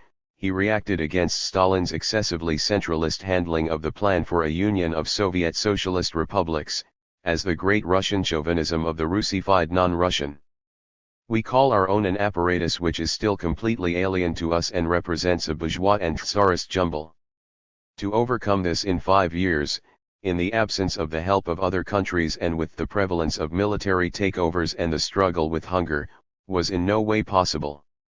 Under such conditions it is quite natural that the freedom to secede from the Union, by which we justify ourselves, should prove to be an empty scrap of paper, incapable of defending the other nationalities of Russia from the aggression of that truly Russian man, the great Russian chauvinist, in reality a scoundrel and man of violence, which the typical Russian bureaucrat reveals himself to be. There is no doubt that an insignificant percentage of Soviet and Sovietized workers will sink in the sea of chauvinistic Great Russian filth, like flies in milk. They say in defense of this measure that they have divided up the people's commissariats which touch immediately on national psychology, national education. But here appears a question: is it possible to divide up these commissariats completely?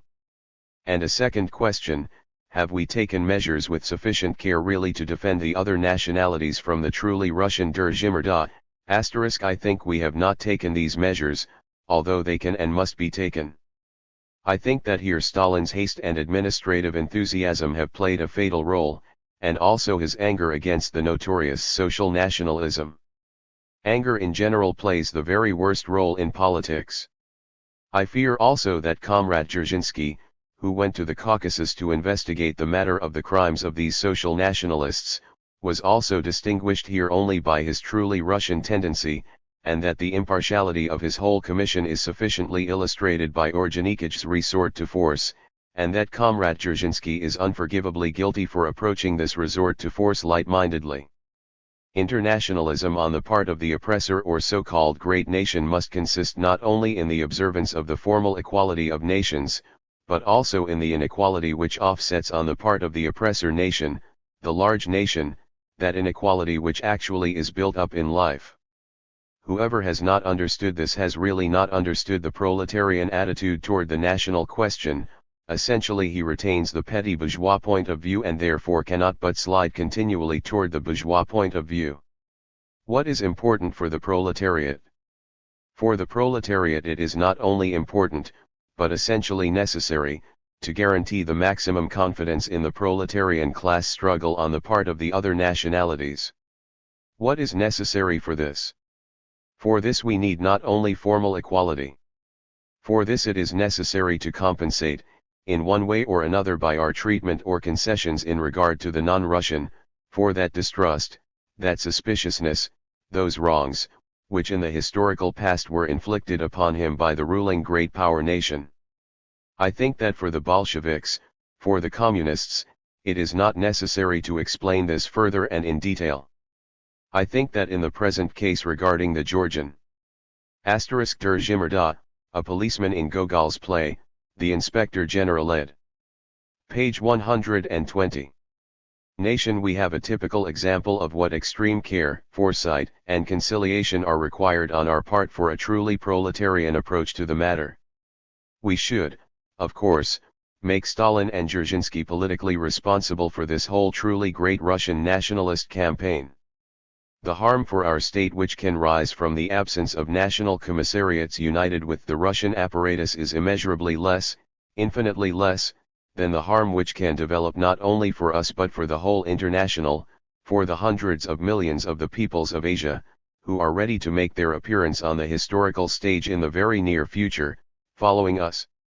It would be unforgivable opportunism if, on the eve of this appearance of the East and at the beginning of its awakening, we undermined our prestige among the peoples of the East by even the slightest rudeness and injustice in regard to our own minorities. The necessity for solidarity of the forces against the imperialists of the West, who defend the capitalist world, is one thing. Here there can be no doubt, and it is superfluous for me to say that I approve of these measures unconditionally. It is another matter when we ourselves fall, even on a small scale, into an imperialistic relationship toward the oppressed nationalities. But tomorrow, in world history, will be the very day when the aroused peoples, oppressed by imperialism, will finally awake, and when the long, severe, decisive battle for their liberation will begin. Lenin on the prerequisites for socialism. Lenin was prepared to admit, as he did in commenting on the memoirs of the Menshevik Sukhanov, that Russia lacked the conditions for socialism, but he saw no reason why the communist government could not proceed to create them. Here again he revealed his real philosophy, hardly compatible with Marxism, that political power determined all else.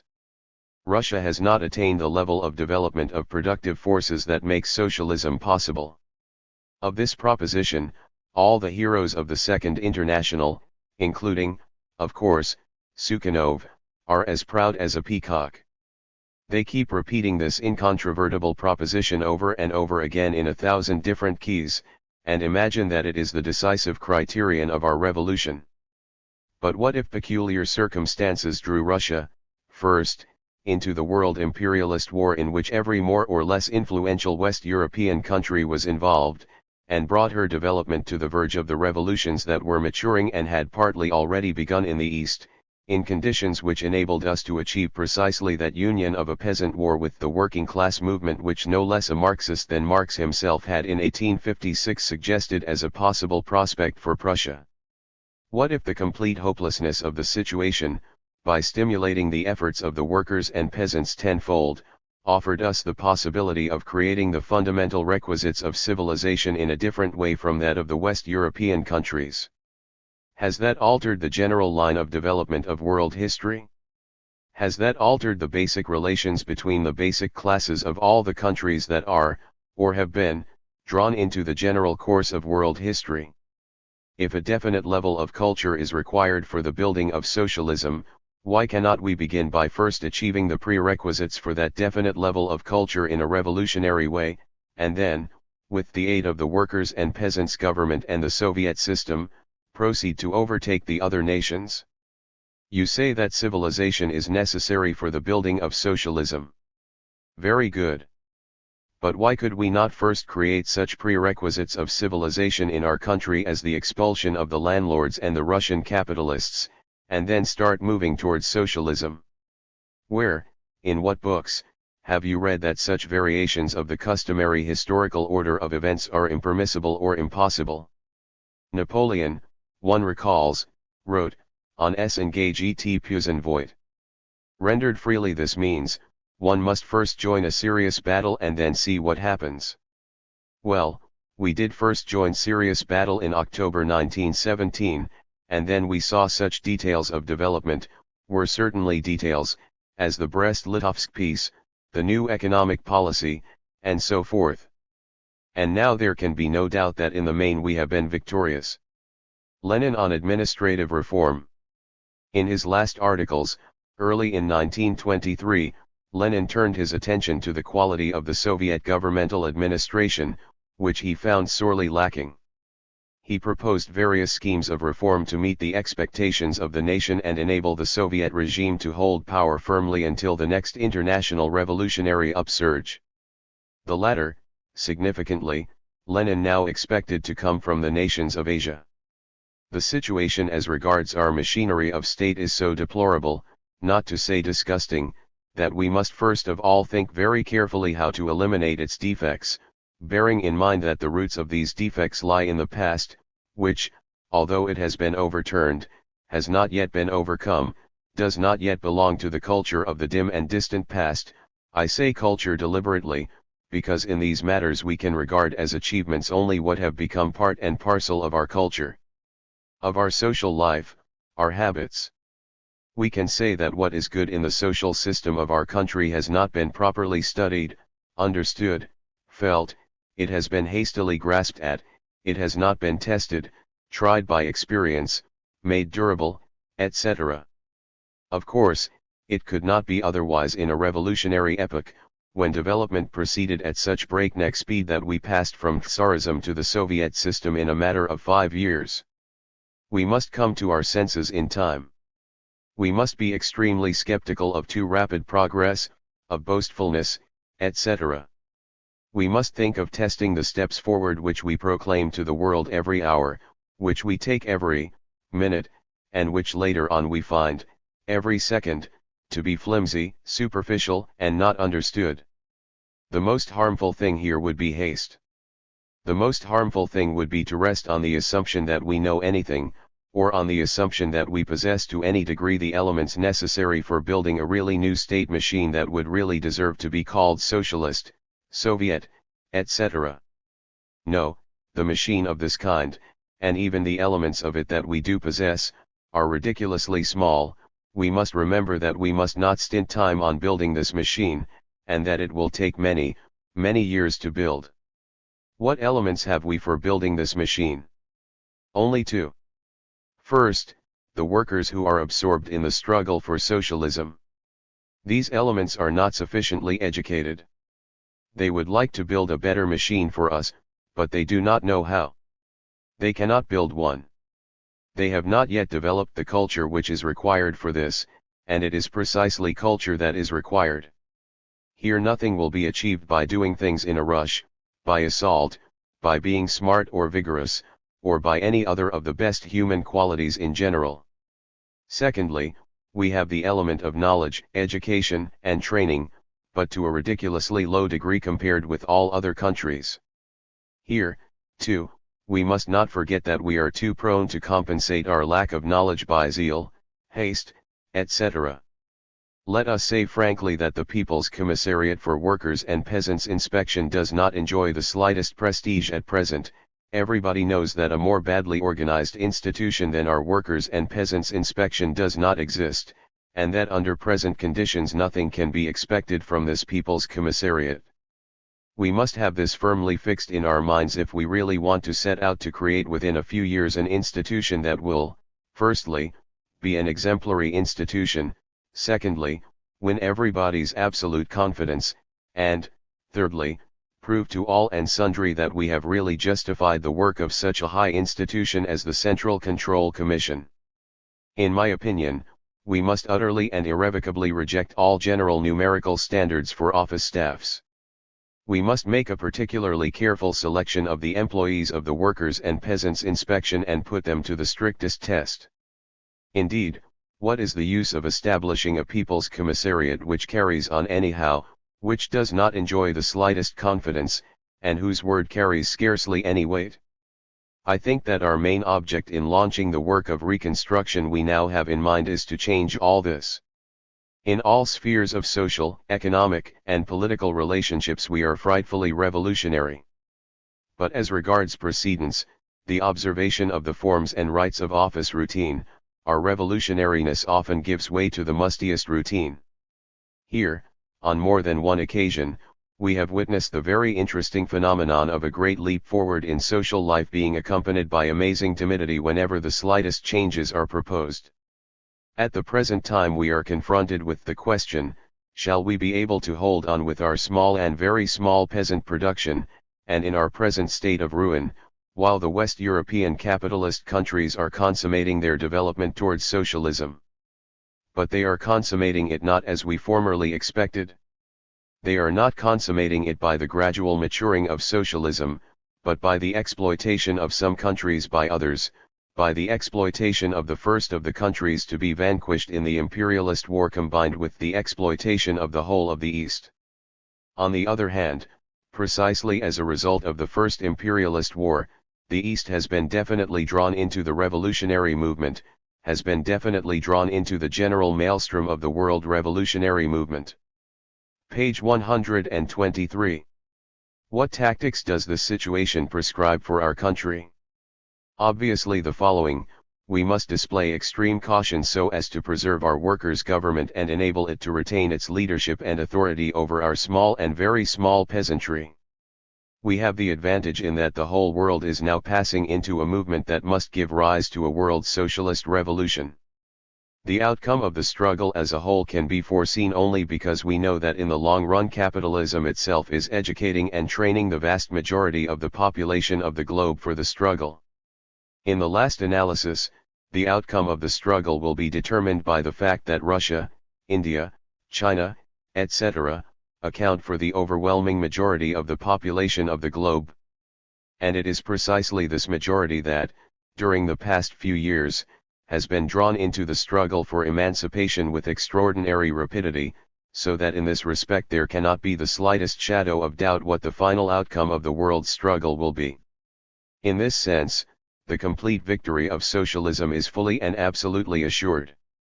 But what interests us is not the inevitability of this complete victory of socialism, but the tactics which we, the Russian Communist Party, we, the Russian Soviet government, should pursue to prevent the West European counter-revolutionary states from crushing us. To ensure our existence until the next military conflict between the counter-revolutionary imperialist West and the revolutionary and nationalist East, between the most civilized countries of the world and the orientally backward countries, which, however, account for the majority, this majority must become civilized. We, too, lack sufficient civilization to enable us to pass straight on to socialism, although we have the political requisites for this. We must adopt the following tactics, or pursue the following policy to save ourselves. We must strive to build up a state in which the workers retain their leadership in relation to the peasants, in which they retain the confidence of the peasants, and, by exercising the greatest economy, remove every trace of extravagance from our social relations.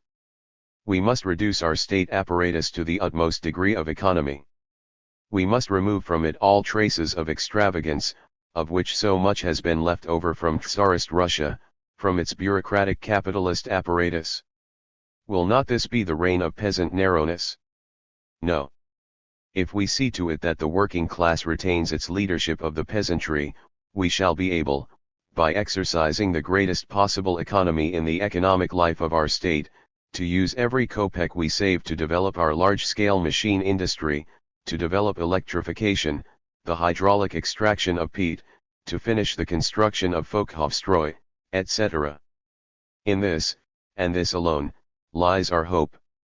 Only when we have done this will we, speaking figuratively, be able to change horses, to change from the peasant, muzhik horse of poverty, from the horse of economy fit for a ruined peasant country, to the horse which the proletariat is seeking and cannot but see, neither horse of large-scale machine industry, or electrification, of Folkhofstroy, etc.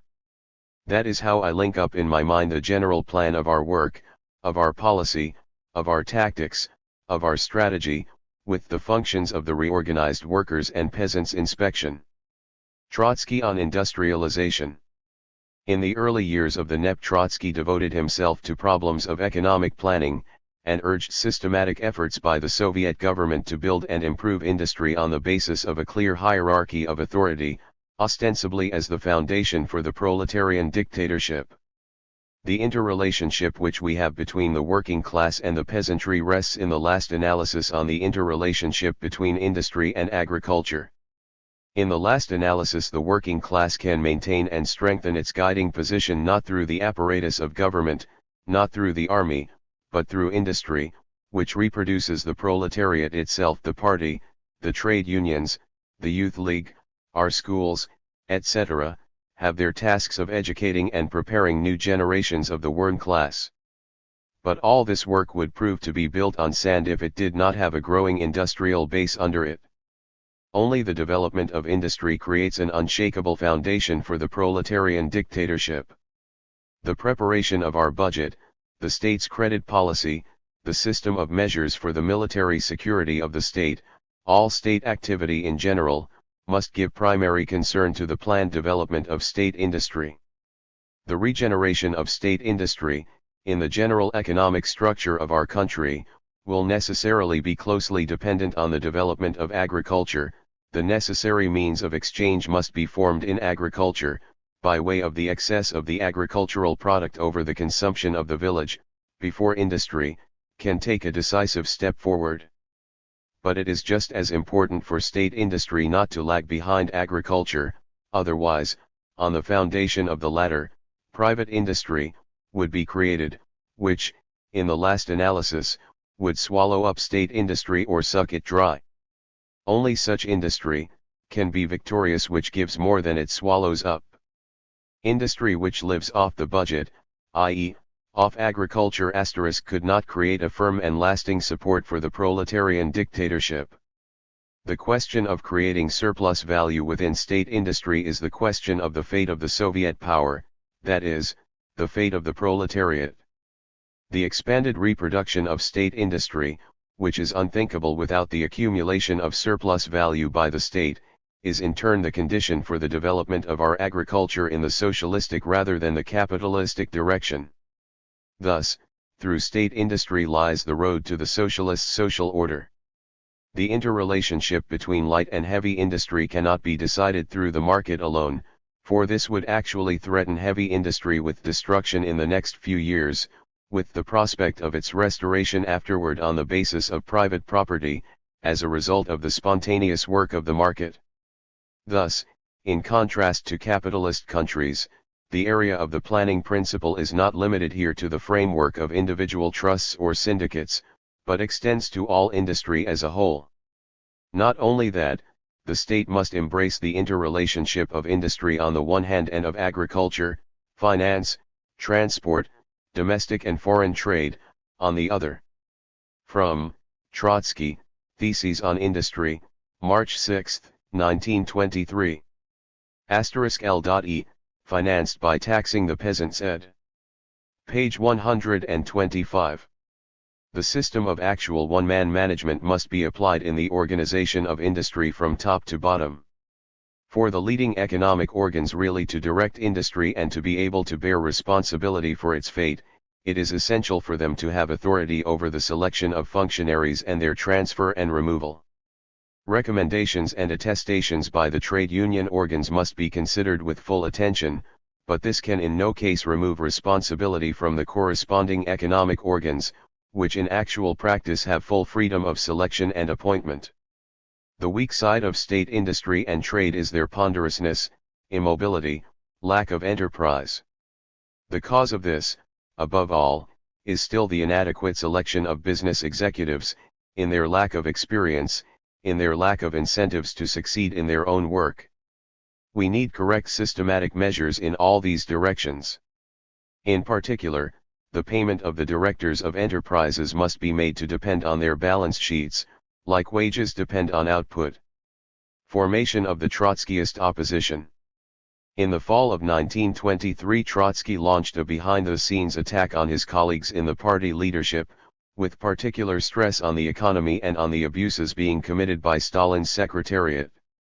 This was followed by a collective statement, signed by various former oppositionists, which took the leadership severely to task for their failures in economic policy as well as their violation of party democracy. A. Trotsky protests bureaucratization. Top secret. To the members of the CC and the CCC. One of the proposals of Comm. Dzerzhinsky's commission says that it is necessary to oblige members of the party who know about groupings within the party to communicate immediately with the GPU*, the CC and the CCC. It would seem that informing the party organization that its framework is being used by elements hostile to the party is such an elementary obligation of every member of the party that there would be no need to issue a special order 6 years after the October Revolution. The very emergence of a demand for such an order is an extremely alarming symptom. For the resolution on industry demands firming up and strengthening the organization of Gosplan, confirming it as the leading organ of planning. Lack of coordination in planning takes the most glaring forms in the work of the central and generally basic governmental economic organs. To a greater degree than before the 12th Congress, the most important economic questions are being decided in the Politburo hastily, without real preparation, apart from their connection with planning. To be perfectly accurate, one must say, there is no direction of the economy, and chaos proceeds from the top. 9. As one of the important tasks of the new CC, the 12th Congress pointed to careful personal selection of economic administrators from top to bottom. However, the attention of the Orgburo in the area of selection of functionaries was directed along a completely different path. In appointments, removals, transfers, party members have been evaluated above all from the point of view of the degree to which they can promote or counteract the maintenance of the intra-party regime, which quietly and unofficially, but all the more effectively, is being set up through the Orgburo and the Secretariat of the CC. At the 12th Congress of the party it was said that in the membership of the CC we need independent people. This word by now needs no comment whatsoever. After this the criterion of independence began to be applied through appointment by the General Secretariat of Secretaries of Provincial Committees and further, from above downwards, all the way to the last party cell. This work of selecting the party hierarchy from comrades who were recognized by the Secretariat as independent in the sense of the word pointed out above, was developed with unheard of intensity. 10. At the fiercest point of war communism, the appointment system inside the party did not have even 1/10 the extent that it has now. Appointment of the secretaries of provincial committees has now become the rule. This creates for the secretary a position essentially independent of the local organization. In turn, the secretary is the source of further appointments and removals within the boundaries of the province. The apparatus of secretaries being created from above downwards, more and more self-contained, gathers all threads to itself. The participation of the party rank and file in the actual formation of the party organization is becoming more and more illusory. In the last year and a half a specific psychology of secretaries has been created, the main feature of which is the conviction that the secretary is capable of deciding all questions of whatever kind, without knowing the essence of the matter. 11. The 10th Congress of the party took place under the sign of workers' democracy. Many speeches of that time that were made in defense of workers' democracy seemed to me exaggerated and to a significant degree demagogic, in view of the incompatibility of complete, fully worked out workers' democracy with the regime of dictatorship. But it was altogether clear that the pressure of the era of war communism ought to give place to a broader and more lively public life in the party.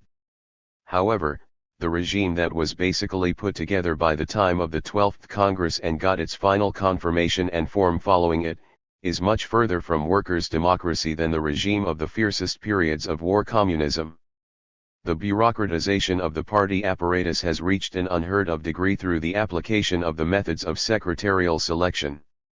Whereas in the fiercest hours of the Civil War we argued in our party organizations and even in the press about the recruitment of specialists, about the partisan or regular army, about discipline, etc., etc., now there is not a trace of that frank exchange of opinion about the questions that are really agitating the party. Page 127. 16. The present rapidly intensifying crisis within the party obviously cannot be settled by repressive measures independently of their correctness or incorrectness in each particular case. The objective difficulties of development are very great. But they are not alleviated, but radically deepened by the incorrect regime in the party, by the diversion of attention from our creative tasks to intra-party groupings, by the artificial selection of functionaries, hardly ever considering their party and governmental weight, by the replacement of authoritative and competent leadership with formal orders, presuming only the passive discipline of each and every one. Undermining economic development, this intra-party regime was and is the immediate cause of the growing discontent of some, the apathy and passivity of others, the de facto removal of still others from their work. The party could exist temporarily with the present burdensome intra-party regime if it assured economic success. But this is not so. This is why this regime cannot hold out for long. It must be changed. 17. An end must be put to the bureaucratism of the secretaries. Party democracy, at least within the limits without which the party would be threatened by ossification and degeneracy, must come within its rights.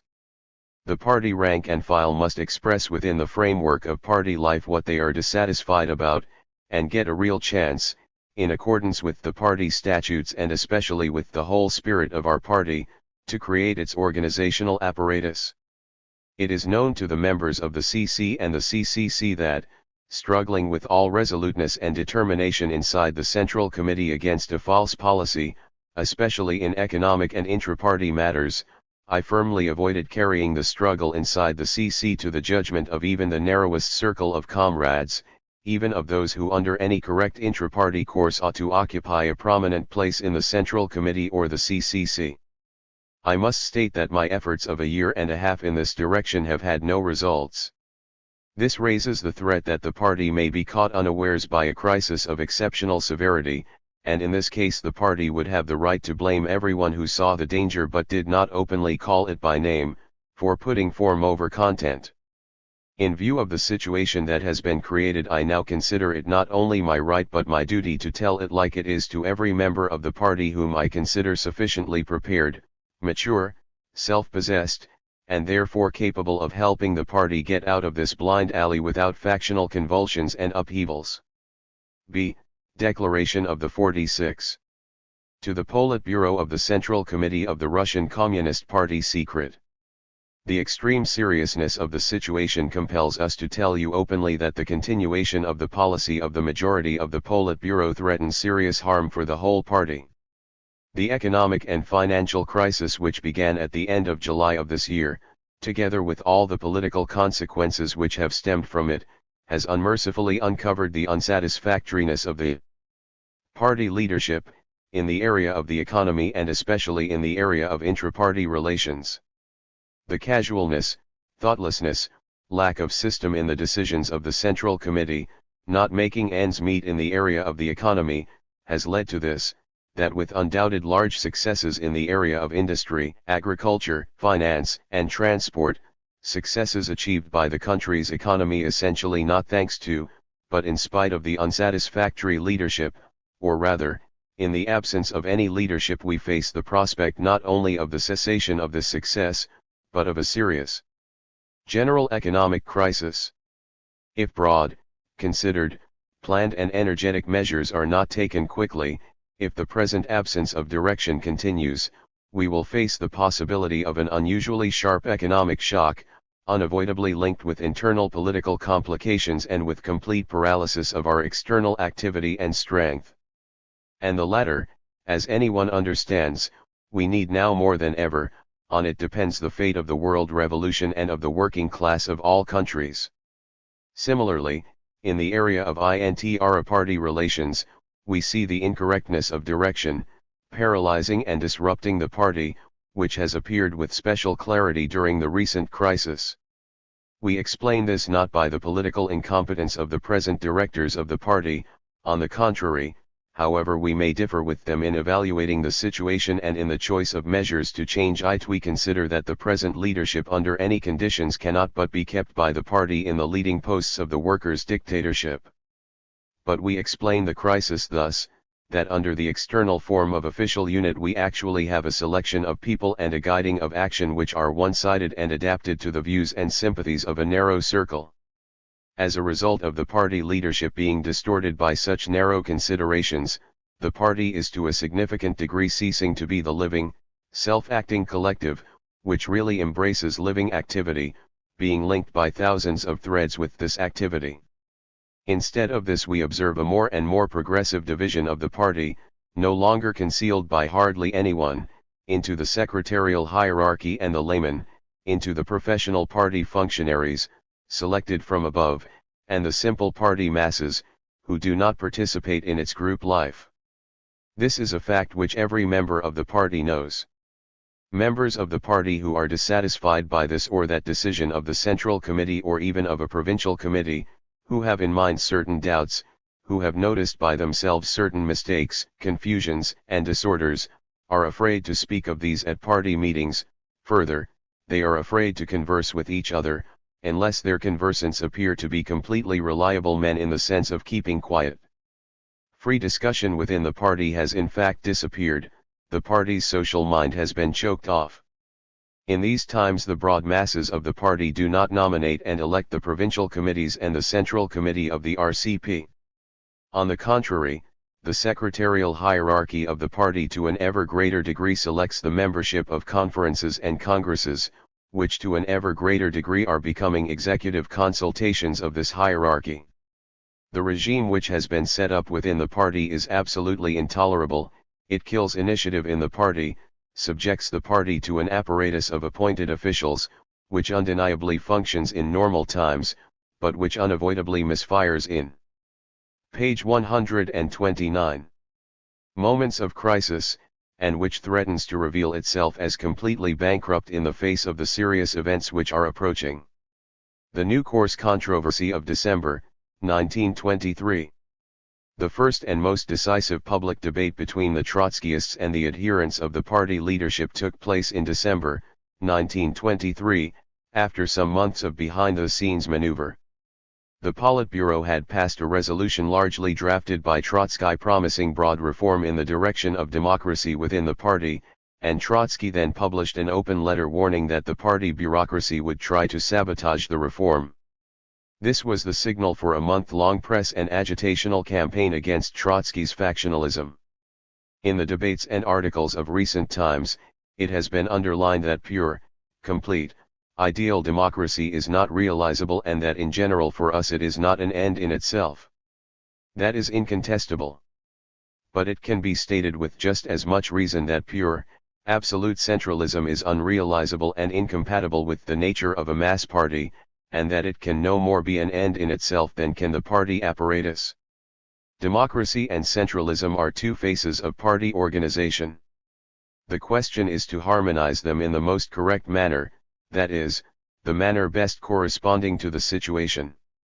During the last period there was no such equilibrium. The center of gravity wrongly centered in the apparatus. The initiative of the party was reduced to the minimum. Thence, the habits and the procedures of leadership, fundamentally contradicting the spirit of revolutionary proletarian organization. The excessive centralization of the apparatus at the expense of initiative engendered a feeling of uneasiness, an uneasiness which, at the extremities of the party, assumed an exceedingly morbid form and was translated, among other things, in the appearance of illegal groupings directed by elements indubitably hostile to communism. At the same time, the whole of the party disapproved more and more of apparatus methods of solving questions. The idea, or at the very least the feeling, that bureaucratism threatened to get the party into a blind alley, had become pretty general. Voices were raised to point out the danger. The resolution on the new course is the first official expression of the change that has taken place in the party. It will be realized to the degree that the party, that is, its 400,000 members, will want to realize it and will succeed in doing so. Bureaucratism kills initiative and thus prevents the elevation of the general level of the party. That is its cardinal defect. As the apparatus is made up inevitably of the most experienced and most meritorious comrades, it is upon the political training of the young communist generations that bureaucratism has its most grievous repercussions. Also, it is the youth, the most reliable barometer of the party, that reacts most vigorously against party bureaucratism.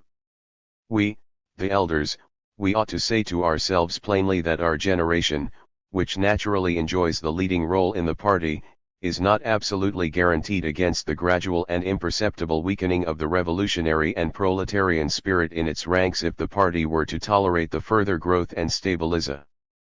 Page 130. Of bureaucratic methods which transform the youth into the passive material of education and inevitably create an estrangement between the apparatus and the mass, the old and the young. The party has no other means to employ against this indubitable danger than a serious, profound, radical change of course toward party democracy and the increasingly large flow into its midst of working-class elements.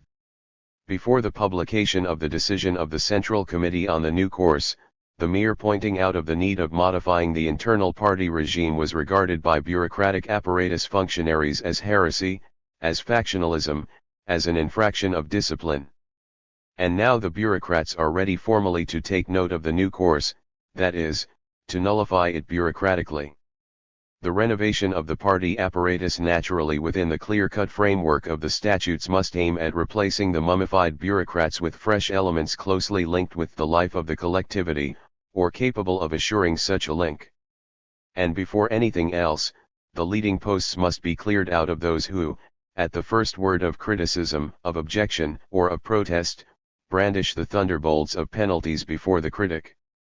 The new course must begin by making everyone feel that from now on nobody will dare terrorize the party. The condemnation of the Trotskyist opposition. By organizational pressure and some rigging of elections, the party leadership scored an overwhelming success against the opposition. At the 13th Party Conference in January, 1924, this was registered in a resolution denouncing the opposition's defiance of party authority as a Menshevik-like deviation. This was the end of the Trotsky movement as a serious organizational threat to the leadership, though top-level controversy continued. The opposition, headed by Trotsky, came forth with the slogan of smashing the party apparatus, and tried to shift the center of gravity of the struggle against bureaucratism in the governmental apparatus to bureaucratism in the apparatus of the party. Such wholesale criticism and attempts at directly discrediting the party apparatus cannot objectively lead to anything else than the emancipation of the governmental apparatus from influence upon it on the part of the party, to the divorce of the governmental organs from the party. Trotsky came out with vague insinuations about the degeneration of the basic cadres of our party and thereby tried to undermine the authority of the Central Committee, which between Congresses is the only representative of the whole party. Trotsky not only tried to counterpose himself to all the rest of the Central Committee, but also permitted accusations which could not but evoke unrest in broad circles of the working class and a stormy protest in the ranks of our party. The opposition in all its shades has revealed a completely un-Bolshevik view on the significance of party discipline. The moves of a whole series of representatives of the opposition represent a crying violation of party discipline, and recall the times when Lenin had to struggle against the anarchism of the intellectuals in organizational questions and defend the foundations of proletarian discipline in the party. The opposition clearly violated the decision of the 10th Congress of the Russian Congress Party which prohibited the formation of factions within the party. The opposition has replaced the Bolshevik view of the party as a monolithic whole with the view of the party as the sum of all possible tendencies and factions. These tendencies, factions, and groupings, according to the new view of the opposition, must have equal rights in the party, and the Central Committee of the party must not be so much the leader of the party as a simple registrar and intermediary between the tendencies and groupings. Such a view of the party has nothing in common with Leninism. The factional work of the opposition cannot but become a threat to the unity of the state apparatus. The factional moves of the opposition have enlivened the hopes of all enemies of the party, including the West European bourgeoisie, for a split in the ranks of the Russian Communist Party. These factional moves again pose before the party in all its sharpness the question whether the Russian Communist Party, since it is in power, can allow the formation of factional groupings within the party.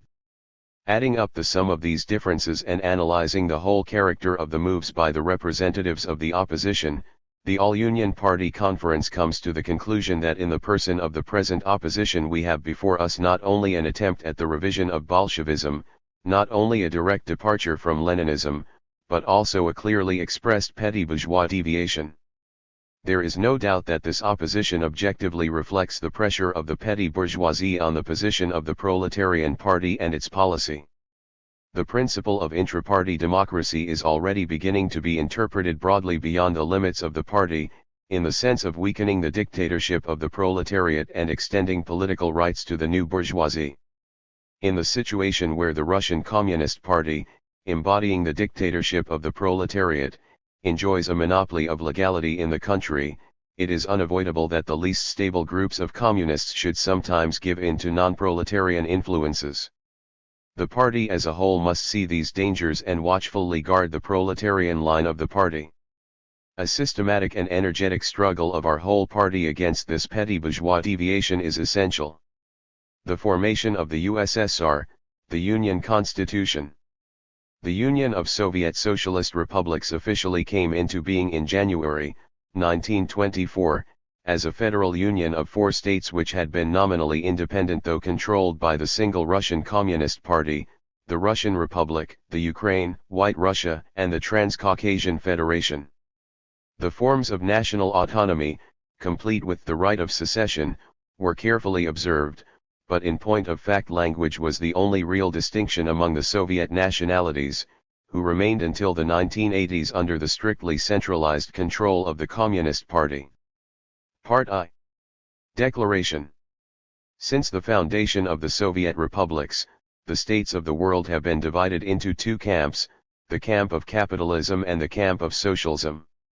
There, in the camp of capitalism, national hate and inequality, colonial slavery and chauvinism, national oppression and massacres, brutalities and imperialistic wars.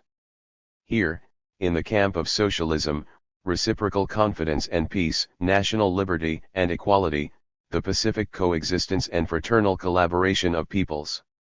The attempts made by the capitalistic world during the past 10 years to decide the question of nationalities by bringing together the principle of the free development of peoples with a system of exploitation of man by man have been fruitless. In addition, the number of national conflicts becomes more and more confusing, even menacing the capitalistic regime. The bourgeoisie has proven itself incapable of realizing a harmonious collaboration of the peoples.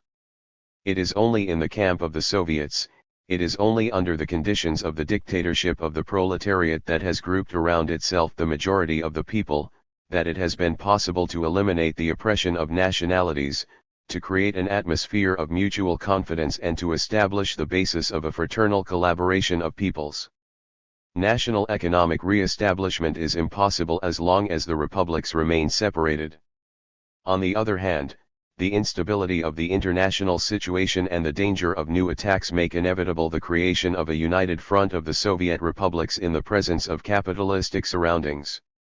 Finally, the very structure of Soviet power, international by nature of class, pushes the masses of workers of the Soviet republics to unite in one socialist family.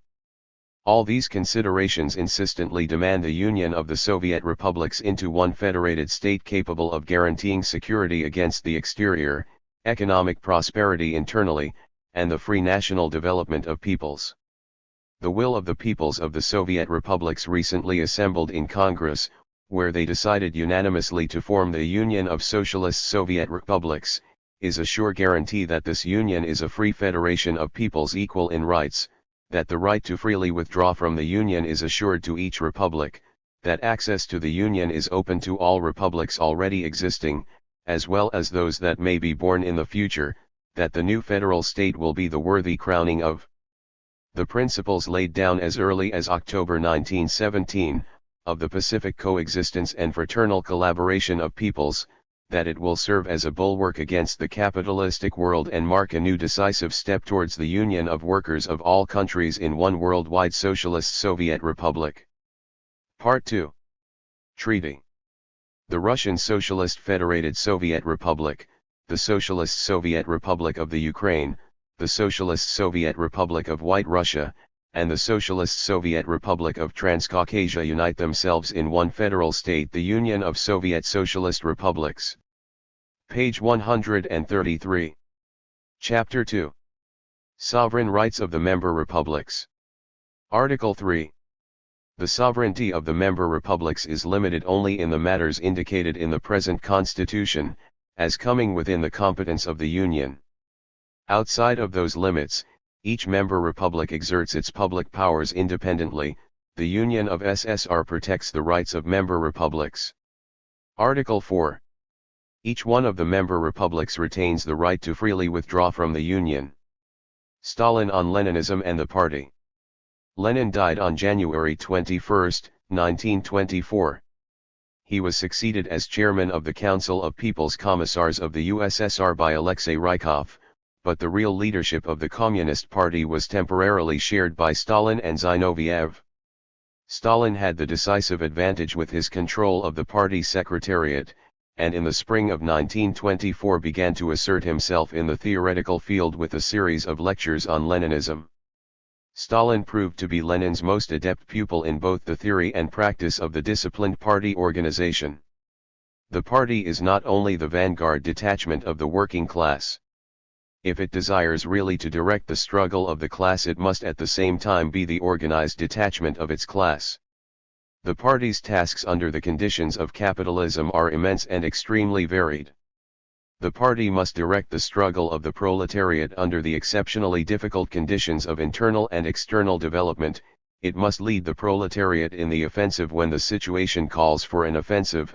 It must lead the proletariat in retreat when the situation calls for retreat in order to ward off the blows of a powerful enemy. It must imbue the millions of unorganized non-party workers with the spirit of discipline and system in the struggle, with the spirit of organization and endurance. But the party can fulfill these tasks only if it is itself the embodiment of discipline and organization, if it is itself the organized detachment of the proletariat. Without these conditions there can be no talk of the party really leading the proletarian millions. The party is the organized detachment of the working class. But the party is not the only organization of the working class. The proletariat has also a number of other organizations, without which it cannot properly wage the struggle against capital, trade unions, cooperative societies, factory organizations, parliamentary groups, non-party women's associations, the press, cultural and educational organizations, youth leagues, revolutionary fighting organizations, Soviets of deputies as the form of state organization, etc. The overwhelming majority of these organizations are non-party, and only some of them adhere directly to the party, or represent its offshoots. All of these organizations, under certain conditions, are absolutely necessary for the working class, for without them it would be impossible to consolidate the class positions of the proletariat in the diverse spheres of struggle, for without them it would be impossible to steel the proletariat as the force whose mission it is to replace the bourgeois order by the socialist order.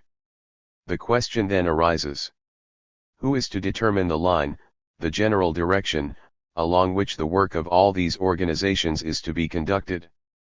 Where is that central organization which is not only able, because it has the necessary experience, to work out such a general line, but, in addition, is in a position, because it has sufficient prestige, to induce all these organizations to carry out this line, so as to attain unity of leadership and to preclude the possibility of working at cross purposes? This organization is the party of the proletariat. The party possesses all the necessary qualifications for this because, in the first place, it is the rallying center of the finest elements in the working class, who have direct connections with the non-party organizations of the proletariat and very frequently lead them, because, secondly, the party, as the rallying center of the finest members of the working class, is the best school for training leaders of the working class, capable of directing every form of organization of their class.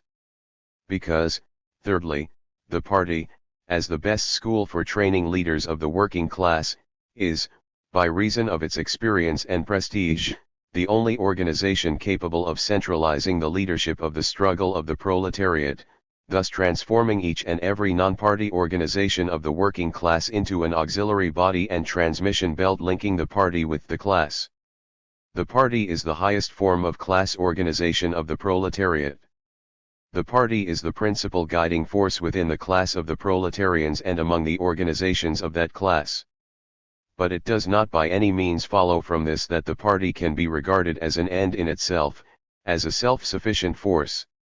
The party is not only the highest form of class association of the proletarians, it is at the same time an instrument in the hands of the proletariat for achieving the dictatorship when that has not yet been achieved and for consolidating and expanding the dictatorship when it has already been achieved.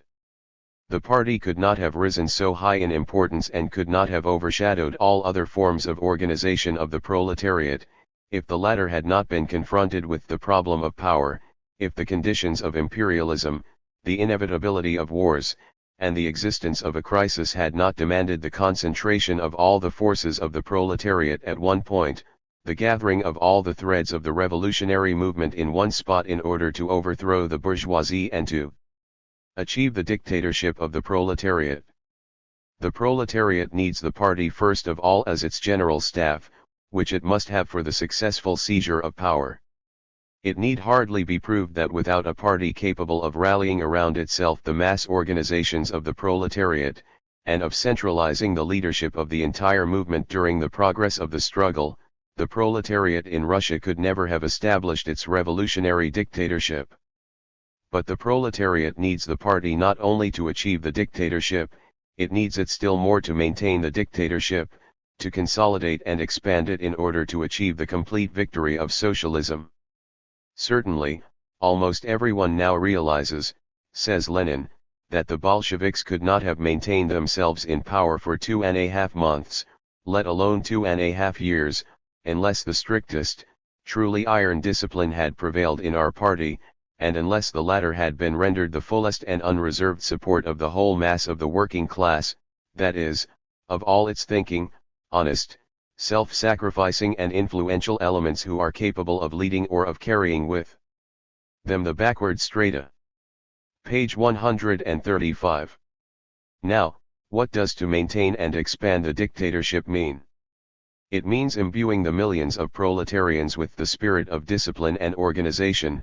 It means creating among the proletarian masses a cementing force and a bulwark against the corrosive influences of the petty bourgeois elements and petty bourgeois habits. It means enhancing the organizing work of the proletarians in re-educating and remolding the petty bourgeois strata.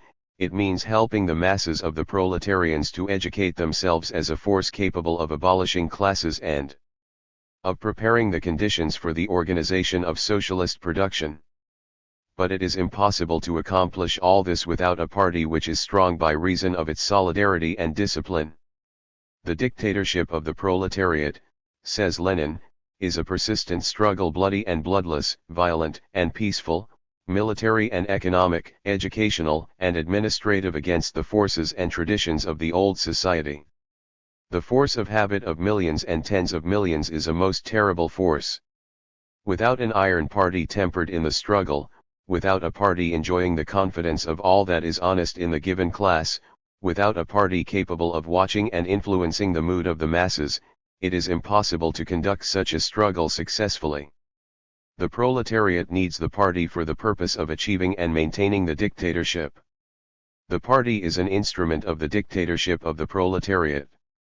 But from this it follows that when classes disappear and the dictatorship of the proletariat withers away, the party will also wither away. The achievement and maintenance of the dictatorship of the proletariat is impossible without a party which is strong by reason of its solidarity and iron discipline. But iron discipline in the party is inconceivable without unity of will, without complete and absolute unity of action on the part of all members of the party. This does not mean, of course, that the possibility of contests of opinion within the party is thereby precluded. On the contrary, iron discipline does not preclude but presupposes criticism and contest of opinion within the party. Least of all does it mean that discipline must be blind. On the contrary, iron discipline does not preclude but presupposes conscious and voluntary submission, for only conscious discipline can be truly iron discipline. But after a contest of opinion has been closed, after criticism has been exhausted and a decision has been arrived at, unity of will and unity of action of all party members are the necessary conditions without which neither party unity nor iron discipline in the party is conceivable. It follows that the existence of factions is incompatible either with the party's unity or with its iron discipline.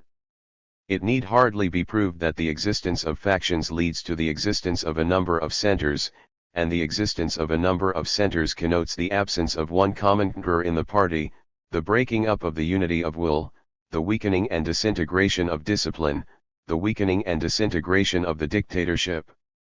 The source of factionalism in the party is its opportunist elements.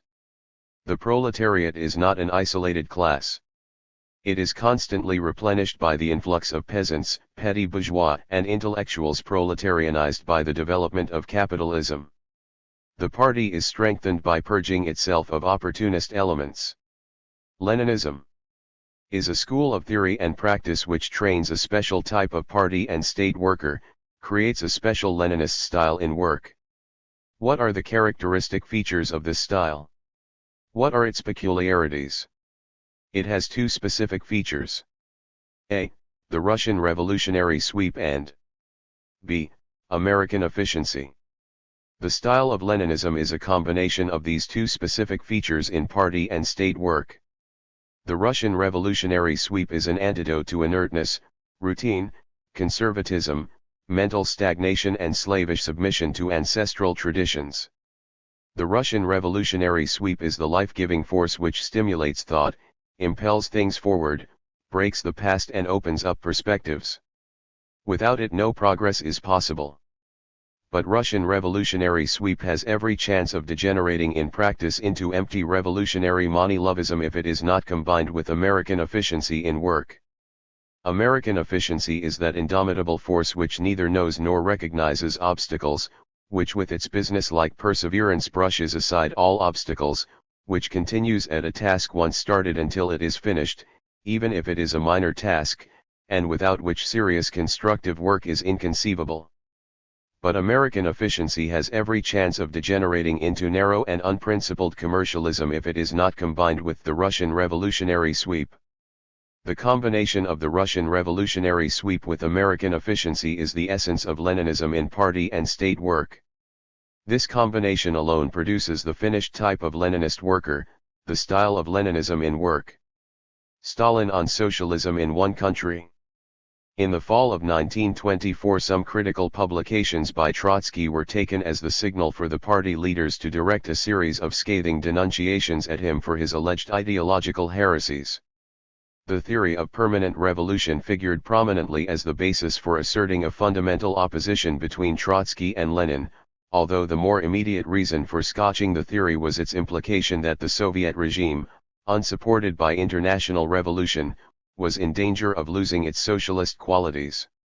Stalin's contribution to the defense against Trotsky was the theory of socialism in one country, which he contrived out of one distorted quotation from Lenin. According to Lenin, the revolution draws its strength primarily from among the workers and peasants of Russia itself. According to Trotsky, the necessary strength can be found only in the arena of the world proletarian revolution. But what if the world revolution is fated to arrive with some delay? Is there any ray of hope for our revolution?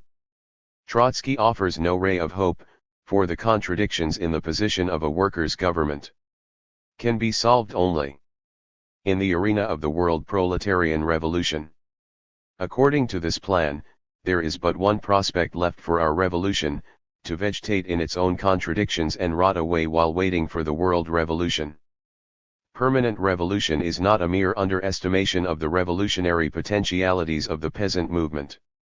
Permanent revolution is an underestimation of the peasant movement, which leads to the repudiation of Lenin's theory of the dictatorship of the proletariat. Trotsky's permanent revolution is a variety of Menshevism.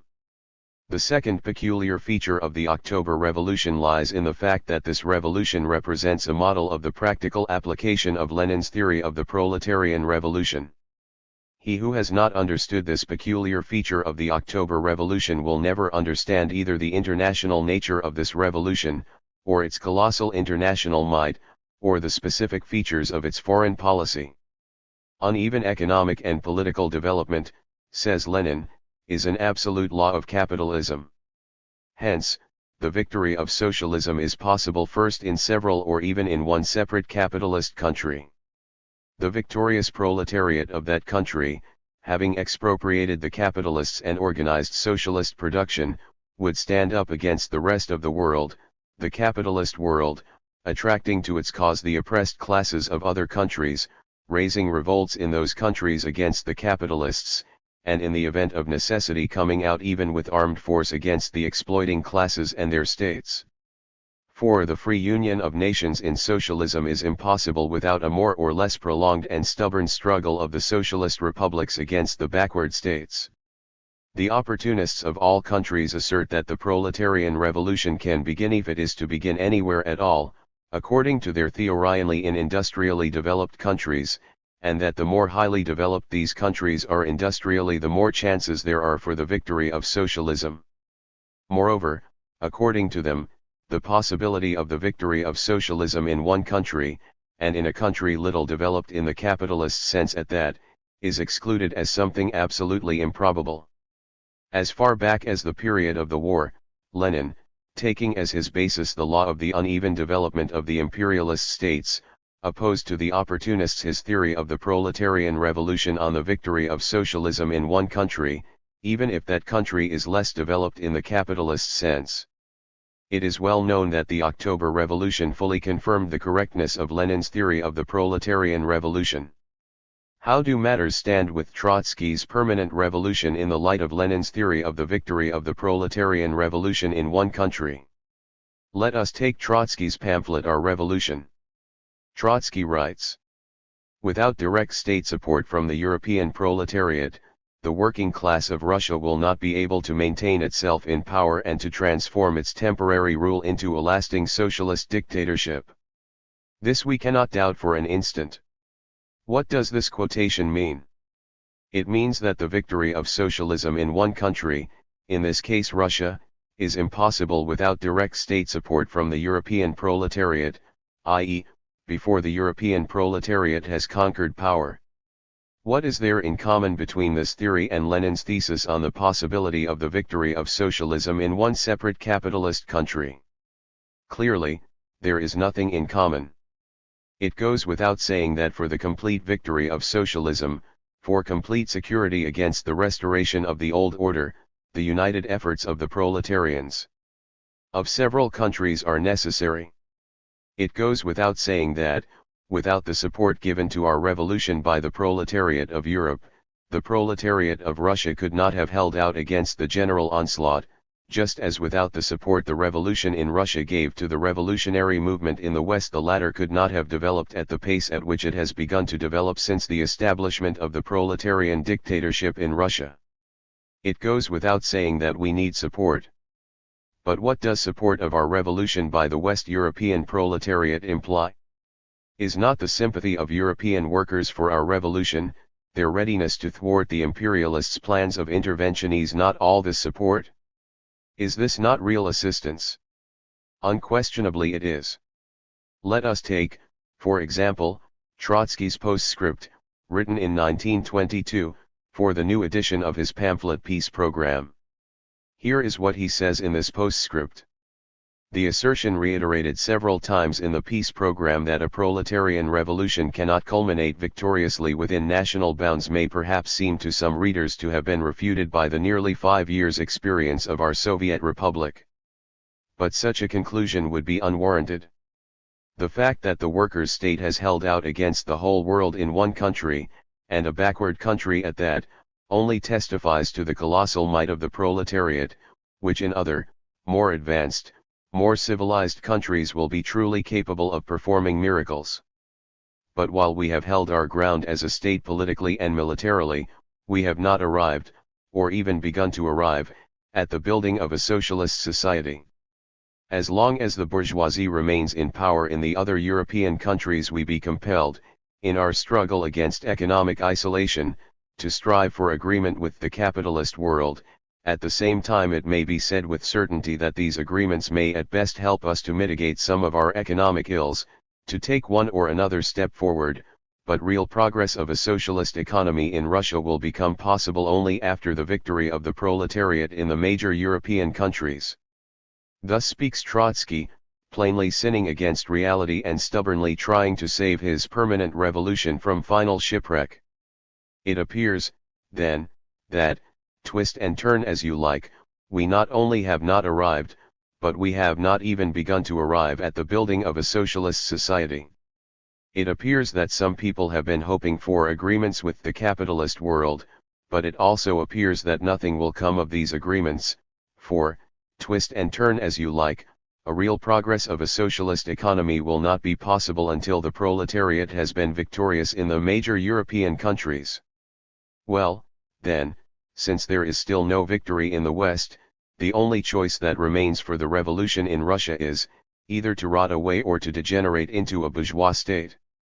It is no accident that Trotsky has been talking for 2 years now about the degeneration of our party. Trotsky's permanent revolution is the negation of Lenin's theory of the proletarian revolution, and conversely, Lenin's theory of the proletarian revolution is the negation of the theory of permanent revolution. Lack of faith in the strength and capabilities of our revolution, lack of faith in the strength and capabilities of the Russian proletariat, that is what lies at the root of the theory of permanent revolution. Hitherto only one aspect of the theory of permanent revolution has usually been noted: lack of faith in the revolutionary potentialities of the peasant movement. Now, in fairness, this must be supplemented by another aspect: lack of faith in the strength and capabilities of the proletariat in Russia.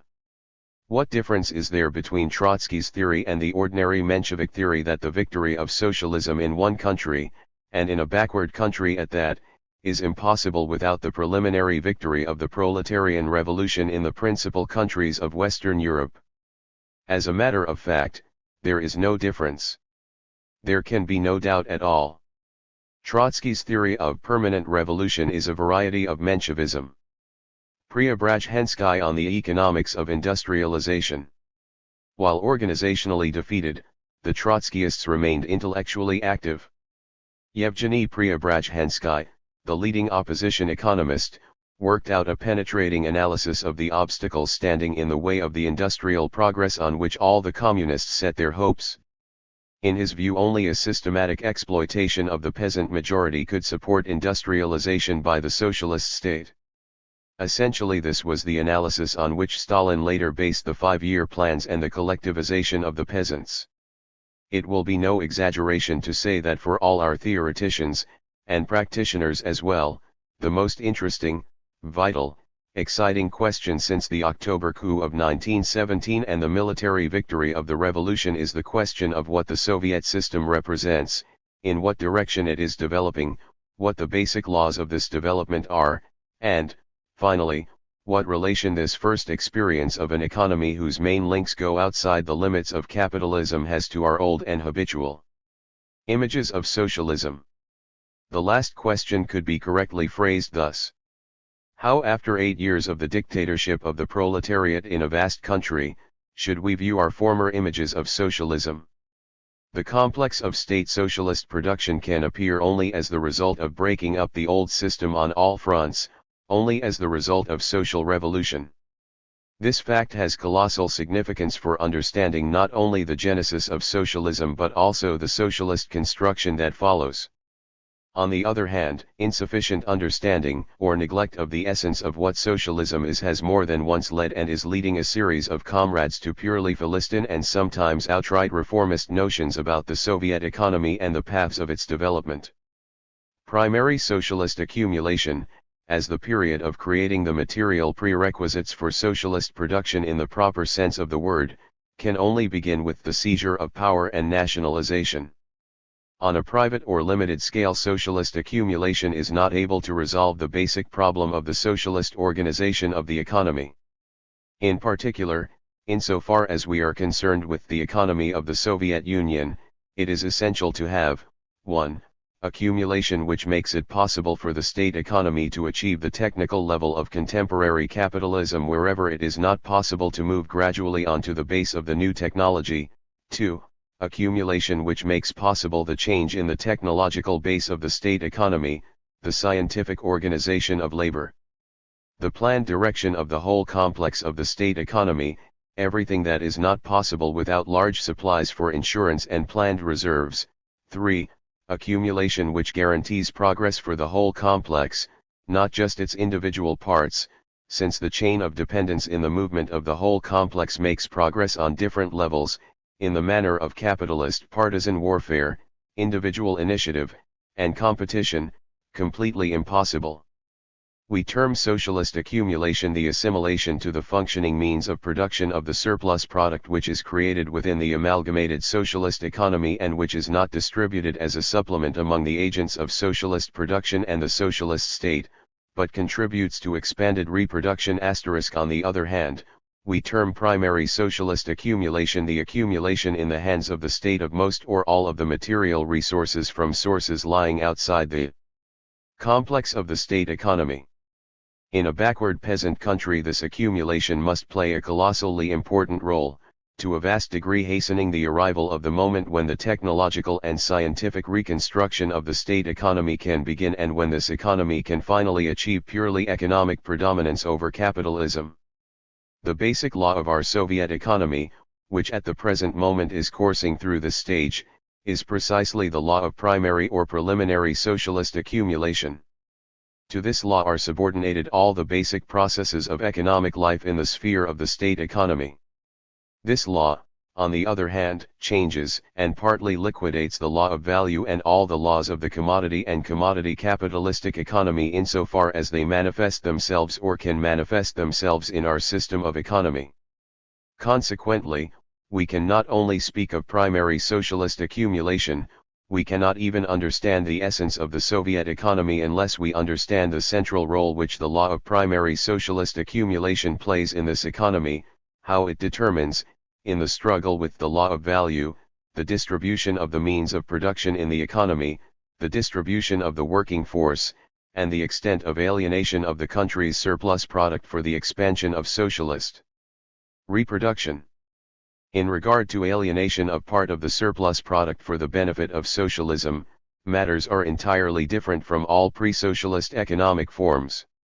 Exact ions from the non-socialist forms must not only have a place inevitably in the period of primary socialist accumulation, they must inevitably assume a vast, directly decisive role in peasant countries like the Soviet Union. In the period of primary socialist accumulation, the state economy cannot do without alienating part of the surplus product of the village and of craft production, in sum, without deductions from capitalistic accumulation for the benefit of socialist accumulation.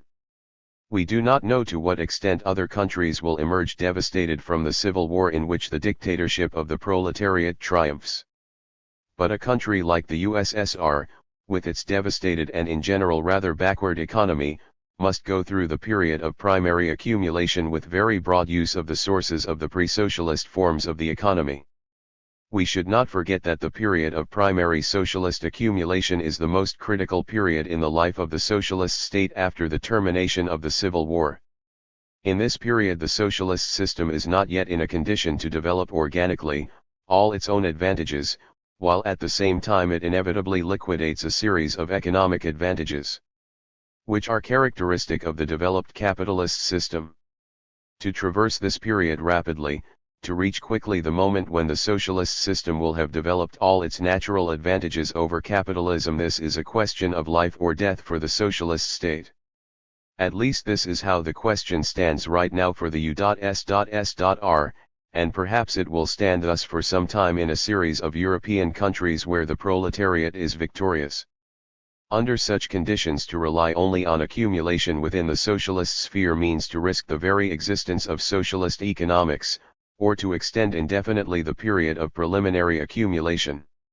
At the moment of its victory, the working class changes from the object of exploitation into the subject of it. It cannot regard its own working power, health, labor, and conditions as the capitalists regard them. This constitutes the definition of the limit to the tempo of socialist accumulation, a limit which capitalistic industry in the first period of its development did not know. In this period, the law of wages is subordinated to the law of socialist accumulation, which finds its expression in conscious self-restraint by the working class. Socialist accumulation is a necessity for the working class, but now it proceeds as a consciously understood necessity. Soviet cultural policy, the liberal period.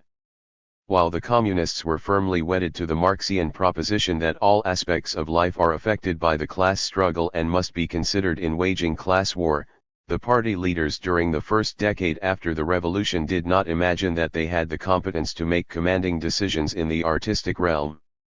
They dealt severely with overtly anti-communist political opinions, but otherwise they were content to give encouragement to proletarian cultural contributions, and, as the 1925 party statement on literature illustrates, allow a variety of aesthetic currents to exist. As the class war in general has not ended, neither has it ended on the literary front. In a class society there is not, nor can there be, a neutral art, though the class nature of art generally and of literature in particular is expressed in forms which are infinitely more various than, for instance, in politics. It must be remembered, however, that this problem is infinitely more complicated than other problems being solved by the proletariat. Even within the limitations of a capitalist society, the working class could prepare itself for a victorious revolution, build cadres of fighters and leaders, and produce a magnificent ideological weapon for the political struggle. But it could work out neither the problems of natural science nor the tasks of technical development, and by the same token the proletariat, the class which was culturally deprived, was unable to develop its own literature, its own characteristic artistic forms, its own style. Although the proletariat has ready infallible criteria regarding the socio-political content of any literary work, it does not have such definite answers to all questions of artistic form. With relation to the fellow travelers, we must bear in mind their differentiation, the importance of many of them as qualified specialists of literary technique, and the presence of vacillation in this group of writers. The general directive should be for tactful and careful relations with them, and for such an approach as will guarantee all the conditions for their earliest possible movement in the direction of communist ideology. While discouraging anti-proletarian and anti-revolutionary elements, and while fighting to expose the ideology of the new bourgeoisie which is taking form among a part of the fellow travelers, those of the change of landmarks Stripeth party should have a patient attitude toward intermediate ideological formations, patiently aiding those inevitably numerous formations to develop in the process of ever closer comradely cooperation with the cultural forces of communism. Communist criticism should fight mercilessly against counter-revolutionary phenomena in literature, and yet at the same time show the greatest tact, attention, and patience toward all those groups which can and will join the proletariat. Communist criticism must drive out the tone of literary command. Such criticism can have deep educational significance only when it relies on its own ideological superiority. Marxist criticism should once and for all drive out of its midst all pretentious, half-literate, and self-satisfied communist conceit. Marxist criticism should have as its slogan to learn, and should resist every appearance of cheap judgment and ignorant arrogance in its own milieu. While it has infallible criteria of judgment regarding the class content of literary tendencies, the party as a whole must not bind itself to any one tendency in the field of literary form. Giving general leadership to literature, the party cannot support any one faction in literature, just as it cannot by resolution settle questions of the form of the family, though in general it does and should lead in the development of new ways of life. Everything indicates that a style proper to the epoch will be created, but it will be created by different methods, and the solution of this problem has not yet been begun. In the present phase of cultural development, any attempt to bind the party in this direction must be repulsed. Therefore, the party should declare itself in favor of the free competition of various groups and tendencies in this province. Any other solution of the problem would be an official, bureaucratic pseudo-solution, in the same way it is inadmissible to legalize by a decree the monopoly of the literary printing business by any one group or literary organization.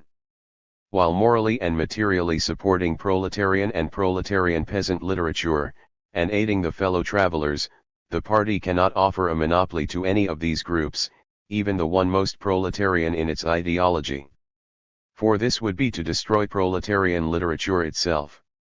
Soviet educational policy. The revolutionary period. The early communist position on social problems held, according to Marxian logic, that individual development or defects were the product of social and economic conditions.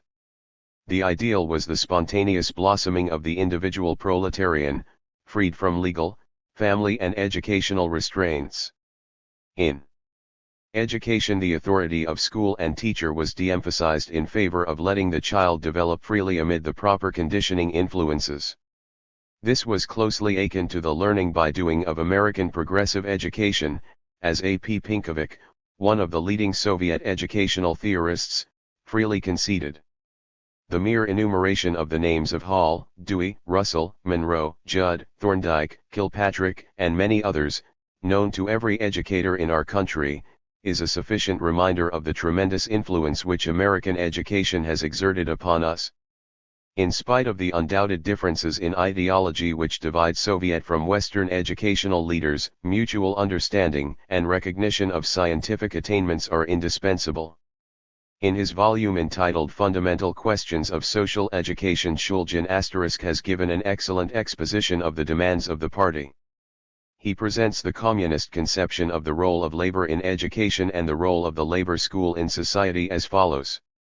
To our mind, labor is the best method of so introducing young children to the laboring class and of so merging them with the class builder that they may not only understand the proletarian ideology, but may actually begin to live, to strive, and to build according to that ideology.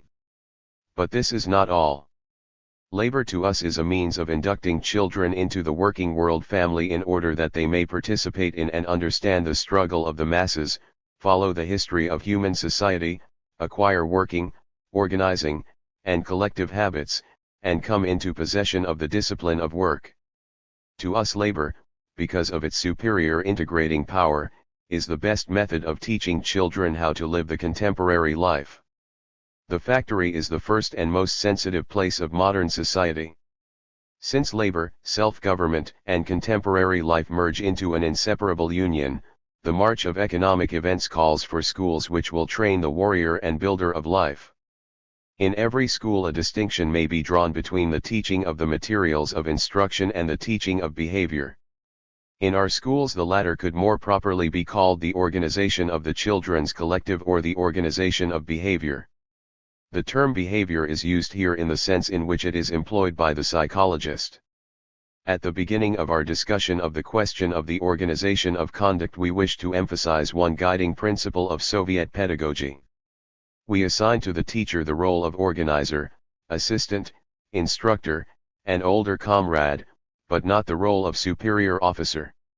In the old school the teacher was a dictator. In the liberal bourgeois school he is at best a leader. With us he is primarily an organizer. In our opinion, the children should organize their own social life in school in order to develop those collectivistic traits which are indispensable for the creation of new forms of social life. Naturally, they should not be left entirely to themselves. In order to make full pedagogical use of the efforts of children at self-organization, the teacher should place certain limitations on their social activity. The most fundamental characteristic, however, which distinguishes our theory of self-government from that obtained in other countries is its communistic coloring, or at least its communistic foundation. We need organizers and builders of a new society, we need warriors for a new way of life.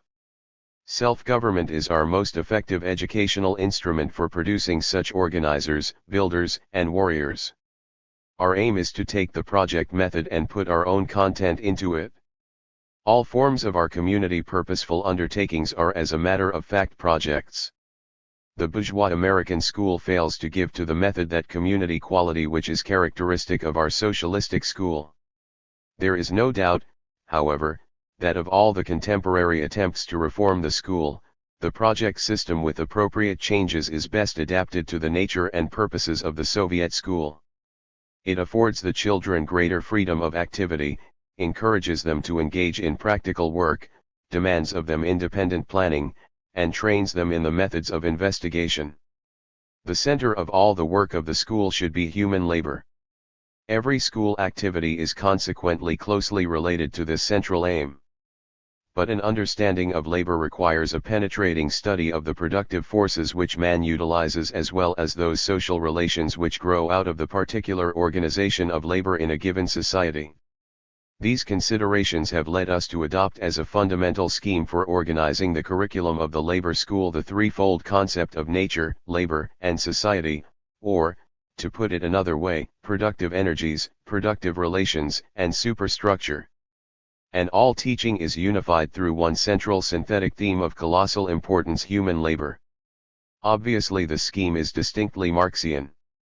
Moreover, it is the first truly Marxian educational plan, and, regardless of the extent to which the program itself may change, we are confident that the basic scheme of the Soviet school will remain unshaken.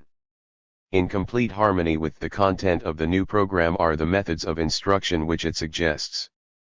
First of all, it calls for a completely objective method of teaching, understanding the term in the light of our discussion above. This means that children are not to study verbal descriptions of phenomena and things but rather the phenomena and things themselves. In other words, the program of the Council calls for direct contact with the surrounding nature, labor, and society in which the child lives. This environment is the starting point of all the work of the school. The Zinoviev-Kamenaya opposition. In 1925 the party leadership split. Zinoviev and Kamenaya, with the Leningrad Party organization which Zinoviev controlled, went into opposition against the party majority led by Stalin, Bukharin, and Rykov.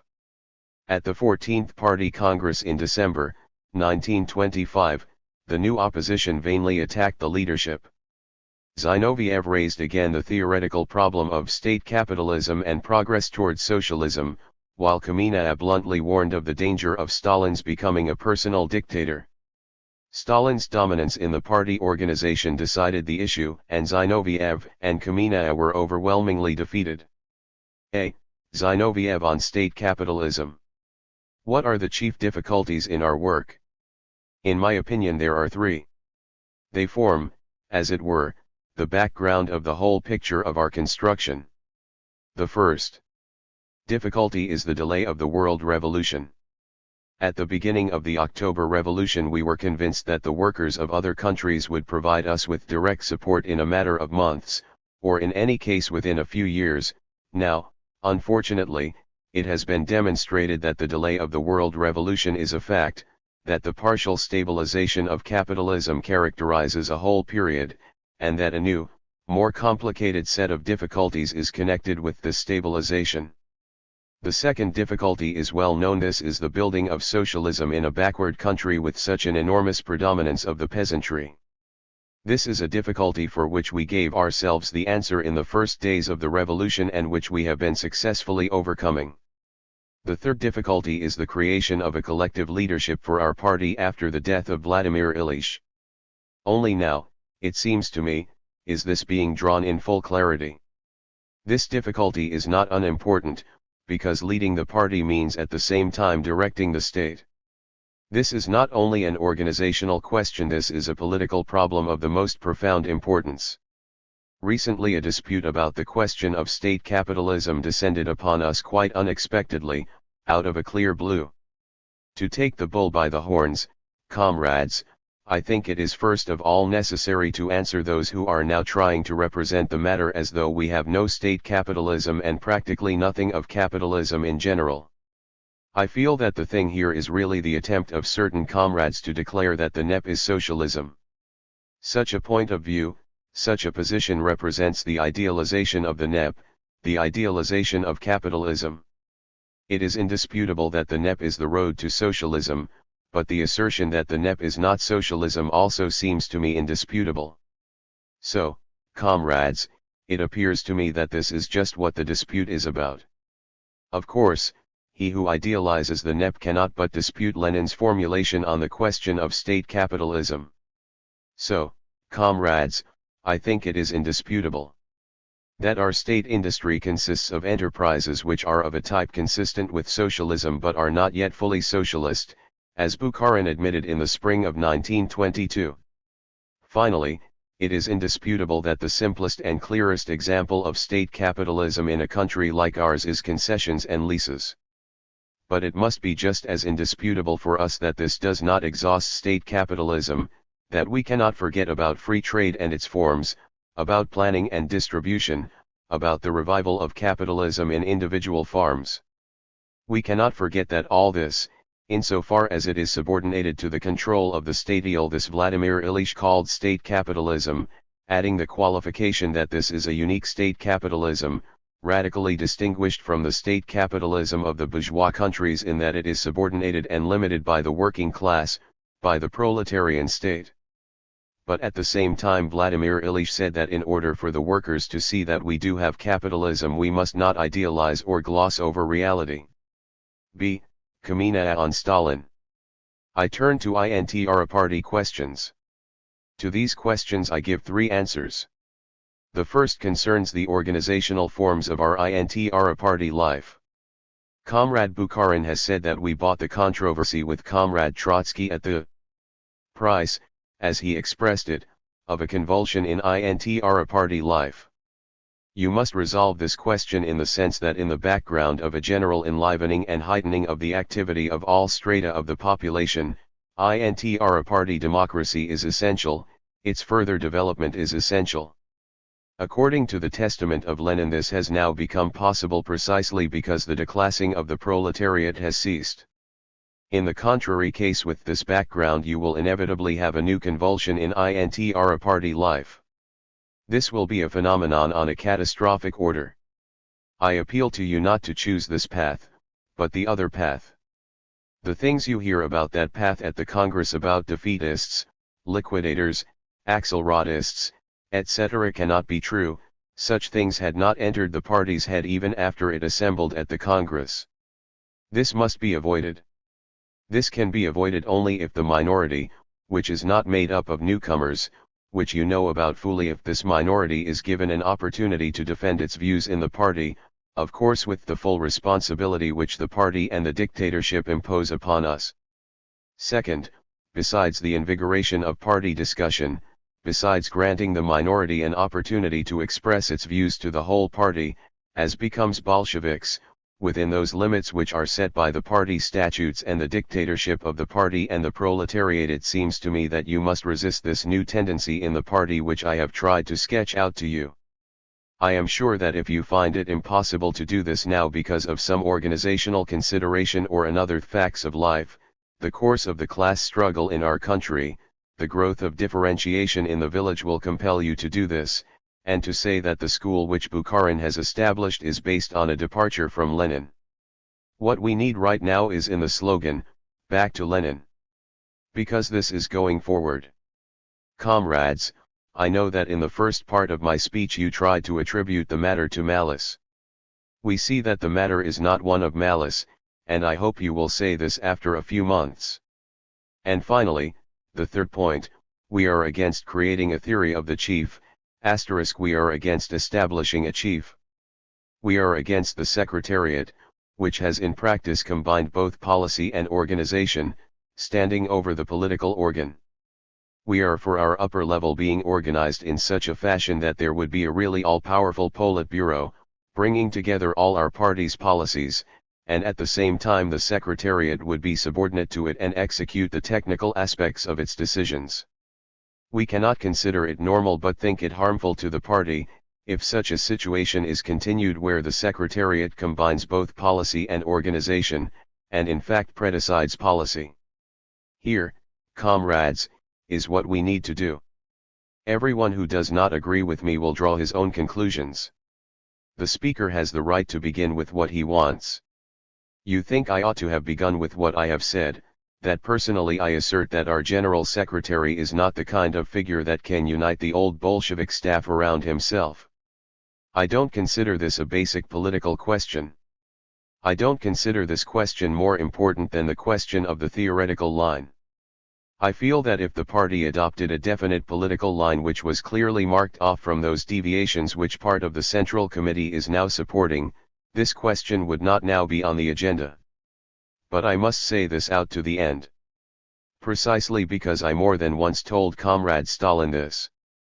Precisely because I more than once told a group of Leninist comrades, I repeat it here at the Congress, I have arrived at the conviction that Comrade Stalin cannot fulfill the role of unifier of the Bolshevik staff. Long live the Russian Communist Party! Hurrah! Hurrah! Long live the Central Committee of our party! Hurrah! The party above all! Right! Long live Comrade Stalin! Hurrah!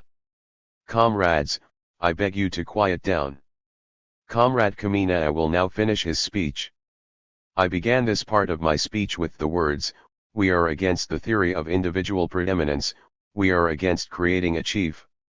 With these same words I end my speech. And who do you propose?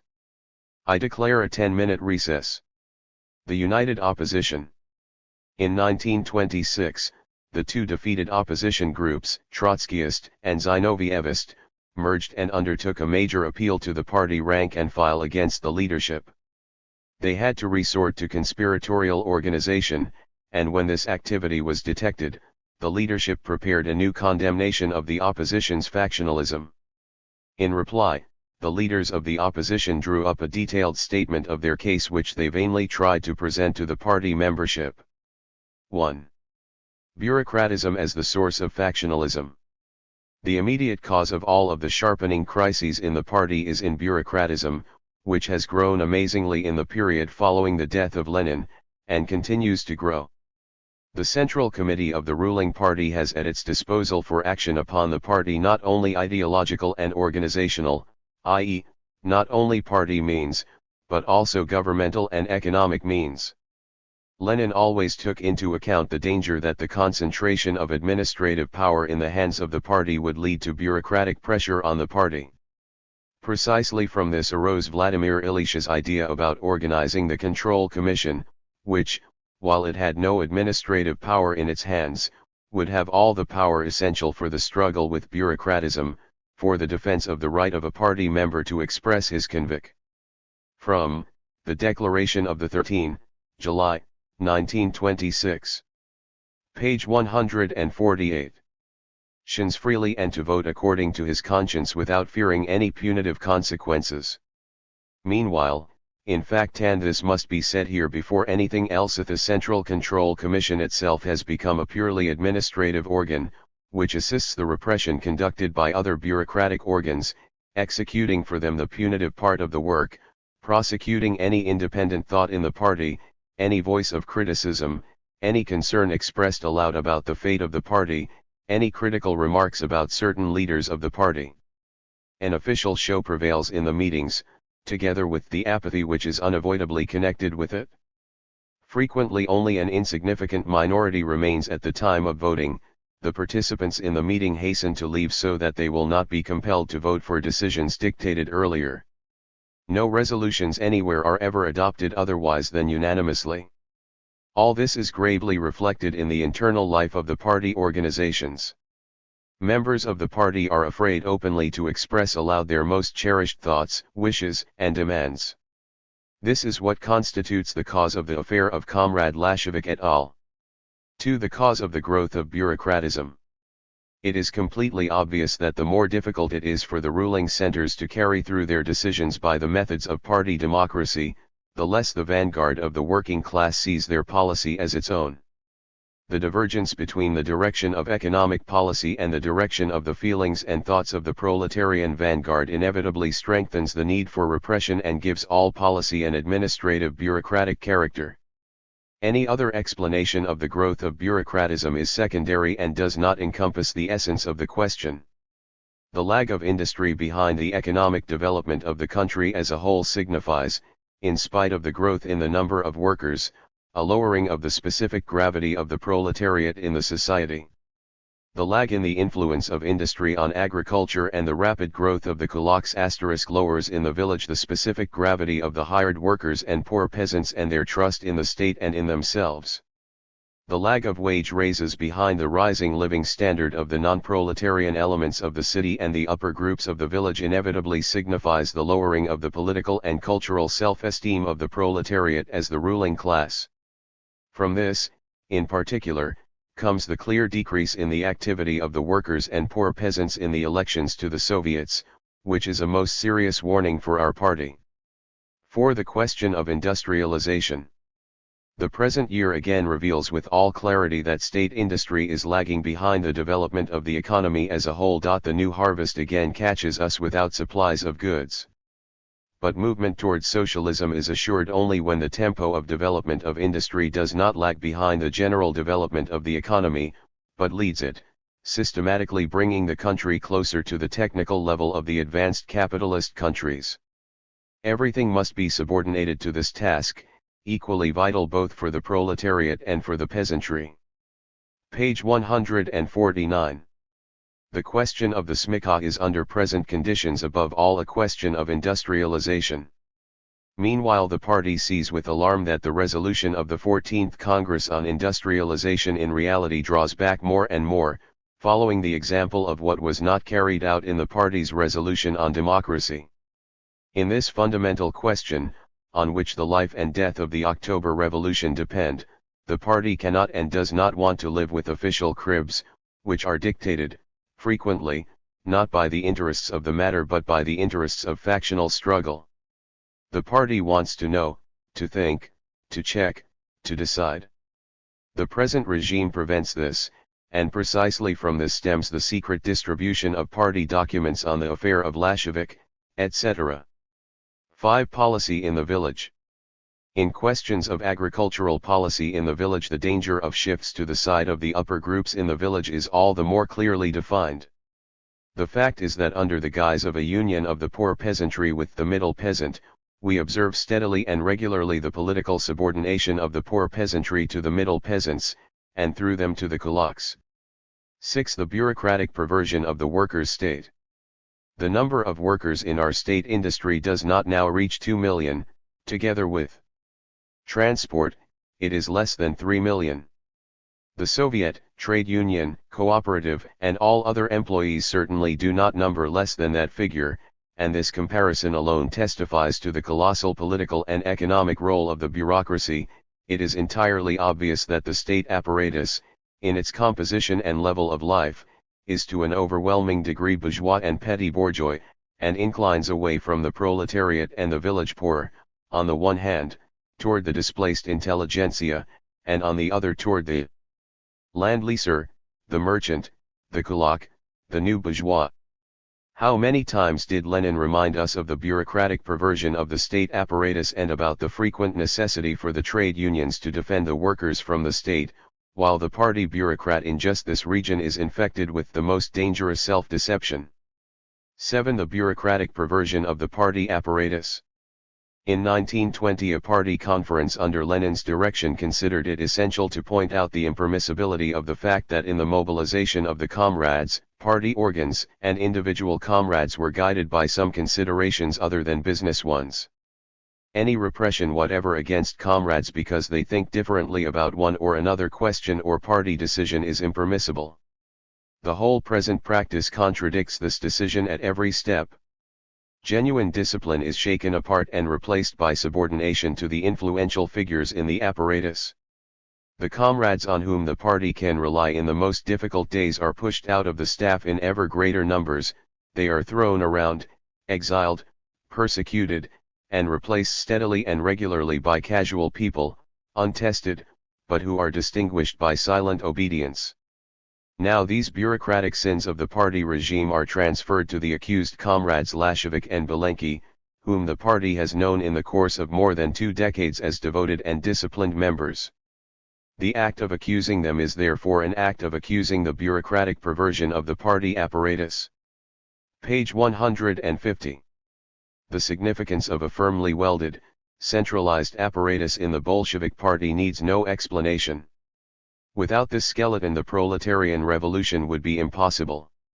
The party apparatus in its majority is composed of devoted and irreproachable party members who have no stimulus other than the struggle of the working class. Under the correct regime and the proper distribution of forces, the very same party workers could successfully help realize party democracy. 8. Bureaucratism and the everyday life of the working masses. The bureaucratic regime has spread like rust into the life of every plant and workshop. If the members of the party are in fact deprived of the right to criticize by the district committee, the provincial committee, or the central committee, in the plant they are deprived of the right to subject the immediate authorities to criticism. Party members are scared. The administrator who is able as a loyal person to guarantee himself the support of the secretary of the next higher organization thus ensures himself against criticism from below and not infrequently also from responsibility for mismanagement or actual stupidity. In a socialist economy which is under construction, the fundamental condition for economic expenditure of the nation's resources is vigilant control by the masses, above all by the workers in the factories and plants.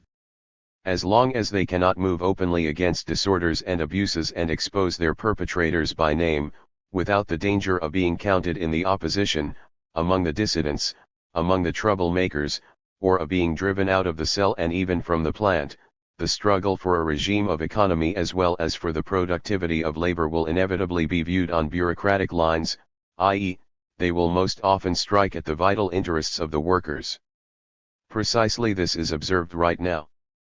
Clumsy or slovenly rate-setting work, harshly striking the workers, is in 9 cases out of 10 the direct result of bureaucratic inattention to the most elementary interests of the workers and even of production itself.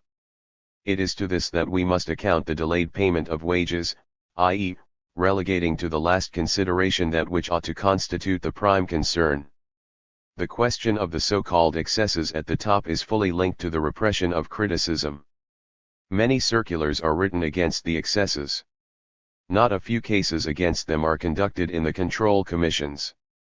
But the masses are suspicious of this kind of office routine struggle with the excesses. There is one serious solution here: the masses must not be afraid to say what they think. Where are these burning questions being discussed? Not in official party meetings but in corners and alleys, under cover, always in danger. From these intolerable conditions has stemmed the affair of comrades Lashevik et al. The basic conclusion from this affair is, it is necessary to change conditions. 10. The Comintern. Straightening out the class line of the party means straightening out its international line. We must cast aside all doubting survivals of the innovation which represents the matter as though the victory of socialist construction in our country is not linked indissolubly with the course and outcome of the struggle of the European and world proletariat for power. We are building socialism and will go on building it. The European proletariat will struggle for power. The colonial peoples are struggling for independence. This is the common front. Each unit in each SEC. Page 151. THIRD must give the maximum that it can give without waiting for the initiative of the others. Socialism will be victorious in our country in direct connection with the revolution of the European and world proletariat and with the struggle of the East against the imperialist yoke. 11. On factionalism. The idea that by mechanically settling with the so-called opposition, it is possible to broaden the frame of party democracy is a crude self-deception. On the basis of all its experience, the party cannot believe these lullabies anymore. The methods of mechanical adjudication are preparing new splits and cleavages, new removals, new expulsions, new pressure with respect to the party as a whole.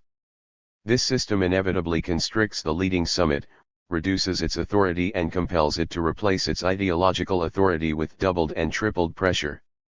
Whatever it does, the party must put a stop to this pernicious process. Lenin showed that firm leadership of the party does not mean strangling it. 12. For unity. There cannot be the slightest doubt that the party is able to straighten out its difficulties. The idea that there is no way out for the party on the path of unity would be the supreme nonsense. There is a way out, moreover, only on the path of unity. Only on the foundation of party democracy is healthy, collective leadership possible. There is no other path. In struggle and in work on this, the only correct path, our unrecriminating support is guaranteed to the Central Committee wholly and in full. Bukharin on the opposition. Bukharin was the main spokesman of the party leadership on matters of theory during the controversy of 192,627. In the summer of 1926 he replied to the opposition with a defense of the cautious economics of the NEP and a warning that opposition challenges to the unity of the party endangered the Soviet regime as a whole. The latter argument prepared the ground for the expulsion of the opposition in 1927. The first thesis advanced by the opposition is the assertion that our industry is retrogressing, and that the disproportion between agriculture and city industry is increasing, to the detriment of city industry. The total balance is undoubtedly in favor of the growth of industry as compared with agriculture. The second thesis advanced by the opposition in the sphere of economic policy in its relation to the industrialization of the country is the thesis that we must now carry on a greatly intensified industrial policy, this to be accomplished in the first place by increasing the prices of our industrial products. We believe this policy to be entirely wrong, and we cannot agree to its pursuance. Every monopoly runs a certain danger of resting on its laurels. The private capitalist and private owner is constantly being spurred onward by competition.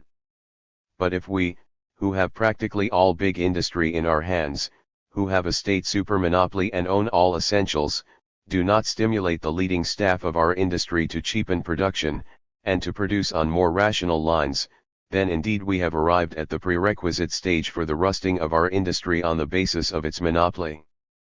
That which is accomplished by competition. In a capitalist state, we must attain by conscious pressure under the impetus of the needs of the masses, produce better and cheaper, supply better goods, supply cheap goods. It would be entirely wrong to say industry should develop solely upon what is produced within this industry itself. On the contrary, the whole question is, how much can we take away from the peasantry, to what extent and by what methods can we accomplish the pumping over process, what are the limits of the pumping over, and how shall we calculate in order to arrive at favorable results? This is the question. Here lies the difference between us and the opposition, a difference which may be defined by saying that the comrades of the opposition are in favor of an immoderate amount of pumping over, and are desirous of putting so severe a pressure upon the peasantry that in our opinion the result would be economically irrational and politically unallowable. Now the class character of our Soviet power in our country is being questioned. This is another step in the development of the oppositional idea, another step away from the true Leninist standpoint. Comrade Trotsky, in one of his speeches at the plenum of the Central Committee, advanced the thesis of the extremely non-proletarian character of the Soviet power existing in our country. When the peasant question came under discussion, in connection with the results of the elections, the opposition stated that we are threatened by a deviation in the direction of the rich peasantry, and demanded decisive intervention on the part of the party, in order to prevent any further shifting in a state already far from being proletarian. Our proletarian dictatorship, our workers' state, has the peculiarities of working in an agricultural country and of having its state apparatus burdened with various bureaucratic aberrations. This is perfectly true. But what is the class character of the state? It is a workers' state. To state that our state is not a workers' state, that it is already semi-bourgeois, is to assert that our state is already in a condition of degeneration, and to throw doubts upon the existence of the proletarian dictatorship in our country. If this were really the case, it would be a very serious matter indeed. If we really had no proletarian dictatorship, then we should have to pursue a very different line, and our party, insofar as it is a proletarian party, would obviously place questions on the agenda aiming at a radical purging of the present Soviet power. This brings us to the thesis of the degeneration of our whole state apparatus, and of the deviation of our policy, and of the policy of the present Soviet state, from the interests of the broad proletarian masses. The opposition has pointed out that the numerous bureaucratic groups in our state apparatus are complemented by the equally numerous bureaucratic groups in the economic organs, the cooperatives, the trade unions, etc. It would thus seem that the whole of the groups composing our apparatus have practically nothing in common with the interests of the broad masses. Page 153. We have been believing in our simplicity that our party is the vanguard of the proletariat, but now it turns out that it is a bureaucratic clique entirely detached from the masses. We believe the Soviet power to represent a form of the dictatorship of the proletariat, but it appears that all we have is an extremely non-proletarian state, headed by a completely déclassé caste. The logical continuance of this train of thought is bound to lead sooner or later to the idea of the overthrow of the Soviet power. It can lead nowhere else. You are aware that up to now we Leninists have regarded the unity and coherence of our party as the first prerequisite for the maintenance and firmer establishment of the proletarian dictatorship. We Leninists have always imagined that the proletarian dictatorship can only be secure in our country if our party plays its role properly, and when this party is in the first place the sole party in our country, that is, when the legal existence of other parties is made impossible, and in the second place the party is unitary in its structure, that is, represents a structure excluding any independent and autonomous groups, factions, organized currents, etc. Now this has all changed at one blow. Now the whole oppositional bloc Trotsky, Kamina, Zinoviev, Krupskaya etc. demands freedom for factions within the party. The Central Committee and the Central Control Commission have been faced by the fact that a number of comrades, including some holding extremely responsible positions, had actually taken such steps as the convocation of an illegal meeting against the party and its leaders. Were we to tolerate such actions, our party would cease to exist tomorrow as a Leninist party. We cannot tolerate this. We say to these comrades, defend your principles, declare your standpoint, speak in the party meetings, but if you take to the forest, if you will not reply to our questions, if you refuse to make statements before the Control Commission, if you choose the method of organizing a new party within our party, the method of illegal organization, then we shall fight you relentlessly. The theoretical debate on socialism in one country. At the 15th Party Conference in November, 1926, the opposition leaders tried to expose the forced nature of Stalin's theoretical innovations. A battle of quotations and hair-splitting distinctions ensued, indicative of the new communist scholasticism. Stalin had the last word, thanks to his control of the party organization, and the manipulation of scripture to fit the political needs of the moment became a permanent feature of communism. A. Kamina's criticism of Stalin. Our whole party holds the standpoint that our revolution is a socialist revolution, that it represents the basis for the further development of international revolution, and that it forms the transitional period from capitalism to socialism. Why is it then necessary, comrades, to invent differences of opinion on the character of our revolution and its future, since we are able to agree wholly and entirely with everything expressed in this resolution as the point of departure of the party in the question of the nature of our revolution? Wait, comrades, I cannot say everything at once. Wait till I come to that. Yes, in the course of the transition period between capitalism and communism, the proletariat will be able to establish the completely socialist state of society, provided it pursues a correct policy in its relations with the peasantry. But why did Comrade Rykov write, and why did you unanimously decide we are in perfect agreement with this standpoint that we must catch up to and pass the level of development in the advanced capitalist countries within a historically comparative minimum of time? The point is, comrades, that this speed is necessary, and we must ask why it is considered necessary.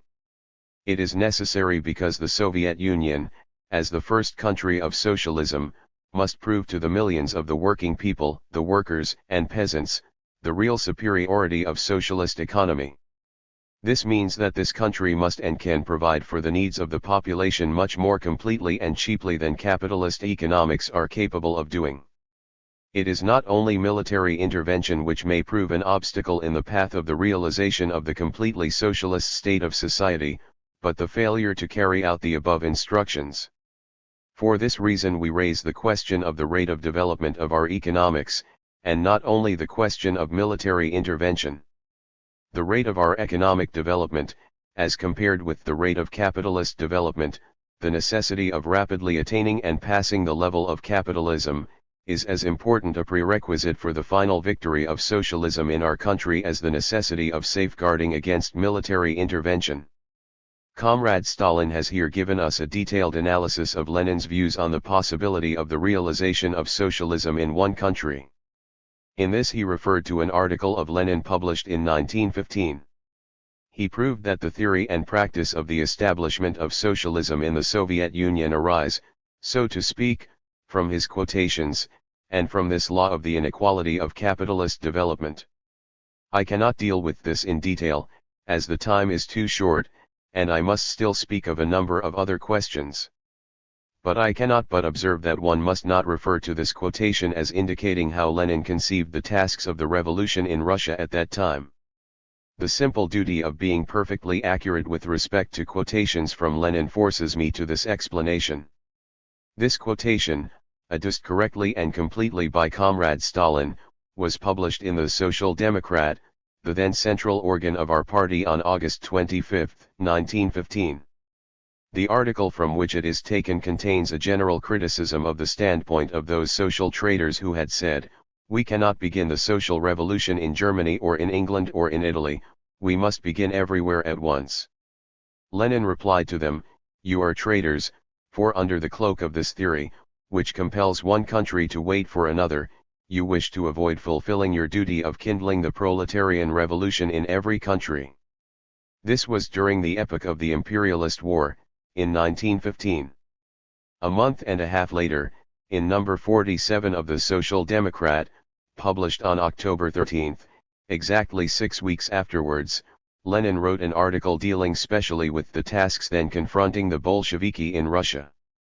Since Lenin stated in September that the victory, page 155, of socialism is possible in one country, even a backward country, and since he stated that it was the duty of every proletarian revolutionist to maintain this standpoint, we should naturally expect that he would apply the standpoint first of all to Russia. But, comrades, this is not the case. We must not carelessly represent the true history of Lenin's views in order to score points in debate. 6 weeks after the publication of the passage quoted by Comrade Stalin, Lenin wrote in his famous article some theses. While paying due regard to the demands made by our comrades from Russia, we formulate some theses on the actual questions of our present work. A number of these are then enumerated, of which the fifth runs as follows. The social import of the next revolution in Russia can only be the revolutionary democratic dictatorship of the proletariat and the peasantry.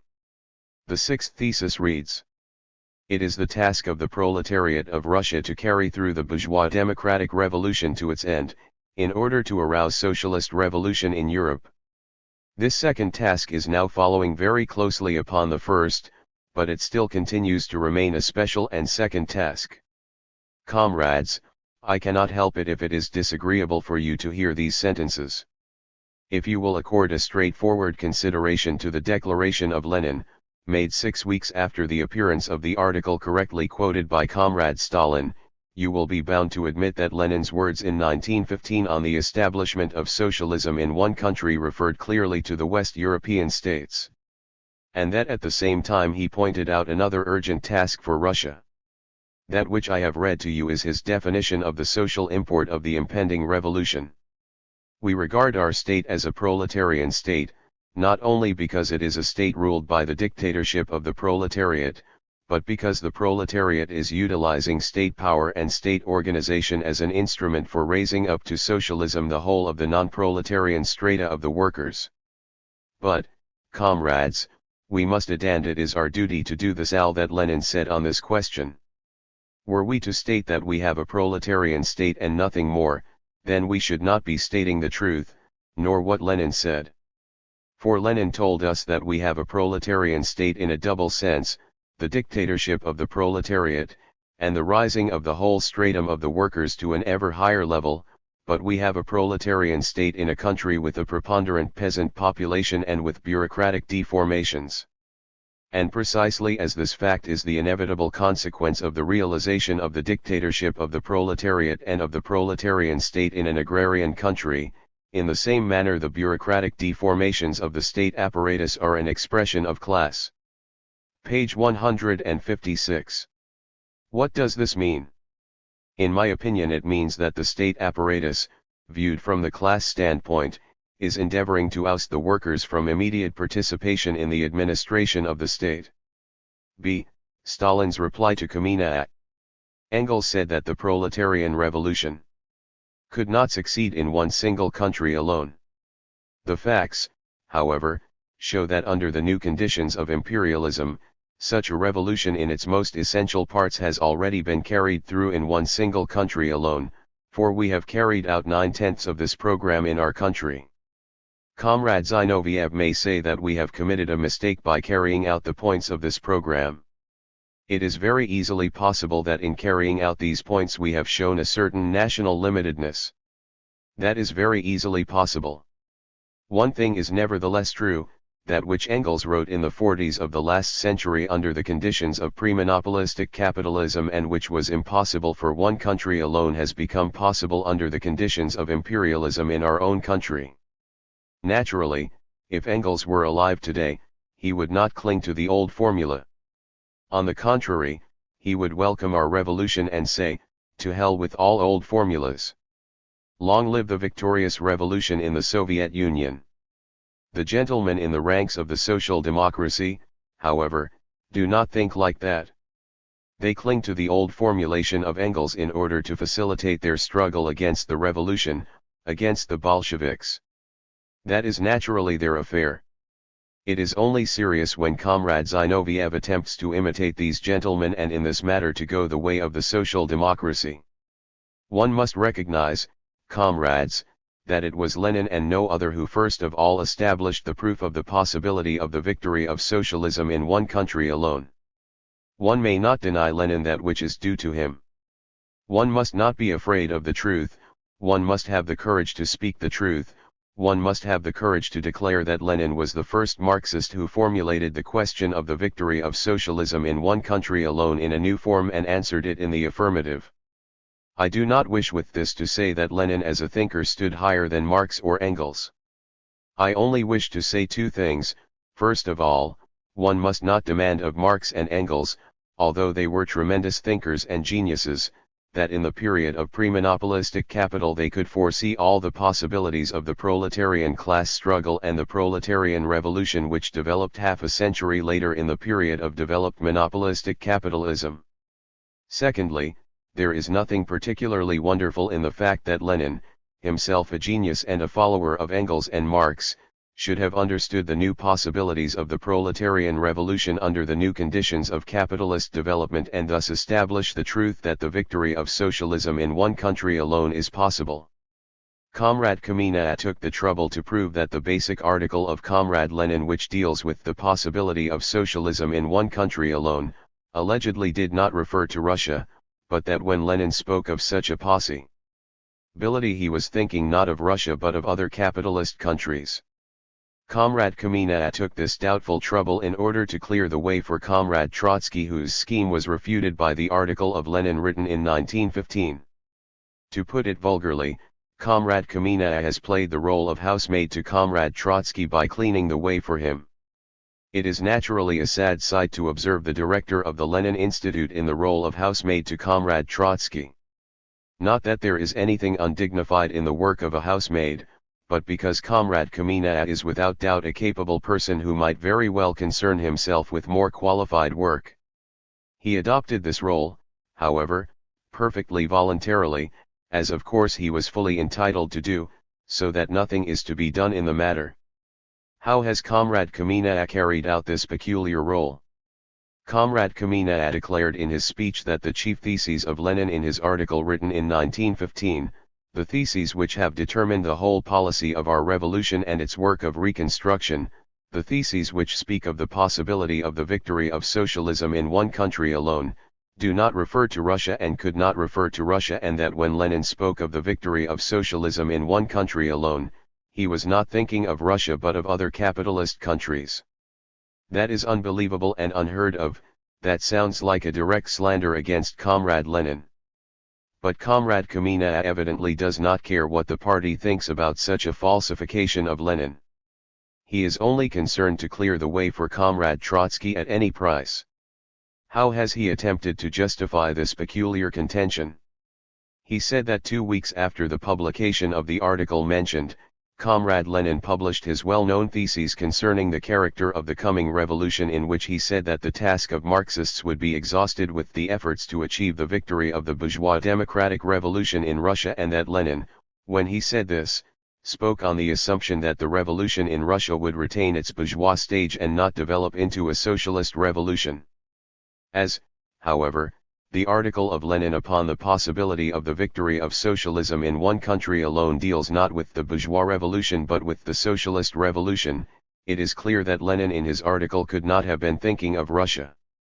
According to Kamenev, it turns out that Lenin interpreted the extent of the Russian Revolution just as a left bourgeois revolutionary or a reformist of the social democratic type would have done, according to whose opinions a bourgeois revolution would not develop into a socialist revolution, and that between a bourgeois and a socialist revolution a long historical interval, a long pause of at least several decades must intervene whilst capitalism develops and the proletariat vegetates.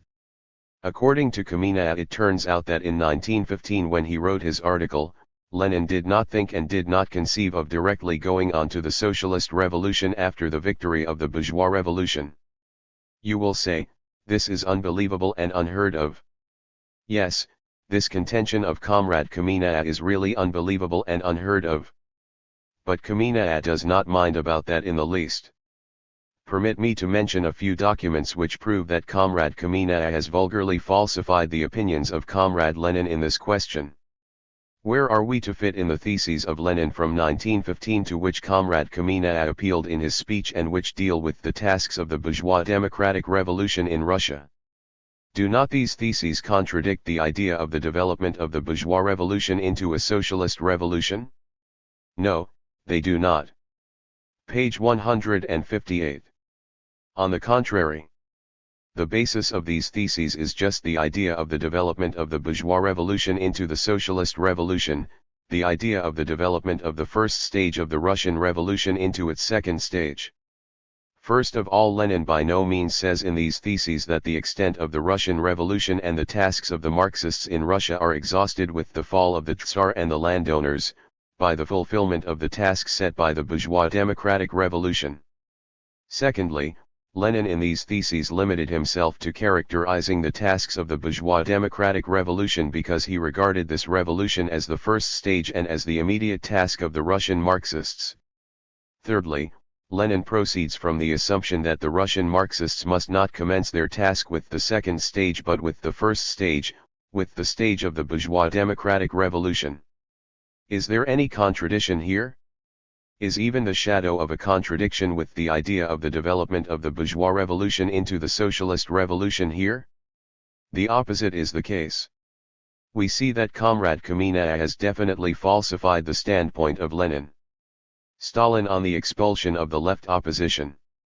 Bitter controversy between the opposition and the party leadership raged from the summer of 1926 to the fall of 1927.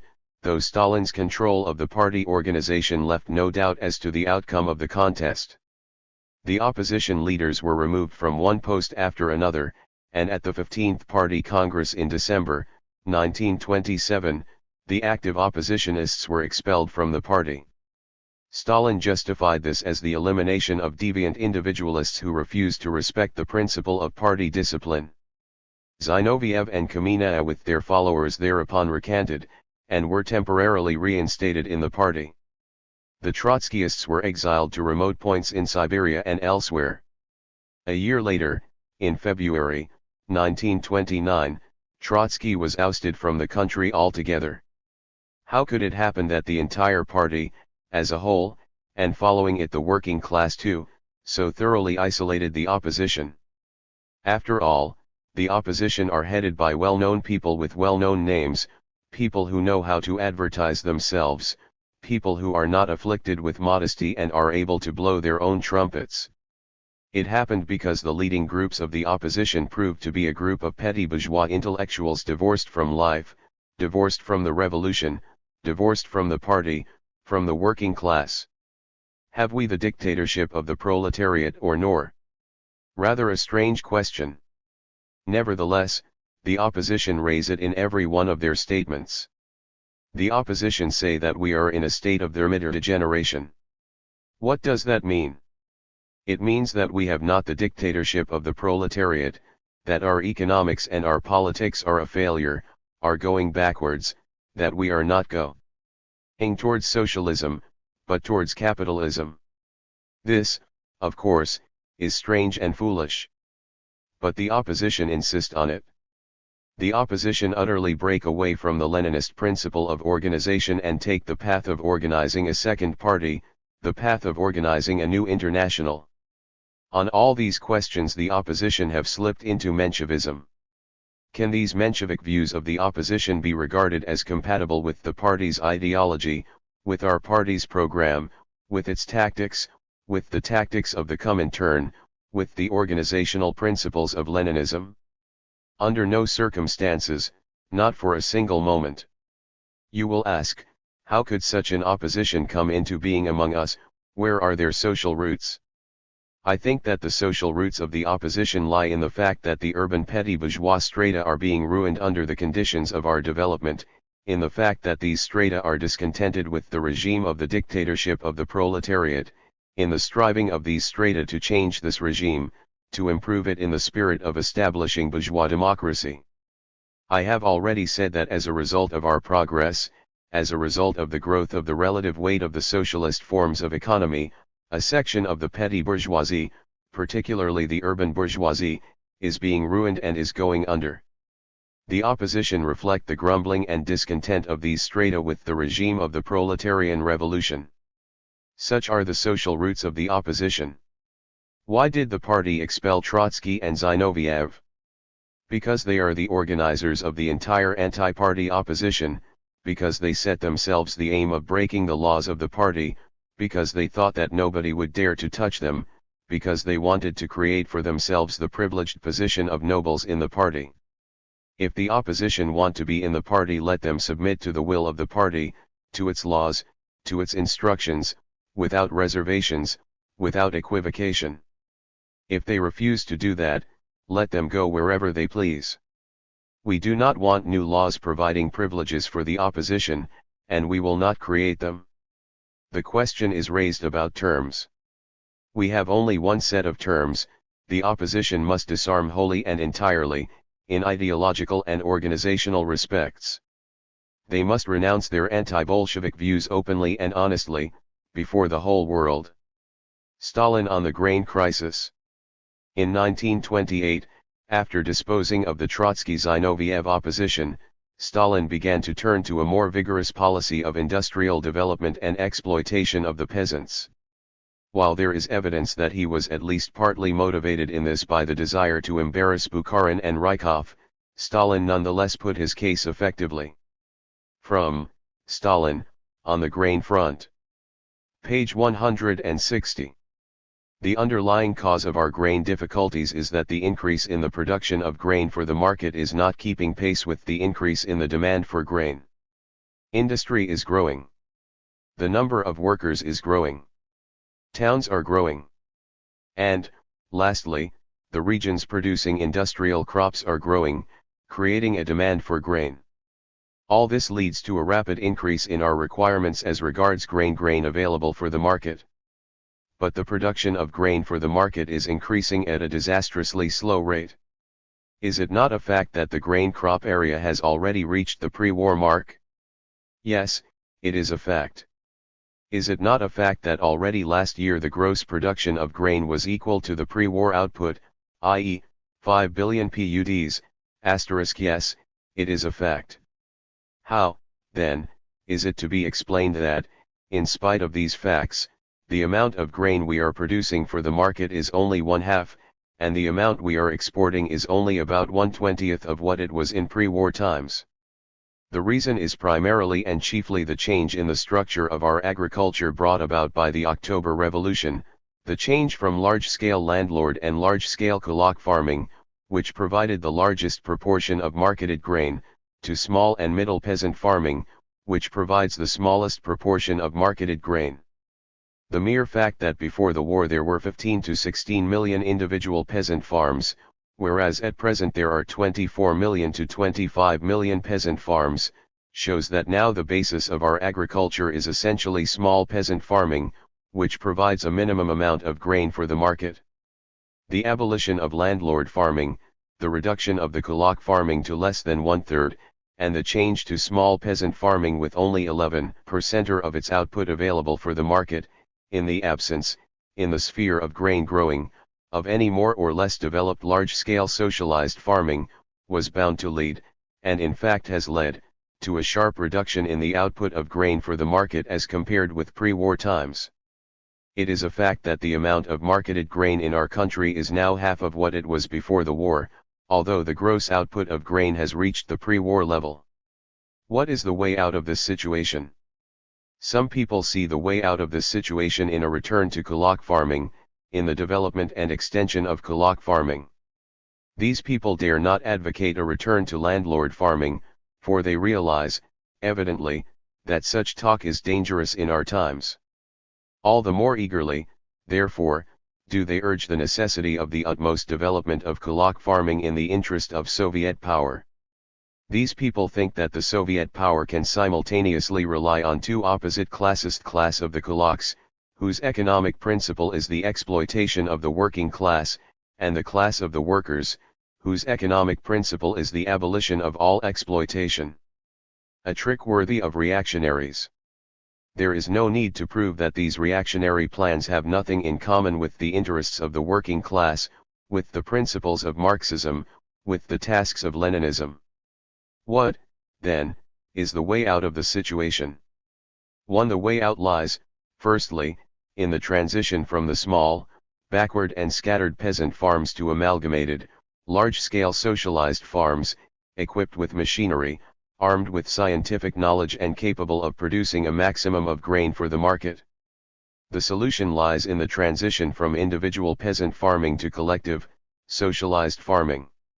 2. The way out lies, secondly, in expanding and strengthening the old state farms, and in organizing and developing new, large state farms. 3. Finally, the way out lies in systematically increasing the yield of the small and middle individual peasant farms. We cannot and should not lend any support to the individual large kulak farms. But we can and should assist the individual small and middle peasant farms, helping them to increase their crop yields and drawing them into the channel of cooperative organizations. Thus, if all these tasks are fulfilled, the state can in 3 or 4 years' time have at its disposal 250 million to 300 million additional PUDs of marketable grain, a supply more or less sufficient to enable us to maneuver within the country as well as abroad. Should not, in addition to these measures, a number of other measures be adopted, measures, say, to reduce the rate of development of our industry, the growth of which is causing a considerable increase in the demand for grain, which at present is outstripping the increase in the production of grain for the market? No, not under any circumstances.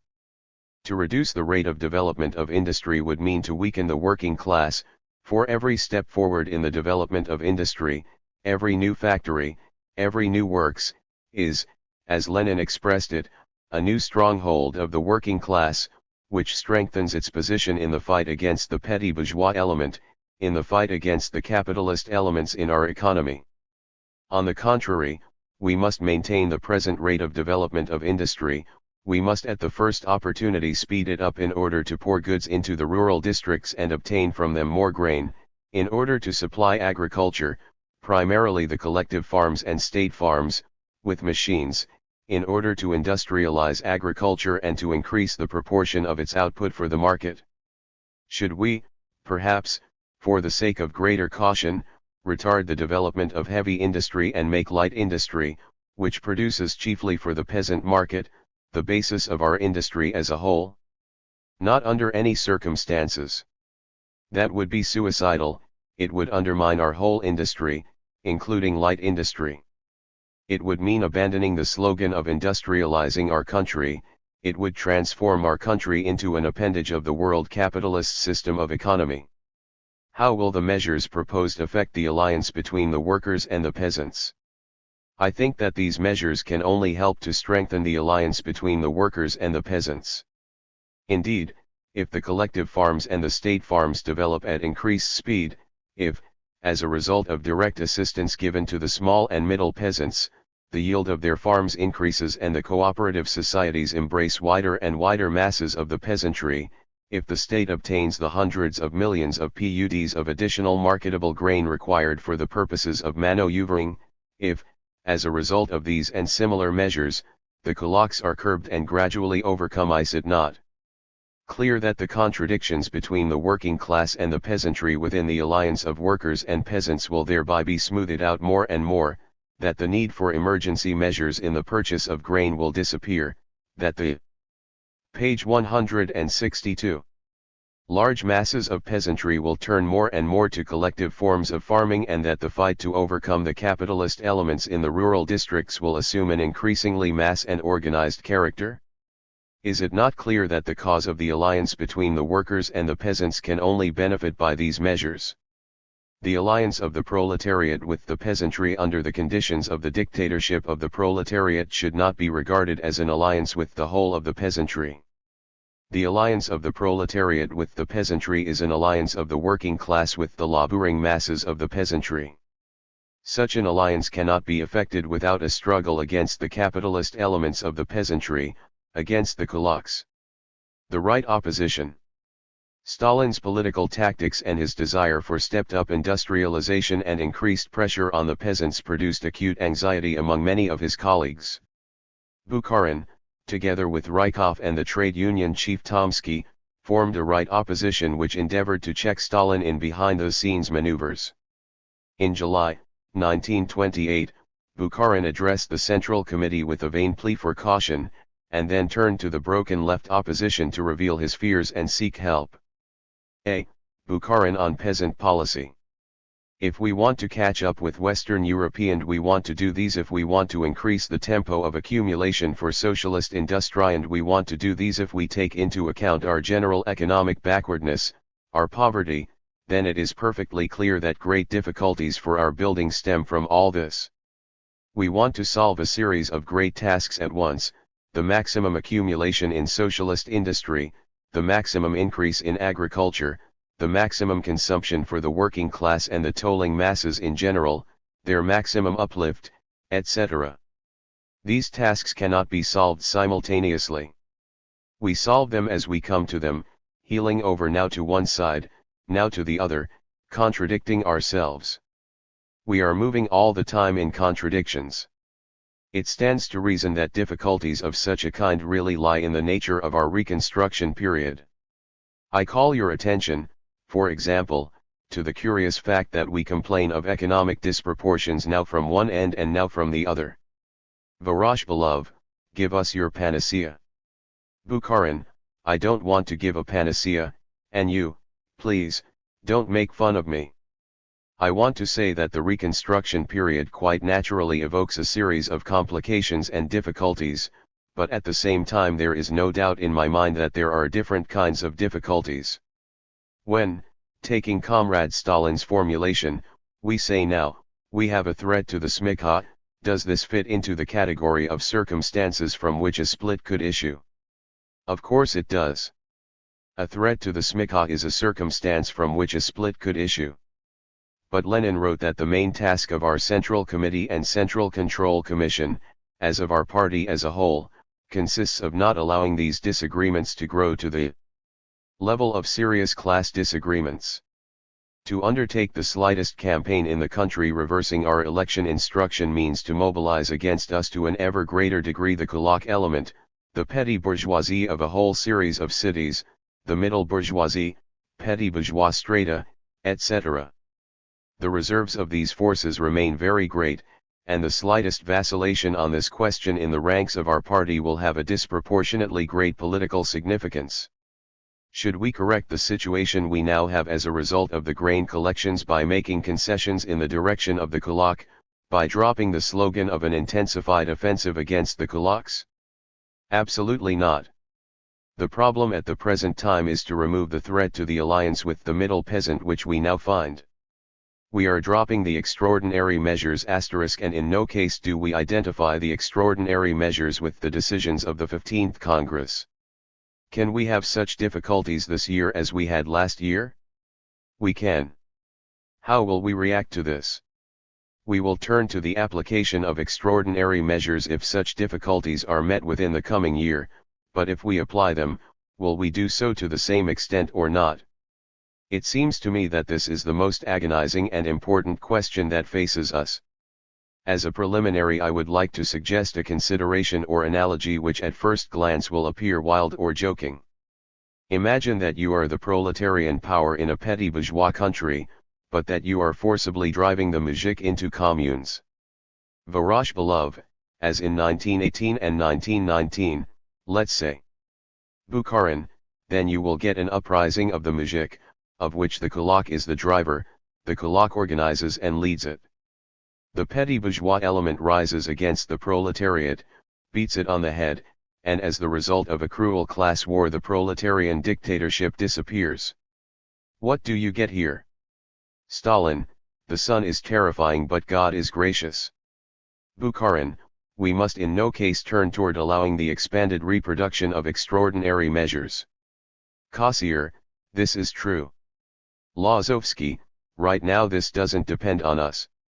Bukharin, right now a great deal still depends on us. Therefore, the center of our policy is the following: we must in no case allow a threat to the smikha. Otherwise we will not fulfill the basic testament of Lenin. B. Bukharin on the menace of Stalin. Kamina, is the struggle really serious? Bukharin, that's just what I wanted to talk about. We feel that Stalin's line is ruinous for the whole revolution, we could be overthrown on account of it. The disagreements between us and Stalin are many times more serious than the disagreements which we used to have with you. Rykov, Tomsky and I agree on formulating the situation thus: it would be much better if Zinoviev and Kamina were in the Politburo instead of Stalin. I have spoken with Rykov and Tomsky about this. Quite frankly, I have not spoken with Stalin for several weeks. He is an unprincipled intriguer, who subordinates everything to the preservation of his own power. He changes his theory according to whom he needs to get rid of. In the 7 our arguing with him reached the point of saying, false, you lie, etc. Now he has made concessions, so that he can cut our throats. We understand this, but he maneuvers so as to make us appear to be the schismatics. This is the line which he pronounced at the plenum: 1. Capitalism grew either on account of colonies or loans or the exploitation of the workers. We have no colonies, we can get no loans, therefore our basis is tribute from the peasantry. You understand that this is just what Preobrazhensky's theory is. 2. The more socialism grows, the greater will be the resistance. This is idiotic illiteracy. 3. Since tribute is necessary and resistance will grow, we need firm leadership. Self-criticism must not apply to the leadership, but only to those who carry out orders. Self-criticism is in fact aimed at Tomsky and Uglanov. As a result we are getting a police regime. This is not a cuckoo matter, but will really decide the fate of the revolution. With this theory everything can perish. The Petersburg people are in general with us, but they got scared when the talk got to the possibility of removing Stalin. Our potential forces are vast, but 1. The middle-ranking Central Committee member still does not understand the depth of the disagreements. 2. There is a terrible fear of a split. Therefore, When Stalin conceded on the extraordinary measures, he made it difficult for us to attack him. We don't want to come forth as schismatics, for then they would slaughter us. But Tomsky in his latest speech showed clearly that Stalin is the schismatic. Gorbachev on industrialization. Stalin's chief spokesman on industrial development was Valerian V. Gorbachev, head of the Supreme Economic Council. In September 1928, Gorbachev set forth the basic intention of developing heavy industry at the maximum possible rate, and dismissed all criticism of this course as a petty bourgeois deviation. Is it right that we should particularly accelerate the rate of development of industry producing the means of production in regard both to the investment of funds and to an augmentation of the quantities produced, while the peasant question becomes more and more acute and there is an ever-increasing demand for mass articles on the rural markets? I believe such a line of procedure to be absolutely correct. Our economic development cannot be expected to proceed quite without failure, disproportions, or anomalies. We shall constantly be involved in anomalies, seeing that we had not the possibility during the first years of the existence of the page 165 Soviet Union to live in peace and to proceed smoothly and uninterruptedly with all branches of our development. We were deprived of this possibility because a great number of contradictions existed even in former times in our industry and in all other branches of our economy, in which connection it must be borne in mind that the more successfully we progress in our socialist development, the greater will be the difficulties that will be laid in our path by our opponents at home and abroad.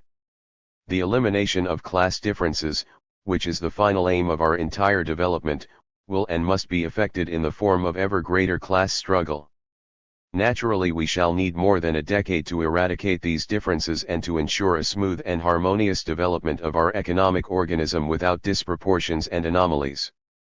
These differences and anomalies are inevitable and we shall be occupied with them for a long time to come. They will lead to new difficulties and complications in our economic life. But they will not hinder us, they must not be allowed to diminish the energy with which we carry on development along the lines laid down by our party. The industrialization of the country and the enhancement of the rate of industrialization are both tasks continually confronting us. We must be prepared to meet with discontent and active resistance in certain sections of the population, which will increase the difficulties with which we are faced in an economic respect. On the other hand, this same discontent penetrates through all sorts of channels even as far as certain parts of our Soviet apparatus, the result being doubts as to the possibility of executing such great tasks and as to the wisdom of aspiring to such difficult objectives as are involved in the industrialization of agriculture and the industrialization of our entire economy. By penetrating into our Soviet apparatus, such sentiments also find ingress in a small measure into our party. The party will have recourse to all available measures for the purpose of nipping in the bud such sentiments as pessimism or lack of confidence. The July plenum of the CC openly stated that, apart from its energetic struggle against pseudo-radical tendencies of the nature of Trotskyism, left tendencies which in reality hide a social democratic core, the party must also combat such pessimistic currents as are occasioned by the existing difficulties and tend to diminish the energy and activity essential for the solution of the tremendous tasks with which we are faced. Seeing that the difficulties before us are very great and that the unity, discipline, and solidarity of our party are our only guarantee of success, we must seek not only to combat the pessimistic tendencies, which are to a great part no more than the reflection of the discontent of the petty bourgeois chaos at our policy of industrialization, but also to combat the attitude of tolerance observed with regard to these tendencies. We are told we are over-industrializing and biting off more than we can chew. History, however, will not permit us to proceed more slowly, otherwise the very next year may lead to a series of even more serious anomalies than are apparent today. Any careful student of our economy will, I am sure, agree with me that the most serious misproportion, which is most disadvantageous in its effect on our economy, is that between the output of the means of production and the requirements of the country. The difficulty of the economic tasks before us upon the one hand and the growth of the hostile forces arrayed against us upon the other, are naturally reflected in the attitude of the engineers and other technical staffs. Page 166. The process of differentiation among the technical staffs has greatly increased, dividing them into a very small group of outright enemies of the Soviet authority and underminers of our economy on the one side, and upon the other such of the engineers and technical operatives as are wholly devoted to the object of socialist development and inspired with the grand task before us.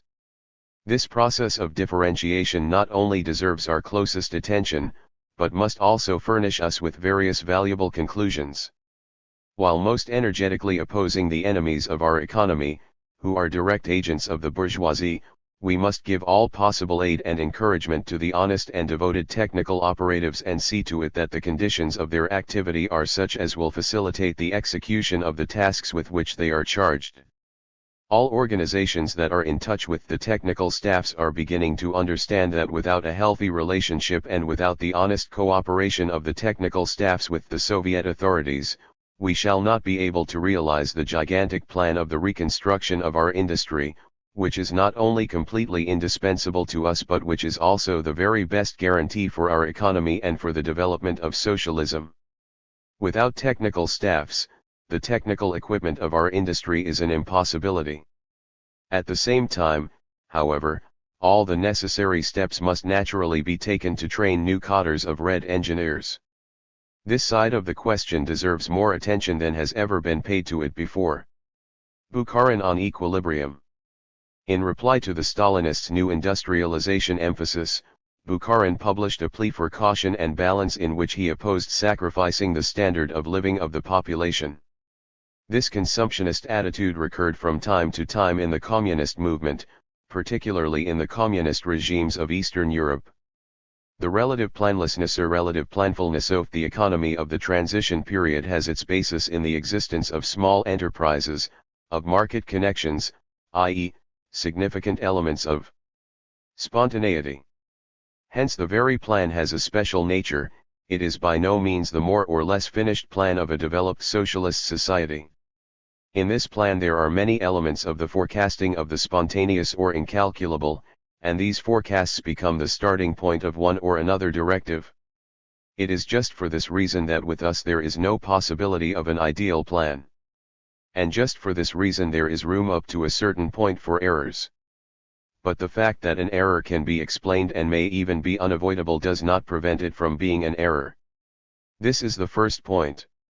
Secondly, the gravest violations of fundamental proportions, and the resultant miscalculations are by no means unavoidable errors. Thirdly, even if a good plan is not omnipotent, then a bad plan and bad economic maneuvering in general can ruin even a good cause. For this reason, despite the relativism of our planning, its role is really enormous.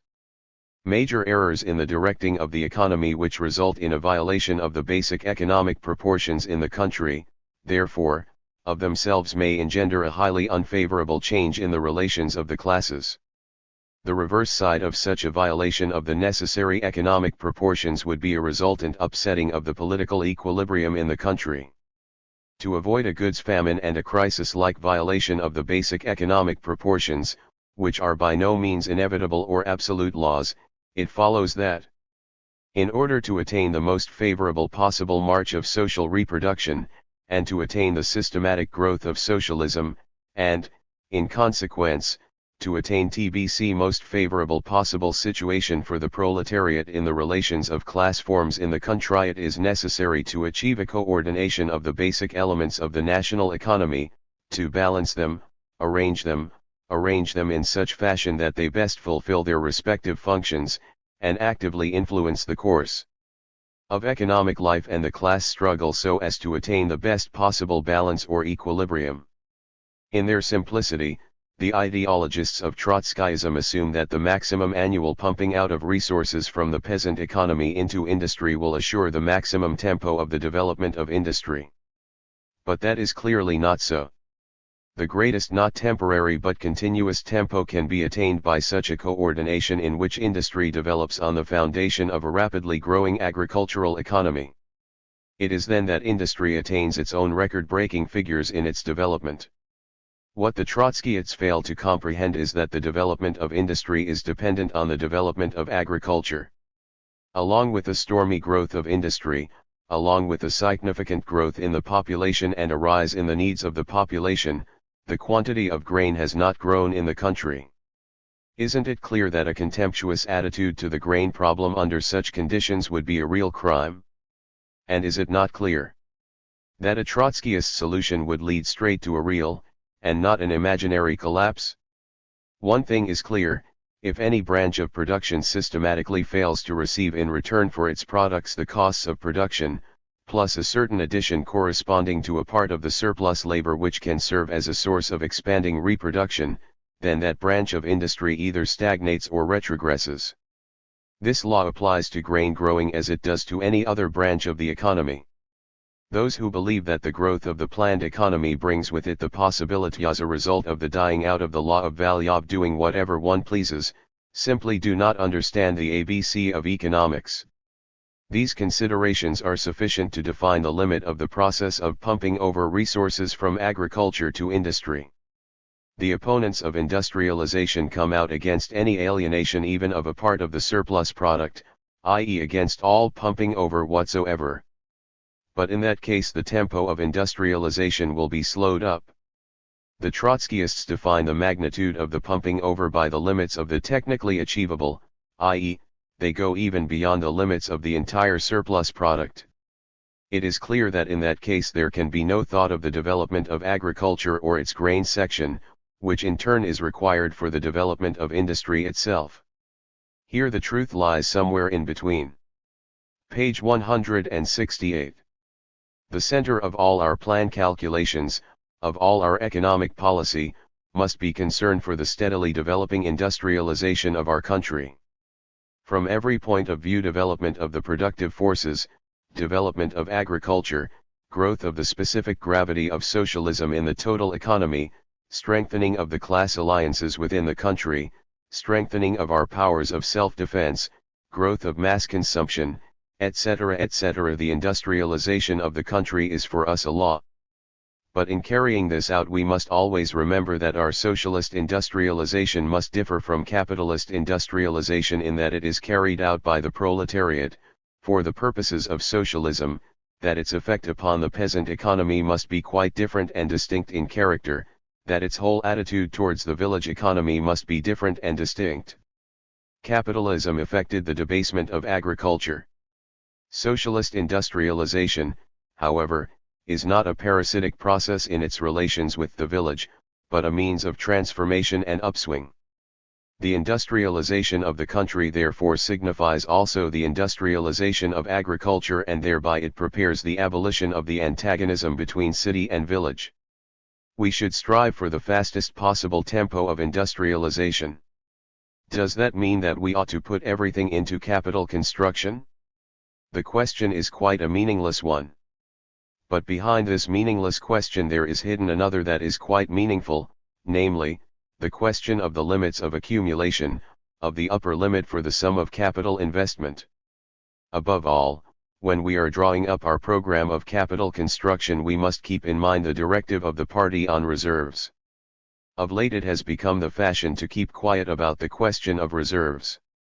Though silence may be golden and we short of gold, still we cannot afford to play at silence in this. We not only have no reserves, but in meeting the current supply problem itself waiting one's turn and queuing up have become our way of life, which to a significant degree also disorganizes our productive life. I have the impression that the People's Supreme Economic Council in drawing up its 5-year plan has forgotten the policy of reserves altogether. And that the excessive demands put upon the budget make it unrealistic. But lack of realism is quite an essential deficiency in a plan. It's clear that the question of reserves is tied up with the question of consumption, both productive consumption and personal consumption. And we all know that in this the bow is already drawn at high tension. To increase this tension still further, and increase still more the goods famine, is impossible. We must mobilize and put in motion the maximum number and kind of economic factors which work in favor of socialism. This requires a most complicated combination of personal, group, mass, social and state initiative. We have too much over-centralized everything.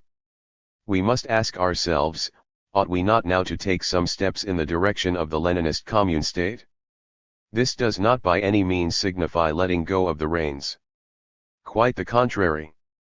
The fundamental leadership, the solving of the more important problems, are matters which must be dealt with more firmly, more severely, but for that reason more carefully thought out at the Sen.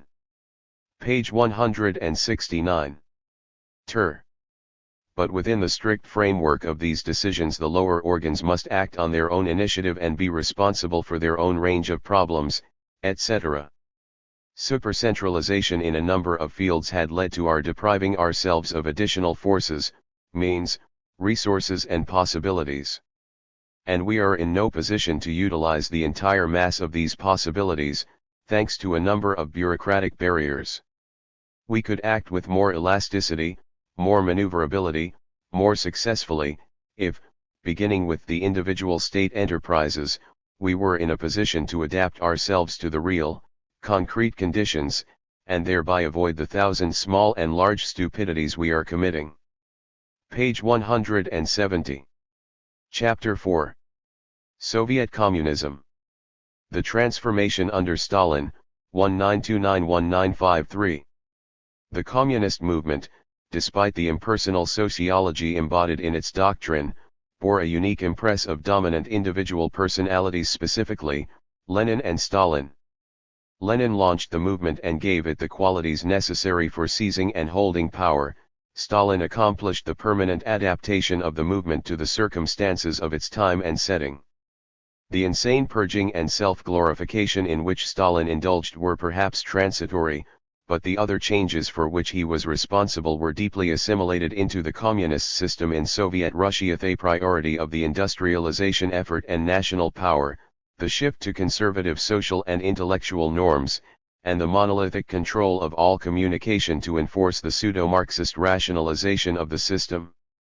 So constituted, the Soviet dictatorship proved itself in Stalin's eyes by emerging victorious from World War II, and he made every effort to keep it unchanged until his death in 1953. Stalin's revolution. Wielding the unchallenged personal control over the Communist Party and the Soviet state which he had attained with the defeat of the right opposition, Stalin commenced the drastic reconstruction of the economic foundations of Soviet society. The two cardinal lines of effort, as he set them forth in his final attack on the Bukharin Group in April, 1929, were collectivization of the peasantry and intensive development of heavy industry. Shortly afterward the first five-year plan was formally approved by the 16th Party Conference, with its commencement set retroactively back to October, 1928. What is the theoretical basis for the blindness and bewilderment of Bukharin's group? I think that the theoretical basis for this blindness and bewilderment is Bukharin's incorrect, non-Marxian approach to the question of the class struggle in our country. I have in mind Bukharin's non-Marxian theory that the kulaks will grow into socialism, his failure to understand the mechanism of the class struggle under the dictatorship of the proletariat. Hitherto, we Marxist-Leninists thought that between the capitalists of town and country, on the one hand, and the working class, on the other, there is an irreconcilable antagonism of interest. This is exactly what the Marxian theory of the class struggle rests on. But now, according to Bukharin's theory that the capitalists will peacefully grow into socialism, all this is turned topsy-turvy. The irreconcilable antagonism of class interests between the exploiters and the exploited disappears, the exploiters grow into socialism. Either one thing or the other, either there is an irreconcilable antagonism of interests between the capitalist class and the class of the workers who have assumed power and have organized their dictatorship, or there is no such antagonism of interests, in which case only one thing remains, to proclaim the harmony of class interests. What can there be in common between Bukharin's theory that the kulaks will grow into socialism and Lenin's theory of the dictatorship as a fierce class struggle? Obviously, there is not, nor can there be, anything in common between them. Bukharin thinks that under the dictatorship of the proletariat the class struggle must subside and pass away so that the abolition of classes may be brought about. Lenin, on the contrary, teaches us that classes can be abolished only by means of a stubborn class struggle, which under the dictatorship of the proletariat becomes ever fiercer than it was before the dictatorship of the proletariat. In addition to the ordinary taxes, direct and indirect, which the peasantry is paying to the state, it also pays a certain supertax in the form of an overcharge on consumer goods, and in the form of low prices received for agricultural produce. We also call it the scissors, drainage of resources from agriculture into industry for the purpose of speeding up industrial development. Is this drainage really necessary? Everybody agrees that it is, as a temporary measure, if we really wish to maintain a speedy rate of industrial development. Indeed, we must at all cost maintain a rapid growth of our industry, for this growth is necessary not solely for our industrial production, but primarily for our agriculture, for our peasantry, which at the present time needs most of all tractors, agricultural machinery, and fertilizers.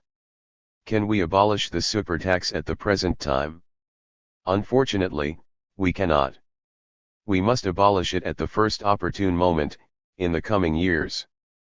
But we cannot abolish it right now. Now, as you see, this supertax obtained by means of the scissors is in fact something like a tribute. Not a tribute, but something like a tribute. It is something like a tribute which we are paying for our backwardness. We need this supertax to stimulate the development of our industry and to do away with our backwardness.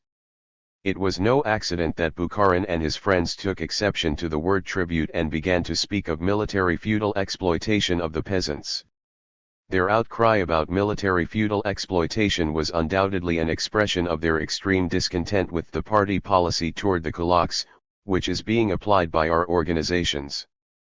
Discontent with the Leninist policy of the party in its leadership of the peasantry, discontent with our grain purchasing policy, with our policy of developing collective and state farms to the utmost, and lastly, the desire to unfetter the market and to establish complete freedom of private trade. There you have the underlying reason for Bukharin's screams about military feudal exploitation of the peasantry. In the whole history of our party I cannot recall another single instance of the party being accused of carrying on a policy of military feudal exploitation. This anti-party weapon was not borrowed from a Marxian arsenal. From where, then? Page 172. Was it borrowed? From the arsenal of Milyukov, the leader of the Constitutional Democrats. We have two different plans of economic policy. The party's plan. 1. We are re-equipping industry. 2. We are beginning seriously to re-equip agriculture. 3. For this we must expand the development of collective farms and state farms, employ on a mass scale the contract system and machine and tractor stations as means of establishing a bond between industry and agriculture in the sphere of production. 4. As for the present grain purchasing difficulties, we must admit the necessity for temporary emergency measures that are bolstered up by the popular support of the middle and poor peasant masses, as one of the means of breaking the resistance of the kulaks and of obtaining from them the maximum grain surplus necessary to be able to dispense with imported grain and to save foreign currency for the development of industry. 5. Individual poor and middle peasant farming plays, and will continue to play, a predominant part in supplying the country with food and raw materials, but alone it is no longer adequate. The development of individual poor and middle peasant farming must therefore be supplemented by the development of collective farms and state farms, by the contract system applied on a mass scale, by accelerating the development of machine and tractor stations, in order to facilitate the squeezing out of the capitalist elements from agriculture and the gradual transfer of the individual peasant farms to large-scale collective farming, to collective labor. 6. But in order to achieve all this, it is necessary first of all to accelerate the development of industry, of metallurgy, chemicals, machine building, of tractor works, agricultural machinery works, etc. Failing this, it will be impossible to solve the grain problem, just as it will be impossible to reconstruct agriculture. Conclusion: the key to the reconstruction of agriculture is the speedy rate of development of our industry. Bukharin's plan. 1. Normalize the market, permit the free play of prices on the market and a rise in the price of grain, undeterred by the fact that this may lead to a rise in the price of manufactured goods, raw materials, and bread. 2. The utmost development of individual peasant farming accompanied by a certain reduction of the rate of development of collective farms and state farms. 3. Grain purchasing on the spontaneity principle, precluding under all circumstances even the partial application of emergency measures against the kulaks, even though such measures are supported by the middle and poor peasant masses. 4. In the event of shortage of grain, to import about 100 million rubles worth of grain. 5. And if there is not enough foreign currency to pay for imports of grain and equipment for industry, to reduce imports of equipment and, consequently, the rate of development of our industry, otherwise our agriculture will simply mark time, or will even directly decline. This is how it works out, comrades. Bukharin's plan is a plan to reduce the rate of development of industry and to undermine the new forms of the bond. Such are our divergencies. The fight against the right deviation is one of the most decisive duties of our party. If we, in our own ranks, in our own party, in the political general staff of the proletariat, which is directing the movement and is leading the proletariat forward, if we in this general staff should tolerate the free existence and the free functioning of the right deviationists, who are trying to demobilize the party, to demoralize the working class, to adapt our policy to the tastes of the Soviet bourgeoisie, and thus yield to the difficulties of our socialist construction, if we should tolerate all this, what would it mean? Would it not mean that we want to send the revolution downhill, demoralize our socialist construction, flee from difficulties, surrender our positions to the capitalist elements? Does Bukharin's group understand that to refuse to fight the right deviation is to betray the working class, to betray the revolution? Does Bukharin's group understand that unless we overcome the right deviation and the conciliationist tendency, it will be impossible to overcome the difficulties facing us, and that unless we overcome these difficulties it will be impossible to achieve decisive successes in socialist construction? Compared with this, what is the value of this pitiful talk about the civil execution of 3 members of the political bureau? No, comrades, the Bukhari will not frighten the party with liberal chatter about civil execution. The party demands that they should wage a determined struggle against the right deviation and the conciliationist tendency side by side with all the members of the Central Committee of our party. It demands this of the Bukharin group in order to help to mobilize the working class, to break down the resistance of the class enemies and to make sure that the difficulties of our socialist construction will be overcome. Either the Bukhari will fulfill this demand of the party, in which case the party will welcome them, or they will not, in which case they will have only themselves to blame. Disciplining the intellectuals. Simultaneously with his forceful new economic policies, Stalin imposed stringent party controls over most fields of intellectual life. The toleration of variety came to an end with the silencing or imprisonment of large numbers of non-conforming thinkers, communist and non-communist alike. A spirit of class war, devotion to the interests of the party, and unqualified acceptance of the official version of Marxist orthodoxy became the guidelines for Soviet intellectual life, as was made clear in the 1929 Purge of Philosophers. The struggle for the proletarian dictatorship and the socialist reconstruction of society. It is the outcome of the whole accumulation of knowledge which mankind has achieved, and is confirmed by the everyday experience of the class struggle and every forward step of scientific research. The significance of the materialistic dialectic in particular grows under the conditions of the present epoch of dying capitalism, of proletarian revolution, and of socialism under construction. The deep contradictions of contemporary bourgeois society, the unusual complexity of all social phenomena, the rapid flux of events, the struggle of nascent social forms with dying ones, can be comprehended only from the point of view of dialectical materialism. 2. The condition of contemporary bourgeois philosophy reflects the disruption of capitalist society. Contemporary bourgeois philosophy not only does not fructify positive knowledge, but in every way retards its development. Sad epigonism, creeping empiricism, formalism, open acceptance of priests and mysticism, such is the philosophical countenance of the contemporary bourgeoisie. 3. At the same time, in the USSR, Dialectical materialism is steadily broadening its influence on the broadest masses and more is penetrating into all areas of scientific knowledge. The solution of the problems of contemporary natural science from the point of view of dialectical materialism has begun. A cadre of communist workers in the area of philosophy and natural science has been established and has grown. For meanwhile, however, it is necessary to note that the successes which have been achieved are far from sufficient in comparison to the needs and great tasks facing Marxism-Leninism at the present time. In particular, in the area of natural science only the first steps have been taken to apply the Marxist method. It is essential to strengthen and deepen the connection of work in the field of philosophy with a series of actual problems in the field of social science. It is essential to develop to a significantly broader degree work in instilling the methodology of Marx, Engels, and Lenin in the various fields of specialized knowledge. Finally, it is essential to adopt all measures to broaden the cadres of trained workers in the field of Marxist philosophy.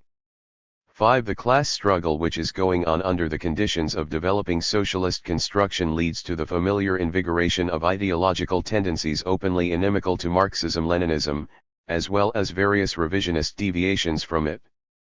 The purist idealism and revisionism, adapting themselves to the conditions of the dictatorship of the proletariat, sometimes array themselves in Marxist dress and come forth under the flag of specialized knowledge, or else they distort Marx, Engels, and Lenin, and conceal themselves with incorrectly explained citations from their works. On the other hand, the failure to understand all the complexity of the transitional period and the contradictory character of our development, and the consequences of this narrow practicality, oversimplification, and failure to understand the vast theoretical tasks posed by our epoch, and on the other hand, the resistance to the penetration of Marxism-Leninism into new fields of knowledge, all feed the various anti- and pseudo-Marxist deviations in philosophy, positivism, the denial of the significance of the materialist dialectic or the distortion of it, deviations from the Marxist and Leninist understanding of the problems of historical materialism, etc. Page 175. 7. The crisis which contemporary theoretical natural science is undergoing is a continuation of that crisis, the analysis of which was made by Lenin. The latest successes of natural science cannot be fitted into the framework of the old, mechanistic, and formally logical theories. Bourgeois philosophy lives on the crisis like a parasite, trying to utilize the crisis in natural science for its own ends. However, a real solution of the basic methodological difficulties in scientific research can be achieved only by applying the method of the materialist dialectic. Contemporary natural science lies in childbirth. It is giving birth to dialectical materialism. The conference observes that the solution of the tasks of working out the theory of the materialist dialectic and the methodology of contemporary natural science is possible only on the basis of the closest link of the work of Marxists in the field of philosophy and natural science. 8. The proletarian revolution, after shaking up old notions and prejudices among the broad masses, puts forth the task of working out a new worldview among the broadest strata of the working class. A decisive blow to religious ideology can be dealt only by disseminating the dialectical materialist worldview among the masses. Anti-religious propaganda can be given positive content only by building it on the foundation of dialectical materialism. Therefore, the conference considers it essential to expand the publishing of atheistic literature, in order to satisfy the new stage of anti-religious propaganda. Rakovsky on bureaucracy.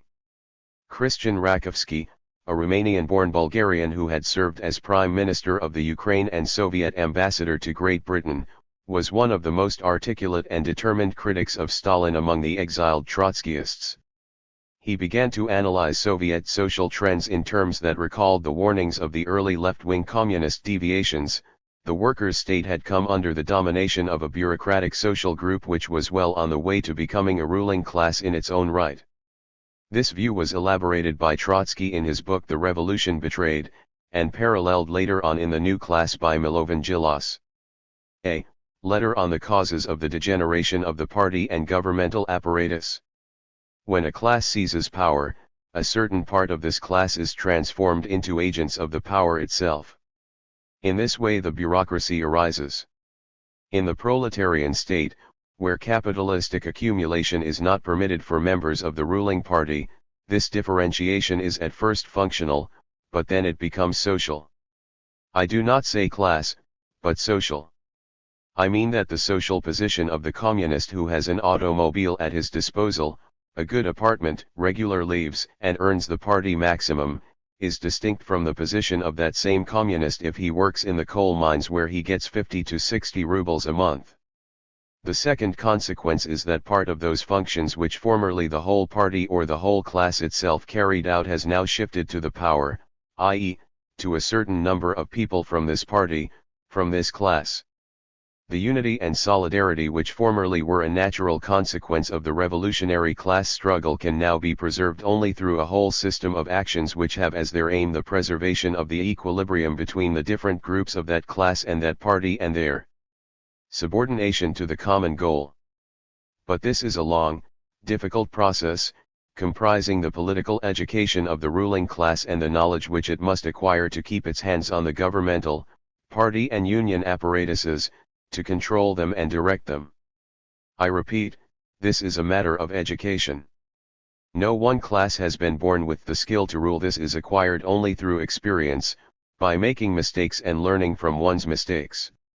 The most ideal Soviet constitution is not in a position to guarantee to the working class the unimpeded application of its dictatorship and its class control, if it does not know how to make use of the constitutional rights granted to it. I feel that we should note above all that when we manipulate the concepts party and masses we should not overlook the content with which a decade of history has invested them. Neither the working class nor the party is physically or morally what it was 10 years ago. I think I do not exaggerate when I say that the party member of 1917 would hardly recognize himself in the person of the party member of 1928. B. Circular of the Bolshevik-Leninist opposition.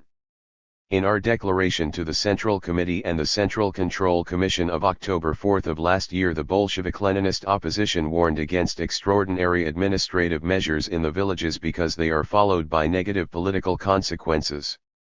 We also warned against the harmful theory of the possibility of building a socialist society in one country, a theory which could arise only in the imagination of a bureaucracy believing in the omnipotence of the apparatus, the theory advanced by Stalin Bukharin after Lenin's death.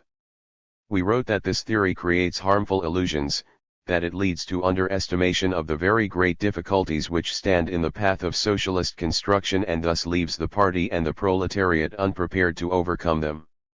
In our declaration we also pointed out that the correct assumptions of principle which were embodied in the decisions of the 16th Party Conference on Industrialization and Collectivization lead, under conditions of bureaucratic administration, when the class has been replaced by officials who have been transformed into a specialized ruling stratum, not to the development but to the disruption of socialist construction. We pointed out that the restoration and strengthening of party and workers' democracy is the primary condition for eliminating the avarice, irresponsibility, stubbornness, and arbitrariness of the apparatus, the reverse side of which is the oppression, humiliation, and lack of rights of the toiling masses. The Central Committee has issued a directive which is per se the crudest deviation from socialism. The slogan of intensive collectivization, no matter whether a term of 15 years is assigned for this, as it was at first, or 1 year, as they have made it since, is per se the greatest economic absurdity. We are Marxists, and we know that new forms of ownership can be created on the basis of new productive relations. But these productive relations still do not exist. Secretaries, chairmen of executive committees, procurement officials, heads of cooperatives, heads of state farms, party and non-party directors of enterprises, specialists, foremen, who, following the line of least resistance, install in our industry the sweatshop system and factory despotism. Here is the real power in the period of the proletarian dictatorship which we are now experiencing. This stage can be characterized as domination by the corporative interests of the various categories of the bureaucracy, and internecine struggle between them. From the workers' state with bureaucratic perversions as Lenin defined our form of government, we have developed into a bureaucratic state with proletarian communist survivals. Before our eyes a great class of rulers has been taking shape and is continuing to develop. It has its own internal subdivisions, and grows by way of calculated co-optation, through the direct or indirect appointment system. The unifying factor of this unique class is that unique form of private property, governmental power. The bureaucracy has the state in its possession, wrote Marx, as rights of private property. Stalin on the liquidation of the kulaks. Late in 1929 the collectivization of the peasants was shifted from a relatively gradual and nonviolent basis to one of urgency and violence. There was much uneasiness in the party about this, but Stalin identified such qualms with the right opposition and denounced them as evidence of pro-capitalist sentiment. In the winter of 192,930 over half of the Soviet peasantry was collectivized, but at the cost of such a growth in mass hostility to the regime that Stalin himself had to call a temporary retreat.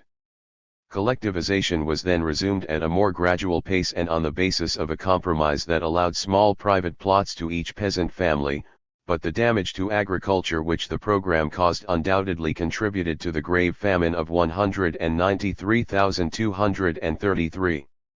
By the mid-1930s collectivization was virtually complete. The so-called theory of the equilibrium between the sectors of our national economy is still current among communists. This theory has, of course, nothing in common with Marxism. Nevertheless, this theory is advocated by a number of people in the camp of the right deviators. This theory is based on the assumption that to begin with we have a socialist sector which is one compartment, as it were, and that in addition we also have a non-socialist or, if you like, capitalist sector which is another compartment.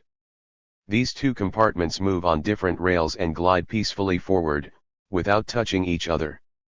Geometry teaches that parallel lines do not meet. But the authors of this remarkable theory believe that these parallel lines will meet eventually, and that when they do, we will have socialism. This theory overlooks the fact that behind these so-called compartments there are classes, and that these compartments move as a result of a fierce class struggle, a life and death struggle, a struggle on the principle of who will win. It is not difficult to see that this theory has nothing in common with Leninism.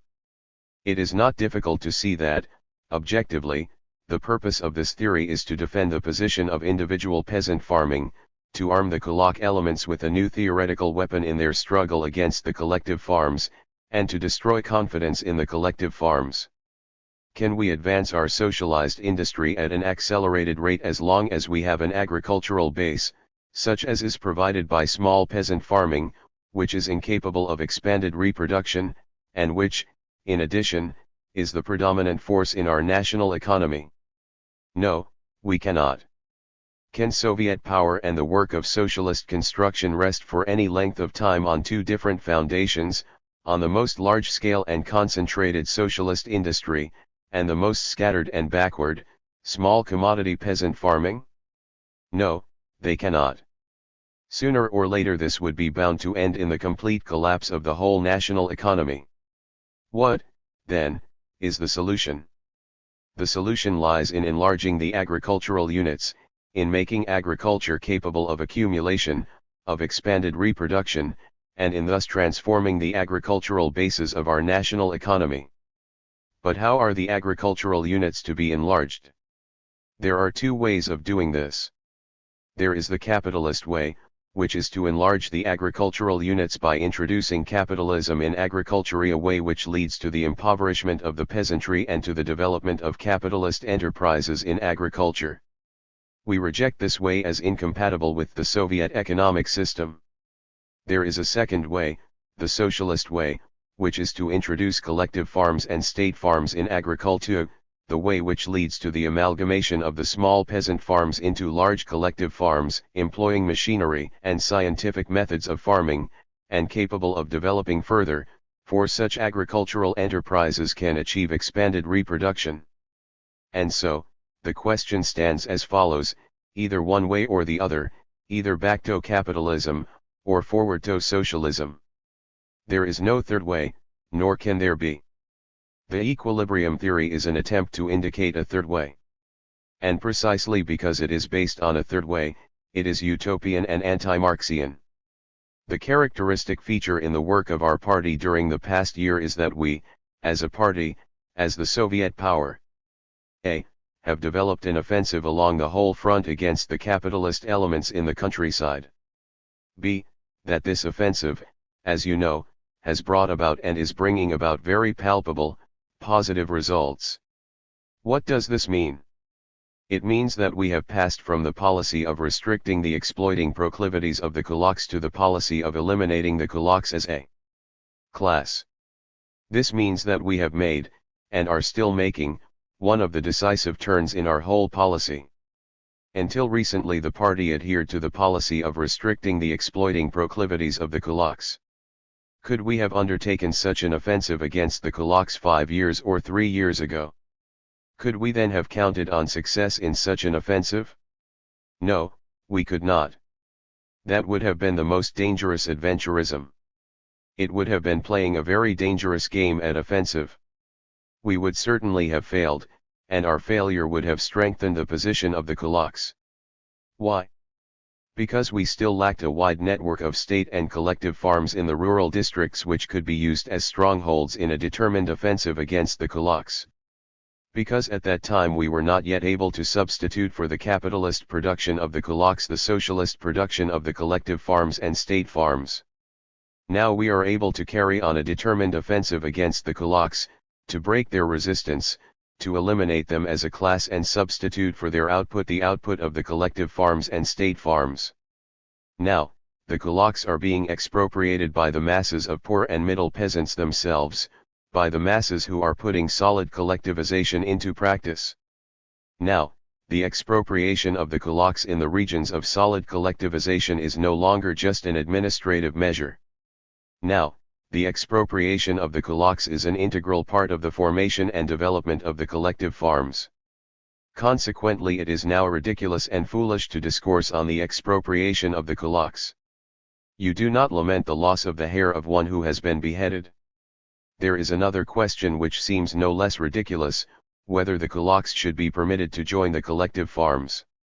Of course not, for they are sworn enemies of the collective farm movement. The socialized economy and revolutionary law. For the first 2 decades after the revolution the communists took the Marxian view that law was a manifestation of the class struggle, and hence anticipated the eventual withering away of law.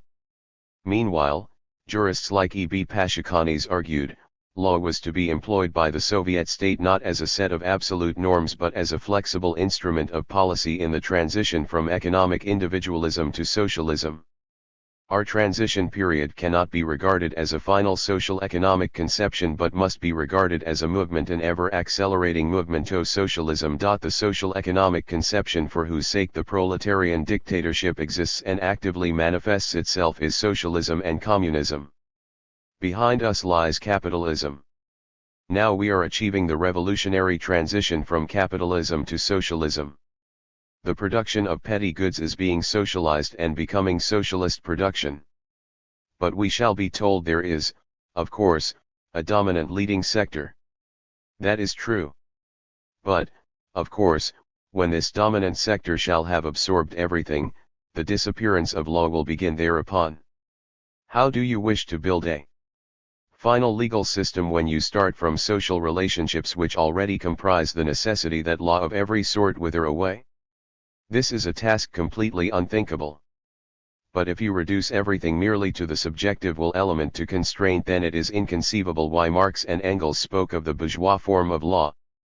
It is specifically because we are starting from the objective relationships which the proletarian dictatorship is remaking every who. It is specifically for this reason that we cannot be occupied with the creation of a system of proletarian law. The relationship of law to policy and to economics is utterly different among us from what it is in bourgeois society.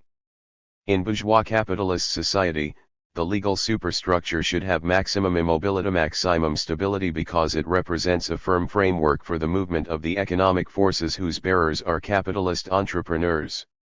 Accordingly, the aspiration to create final and integrated systems of law, free from inner contradictions, is characteristic of bourgeois jurists. Among us it is different. We require that our legislation possess maximum elasticity. We cannot fetter ourselves by any sort of system, because every day we are demolishing the structure of production relationships and replacing them by new production relationships. We are doing this consciously and through the medium of the state, which the bourgeois state does not do. The bourgeois state is oriented in form. All the activity of the proletarian state is oriented in the attainment of results according to the essence of the matter. Accordingly, at a time when bourgeois political scientists are striving to depict policy itself as law-dissolved policy in law occupies among us, on the contrary, a subordinate position with reference to policy. We have a system of proletarian policy, but we have no need for any sort of juridic system of proletarian law. The system of proletarian policy consists in this, that resting upon our attainments in the economic and cultural fields we transfer production relationships into another phase, we make them different. It is sufficient to enumerate such things as industrialization, grain collections under contract with the state, collectivization, the liquidation of the kulaks as a class, the struggle for an industrial and financial plan. These are examples of how we are achieving a change of arrangements, drawing nearer to socialism and actively changing production relationships and replacing them by others. Stalin on the ends and means of industrialization. In two speeches in 1931, Stalin spelled out some of the political and social implications of a socialist state dedicated to industrial development. He discarded the last pretenses of collectivistic equality in favor of a system of strict individual responsibility and incentives, with rewards in proportion to effort and skill. He recognized that the technical officialdom, properly trained, paid, and respected, is the backbone of a modern industrial system. At the same time, he lent urgency to the industrialization effort by pointing to considerations of national power and defense. A. The tasks of business executives. The underlying cause of wrecking activities is the class struggle.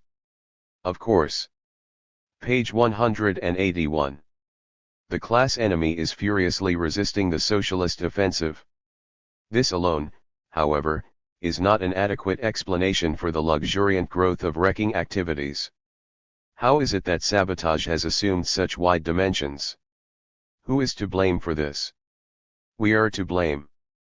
Had we handled the business of industrial management differently, had we started much earlier to learn the technique of the business, to master technique, had we more frequently and efficiently intervened in the management of production, the wreckers could not have done so much damage. We must ourselves become experts, masters of the business. We must turn to technical science. Such was the lesson life itself was teaching us. But neither the first warning nor even the second brought about the necessary change. It is high time that we turn towards technique. It is time we cast aside the old slogan, the obsolete slogan of non-interference in technique, and ourselves become specialists, experts, complete masters of our economy. It is frequently asked, why have we not one-man management? We do not have it and will not have it until we have mastered technique. Until there are among us Bolsheviks a sufficient number of people thoroughly familiar with technique, economics, and finance, we will not have real one-man management. You can write as many resolutions as you please, take as many vows as you please, but, unless you master the technique, economics, and finance of the mill, factory or mine, nothing will come of it. There will be no one-man management. Hence, the task is for us to master technique ourselves, to become the masters of the business ourselves. This is the sole guarantee that our plans will be carried out in fall, and that one-man management will be established. This, of course, is no easy matter, but it can certainly be accomplished. Science, technical experience, knowledge, are all things that can be acquired.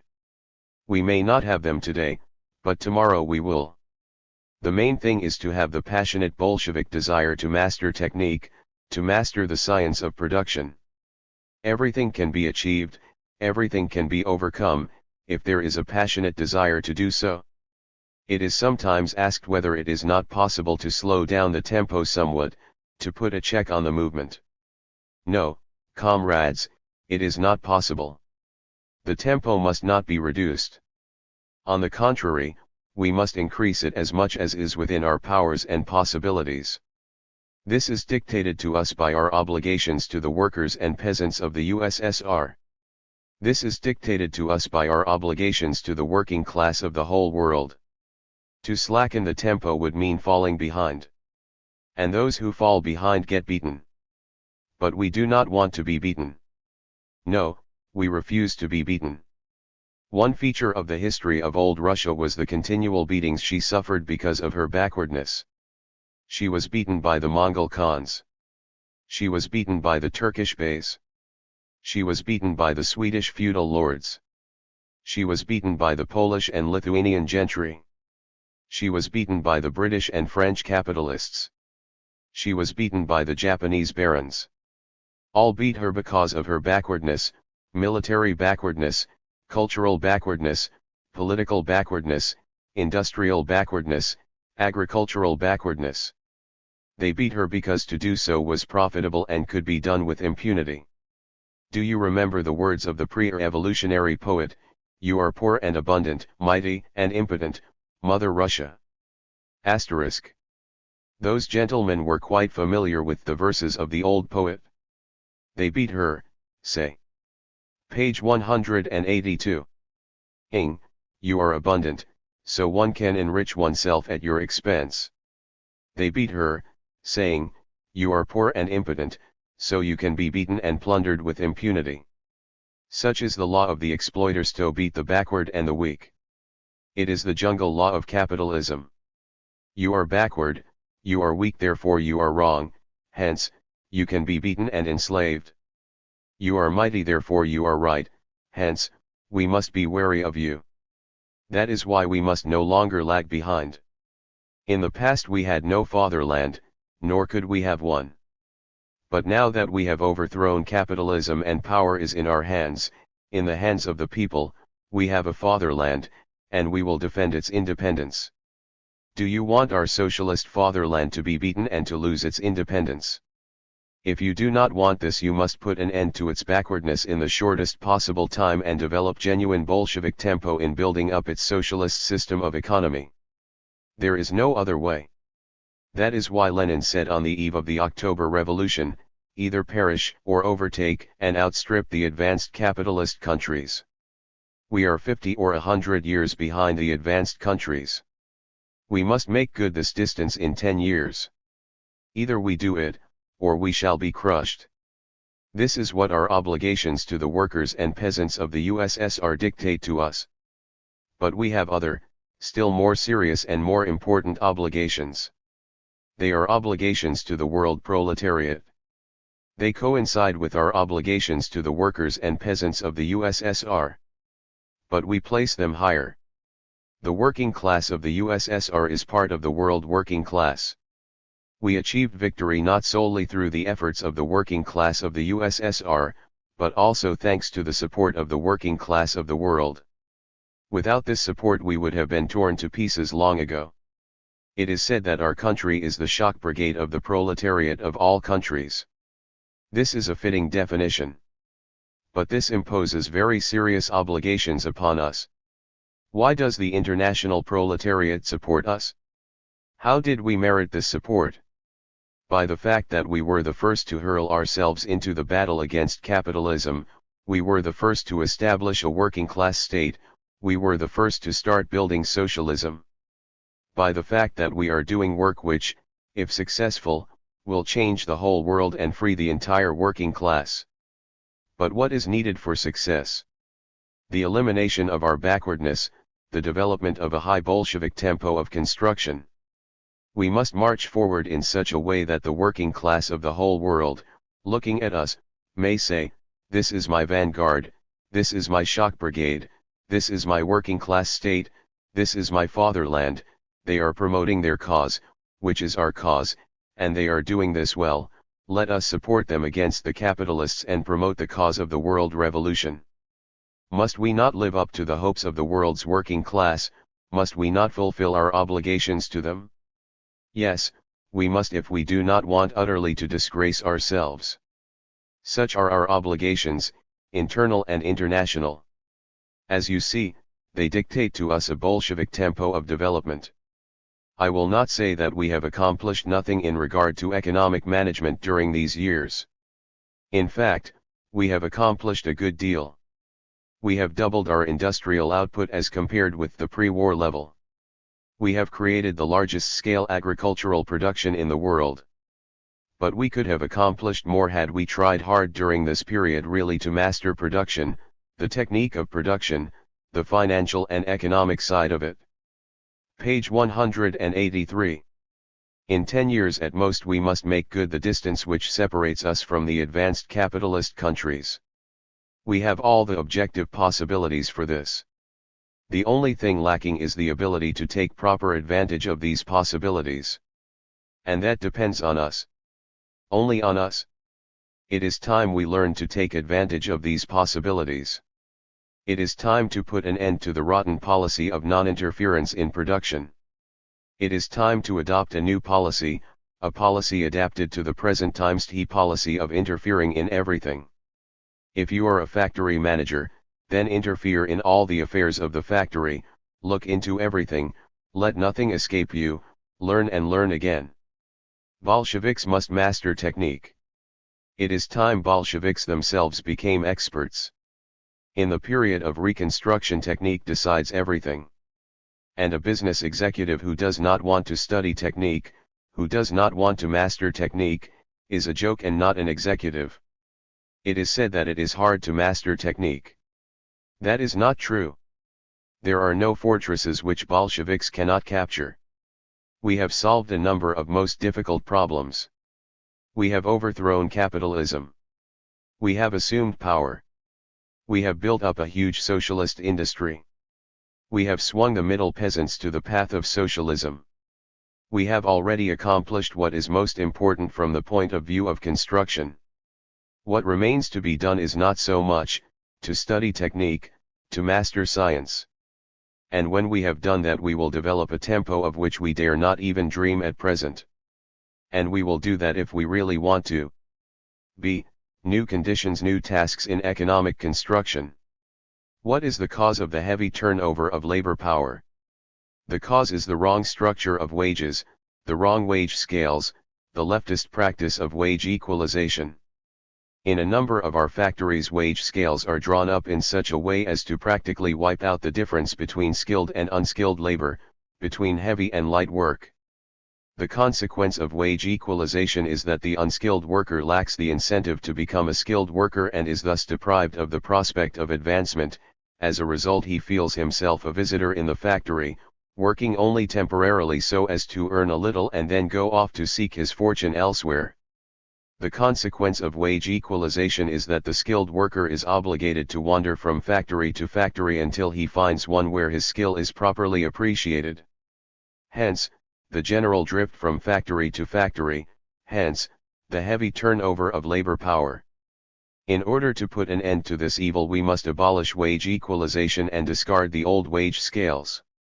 In order to put an end to this evil we must draw up wage scales that will take into account the difference between skilled and unskilled labor, between heavy and light work. We cannot tolerate a situation where a rolling mill hand in a steel mill earns no more than a sweeper. We cannot tolerate a situation where a locomotive driver earns only as much as a copying clerk. Marx and Lenin said that the difference between skilled and unskilled labor would exist even under socialism, even after classes had been abolished, that only under communism would this difference disappear and that, consequently, even under socialism wages must be paid according to work performed and not according to. Page 184. Needs. But the equalitarians among our business executives and trade union officials do not agree with this and believe that under our Soviet system this difference has already disappeared. Who is right, Marx and Lenin, or the equalitarians? We must take it that it is Marx and Lenin who are right. But if that is so, it follows that whoever draws up wage scales on the principle of wage equalization, without taking into account the difference between skilled and unskilled labor, breaks with Marxism, breaks with Leninism. Can it be said that the present organization of labor in our factories meets the modern requirements of production? Unfortunately, this cannot be said.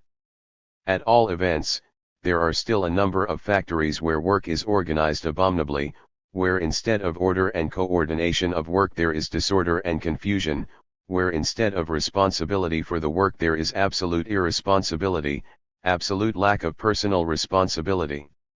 What does lack of personal responsibility mean? It means complete lack of responsibility for work that is entrusted to anyone, lack of responsibility for machinery and tools.